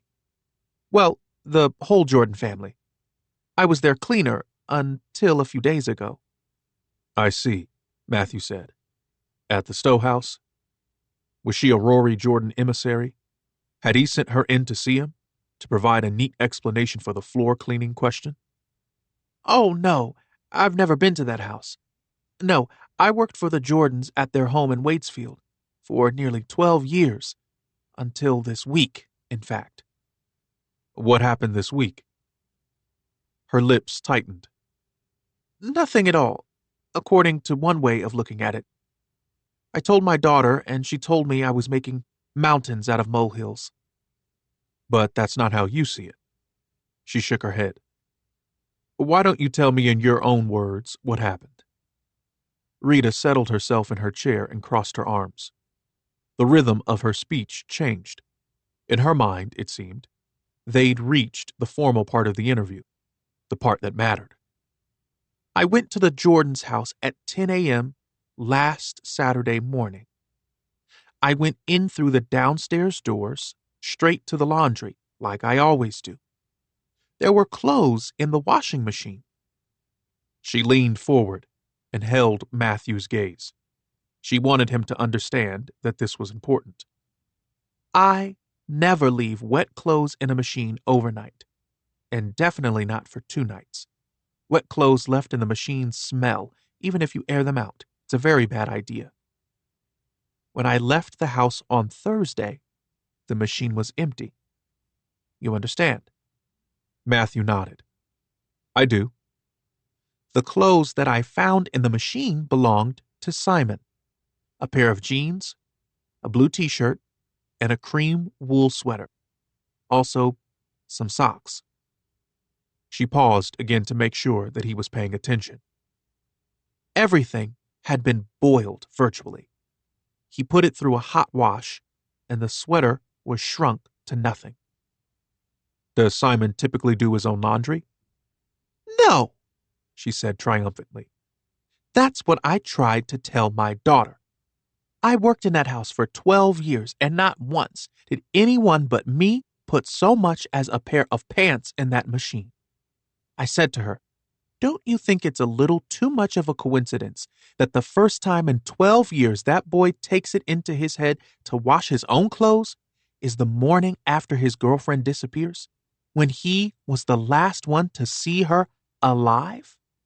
She drew in a long breath and let it out, satisfied that she'd made her point, pleased that he was taking her seriously. I never liked that boy, you know, or the husband neither. Jamie I liked. She has some fight to her. She'd need it, too, with that husband. He looks right through you, you know, like you're not even a person. Why didn't you like Simon?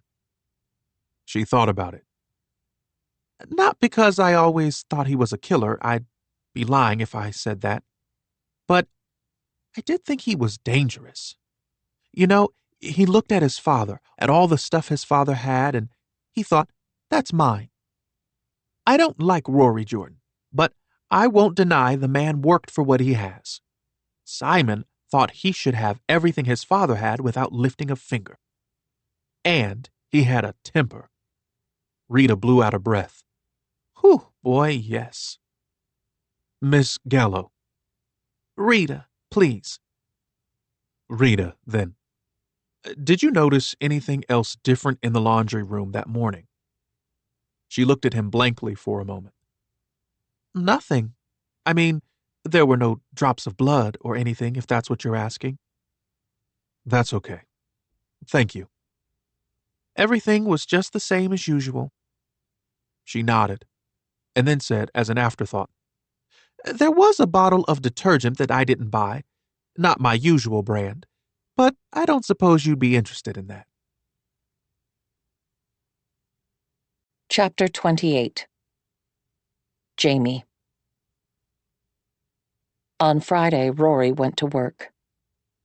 I envied him the option.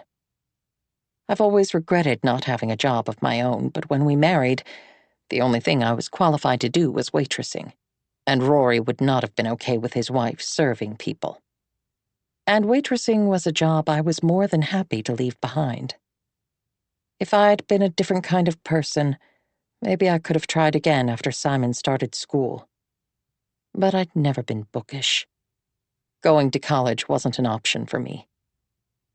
What I'd really like now is a little business of my own. I could be a stylist or a personal shopper. Maybe when all this is over and Simon moves on with his life, when Rory finally ends things between us, that's exactly what I'll do. Rory sent over 2 assistants to pick up Leanne Fraser's car, which was still sitting in our driveway, and deliver it back to their home. I felt better when it was gone. Leanne was falling apart. Andrew had had to pick her up and carry her to their car. How much of that was due to what we'd done by setting the trolls on her family? I know she started it, and I know we really had no choice if we were going to protect Simon, but guilt nagged at me. I needed distraction. I thought about going online. I had offers from buyers for my clothes that I needed to respond to, but my heart wasn't in it. If I went online at all, I would probably feel the pull to check social media, and I didn't want to see that stuff. Besides, I didn't want to work on my side hustle while Simon was under suspicion. Most of the time, going behind Rory's back and selling my stuff had seemed not only justified, but actually, in a fucked up way, good for our marriage. The existence of my secret nest egg made me confident. I didn't get needy or clingy. I didn't try to convince Rory to transfer a house into my name or to give me expensive jewelry, both of which are, in my book, fatal errors. And my side hustle kept my interest in clothes and grooming alive, which meant that I looked good, which he liked. All in all, I felt just fine about what I was doing. But since Nina disappeared, I had no heart for it anymore. It all seemed so petty and pointless in the face of what was coming for us. Also, Rory was so completely committed, completely focused on keeping Simon safe. It would have been cheap of me to be anything less. Putting the shop on hiatus meant that I had nothing to do. I worked out in the gym, but that only took an hour. I showered and cleaned rooms that didn't need cleaning, and the minutes ticked by like hours. Simon was buried in his bedroom. I didn't want to talk to him. Andy Fraser said that Simon had tried to kiss Grace. That scared me. I didn't want to think that it could be true, but I believed that Simon had gone to meet Grace when I'd begged him not to. Simon had never liked being told what to do, and it would be like him to do the exact opposite of what I'd asked. But trying to kiss Grace? If that was true, it was something different from a demonstration of independence. Something bigger and darker. Maybe Grace had misread a hug or some other attempt to comfort her, which wouldn't have happened if he'd stayed away from her like I had asked. Just before lunchtime, Rory called me. "Can you bring Simon to Burlington? His lawyer wants a meeting. 2:00. Is everything okay?" It was such a stupid question. Of course, nothing was okay. By asking the question, I was asking him to treat me like a child, to reassure me, to make me feel better. "Never mind," I said. "I hired a criminal defense lawyer for him. Name is Arnie Waugh. He's supposed to be the best. Name of the firm is Dexter, Split, and Waugh. They're on St. Paul Street." "Okay, fine. Does Simon need to dress up, or whatever he's wearing is fine?" "Okay." For a moment, his tone softened. "Thanks, Jamie." "Of course." "See you at 2." I went downstairs and told Simon. He was sitting on his bed, his legs under the comforter, headphones on, and laptop in front of him. He looked up, irritated at the interruption. "Your dad called. Your lawyer wants a meeting." I made him get changed into slacks, a button-down, and a sweater. I wore a black dress to the knee, with a jewel green cardigan with dramatic bell sleeves so that I didn't look too funereal, and heels. The photographs of Andrew carrying Leanne to the car the day before had already hit the papers. The story was hot again, and as a result we had more photographers and journalists at our gate. When we drove out past them, Simon sat up tall in the seat. He looked confident and relaxed, and not at all like someone who'd been accused of the most terrible crime. I was pissed at him for going behind my back to meet Grace, but I was proud of his attitude. It takes guts to stand up under that kind of pressure. "They'll get bored soon and move on," I said, as reassuringly as I could. He gave me a sideways glance. "Not if I'm charged." "That's not going to happen." "We can't know that for sure, Mom." For a moment, I couldn't speak. He was, of course, right. There was no way of knowing where things would go from here.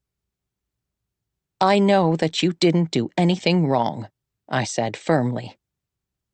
Did I sound like I believed it or like I wanted to believe it? Andrew had said that Simon had hit Nina. He'd said it like it was a fact, like he had evidence, but it was all bullshit, wasn't it?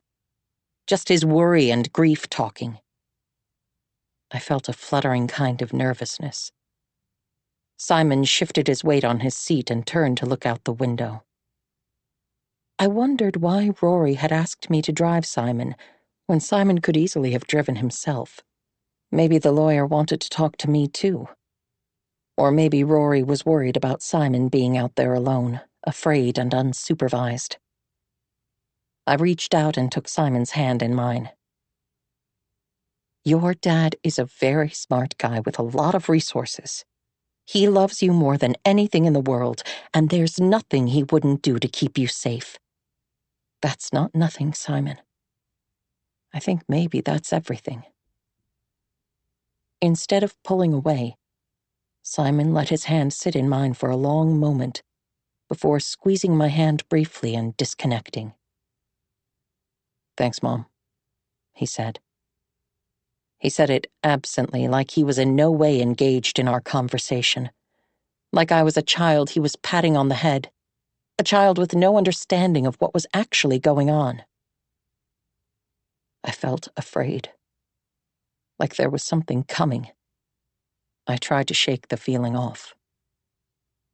The lawyer's offices were so fancy that I figured they must charge a fortune. The building itself was brand new, but the floors were herringbone parquet with the dull gleam of a heritage floor. Reclaimed, probably.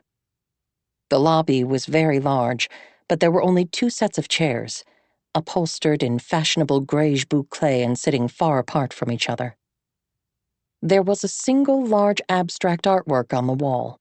The artwork was a mass of clashing colors, all the more attention-grabbing for being installed in such a muted room. There was a long, polished walnut reception desk, and the receptionist was young, attractive, and impeccably groomed. Her hair was dark and tied neatly at the nape of her neck.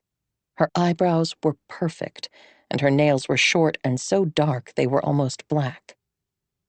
She knew me on sight, though we'd never met. Mrs. Jordan, Mr. Jordan, she stood up to greet us. Your husband is waiting for you upstairs. Please let me escort you. We followed her to the elevator, which took us quickly to the 4th floor. We emerged into a much busier space than the one we'd just left. As she led the way down the corridor, we passed open-plan spaces occupied by slick-looking young people in suits and glass-walled offices. We found Rory sitting in a large corner office with views across the city to the water. He stood up and gave me a quick hug and a kiss on the cheek. His eyes met mine briefly as I pulled away, and something passed between us. An understanding, I thought, about just how messed up this situation was. A commitment to get through it together. Or maybe I was just reading too much into things. Jamie, Simon, this is Arnold Waugh. Arnie has agreed to represent you, Simon. Arnie Waugh offered his hand, and Simon and I took it in turn and shook gravely. Waugh had blonde hair, a little long but styled back from his face. His features were chiseled and he was lean. His fingernails were trimmed neatly. He looked like the kind of guy who started his day with a 6 a.m. row on the river. The kind of guy who spent his summer at his grandmother's home on the Cape. How had he ended up in Burlington? It's a pleasure to meet you both, Waugh said. Please take a seat. Make yourselves comfortable. We all sat except for Waugh. He leaned against his desk and faced us. There was a moment of awkward silence. Arnie was just telling me that the police have been in touch, Rory said. They asked if Simon would be willing to give up his phone voluntarily so that they can review his location and search history. All 3 of us turned to look at Simon. He shifted in his seat. But isn't that an invasion of privacy? I mean, I want to help, but that seems over the top. My whole life is on my phone. There was an awkward pause, then Arnie clapped his hands together briskly. That's exactly my own view, Simon. But let's put a pin in this conversation for a moment. Rory, Mrs. Jordan, if you don't mind, Simon and I will adjourn to another room for our consultation. He turned to me. I've already explained to your husband, Mrs. Jordan, that my meetings with Simon have to be private. in order that he enjoys the full benefit of attorney-client privilege. He stood up and put out a hand to usher Simon from the room. "Someone will be in momentarily to get you coffee." The door closed behind them with a gentle whoosh. Through the glass wall, I watched Simon walk away down the corridor. His shoulders were hunched defensively. "It'll be okay, Jamie. Arnie Wall's the best. He comes highly recommended." "Good." My voice sounded small. I cleared my throat. The door opened again, and a young man came in, took our coffee orders, and disappeared again. Should Simon give them his phone? It might be good to cooperate. Maybe they'll clear him faster. Rory's eyes slid away from mine. "They're asking for a lot. His messages and phone calls, his search history, and any location data." Right. Still, Rory didn't look at me. "But he should probably give it to them then, right? Because there'll be nothing on the phone that can get him in trouble because he didn't do anything wrong. And maybe when they see that, they'll rule him out. Move on to finding out what really happened." "That would be great," Rory said heavily. "But it doesn't always work like that. Sometimes if a detective is convinced that they know what happened, they stop actually investigating and start looking for evidence that supports their theories. They could trawl through Simon's phone and pull out little things that make him look like a bad guy. What if he and Nina had a disagreement over text one day, for example? Even the happiest couple argues. Arguments are a sign of a healthy relationship. But out of context, it's very easy to make things look like something they're not." Rory and I never argued. Anyone looking at our phone messages would probably think we were colleagues who barely knew each other. "Yes, but couldn't he just give them his location data or something? That way they'd see that he was exactly where he said he was. Wouldn't that help?" Rory shook his head. "It doesn't work like that." I caught his gaze and held it. He was lying to me. They were both lying to me. The door opened again, and we both jumped. Our coffees were delivered. We both managed polite, strained smiles and thank yous and waited in tense silence for the door to close again. Rory leaned forward in his chair. "The problem is that if we give them only location data and hold back messages, they might use that to create a picture that Simon is hiding something. It's all about manipulation of perception. Better to give them a wall of nothing. The less they have to work with, the better." "Rory, what's really going on?" He looked away from me. "I don't know what you mean." "What does Simon think they'll find if they get his phone?" Rory's eyes met mine again. I thought I saw an answer there, and my stomach turned over. We both jumped as the door whooshed open again. Another assistant, this time with a plate of petit fours. We had to wait for him to leave before we could talk again, and then Rory shut the conversation down. "This isn't the place to discuss it," he said. So I had to sit there in silence, turning things over and over in my head and waiting for Simon and Wah to return. When they came back, Simon looked hunted and Wah looked energized. He clapped his hand on Simon's shoulder as they entered the room. Simon shrugged the hand off. "Okay, well, that was a great start," Wah said. "Great to spend some time talking to Simon. We've agreed that it would be best for him to stay close to home for the next week or two. It's a delicate time, and it's important that all communication goes through my office. Yes?" He looked brightly from me to Rory. I mumbled my agreement, not really knowing what he meant. "Rory, do you have a few minutes?" Wah asked. "Sure." "Excellent. If you could stay for a bit, perhaps we could iron out the rest of our arrangements. And Mrs. Jordan, you're welcome to take Simon home." Just like that, he disposed of us all neatly. Rory gave me another kiss on the cheek and told me he'd see me at home. I didn't want to leave without talking to him, but really, I didn't have an option. Simon and I descended in a silent elevator and went back out into a day that felt cold and gray. Chapter 29. Jamie. I drove Simon home. I was tense and nervous, but something had changed since Simon's private meeting with Arnie Wall, because so was he. "Are you okay?" I asked. "I'm fine." "Are you sure?" "Come on, Mom." "What did you guys talk about?" "Arnie says I shouldn't repeat anything we discussed outside the room. He said it's important. Sorry." "No, of course." I drove on.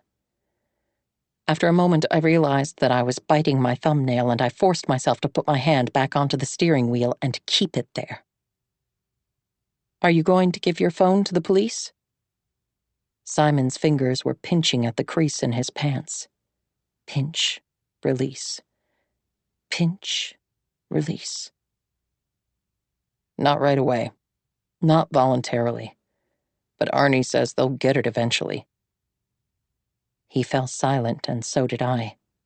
His head was turned away from me, and it took me a few minutes to realize that he was crying. "Simon?" "I'm fine. I'm really fine. It's just a lot, you know?" My heart twisted. My fear ratcheted up another notch. We drove in silence for a long time. I kept thinking about Andrew Fraser saying that Simon had hit Nina. I thought about the fact that Simon was the last person to see Nina alive, about the look on Rory's face when I'd asked him what was really going on, about Simon trying to hide whatever was on his phone. I could keep trying to pretend that all of this meant nothing. I could try. I reached out my right hand and took Simon's in mine. "Baby," I said, "you know that Nina's parents came to the house last night. Andrew said that you had hit Nina, that you'd hurt her, before she disappeared." Simon didn't look at me. "I wanted you to know. I don't want to keep anything from you." The silence went on too long. Then Simon said, "He doesn't know anything."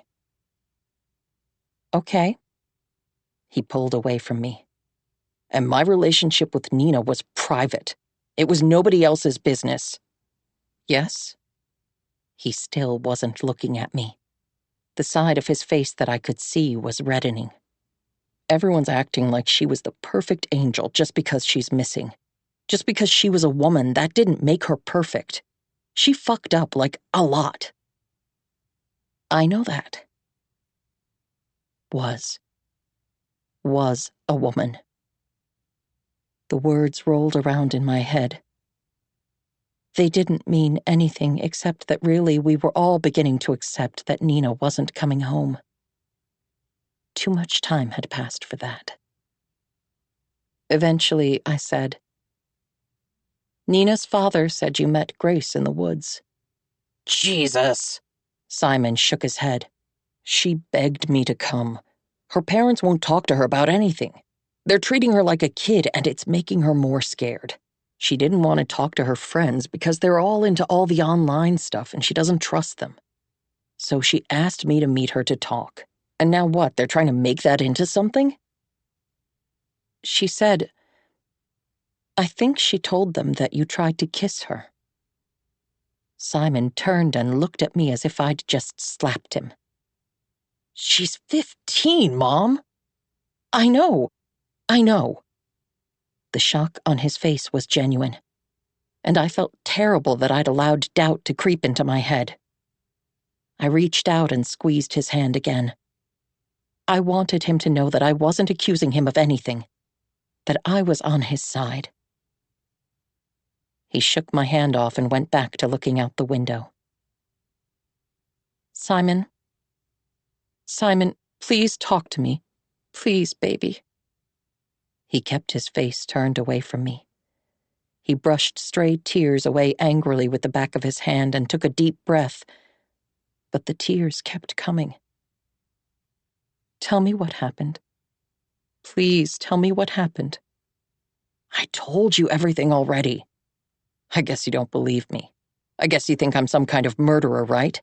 You say you're on my side, but you're so much worse than everyone else. You're my mother. I'm on your side, Simon. I'm always on your side.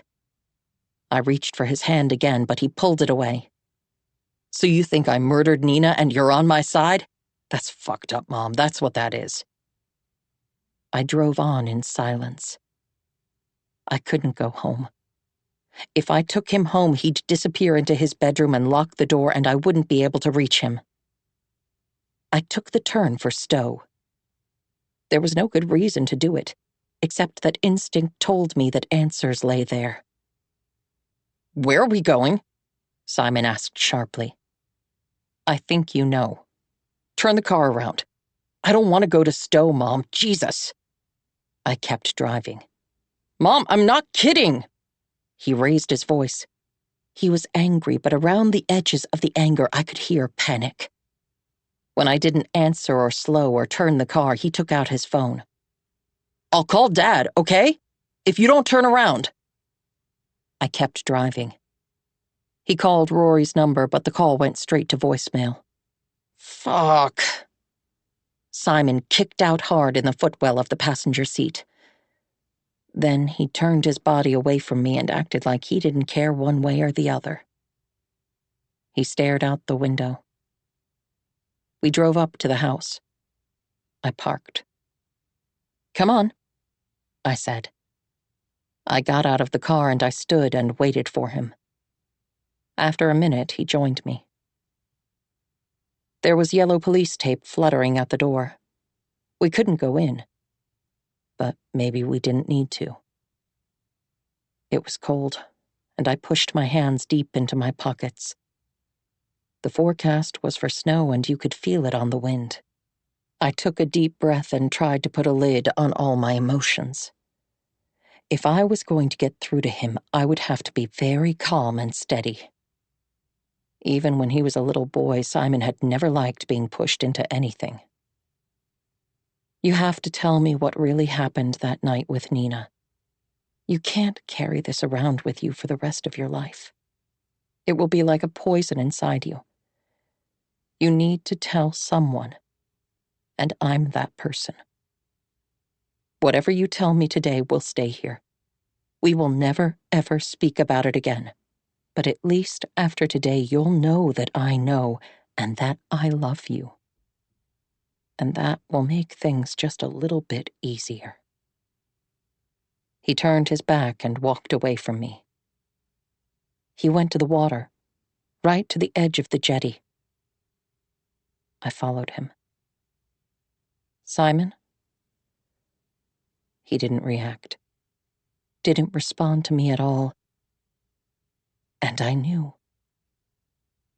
It was like a doom settling over me, stripping away everything that made me who I was. I was nothing at all, except the mother of a boy who had killed a girl. I turned the idea over in my mind. What did it mean? Had I made him the way he was? Had I formed him with not enough love or too much? An image of Nina's face, laughing, inserted itself into my mind against my will. I shook my head to try to clear it. I pressed my hands to the sides of my face. Simon turned to me. I didn't see him coming, and then he was there, right in front of me. It was an accident, Simon said, so quietly that I could barely hear him. So quietly that if I wanted to, I could pretend I hadn't. He put his arms around me and pulled me closer. He hugged me so gently. I rested my head on his shoulder and I cried. We stayed that way for a long time, until snow started to fall silently around us and he started to shiver. We could have gone home, but I don't think either of us was ready to get in the car. You don't have to tell me any more if you don't want to, I said. But if you do, I'm willing to listen. Whatever had happened, it had been an accident. Of course it had been an accident. Nothing else made sense. He had loved her so much, and he was not a murderer. I wasn't blind to Simon's faults. I knew he could be selfish, that he could be entitled. Maybe that was my fault. We'd raised him with so much, Rory and I, and Simon had watched me build my life around Rory's needs and wants. Maybe Simon had never seen the real me inside the pretend me. So maybe we'd sent him the wrong messages about what a relationship should be, but we had not made a killer. I'd watched my child grow up. I'd seen him gently carry a stray moth or a spider outside before Rory or I could swat it with the back of a magazine. He'd been given a character award in the 6th grade, for God's sake, for defending some kid against a bully. Simon was hesitating. If you're worried that I'll tell your father, I have no intention of telling him anything. Though from the look on Rory's face in the lawyer's office, he already suspected the truth. He knows, Simon said. I didn't think I'd heard Simon properly. The words didn't make sense. Except that they did. I'd seen it in Rory's eyes in the lawyer's office. Your dad already knows. You've talked about it? Simon nodded. His eyes were on my face, worried. I tried to shake off my feelings of betrayal. Okay. I took a breath. I know everything's scary right now, but your dad will take care of things. Everything's going to be okay. Simon's face tightened. I don't think so. He took his phone out of his pocket and gestured with it. The police want my search history. Arnie says they'll get it eventually, whether I agree to hand over my phone or not. What's wrong with your search history? I was really stupid. I guess I was in shock. When Nina died, I looked some stuff up. About how to clean up blood. He looked at me anxiously. She hit her head, Mom, on the fireplace. It was an accident.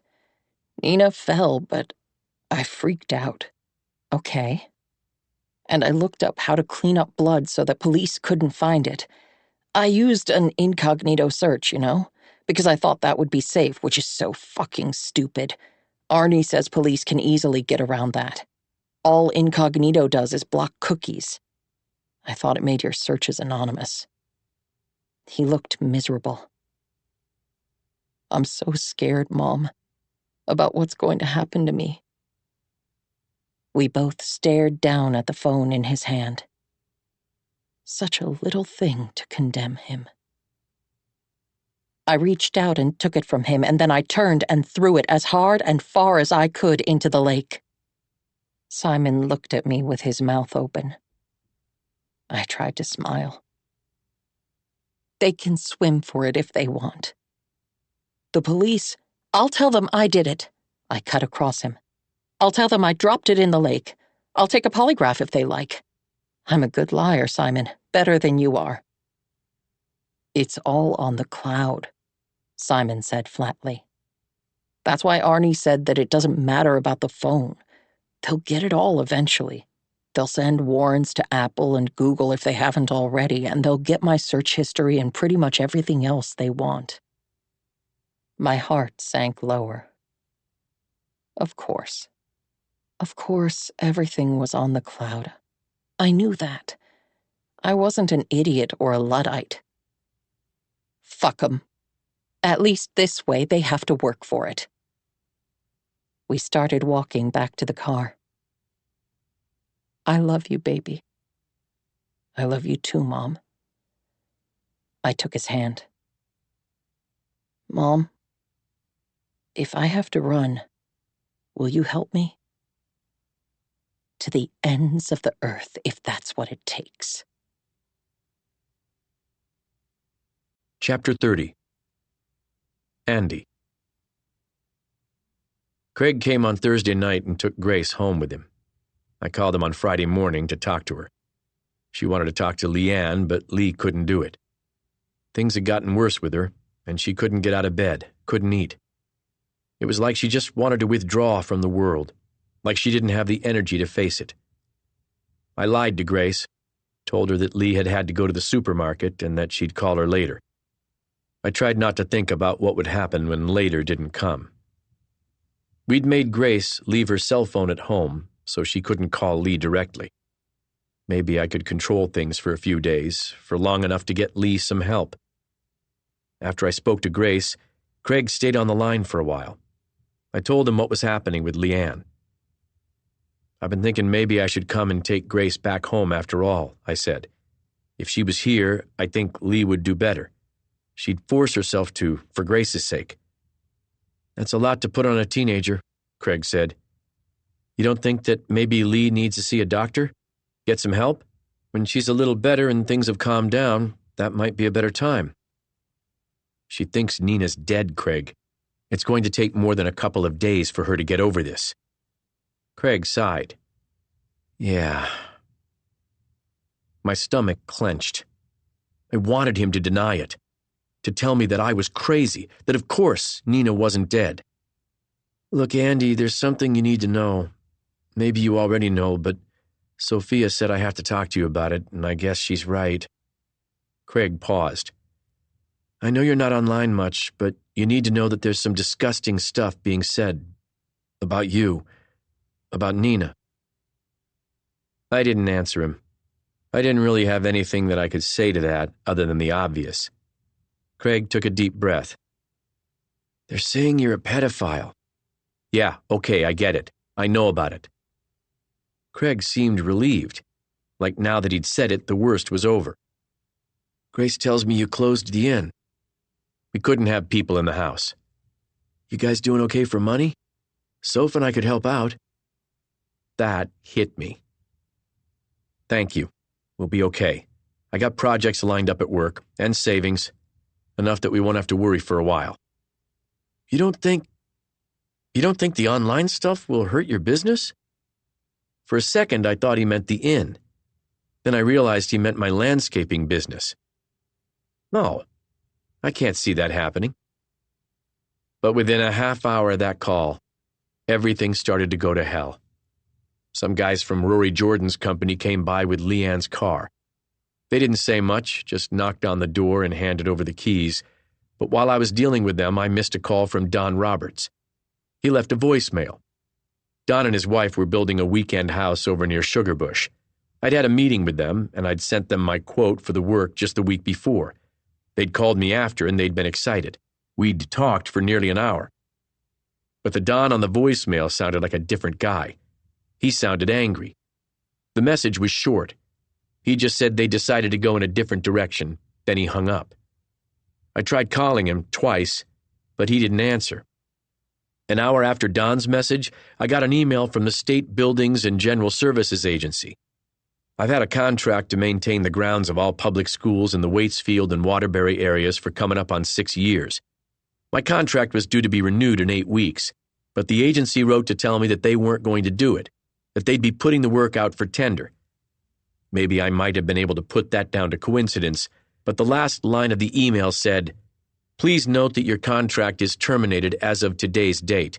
You will be paid out the remainder of your contract. Please do not attend any school properties.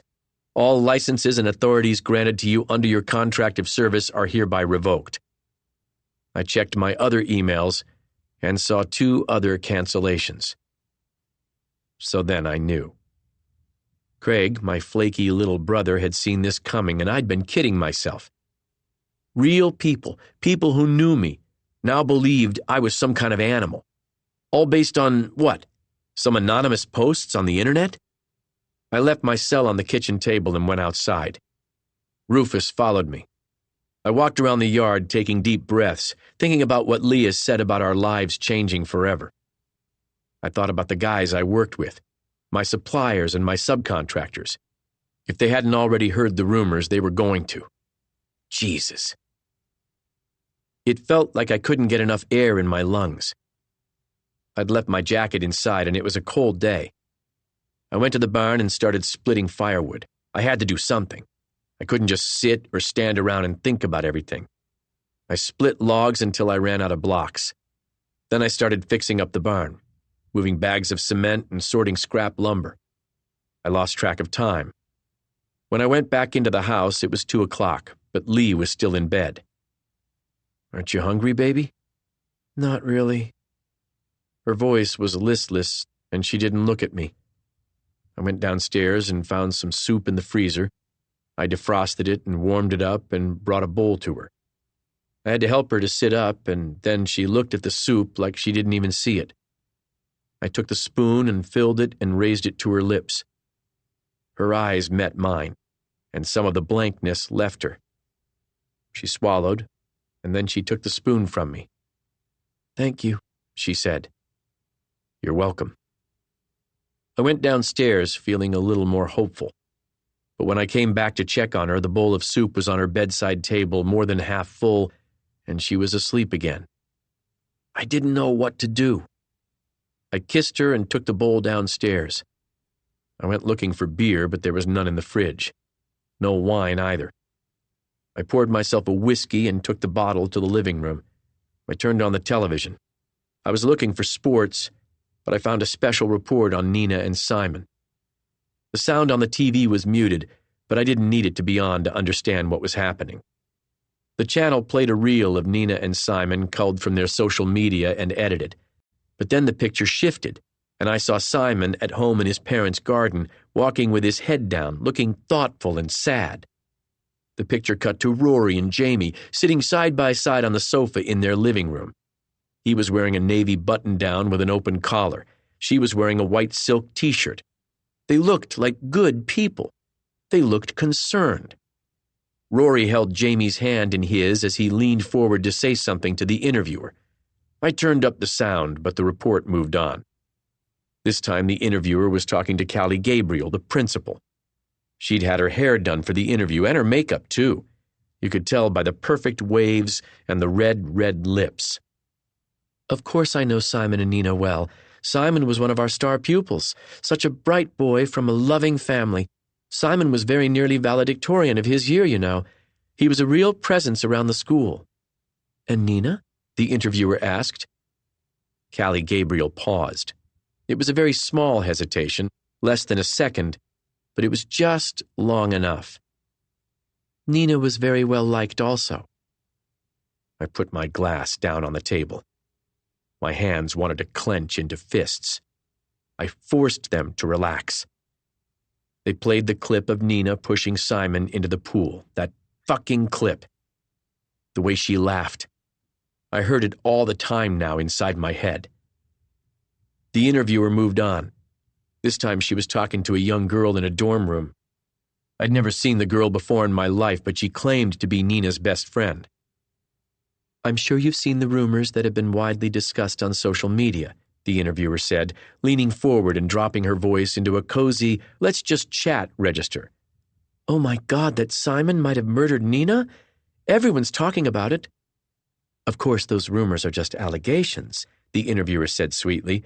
"We have no evidence to suggest that they're true." "Well, I can tell you for sure that they're not true. I know Simon. I saw them together. He loved her. And he's not the type anyway. He's a really gentle guy. That's what I told the police." "Thank you, Olivia," the interviewer said. "And is it true that you received a message from Nina the night she disappeared, telling you that she was on the way to Boston to see you?" "That's right," Olivia said eagerly. "But she never got here. I think something happened to her on the road." The interviewer turned to the camera. "We spoke to many people in Simon and Nina's hometown of Waitsfield. Everyone we spoke to who knew them as a couple confirms that they seemed very happy together." She drew her eyebrows together. "But there are darker rumors swirling around Waitsfield today." The picture shifted again. This time the interviewer was outside Mehuron's supermarket. She was dressed for the weather, and she was holding out a microphone to Arlene Sugarman. Arlene had twin girls the same age as Grace. They used to be friendly, but had grown apart over the years.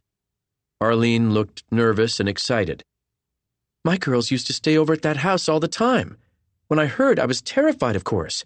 What if he'd touched my daughters? It could easily have happened." "That's a very serious allegation. I'm not alleging anything, I'm sure. I don't want to get sued. I'm just saying what I've read.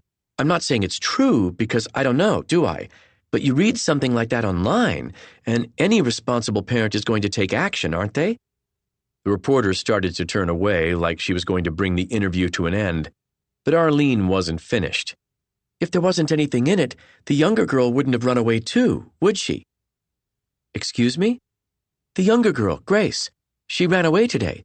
Everyone at the school is talking about it." The reporter turned to the camera and raised an eyebrow, as if to say, "There you have it, folks, an exclusive." They finished the piece with a short interview with Simon. He was talking to someone off camera, telling them what a great climber Nina was, how they'd been each other's best friend, how he couldn't sleep, how he'd never stop thinking about her. I turned the TV off. I couldn't stand to watch it. Lee was right. Whatever happened between Simon and Nina in Stowe, he was never going to be forced to tell the truth. He was never going to answer for what he did. All this bullshit online wasn't happening in a vacuum.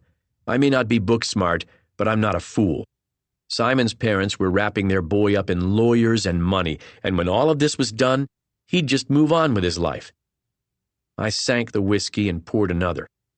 I changed the channel until I found an old basketball game, and then I stared at the screen. I was like Lee, staring at something and taking in nothing. Was this our future? The two of us, broke like zombies, while Grace... What? What would happen to Grace? If we couldn't fix this, she'd be better off staying with Craig and Sophia. At least that way she'd have a chance. The day drifted by. I thought about making dinner and decided there wasn't any point. I thought about everything and nothing. I felt sorry for myself until I just about made myself sick. It was late when I started to come out of it. I'd poured myself another drink. Was it my third or my fourth? I'd lost track of that and of time. I got up and went to the kitchen and poured the drink down the sink, and the contents of the bottle, too. I went upstairs to check on Lee. She was sleeping. Almost before the plan had taken shape in my mind, I started preparing. I put on an old pair of black work pants, a navy thermal shirt, and a sweater. I took my gun from the safe in our room. I held the box of bullets in my hand, feeling the weight of them. I could leave them in the safe. I had no intention of shooting anyone that night, and if I left the bullets where they were, I could make sure of that. On the other hand, if I wanted to get answers from the boy, I might have to frighten him into talking. I might have to make a show of strength. I slid the magazine into the gun, double-checked the safety, and put the gun in my pocket. My jacket was hanging in the mudroom by the kitchen.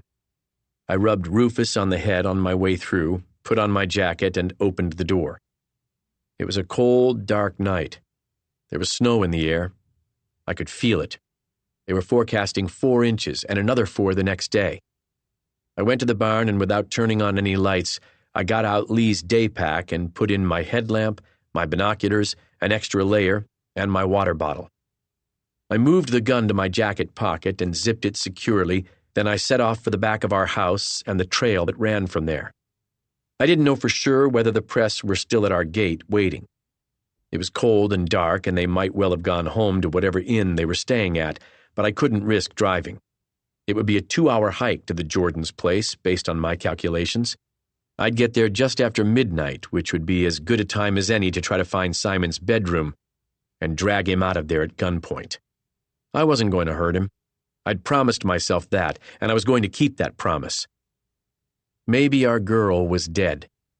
It cut me in half to admit that was a possibility, but she'd been missing for a week now, and I couldn't keep pretending that she was okay.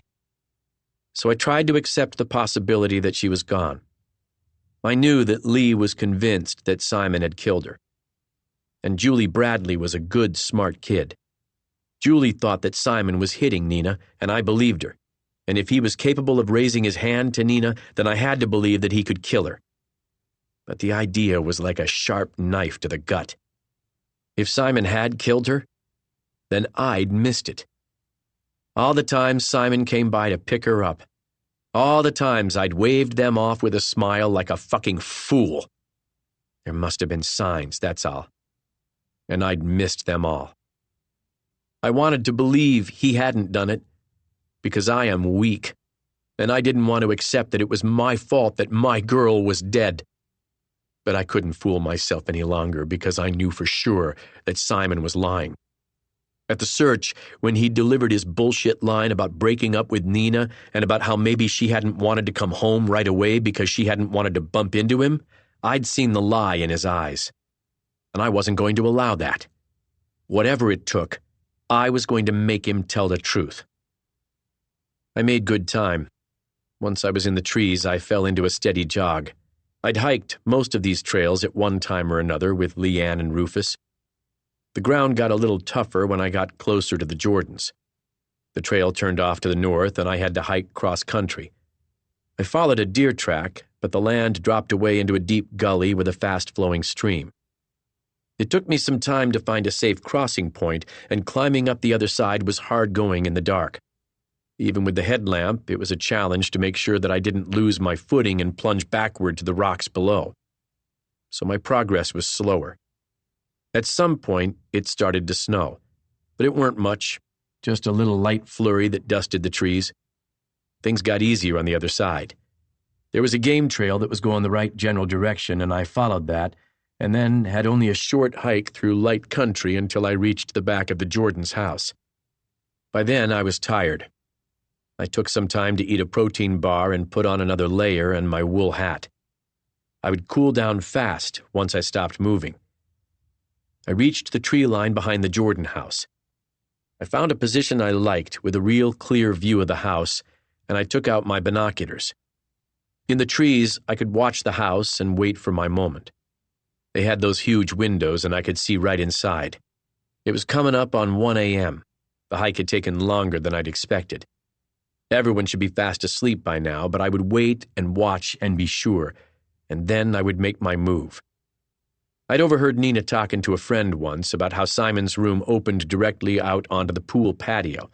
I let my binoculars play over the back of the house and found a set of double doors right by the pool. That must be his room. Would he lock his doors at night or leave them open?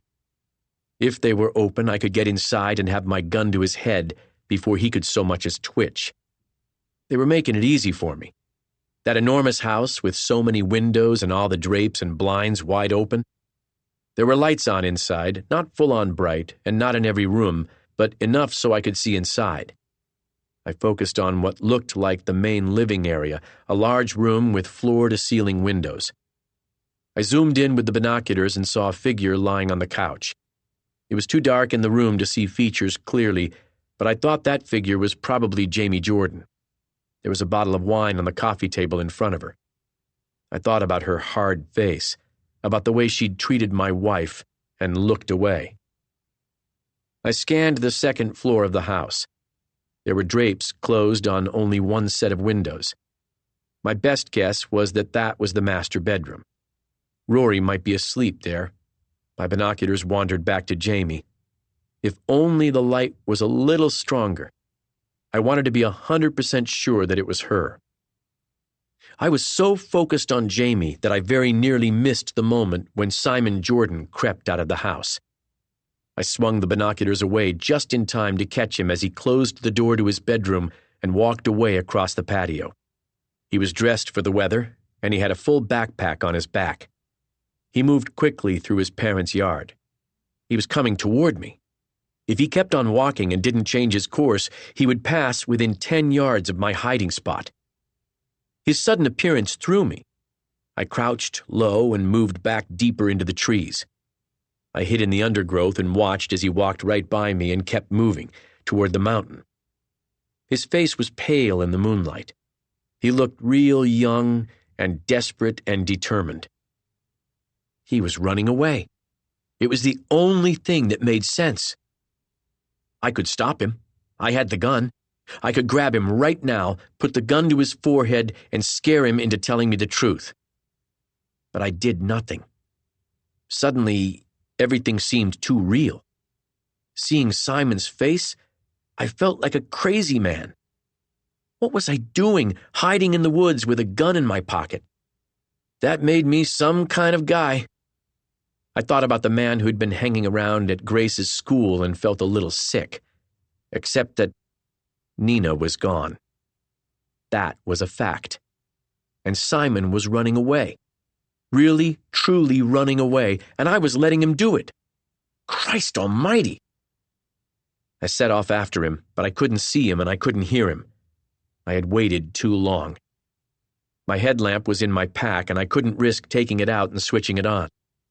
The clouds had broken up a little and there was some moonlight, but not enough, and I stumbled over the ground but kept on moving as quickly as I could, and I listened hard. Simon was young and fit, and he hadn't just jogged cross-country for the better part of 3 hours. He moved much faster than I did. I would lose him. He would hike to a car he'd stashed somewhere and then escape forever, taking whatever answers he had with him. Where could he go from here? Not north and not east.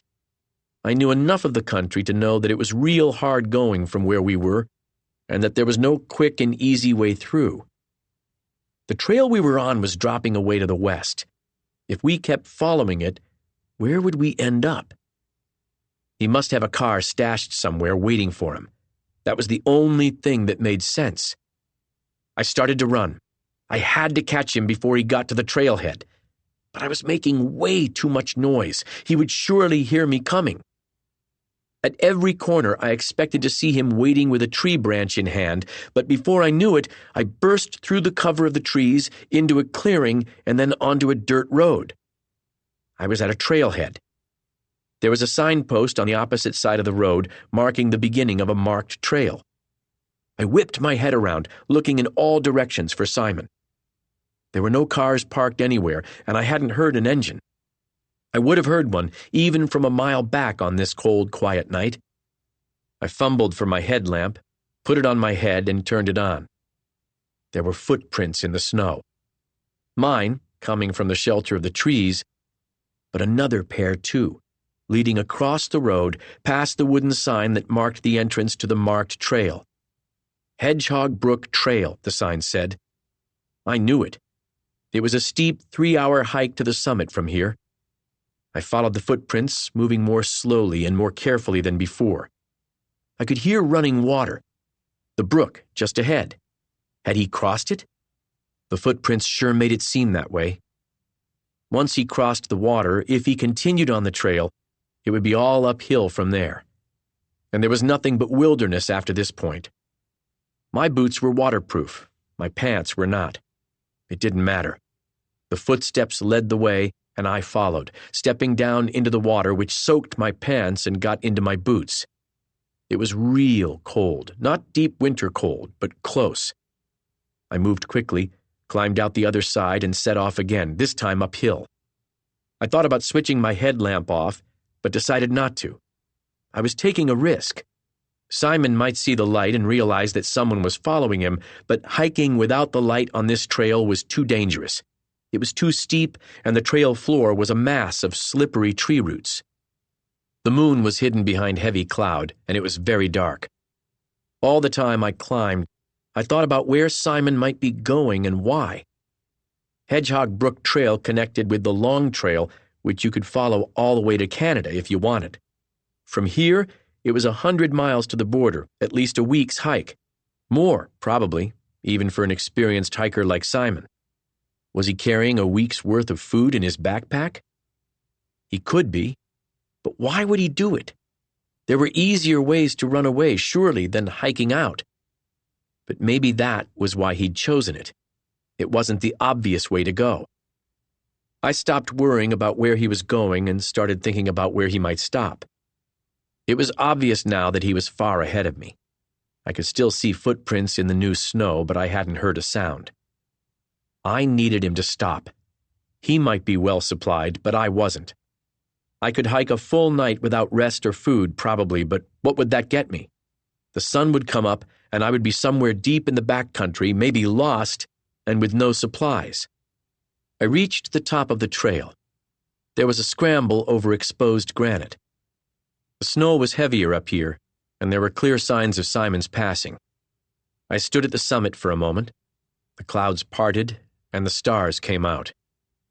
The wind was lifting little drifts of snow, and the cold bit at my cheeks. It was completely silent. I turned to look back at the valley. There were lights down there, a sprinkling of them, houses dotted among the trees, but up on the mountain, I was in a different world. The long trail led north and south from where I was standing, but Simon's footprints led south, which didn't make sense if he was trying to get to Canada. I set off after him. For 5 minutes, I followed the trail south, and then I smelled wood smoke. I stopped walking, my head up, trying to figure out where it was coming from. And then I remembered. There was a hiker's hut on this route. Actually, more than a hut, a cabin. Most of the hikers' huts on the long trail were 3-sided log lean-tos. You could set up your tarp and a sleeping bag inside, and they would keep most of the rain off, and sometimes there was a pit toilet, but that was about all the comfort on offer. The cabin up ahead was different. I'd never had reason to stop and use it, but I'd seen it a couple times. It was fully enclosed with a tin roof, a glass window, and a small wood-burning stove. There were even jerry cans of water that the rangers tried to keep topped up. It was a good place to overnight on the trail or to warm up for a few hours. I switched off my headlamp and slowed down as I approached the cabin. It was in a small clearing. The door was shut, there was a glow from the window, and smoke came from the metal chimney. I crouched down and debated whether I should go straight for the door or risk looking in the window first. I chose the window, crept forward, and looked inside. The cabin was exactly how I remembered it. The bare timber floor, the little stove, a timber bed frame. Simon was there. He was hunched over the stove, feeding wood into the flames, his back to the window. He'd already rolled out his sleeping bag on the bed frame. He was heating water in a small pot on the stove. I dropped back into a crouch, unzipped my pocket, and took out the gun. I was afraid that I would fuck it up, chicken out, let Leanne down, let Nina down, let Grace down. This was a perfect chance, the only one I was going to get. Simon knew the truth, and I wanted it. It was up to me to take it from him. Chapter 31. Andy. I didn't wait. Waiting would only give me time to talk myself out of what needed to be done. I went straight to the door and wrenched it open, then took 2 quick steps inside, my gun raised and pointed at him. Simon was crouching in front of the fire. He turned around fast at the noise and froze when he saw the gun. The stove was still open, and he still had firewood in one hand. "Close it," I said. I motioned with the gun and moved back. There was steam coming from the pot on the stove. I didn't want him to throw it at me. I kept my distance, but he didn't move. "Close it," I said again. He put the firewood on the floor, slowly closed the stove, and started to stand. "No, stay where you are." He'd taken off his hat and left it on his pack, and he still had the mark from the wool on his forehead. His hair was standing up in all directions. It made him look younger. He did what I said. He sat on the ground and scooted back away from the stove. "Mr. Fraser?" he said. He looked nervous, but not scared. Memories came into my mind, one on top of the other on top of the other. Memories of Nina growing up and Simon right there beside her. For every picture we had in our home of Nina at school plays, at dances and graduations, the Jordans would have one just the same. Simon was part of us. He was part of our community, part of what made us what we were. That was all true. But he was also the guy who'd met Grace in the woods. And I believed Julie about the bruises. I really did. You got a gun with you, Simon? He shook his head. Don't you lie to me. I guess there's a knife in my backpack, but it's not a weapon, it's just for, stuff. Stand up. Lift up your jacket and shirt and turn around. He did what I asked, but he moved slowly like he was 70 years old instead of 20. There was no gun, and his pants were too fitted to be hiding much of anything. Sit down, I said. We're going to talk. I put my pack down, slid out my water bottle, and took a long drink, but I never took my eyes off him, and I didn't lower my gun. He sat back down again on the floor, too carefully, and cross-legged, like he was about to start a yoga class. Other than his hat and gloves, he was still wearing all of his layers. I want you to tell me exactly what happened between you and Nina on Friday night in Stowe. Every single thing. Everything you said, everything she said. But my parents already told you. I told them, and they told you. I swear, I told them everything I know. Don't you lie to me. I'm just as worried about her as everyone else. More, probably. He leaned forward. He was pale, and his eyes were wide and honest. They met mine without flinching. I loved Nina. You know I did. Do. I always have. Just because we had a stupid fight, that doesn't matter. That was only like 5 minutes.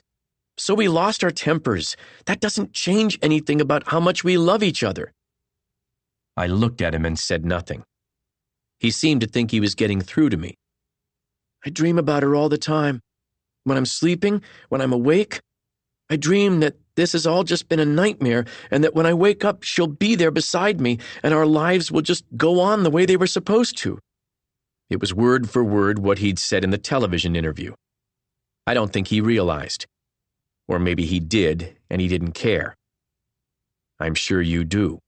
I said it quietly, gently almost, as if we were friends, sitting in a diner somewhere having coffee and talking about the girl who got away. Simon's face crumpled as if he wanted to cry, though there were no tears. His eyes were dry. Just tell me, I said. I already know most of it. There's no point in lying. You can't help yourself that way. Simon shook his head. I don't know what you think happened, but I've told you the truth. Nina and I had a stupid fight. She'd been drinking. Only a few glasses of wine, but you know what she's like. She doesn't drink much and she can't hold it very well. She gets emotional. I decided that I should leave to give her some space to calm down so that she could see things straight. That's it. I thought you said you broke up. We did. Yeah, we did, but I don't think either of us really meant it. So, you walked away to give her some space. And what do you think happened after that? He looked away from me, looked down. I don't like to think about it, and I could be wrong. Just say it. He looked back at me, his eyes still wide, still full of that false sincerity, and I felt a black wave of dislike start low and crash all over me. I didn't know this kid. Sure, I'd seen him 100 times at the school or at kids' sports when they were all little, and when Nina grew up and they started dating, I'd seen him around our house. But I'd never truly looked at him. I'd never felt the need to, because I'd known him his whole life. I thought that made him safe. I thought he was a nice boy who was in love with my daughter. He had some growing up to do, for sure, and maybe he was a little spoiled, but at his heart, a good kid. I'd been so far from the truth. I was looking at a shell of a person. He understood people well enough that he could play the part when he needed to, but that's all it was. A role. A thin layer of decency wrapped around what? Wrapped around a fucking animal. I think someone took her, Simon said in a choked half-whisper. Maybe she left a window open, or maybe I didn't lock the door when I left. Oh, God, that must have been it. I was upset. I wasn't thinking. And someone came and broke in, maybe to rob the place. You know people do that. They case vacation homes, make sure they're empty, and then they come back at night and break in and take what they can. I mean, someone could have been there earlier in the day. Nina and I were out all day hiking. They might have thought the house was empty, and then they come back and find Nina alone." He was speaking faster, getting more enthusiastic about his story. "And then what? I guess they kidnap her? Take her somewhere? So you think she's still alive?" I saw the knowledge in his eyes. There was a no sitting right there and looking at me. His head even started to move into a shake before he stopped it. It was the smallest twitch, but I saw it. "I think yes. I hope so, even though whoever took her, but I want her to be alive. I want her to survive and come back to us." I leaned forward. "You're lying, Simon. You killed Nina that night. You hid her body in the woods. That's why that dog went crazy. And somehow you went back and moved her when you found out we were coming. I don't know how you did that. Maybe the police are close to finding out. Something spooked you, hasn't it? Which is why you're running away." He was breathing hard, his face reddening, his hands, which were on his knees, clenched tight. "I'm not running away." "No? You're just meeting a friend?" I glanced around the hut and widened my hands in a questioning gesture. I needed to get away. My lawyer—" "Your lawyer what?" "Nothing." He shook his head. "None of your business." The problem was that he wasn't afraid of me. He saw me as Nina's dad, the smiling guy who'd picked them up from parties before they were old enough to drive themselves, the guy who made pancakes on Sunday and threw extra bacon in the pan when Simon showed up uninvited. I stood up and hit him as hard as I could across the forehead with the butt of the gun. He gave a grunt of pain. A cut opened up on his forehead and blood spilled down into his right eye. He pressed his hands to it and I stepped back again, keeping some distance between us. "Tell me what happened." "You hit me!" He held his hands away from his face, looked at the blood, and then stared at me. "Yes," I said. My voice was steady. "And I'll kill you, Simon. I'll shoot you and leave your body here for the next hiker to find." I didn't mean it. It was just talk, but I had to find a way to make him afraid. I kept talking, my voice low and steady. "Who knows? Maybe I'll kill myself. I don't have a whole lot to live for right now. I don't know if you've heard, but my life is a shit show. People think I'm a pedophile. I'm losing my business. My family is broken. If I kill you, I could maybe take your gear and hike to Canada and build a new life, right? That's an option. You only have one chance here. If you tell me the whole truth, if I believe you when you're done, then I will let you live." "You're crazy," he said. "You've lost your mind." I nodded.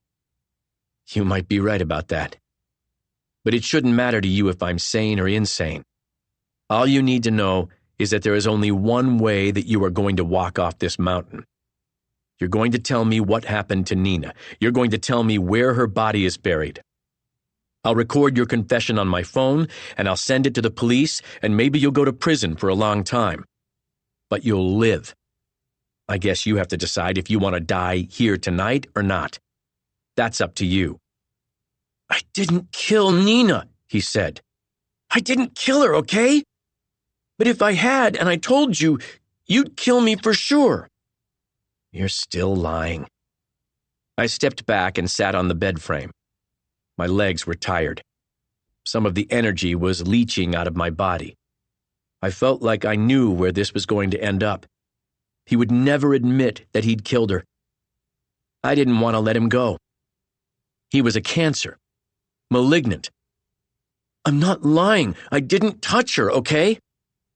Tell me the truth, everything that happened, and I'll let you walk away. I came here for the truth, for me and for my wife.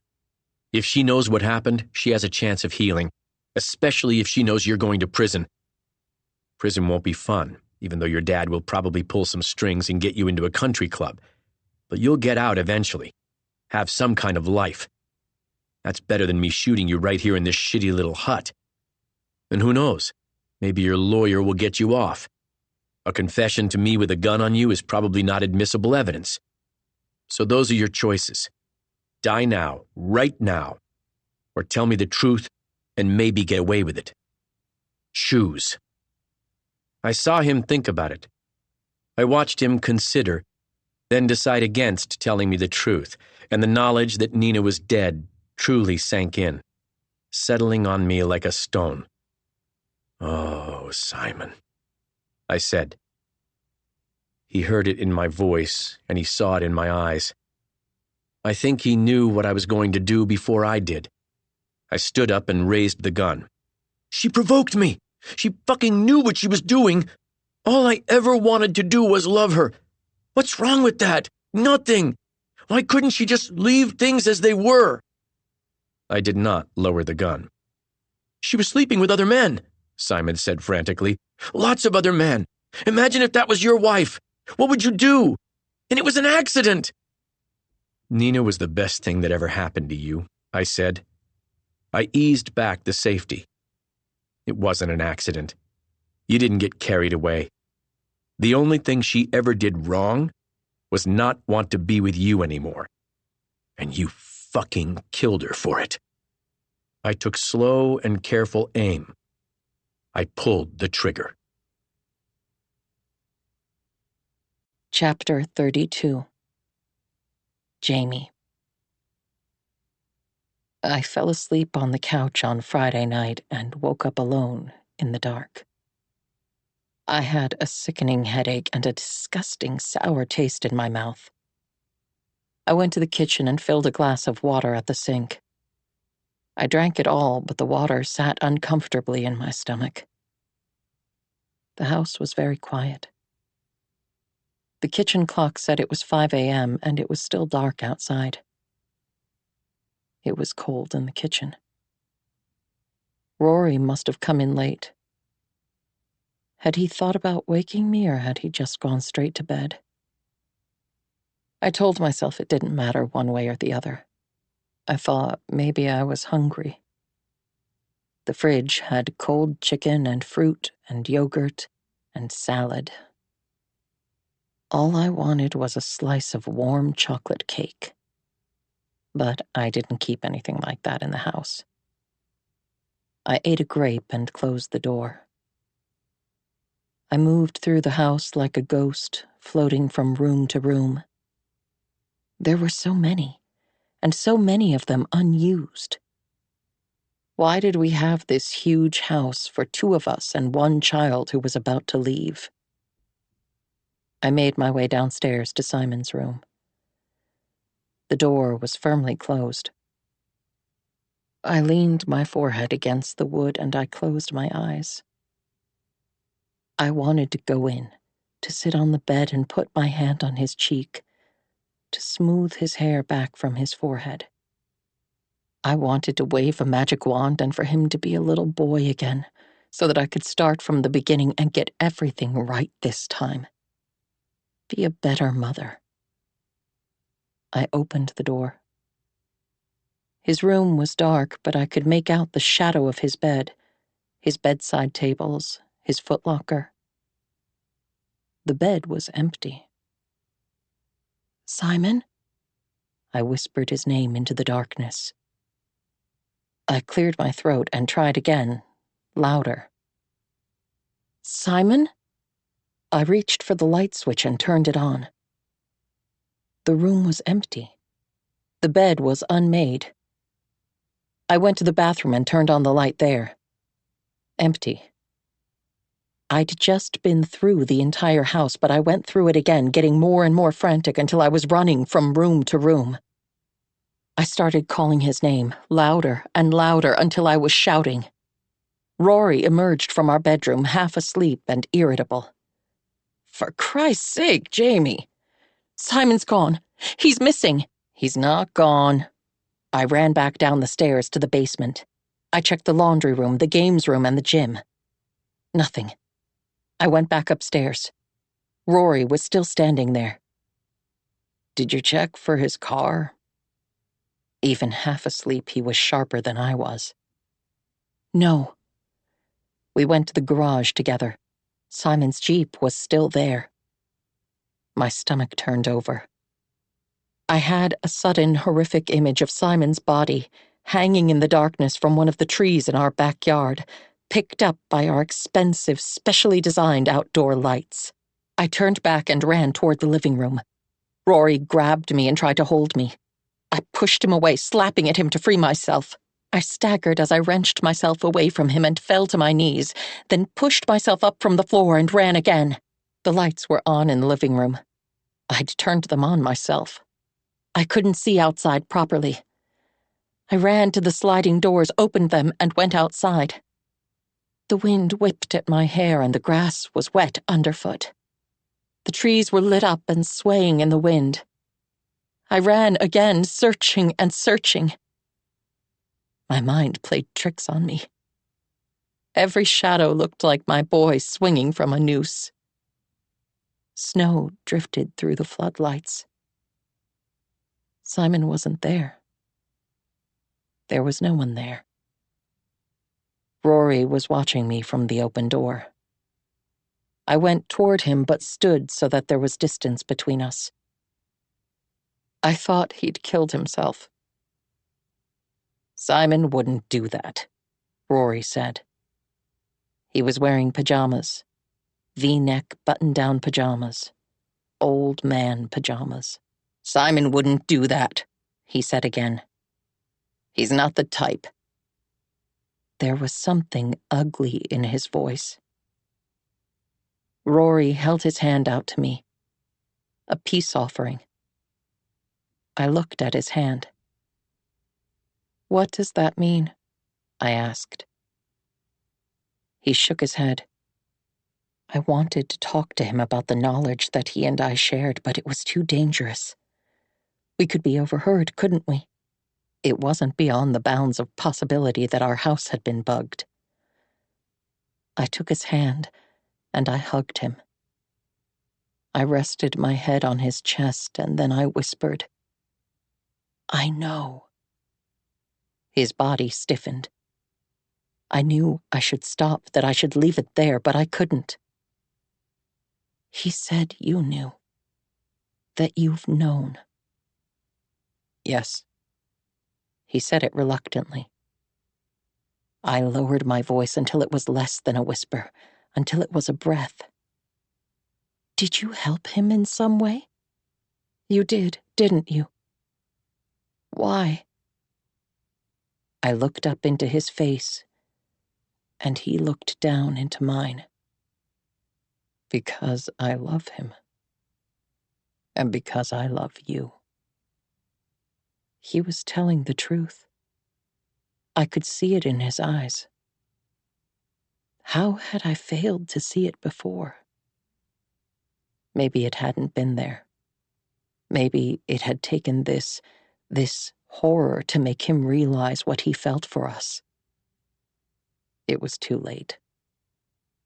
The part of me that might have been able to respond to him, to give something back to him, that part was broken. I stepped back. What are we going to do? I asked. Everything. Whatever it takes. First, we need to find him.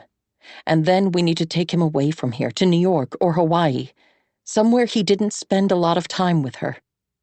Somewhere where he won't have to think about things every day. Did I know, even then, that escape was a fantasy? Yes, that sounds good. Rory? Yes, Jamie. He's never going to forgive himself, you know. Well, we'll have to help him with that, too. Chapter 33. Leanne. I woke up alone, in the dark. It took me a moment to orient myself, and to understand what had woken me. My phone was on my bedside table. I felt drunk and stupid. I listened to the ringing for a while, and then I picked the phone up and looked at the screen. The number was local, but it wasn't one I recognized. I thought about not answering, but I pressed the green button. Hello? Someone gasped for breath on the other end of the line. I messed up, Lee. I'm sorry, baby. I messed up so bad. It took me a minute to understand who it was. Andy. Yeah, it's me. I blinked slowly. Then I pushed back the blankets and got out of bed. I walked over to the windows and looked outside. It was snowing. Everything was quiet. Where are you? I asked. At the Barrett's house. The old one, near Lover's Lane. I don't understand. I shot him, Lee. I killed Simon Jordan. I didn't plan to, but I did. My grip tightened on the phone. The world came into focus quickly. Tell me what happened. Andy's voice, which had seemed like it was coming from very far away, was suddenly very loud. He killed Nina. He killed our girl. And I couldn't let him walk away. I closed my eyes.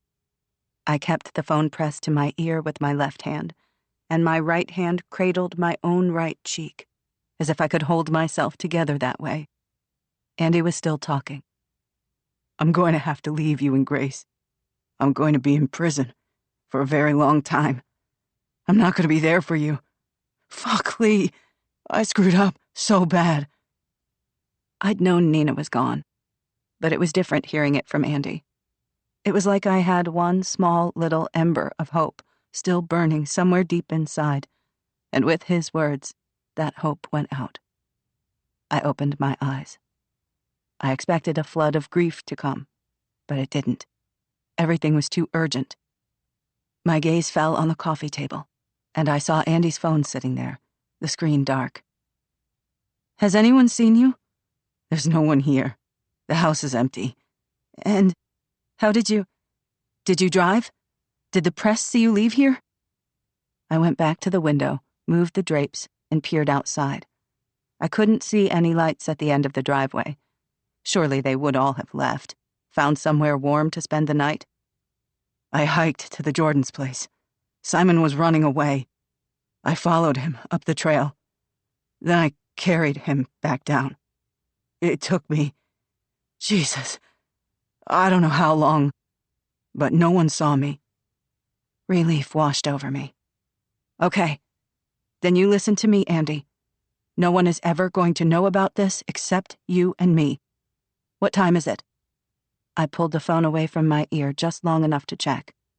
It was already after 7 a.m. How had I slept so long? No one knows you left the house. Your phone is here. You've been here with me all night, okay? I'm going to get you and bring you home, and you're going to shower, and we'll burn your clothes in the big barrel, and we'll never talk about this again, okay? It won't work. He was calmer now, less frenetic. I carried Simon down the mountain. I dumped his bag in the woods. I washed away the blood from the hot floor, but it's not enough. I thought about dropping his body in a crevasse, like I did with his bags, but dogs would find him. I've been carrying him, and his blood, it's all over me. By now my DNA must be all over him. The sun will be up soon enough. There's no way I can get home without someone seeing me. And when they find his body, they'll test everything. I'm going to be the obvious suspect. We both are. They'll ask us both for a DNA test. You know they will. The best we can hope is that you stay out of it. I shouldn't have even called you. I just wanted you to know, to hear it from me.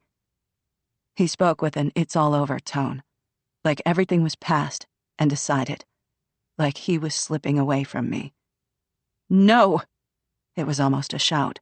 No, Andy, you listen to me, okay? You are not leaving me, and you are not leaving Grace. Not without a fight. Not without a fight every goddamn step of the way, okay? I don't know what... I cut across him. We just need to think. We need to take a minute and think. We were quiet for a while. Time went by. My thoughts were slippery. They slid by too fast for me to make sense of them. I clenched my eyes shut again and forced myself to concentrate. Okay, this is what we're going to do. You're going to stay exactly where you are. Except, no, I want you to search the Barretts' house for plastic garbage bags. You need to wrap Simon's body, and you need to clean up any mess you've made there. You don't want anyone to know that you've been in the house. When you've done that, stay hidden until I get there. No, Lee. If you come here, then you're a part of this, right? We can't both go to prison. We have to think about Grace. No one's going to prison, Andy. Simon killed our daughter. He's not going to destroy our family entirely. We're not going to let that happen. Mahirons opens in less than an hour. I'm going to go there first and pick up some groceries and make sure I'm seen. And on the way back, I'm going to come to you. Just do everything I asked you to and be ready. I ended the call. I didn't want Andy to argue with me, and the call had already gone on too long.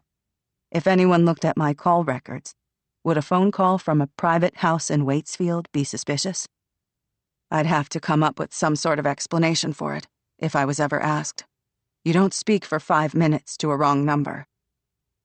I put my phone in my pocket and picked Andy's up.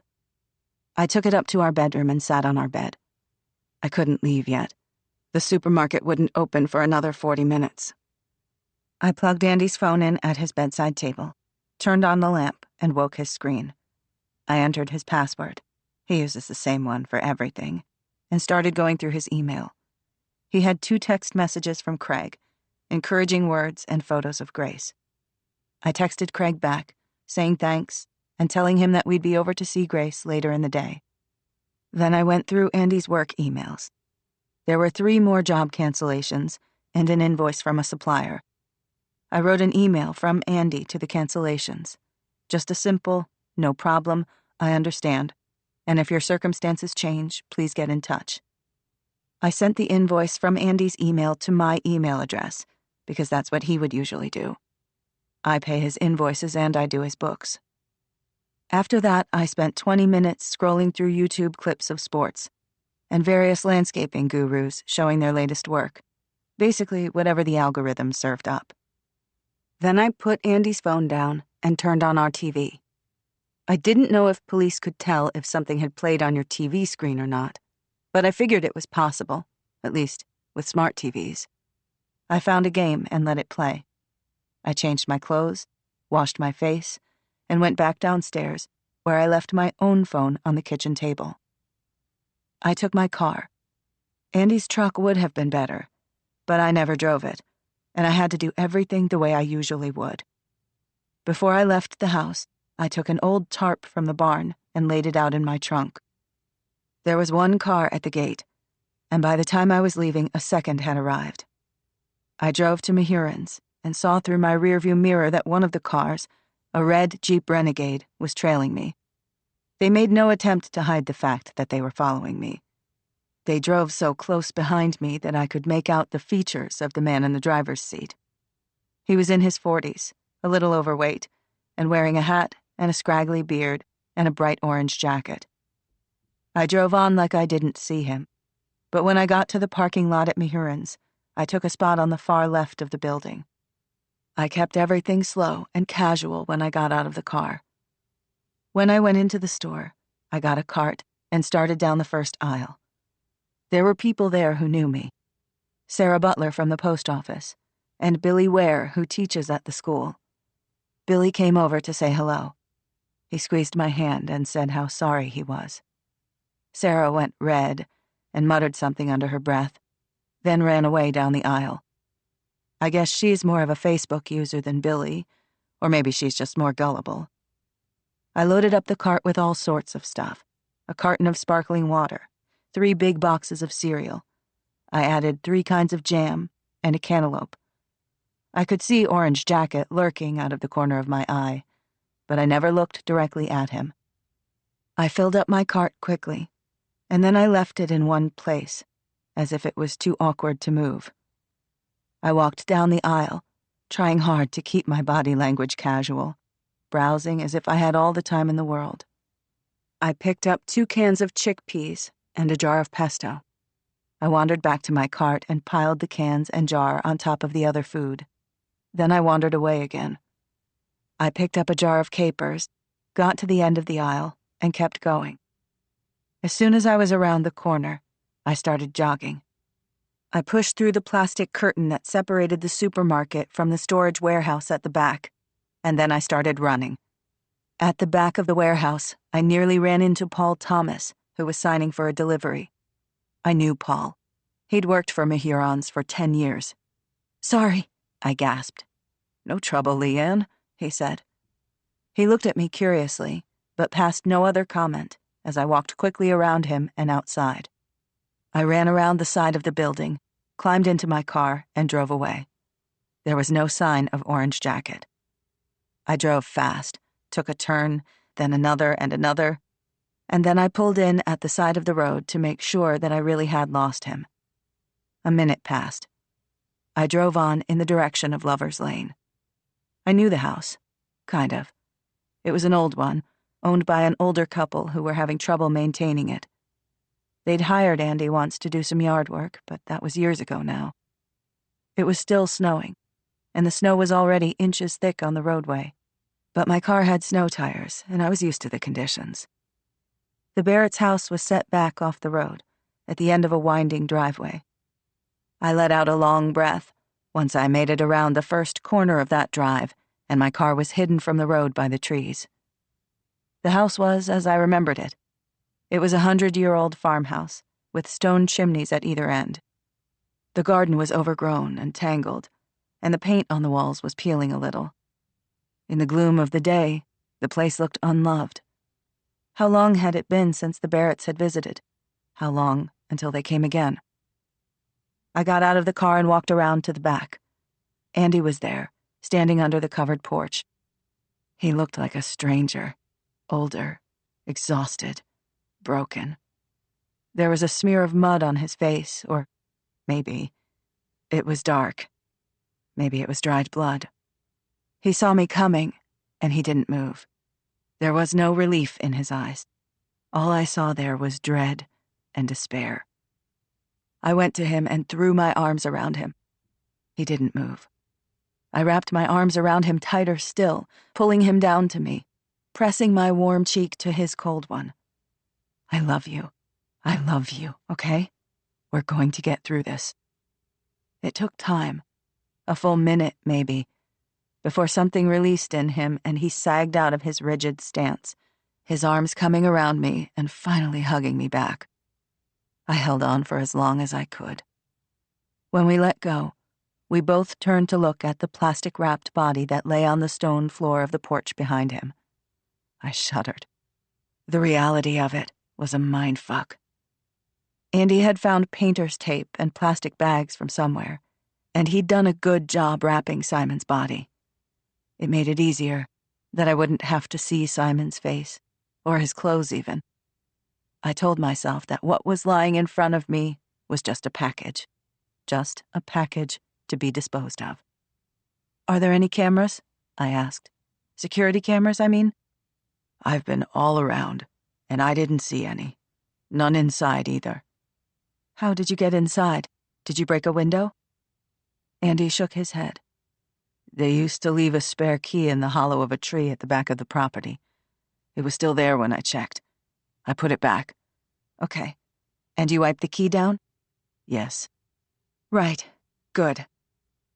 I went to pick up one end of Simon's body, what seemed to be his feet, but Andy held out a hand to stop me. "No." "You're exhausted. I can help." "No," he said, almost fiercely. "I don't want you touching him." I didn't argue. I just stood back and waited and watched while Andy heaved the body into his arms. He struggled, clumsy with tiredness, but I didn't try to help again. I opened the trunk of my car and Andy put the body inside. He had to bend the legs to fit them in. They bent easily. I felt queasy. Was it too soon for rigor mortis? It must be. A thought struck me. "Are you sure he's dead?" I asked.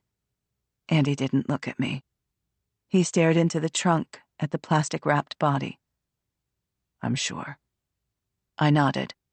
I reached inside and tucked the tarp I'd brought around the body. Then I took Andy's hand and squeezed it. Baby, you're going to have to get in there. His hand jerked out of mine. He looked down at me like he didn't know who I was. It's the only way I can get us back to the house without you being seen. If you lie down in the back, the journalists at our house might see you, and everyone has to think that you were home all night, that we were both home all night. Everything relies on that. What about the back seat, under a blanket or something? I don't have one, and even if I did, it would be too risky. What about... He gestured toward Simon's body. We need to bury him. Did you bring shovels? I shook my head. We're bringing him home. What? We have to get home right now. Do you understand? We don't have time to go somewhere for an hour to dig a hole and whatever. We need to get you home right now. And you need to make some phone calls from the house or walk around outside where the press can see you, or both. And I need to make some calls of my own, okay? Look, I have a plan, but I don't have time to explain. Please, get in. Please, Andy. He turned and looked back at the body. The trunk of my car was big enough for both of them, but only just. Andy clenched his fists, then did it. He climbed inside. He had to almost tuck himself around Simon's body to make himself fit. When I hesitated, he said, Close it, Lee, right now, and get us home. I can't do this for very long. I did what he said. I closed the trunk, got in the car, and drove away. Before I got to the end of the driveway, I stopped the car, turned the engine off, and opened the window. I listened hard, made sure that I couldn't hear any other engines approaching. Then I turned the key in the ignition and drove again, fast this time, but not too fast. The snow was falling heavily, and snow tires can only do so much. If I ran the car off the road, we could not recover from that. But I made no mistakes. I drove the car, fast but carefully, home. When I approached the driveway, there were only 2 cars parked there, and there was no sign of the red Jeep. I did not slow as I passed them. I drove the car into our barn and closed and bolted the barn doors before I hurried to the trunk and opened it. Andy scrambled out, half falling and frantic. I reached for him. Was there enough air? Could you breathe? He was gasping. He clenched his eyes shut and opened them again, twice, 3 times, like he was trying to clear his vision. It was a minute before he could speak. There was enough air, he said. It was just being in there with him. Fuck. I hugged him, and this time he was the one to push me away. He held me at arm's length. What's the plan, Lee? What are we going to do with him? I moved around him and closed the trunk. The first thing we're going to do is go inside. You're going to take off those clothes and put them in a plastic bag. You're going to shower and change, and then you're going to make those phone calls or video calls. I don't care who you call. Just make it as normal as you can, okay? I'm going to make breakfast, and we're going to follow as normal a routine as possible for the next hour. And then we'll deal with him. And he did what I asked. He called 2 suppliers and put a pause on some orders he'd already placed for jobs that had just been canceled. He sent another text message to Craig. I plugged my phone in to charge and replied to a text message that Julie Bradley had sent me, asking how I was. I called Matthew Wright. He didn't answer the phone, so I left a message. I got some messages from journalists, which I ignored. And an hour after we came home, we went back out to the barn, and we buried Simon. First, we crowbarred up the bricks that formed the barn floor and stacked them neatly to one side. There was a thick layer of fine stone and sand underneath, and clay underneath that. But Andy's mini excavator was parked in the barn, and we used it to dig a grave that was 8 feet deep. Andy slid the body into it, but before he let the body go, he cut long holes in the plastic bags, either side. Should we use quicklime or something? I asked. I had some idea that lime did something to remains to make them decompose quicker. I don't have any, Andy said. I use ready mixed concrete. Also, it wouldn't help. It would just dry out the corpse and preserve it. We want decomposition. We won't need to worry about the smell. Not when we're burying this deep. He got back into the excavator and started pushing dirt into the hole. I went to the barn window, feeling shaken. I checked to make sure that no one was coming. The press had so far shown us the courtesy of not coming onto our property, but that could always change, and Matthew Wright could choose to stop by. There was no one there. We were lucky that Andy had everything we needed to relay the floor, bags of sand and stone dust. We got to work. By lunchtime, Andy was brushing dirt across the bricks to make them look like they'd never been moved. We stood back, dirty and tired. The barn looked like it always had. We went inside and got into the shower together.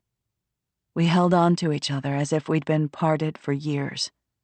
We got clean and got dressed. I was the first one downstairs. I called the supermarket, apologized for abandoning my cart that morning, and explained that there'd been a journalist following me, and I had panicked. The store said they could deliver my shopping later in the day, and I accepted their kind offer.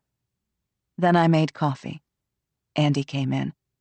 His eyes were old and haunted. "I'm so sorry," he said. I shook my head. "No, we're not doing this." I took his hand. "We're never going to talk about it again. Do you understand me? Last night never happened." His eyes searched mine. "We went to bed at 10 o'clock. You didn't sleep well, nightmares. In the morning, you slept in. By the time you woke up, I'd already gone downstairs.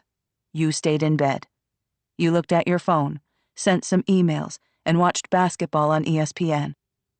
You heard me leave for the supermarket, and you got out of bed when you heard me come back.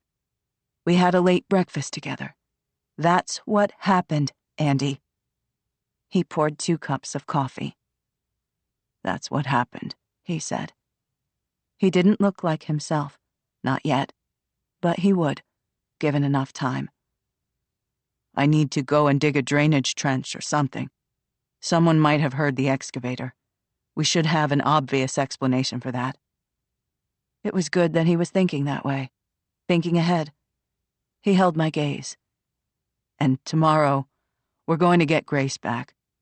I don't care about journalists or principals or anyone else. We're going to fight for this family, and we're staying together." "Yes." He turned and pulled my chair closer to his, close enough that he could put his hands to my face and rest his forehead against mine. Then he just stayed there, holding on. "I love you," I said. "We can do this," he said. "Yes." Chapter 34. Matthew. On Saturday morning, Matthew drove to headquarters. The place was mostly empty. Weekends were always quieter. Sarah Jane was there. She didn't seem surprised to see him. "Anything on the phone, Data?" She shook her head. "I spoke to a guy who told me we've been moved onto a priority list, and we should get something next week, possibly the week after. The only way we'd get it faster would be if we could prove that there was imminent danger to life. They tell me a missing girl is not enough." "Fuck 'em," he said. "We're going to get this bastard without their help." His buddy, the prosecutor, had agreed that Rita Gallo's statement was enough to justify a search of the Jordans' Waitsfield home. They decided to wait to submit the warrant application until the morning, as the judge on call over the weekend was a little more police-friendly. But Matthew expected to have that warrant on his desk by 10 a.m. at the latest. And then they would see. "The Jordans have agreed to hand over the GPS data on their cars," Sarah Jane said. "Their lawyer called and said if we wanted to send over a technician to download the data, that wouldn't be an issue." Matthew made a face. "If they're handing over the data, then there's nothing there that will help us." "I figured," Sarah Jane said. "But I checked. They actually have 4 vehicles. Rory Jordan drives a BMW X7, and Jamie has an X5. Simon drives the Jeep Wrangler, but there's a 4th vehicle registered in Rory's name, a 15-year-old Dodge Ram. I'm guessing that doesn't have GPS. I bet they hand over the data to the BMWs and the Jeep, and I bet that'll be squeaky clean. But if Simon went back to Stowe to move her, he would have taken the Dodge Ram. He's not stupid. Matthew nodded. It made sense. The only thing is, I'm pretty sure he didn't. Move her, that is. Sarah Jane gestured for Matthew to come closer. She turned her computer screen so that he could see it. On Tuesday night, Simon Jordan was online. He posted a live video clip of himself playing a video game. He responded to comments as they came in, so I don't think it could have been a recording.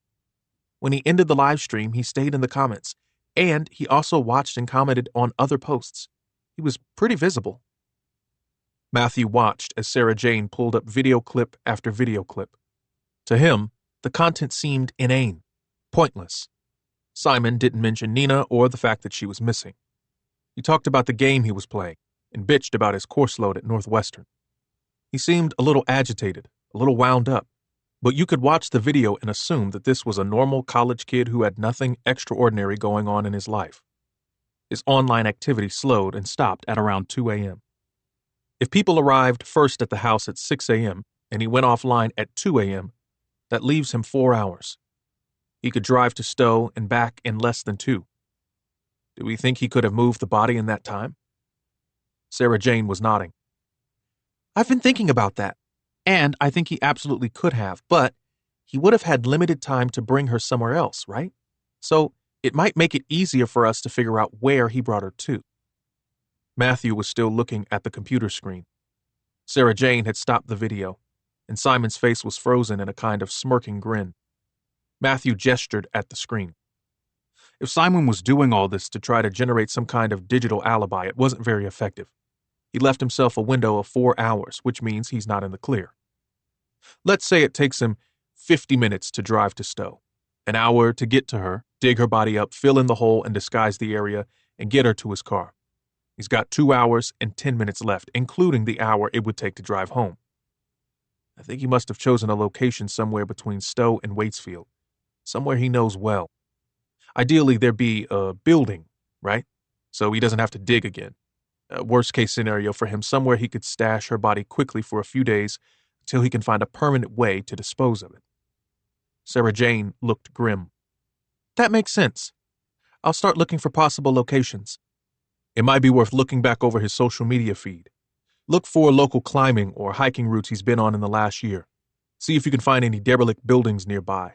Or weekend homes, I guess, might be an option, though that would be higher risk.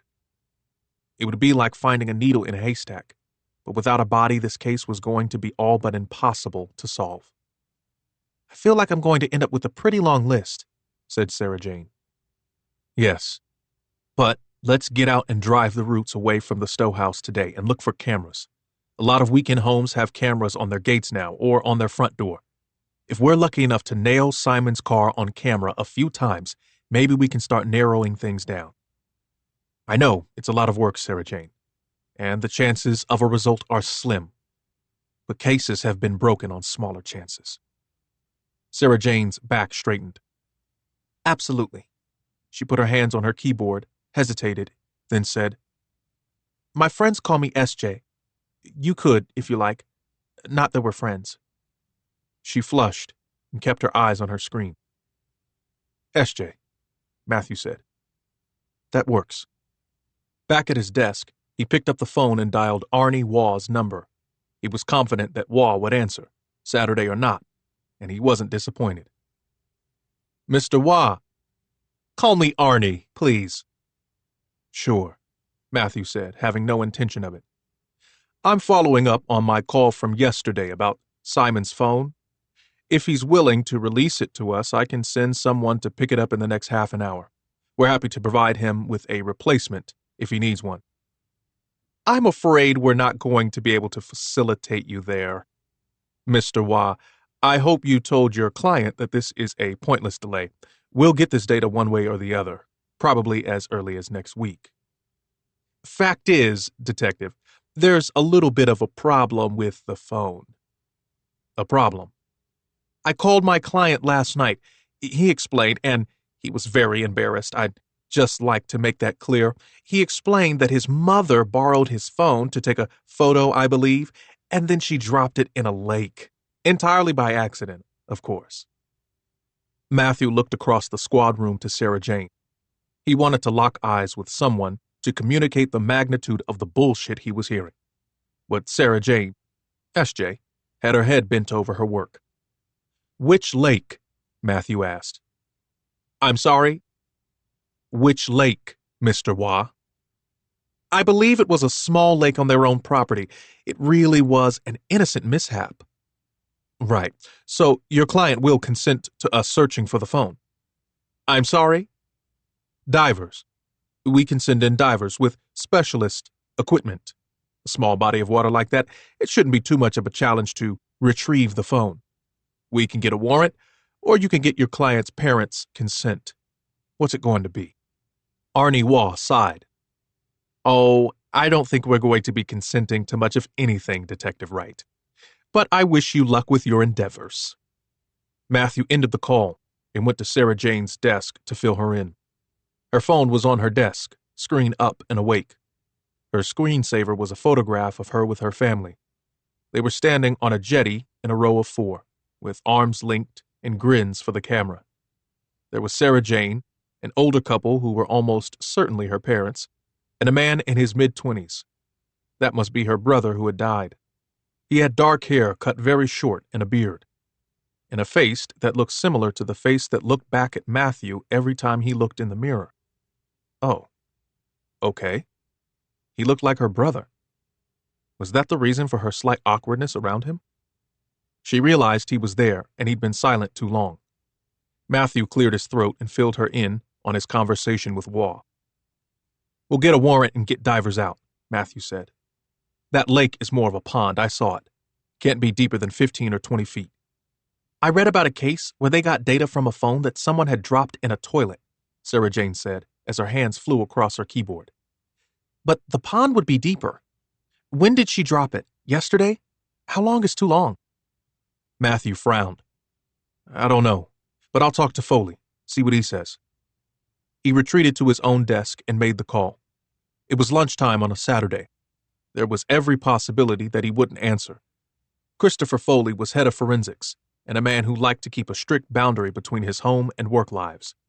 He'd told Matthew that unless he was on call, his cell phone was turned off and tucked away in a drawer in his kitchen. The phone answered on the 5th ring. Yeah? I wasn't sure you'd pick up. Thought the phone would be off. I forgot, Christopher said. Okay to run something by you? Not a problem. Matthew told him about the phone and the pond. Might be in there 24 hours, maybe a little longer. At its deepest, my best guess is it might be 20 feet. At its widest point, I think maybe 500 yards.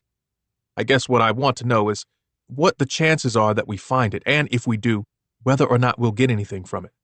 It shouldn't be a problem to find it. The boys will go in with metal detectors. If we know the general area it went in, that will make it go easier. But even without that information, that sort of area, we should be able to track it down. And the data? What kind of phone was it? I don't know, but given the kid, I'd say it was something new.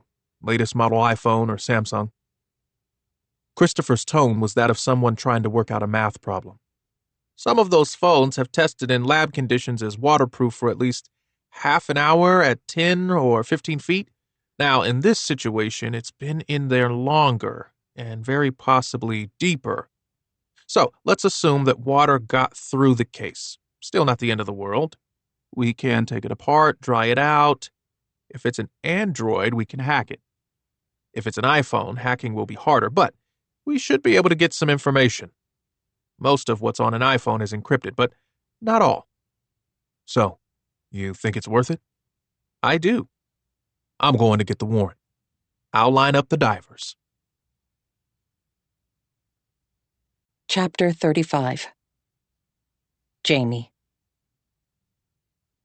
I went to Simon's room and started going through his things. It didn't take long to confirm that his jacket and boots were missing and some of his clothes.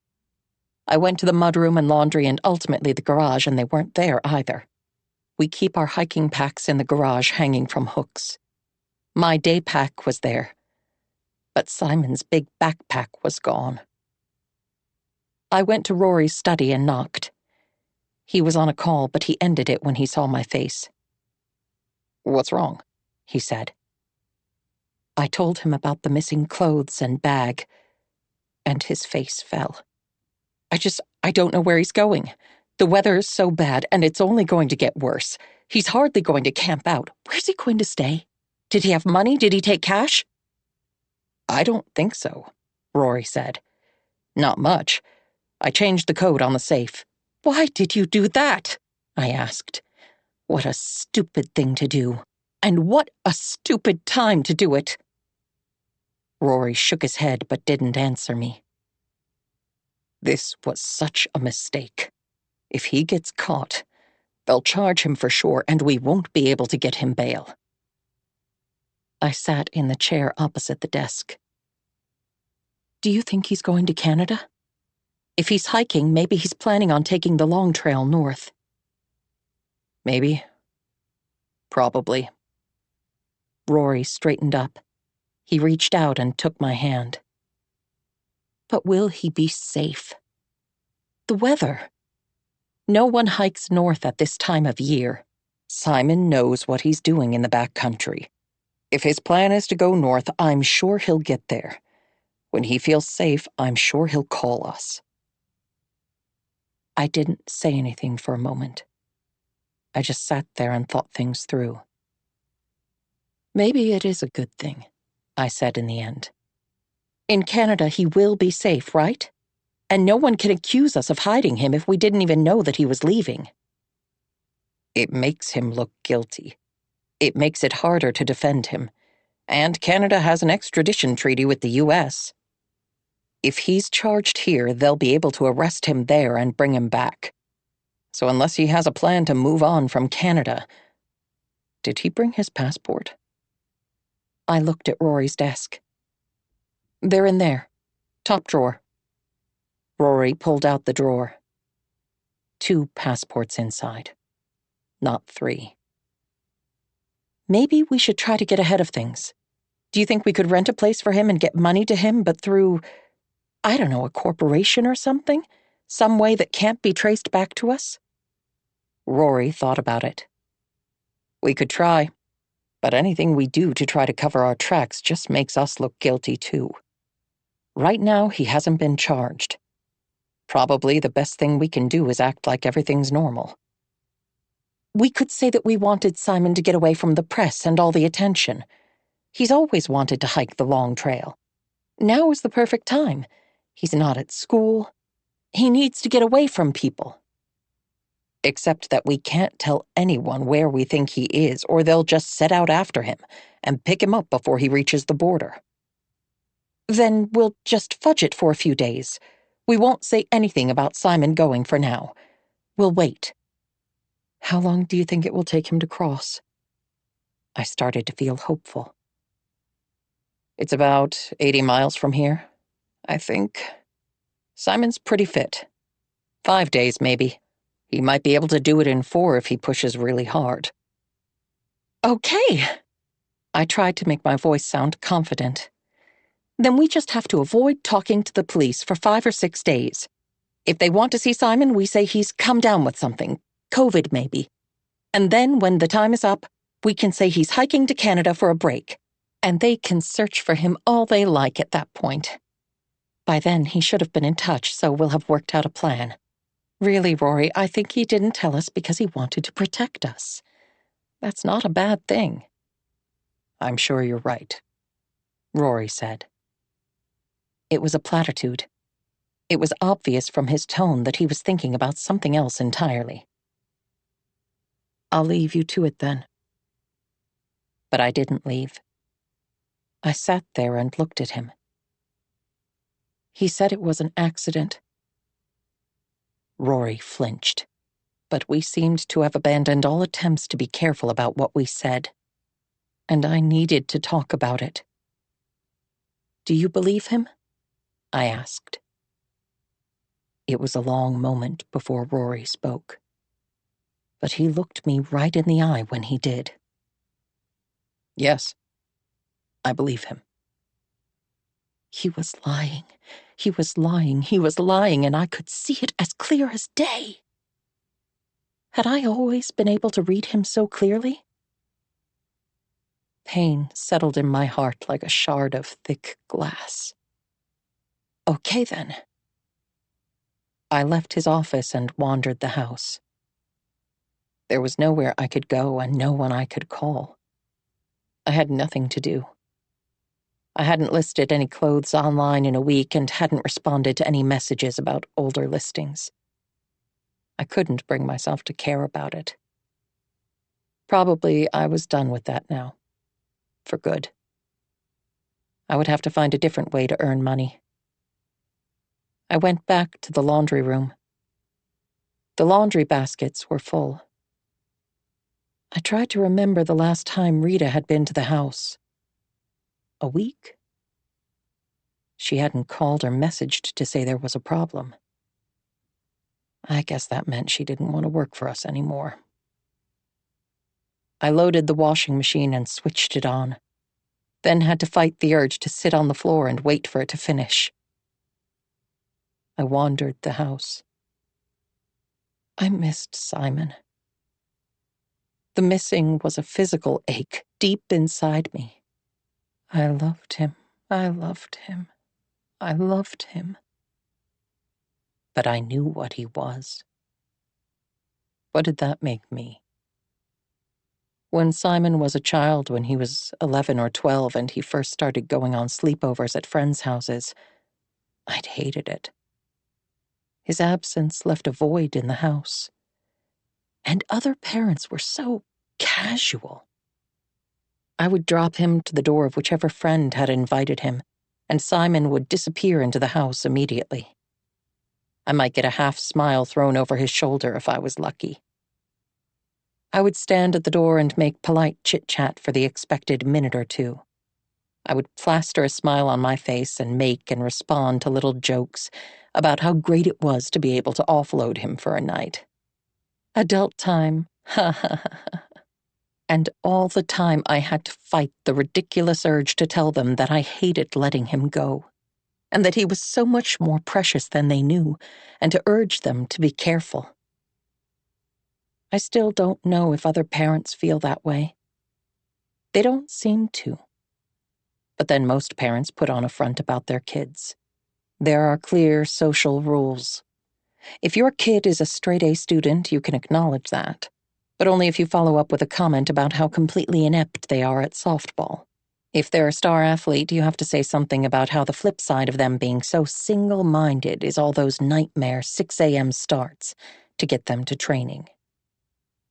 Basically, the rule is that you have to talk about your kid as if he's something between a mild and a serious inconvenience to the life you actually want to live. What you are not allowed to say is that they are the light and purpose you live for. Not, at least, unless you lose them. Then you can say anything you want. You can tell the truth. What are the social rules when your child is a murderer? At 5 o'clock, I started drinking. At 9, Rory came to find me and we went to bed. We didn't talk, but there was a tenderness between us that hadn't been there before. We were still in bed on Sunday morning when Arnie Waugh called. Rory put his phone on speaker. "I just got a call from police," Arnie said. "They framed it as a courtesy call. They have a warrant to search for Simon's phone. They're sending divers to search the lake, apparently. They're probably already there. I'm pretty sure they waited to call me until after their people had gone out to the property." "Which property?" Rory looked confused. "Your property. The house at Stowe," Arnie said. Rory turned to look at me. He seemed to be struggling to understand. "Thanks, Arnie," I said. "I guess it doesn't make much difference, right? From what Simon tells me, pretty much everything on his phone they could get from the cloud eventually?" "That's right. I guess they've decided they don't want to wait for that data to come through. Rory was still staring at me. And there's no point in us trying to do anything to stop them, I guess, I said. Nothing you can do at this point. Better to cooperate. It will back up your story that you dropped it accidentally. Which I did. Of course. Arnie rang off. Jamie, Rory said. His face was stricken. He said my name again like I'd done something horrifying. Jamie. I tried to explain about the phone. It seemed to take him a long time to understand. Then he picked up his phone and called Arnie back. He paced the room, his right hand on his head, gripping his hair, his left pressing the phone to his ear. I don't care what you have to do. You need to stop that search. There was silence while Arnie responded. I found Rory's shirt and put it on. I got out of bed. Baby, I said. Rory ignored me. I don't fucking care. Call a judge. Send someone out there. Send some men.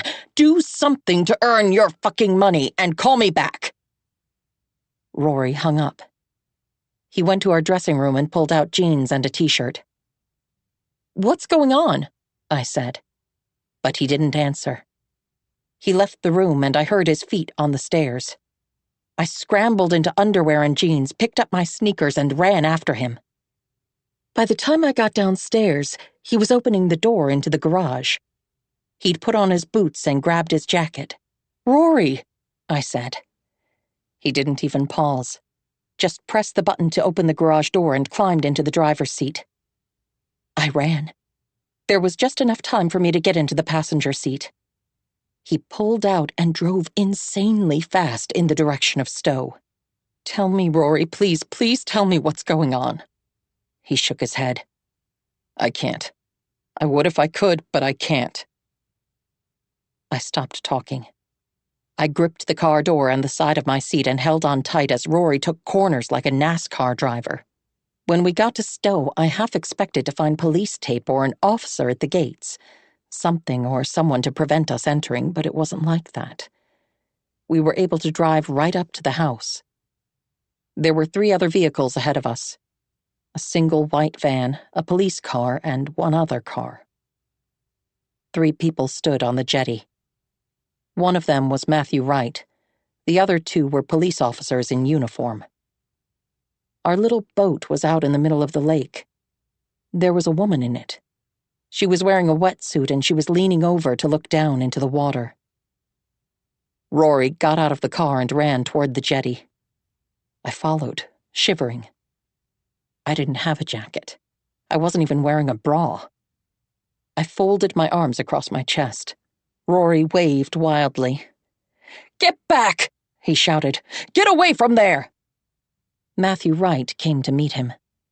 The 2 younger officers followed in Wright's wake, but he waved them backward.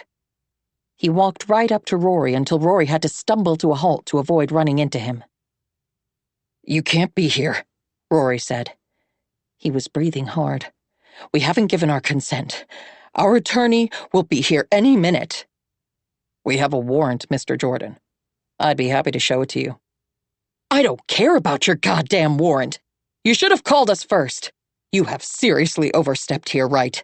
Get your people out of the water and off my property or there will be hell to pay. You hear me? That's my boat out there.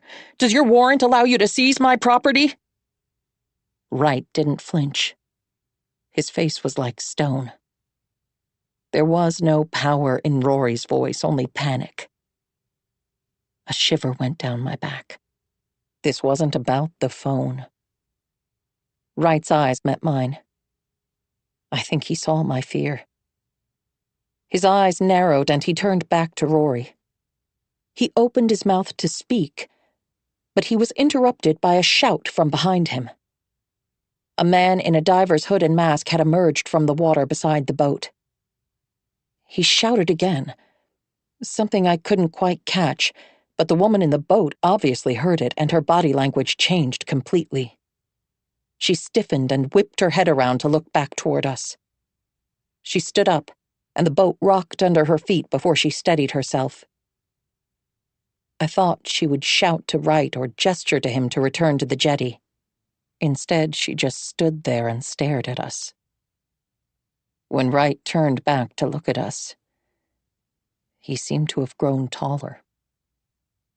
"Why don't you wait right here, Mr. and Mrs. Jordan?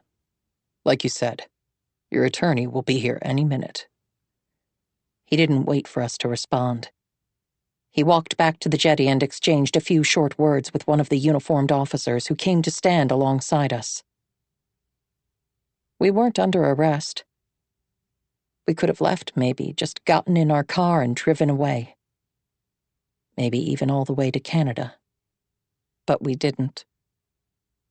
We stood there that morning and watched as Nina Fraser's body was raised up from the water. Rory was shaking. I reached out and took his hand in mine. He looked at me like he was seeing me for the first time. He took off his jacket and gave it to me. I leaned against him and he put his arm around me. "You put her there, didn't you?" I said quietly, so that I couldn't be heard by the police officer. "You helped him. You tried to hide her. Why?" He was quiet for so long that I didn't think he was going to answer. And then he said, "I wanted it not to be true. I wanted it all to go away." I closed my eyes against the pain. "I love you," I said. "I'm sorry," he said. Chapter 36. Leanne.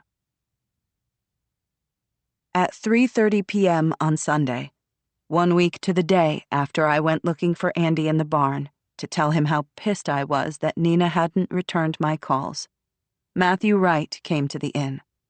I was the one who opened the door to him. A lot of time has passed now, and I remember everything that happened next in a series of images, almost like stills from a movie. The colors are so bright, the details so minute and exact. I remember that Matthew looked exhausted. He had the beginnings of a scruffy beard. The shoulders of his jacket were damp with snowmelt.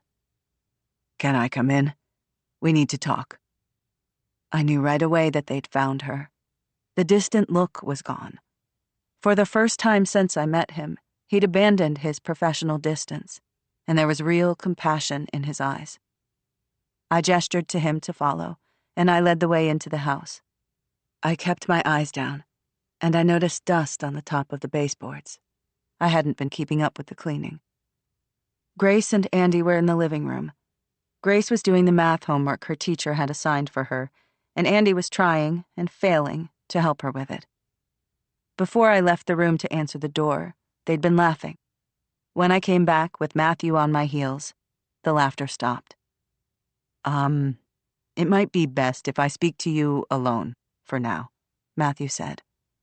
"No," I said. "Whatever you have to tell us, Grace is going to have to hear too. Better we hear together." There was no way to protect Grace from it. Everything would be public knowledge sooner or later. We knew now how it worked.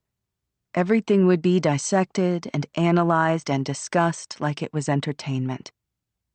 I sat on the couch so that Grace was between me and Andy. I took her hand. After a minute, Matthew sat in the armchair opposite us. He was awkward. The self-possession he'd had at every other meeting seemed to have deserted him. He sat with his feet apart, and he leaned forward, resting his forearms on his thighs. He took off his gloves, and the skin on his hands was red. He must have been out in the cold for a long time. "I'm so sorry to tell you this. Nina is dead. We found her body earlier today." Despite everything, the words hurt. My skin prickled with sudden heat, and my vision darkened at the edges. Grace squeezed my hand hard, and that brought me back. The fire was going, and the room was warm, but I remember that her hand felt cold to the touch. "Where?" asked Andy. "Her body had been wrapped and weighed down and placed in the pond at the Jordan's house in Stowe. Grace was sitting between us, and Andy and I weren't touching, but I still believe that I felt the shudder that went through his body in that moment. "Simon killed her," I said. "We think so, but we have more work to do. I understand that this may be very difficult, but in the interests of building the strongest possible case, it would help us enormously if you didn't comment publicly for now." "You don't need to worry about that," Andy said. "We won't be talking publicly about Nina or any of this ever again." Grace was holding my hand so tight. She wasn't crying. None of us were crying. "We want her back," I said. Matthew bowed his head. "Yes, of course. That may take a little time. There are procedures. I can tell you more about that when you're ready. And then she will be returned to you." I wept at that. The words hurt so much. Returned to me. I'd dreamed of that, of having my girl handed back to me. My girl. Not her body, not just her cold remains. But our Nina was gone forever. "I'm so sorry," Matthew said. I thought he would leave then, but he didn't. He waited. A minute passed before he spoke again. "There's something else I need to tell you. I need you to hear it from me." He couldn't look me in the eye. We went to the Jordans' house to speak to Simon. Simon's car was there, but he wasn't. We've tried to find him, but so far we haven't succeeded. We're not sure exactly how long he's been gone. Matthew looked at us expectantly. My thoughts were heavy and slow, but I forced my brain to cooperate. How should we react? With anger? Outrage? I couldn't muster either, not even an artificial version. "Did his parents help him to run away?" I asked in the end. "We don't know. It's a possibility. Look, again, I know how hard this is, but I need to ask you to trust us. We will do our jobs. We will find out the truth, and we will make sure that those who are guilty are punished." Andy and I looked at each other. Grace's head was pressed into my shoulder. "Nina's gone," Andy said, in a voice that rasped with tension and unshed tears. "That's the only thing that matters. After her funeral, we'll be going away for a while. We don't want to talk to the press or anyone else. When the dust has settled, we'll come home again." His eyes met mine, and I nodded.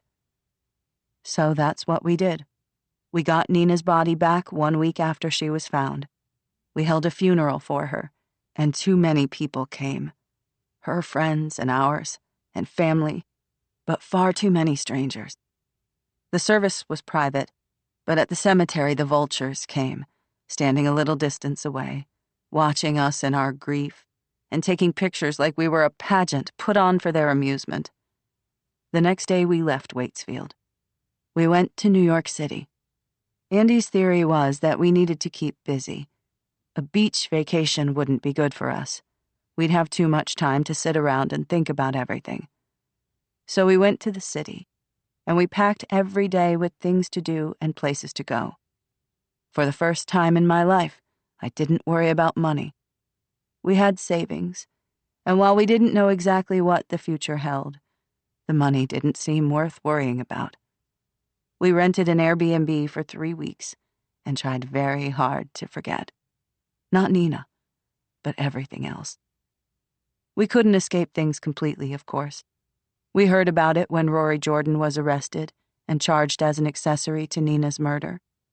It turned out that Nina had been moved from that shallow grave in the woods to the lake, and the only person who could have done that was Rory. He's still denying it, but everyone says the case against him is very strong. Simon killed her. The police are sure of that. She had bruises on her body, old and new, and a fractured jaw. She also had a fractured skull. The police think that Simon might have punched her, hard enough that she fell back and hit her head on the fireplace in the living room of that house. There's some forensic evidence to support the theory, as I understand it, but I haven't asked too many questions. I know enough. too much, really. They haven't been able to ask Simon because they haven't been able to find him. There's a warrant out for his arrest, and sometimes there are sightings. Matthew Wright calls us every now and again to reassure us that he's doing everything he can to find Simon. We listen quietly each time, thank him, and hang up. We never talk about what really happened. We came home to Waitsfield on December 1st. We would have sold the inn and moved away if we could have, but we can never do that now. We'll live here for the rest of our lives. We've decided to keep the inn closed until January, when we're going to relaunch it under a new name with a new website. We will reinvent ourselves and leave all the mess that was attached to the Black Friar behind. Andy's business is picking up. He got some phone calls and emails after Rory was arrested. There were 1 or 2 apologies, but mostly those people who hired him back seemed to want to pretend that nothing had happened. Andy let it go. It was hard for him, but he had no choice. We'd come close to ruin, and he was too grateful to have an income to want to punish people who'd believed the worst about him. So, life began to settle into a kind of normalcy. We missed Nina every day, but we were together, and we were rebuilding. On December 20th, Jamie Jordan came to our home. Andy answered the door, but Jamie asked for me. She looked the same as she always did. Almost. She was dressed in a pair of soft brown leather trousers and a black sweater with a black wool jacket and hat. Her hair was still blonde and perfect, and her eye makeup had been expertly applied. But she didn't look well. Her lips were so dry they were cracked and bloody. Her nail polish was chipped, and she had dark circles under her eyes that no amount of makeup could hide. "I'm sorry," she said. "I'm sure you don't want to see me. I didn't come here to upset you, or Andy, or Grace, of course." I held the door so that it was mostly closed. I didn't want her looking past me into the house. I didn't want her near my family. "Why did you come here?" Look, I'm sorry. I know sorry is not enough. I know it doesn't help. But I'm so sorry about Nina. I understand the pain you're going through." I didn't say anything. I didn't have any words.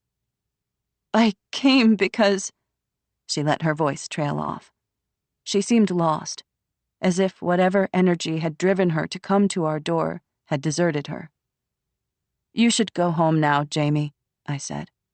"I don't think we should see each other." I started to close the door. "Wait," she said. She took a step forward and raised her hand, as if she was going to try to force the issue by holding the door open. Then she let her hand fall to her side. "Simon's missing. Everyone thinks he ran away. I thought that too, in the beginning. But it's been a month, and he hasn't touched his bank account. He doesn't have any cash. He hasn't tried to call me or his father. And the police have searched the long trail. They even used a helicopter with a body heat camera. They checked security footage at the bus stations. They interviewed all of his friends.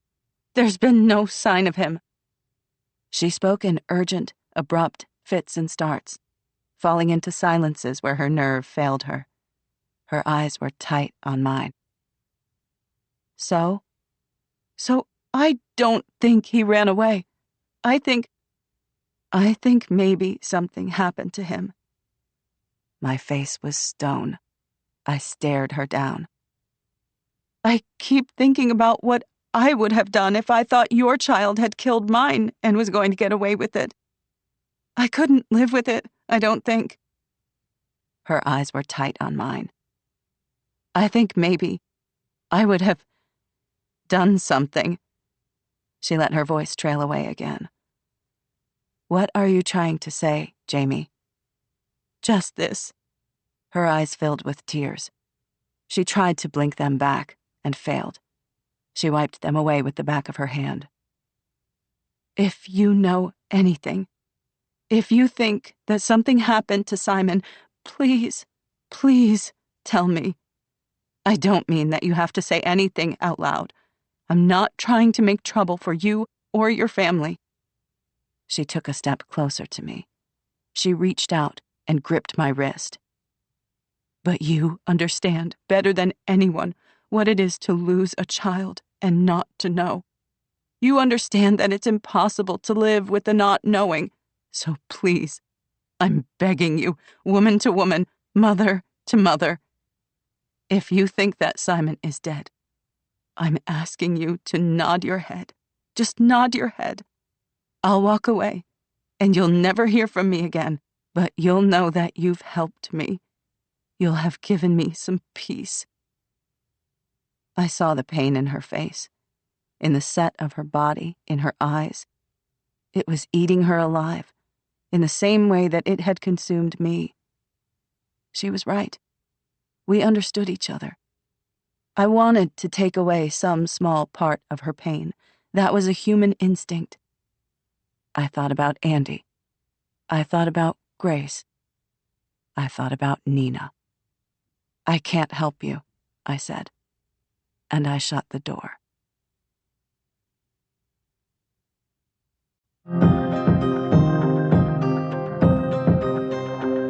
We hope you have enjoyed this unabridged production of What Happened to Nina, a thriller, by Dervla McTiernan. Performed by Kristen C., Stacy Glemboski, Lisa Flanagan, Robert Petkoff, George Newbern, Jenna Lamia, and Preston Butler III. And presented by William Morrow and Harper Audio. This program was produced by John Marshall Media. Executive producer, Suzanne Franco-Mitchell. Managing editor, Karen Radner. Production manager, Nathan Rossborough. Text copyright 2023 by Dervla McTiernan. Production copyright 2024 by HarperCollins Publishers. All rights reserved. Thank you for listening.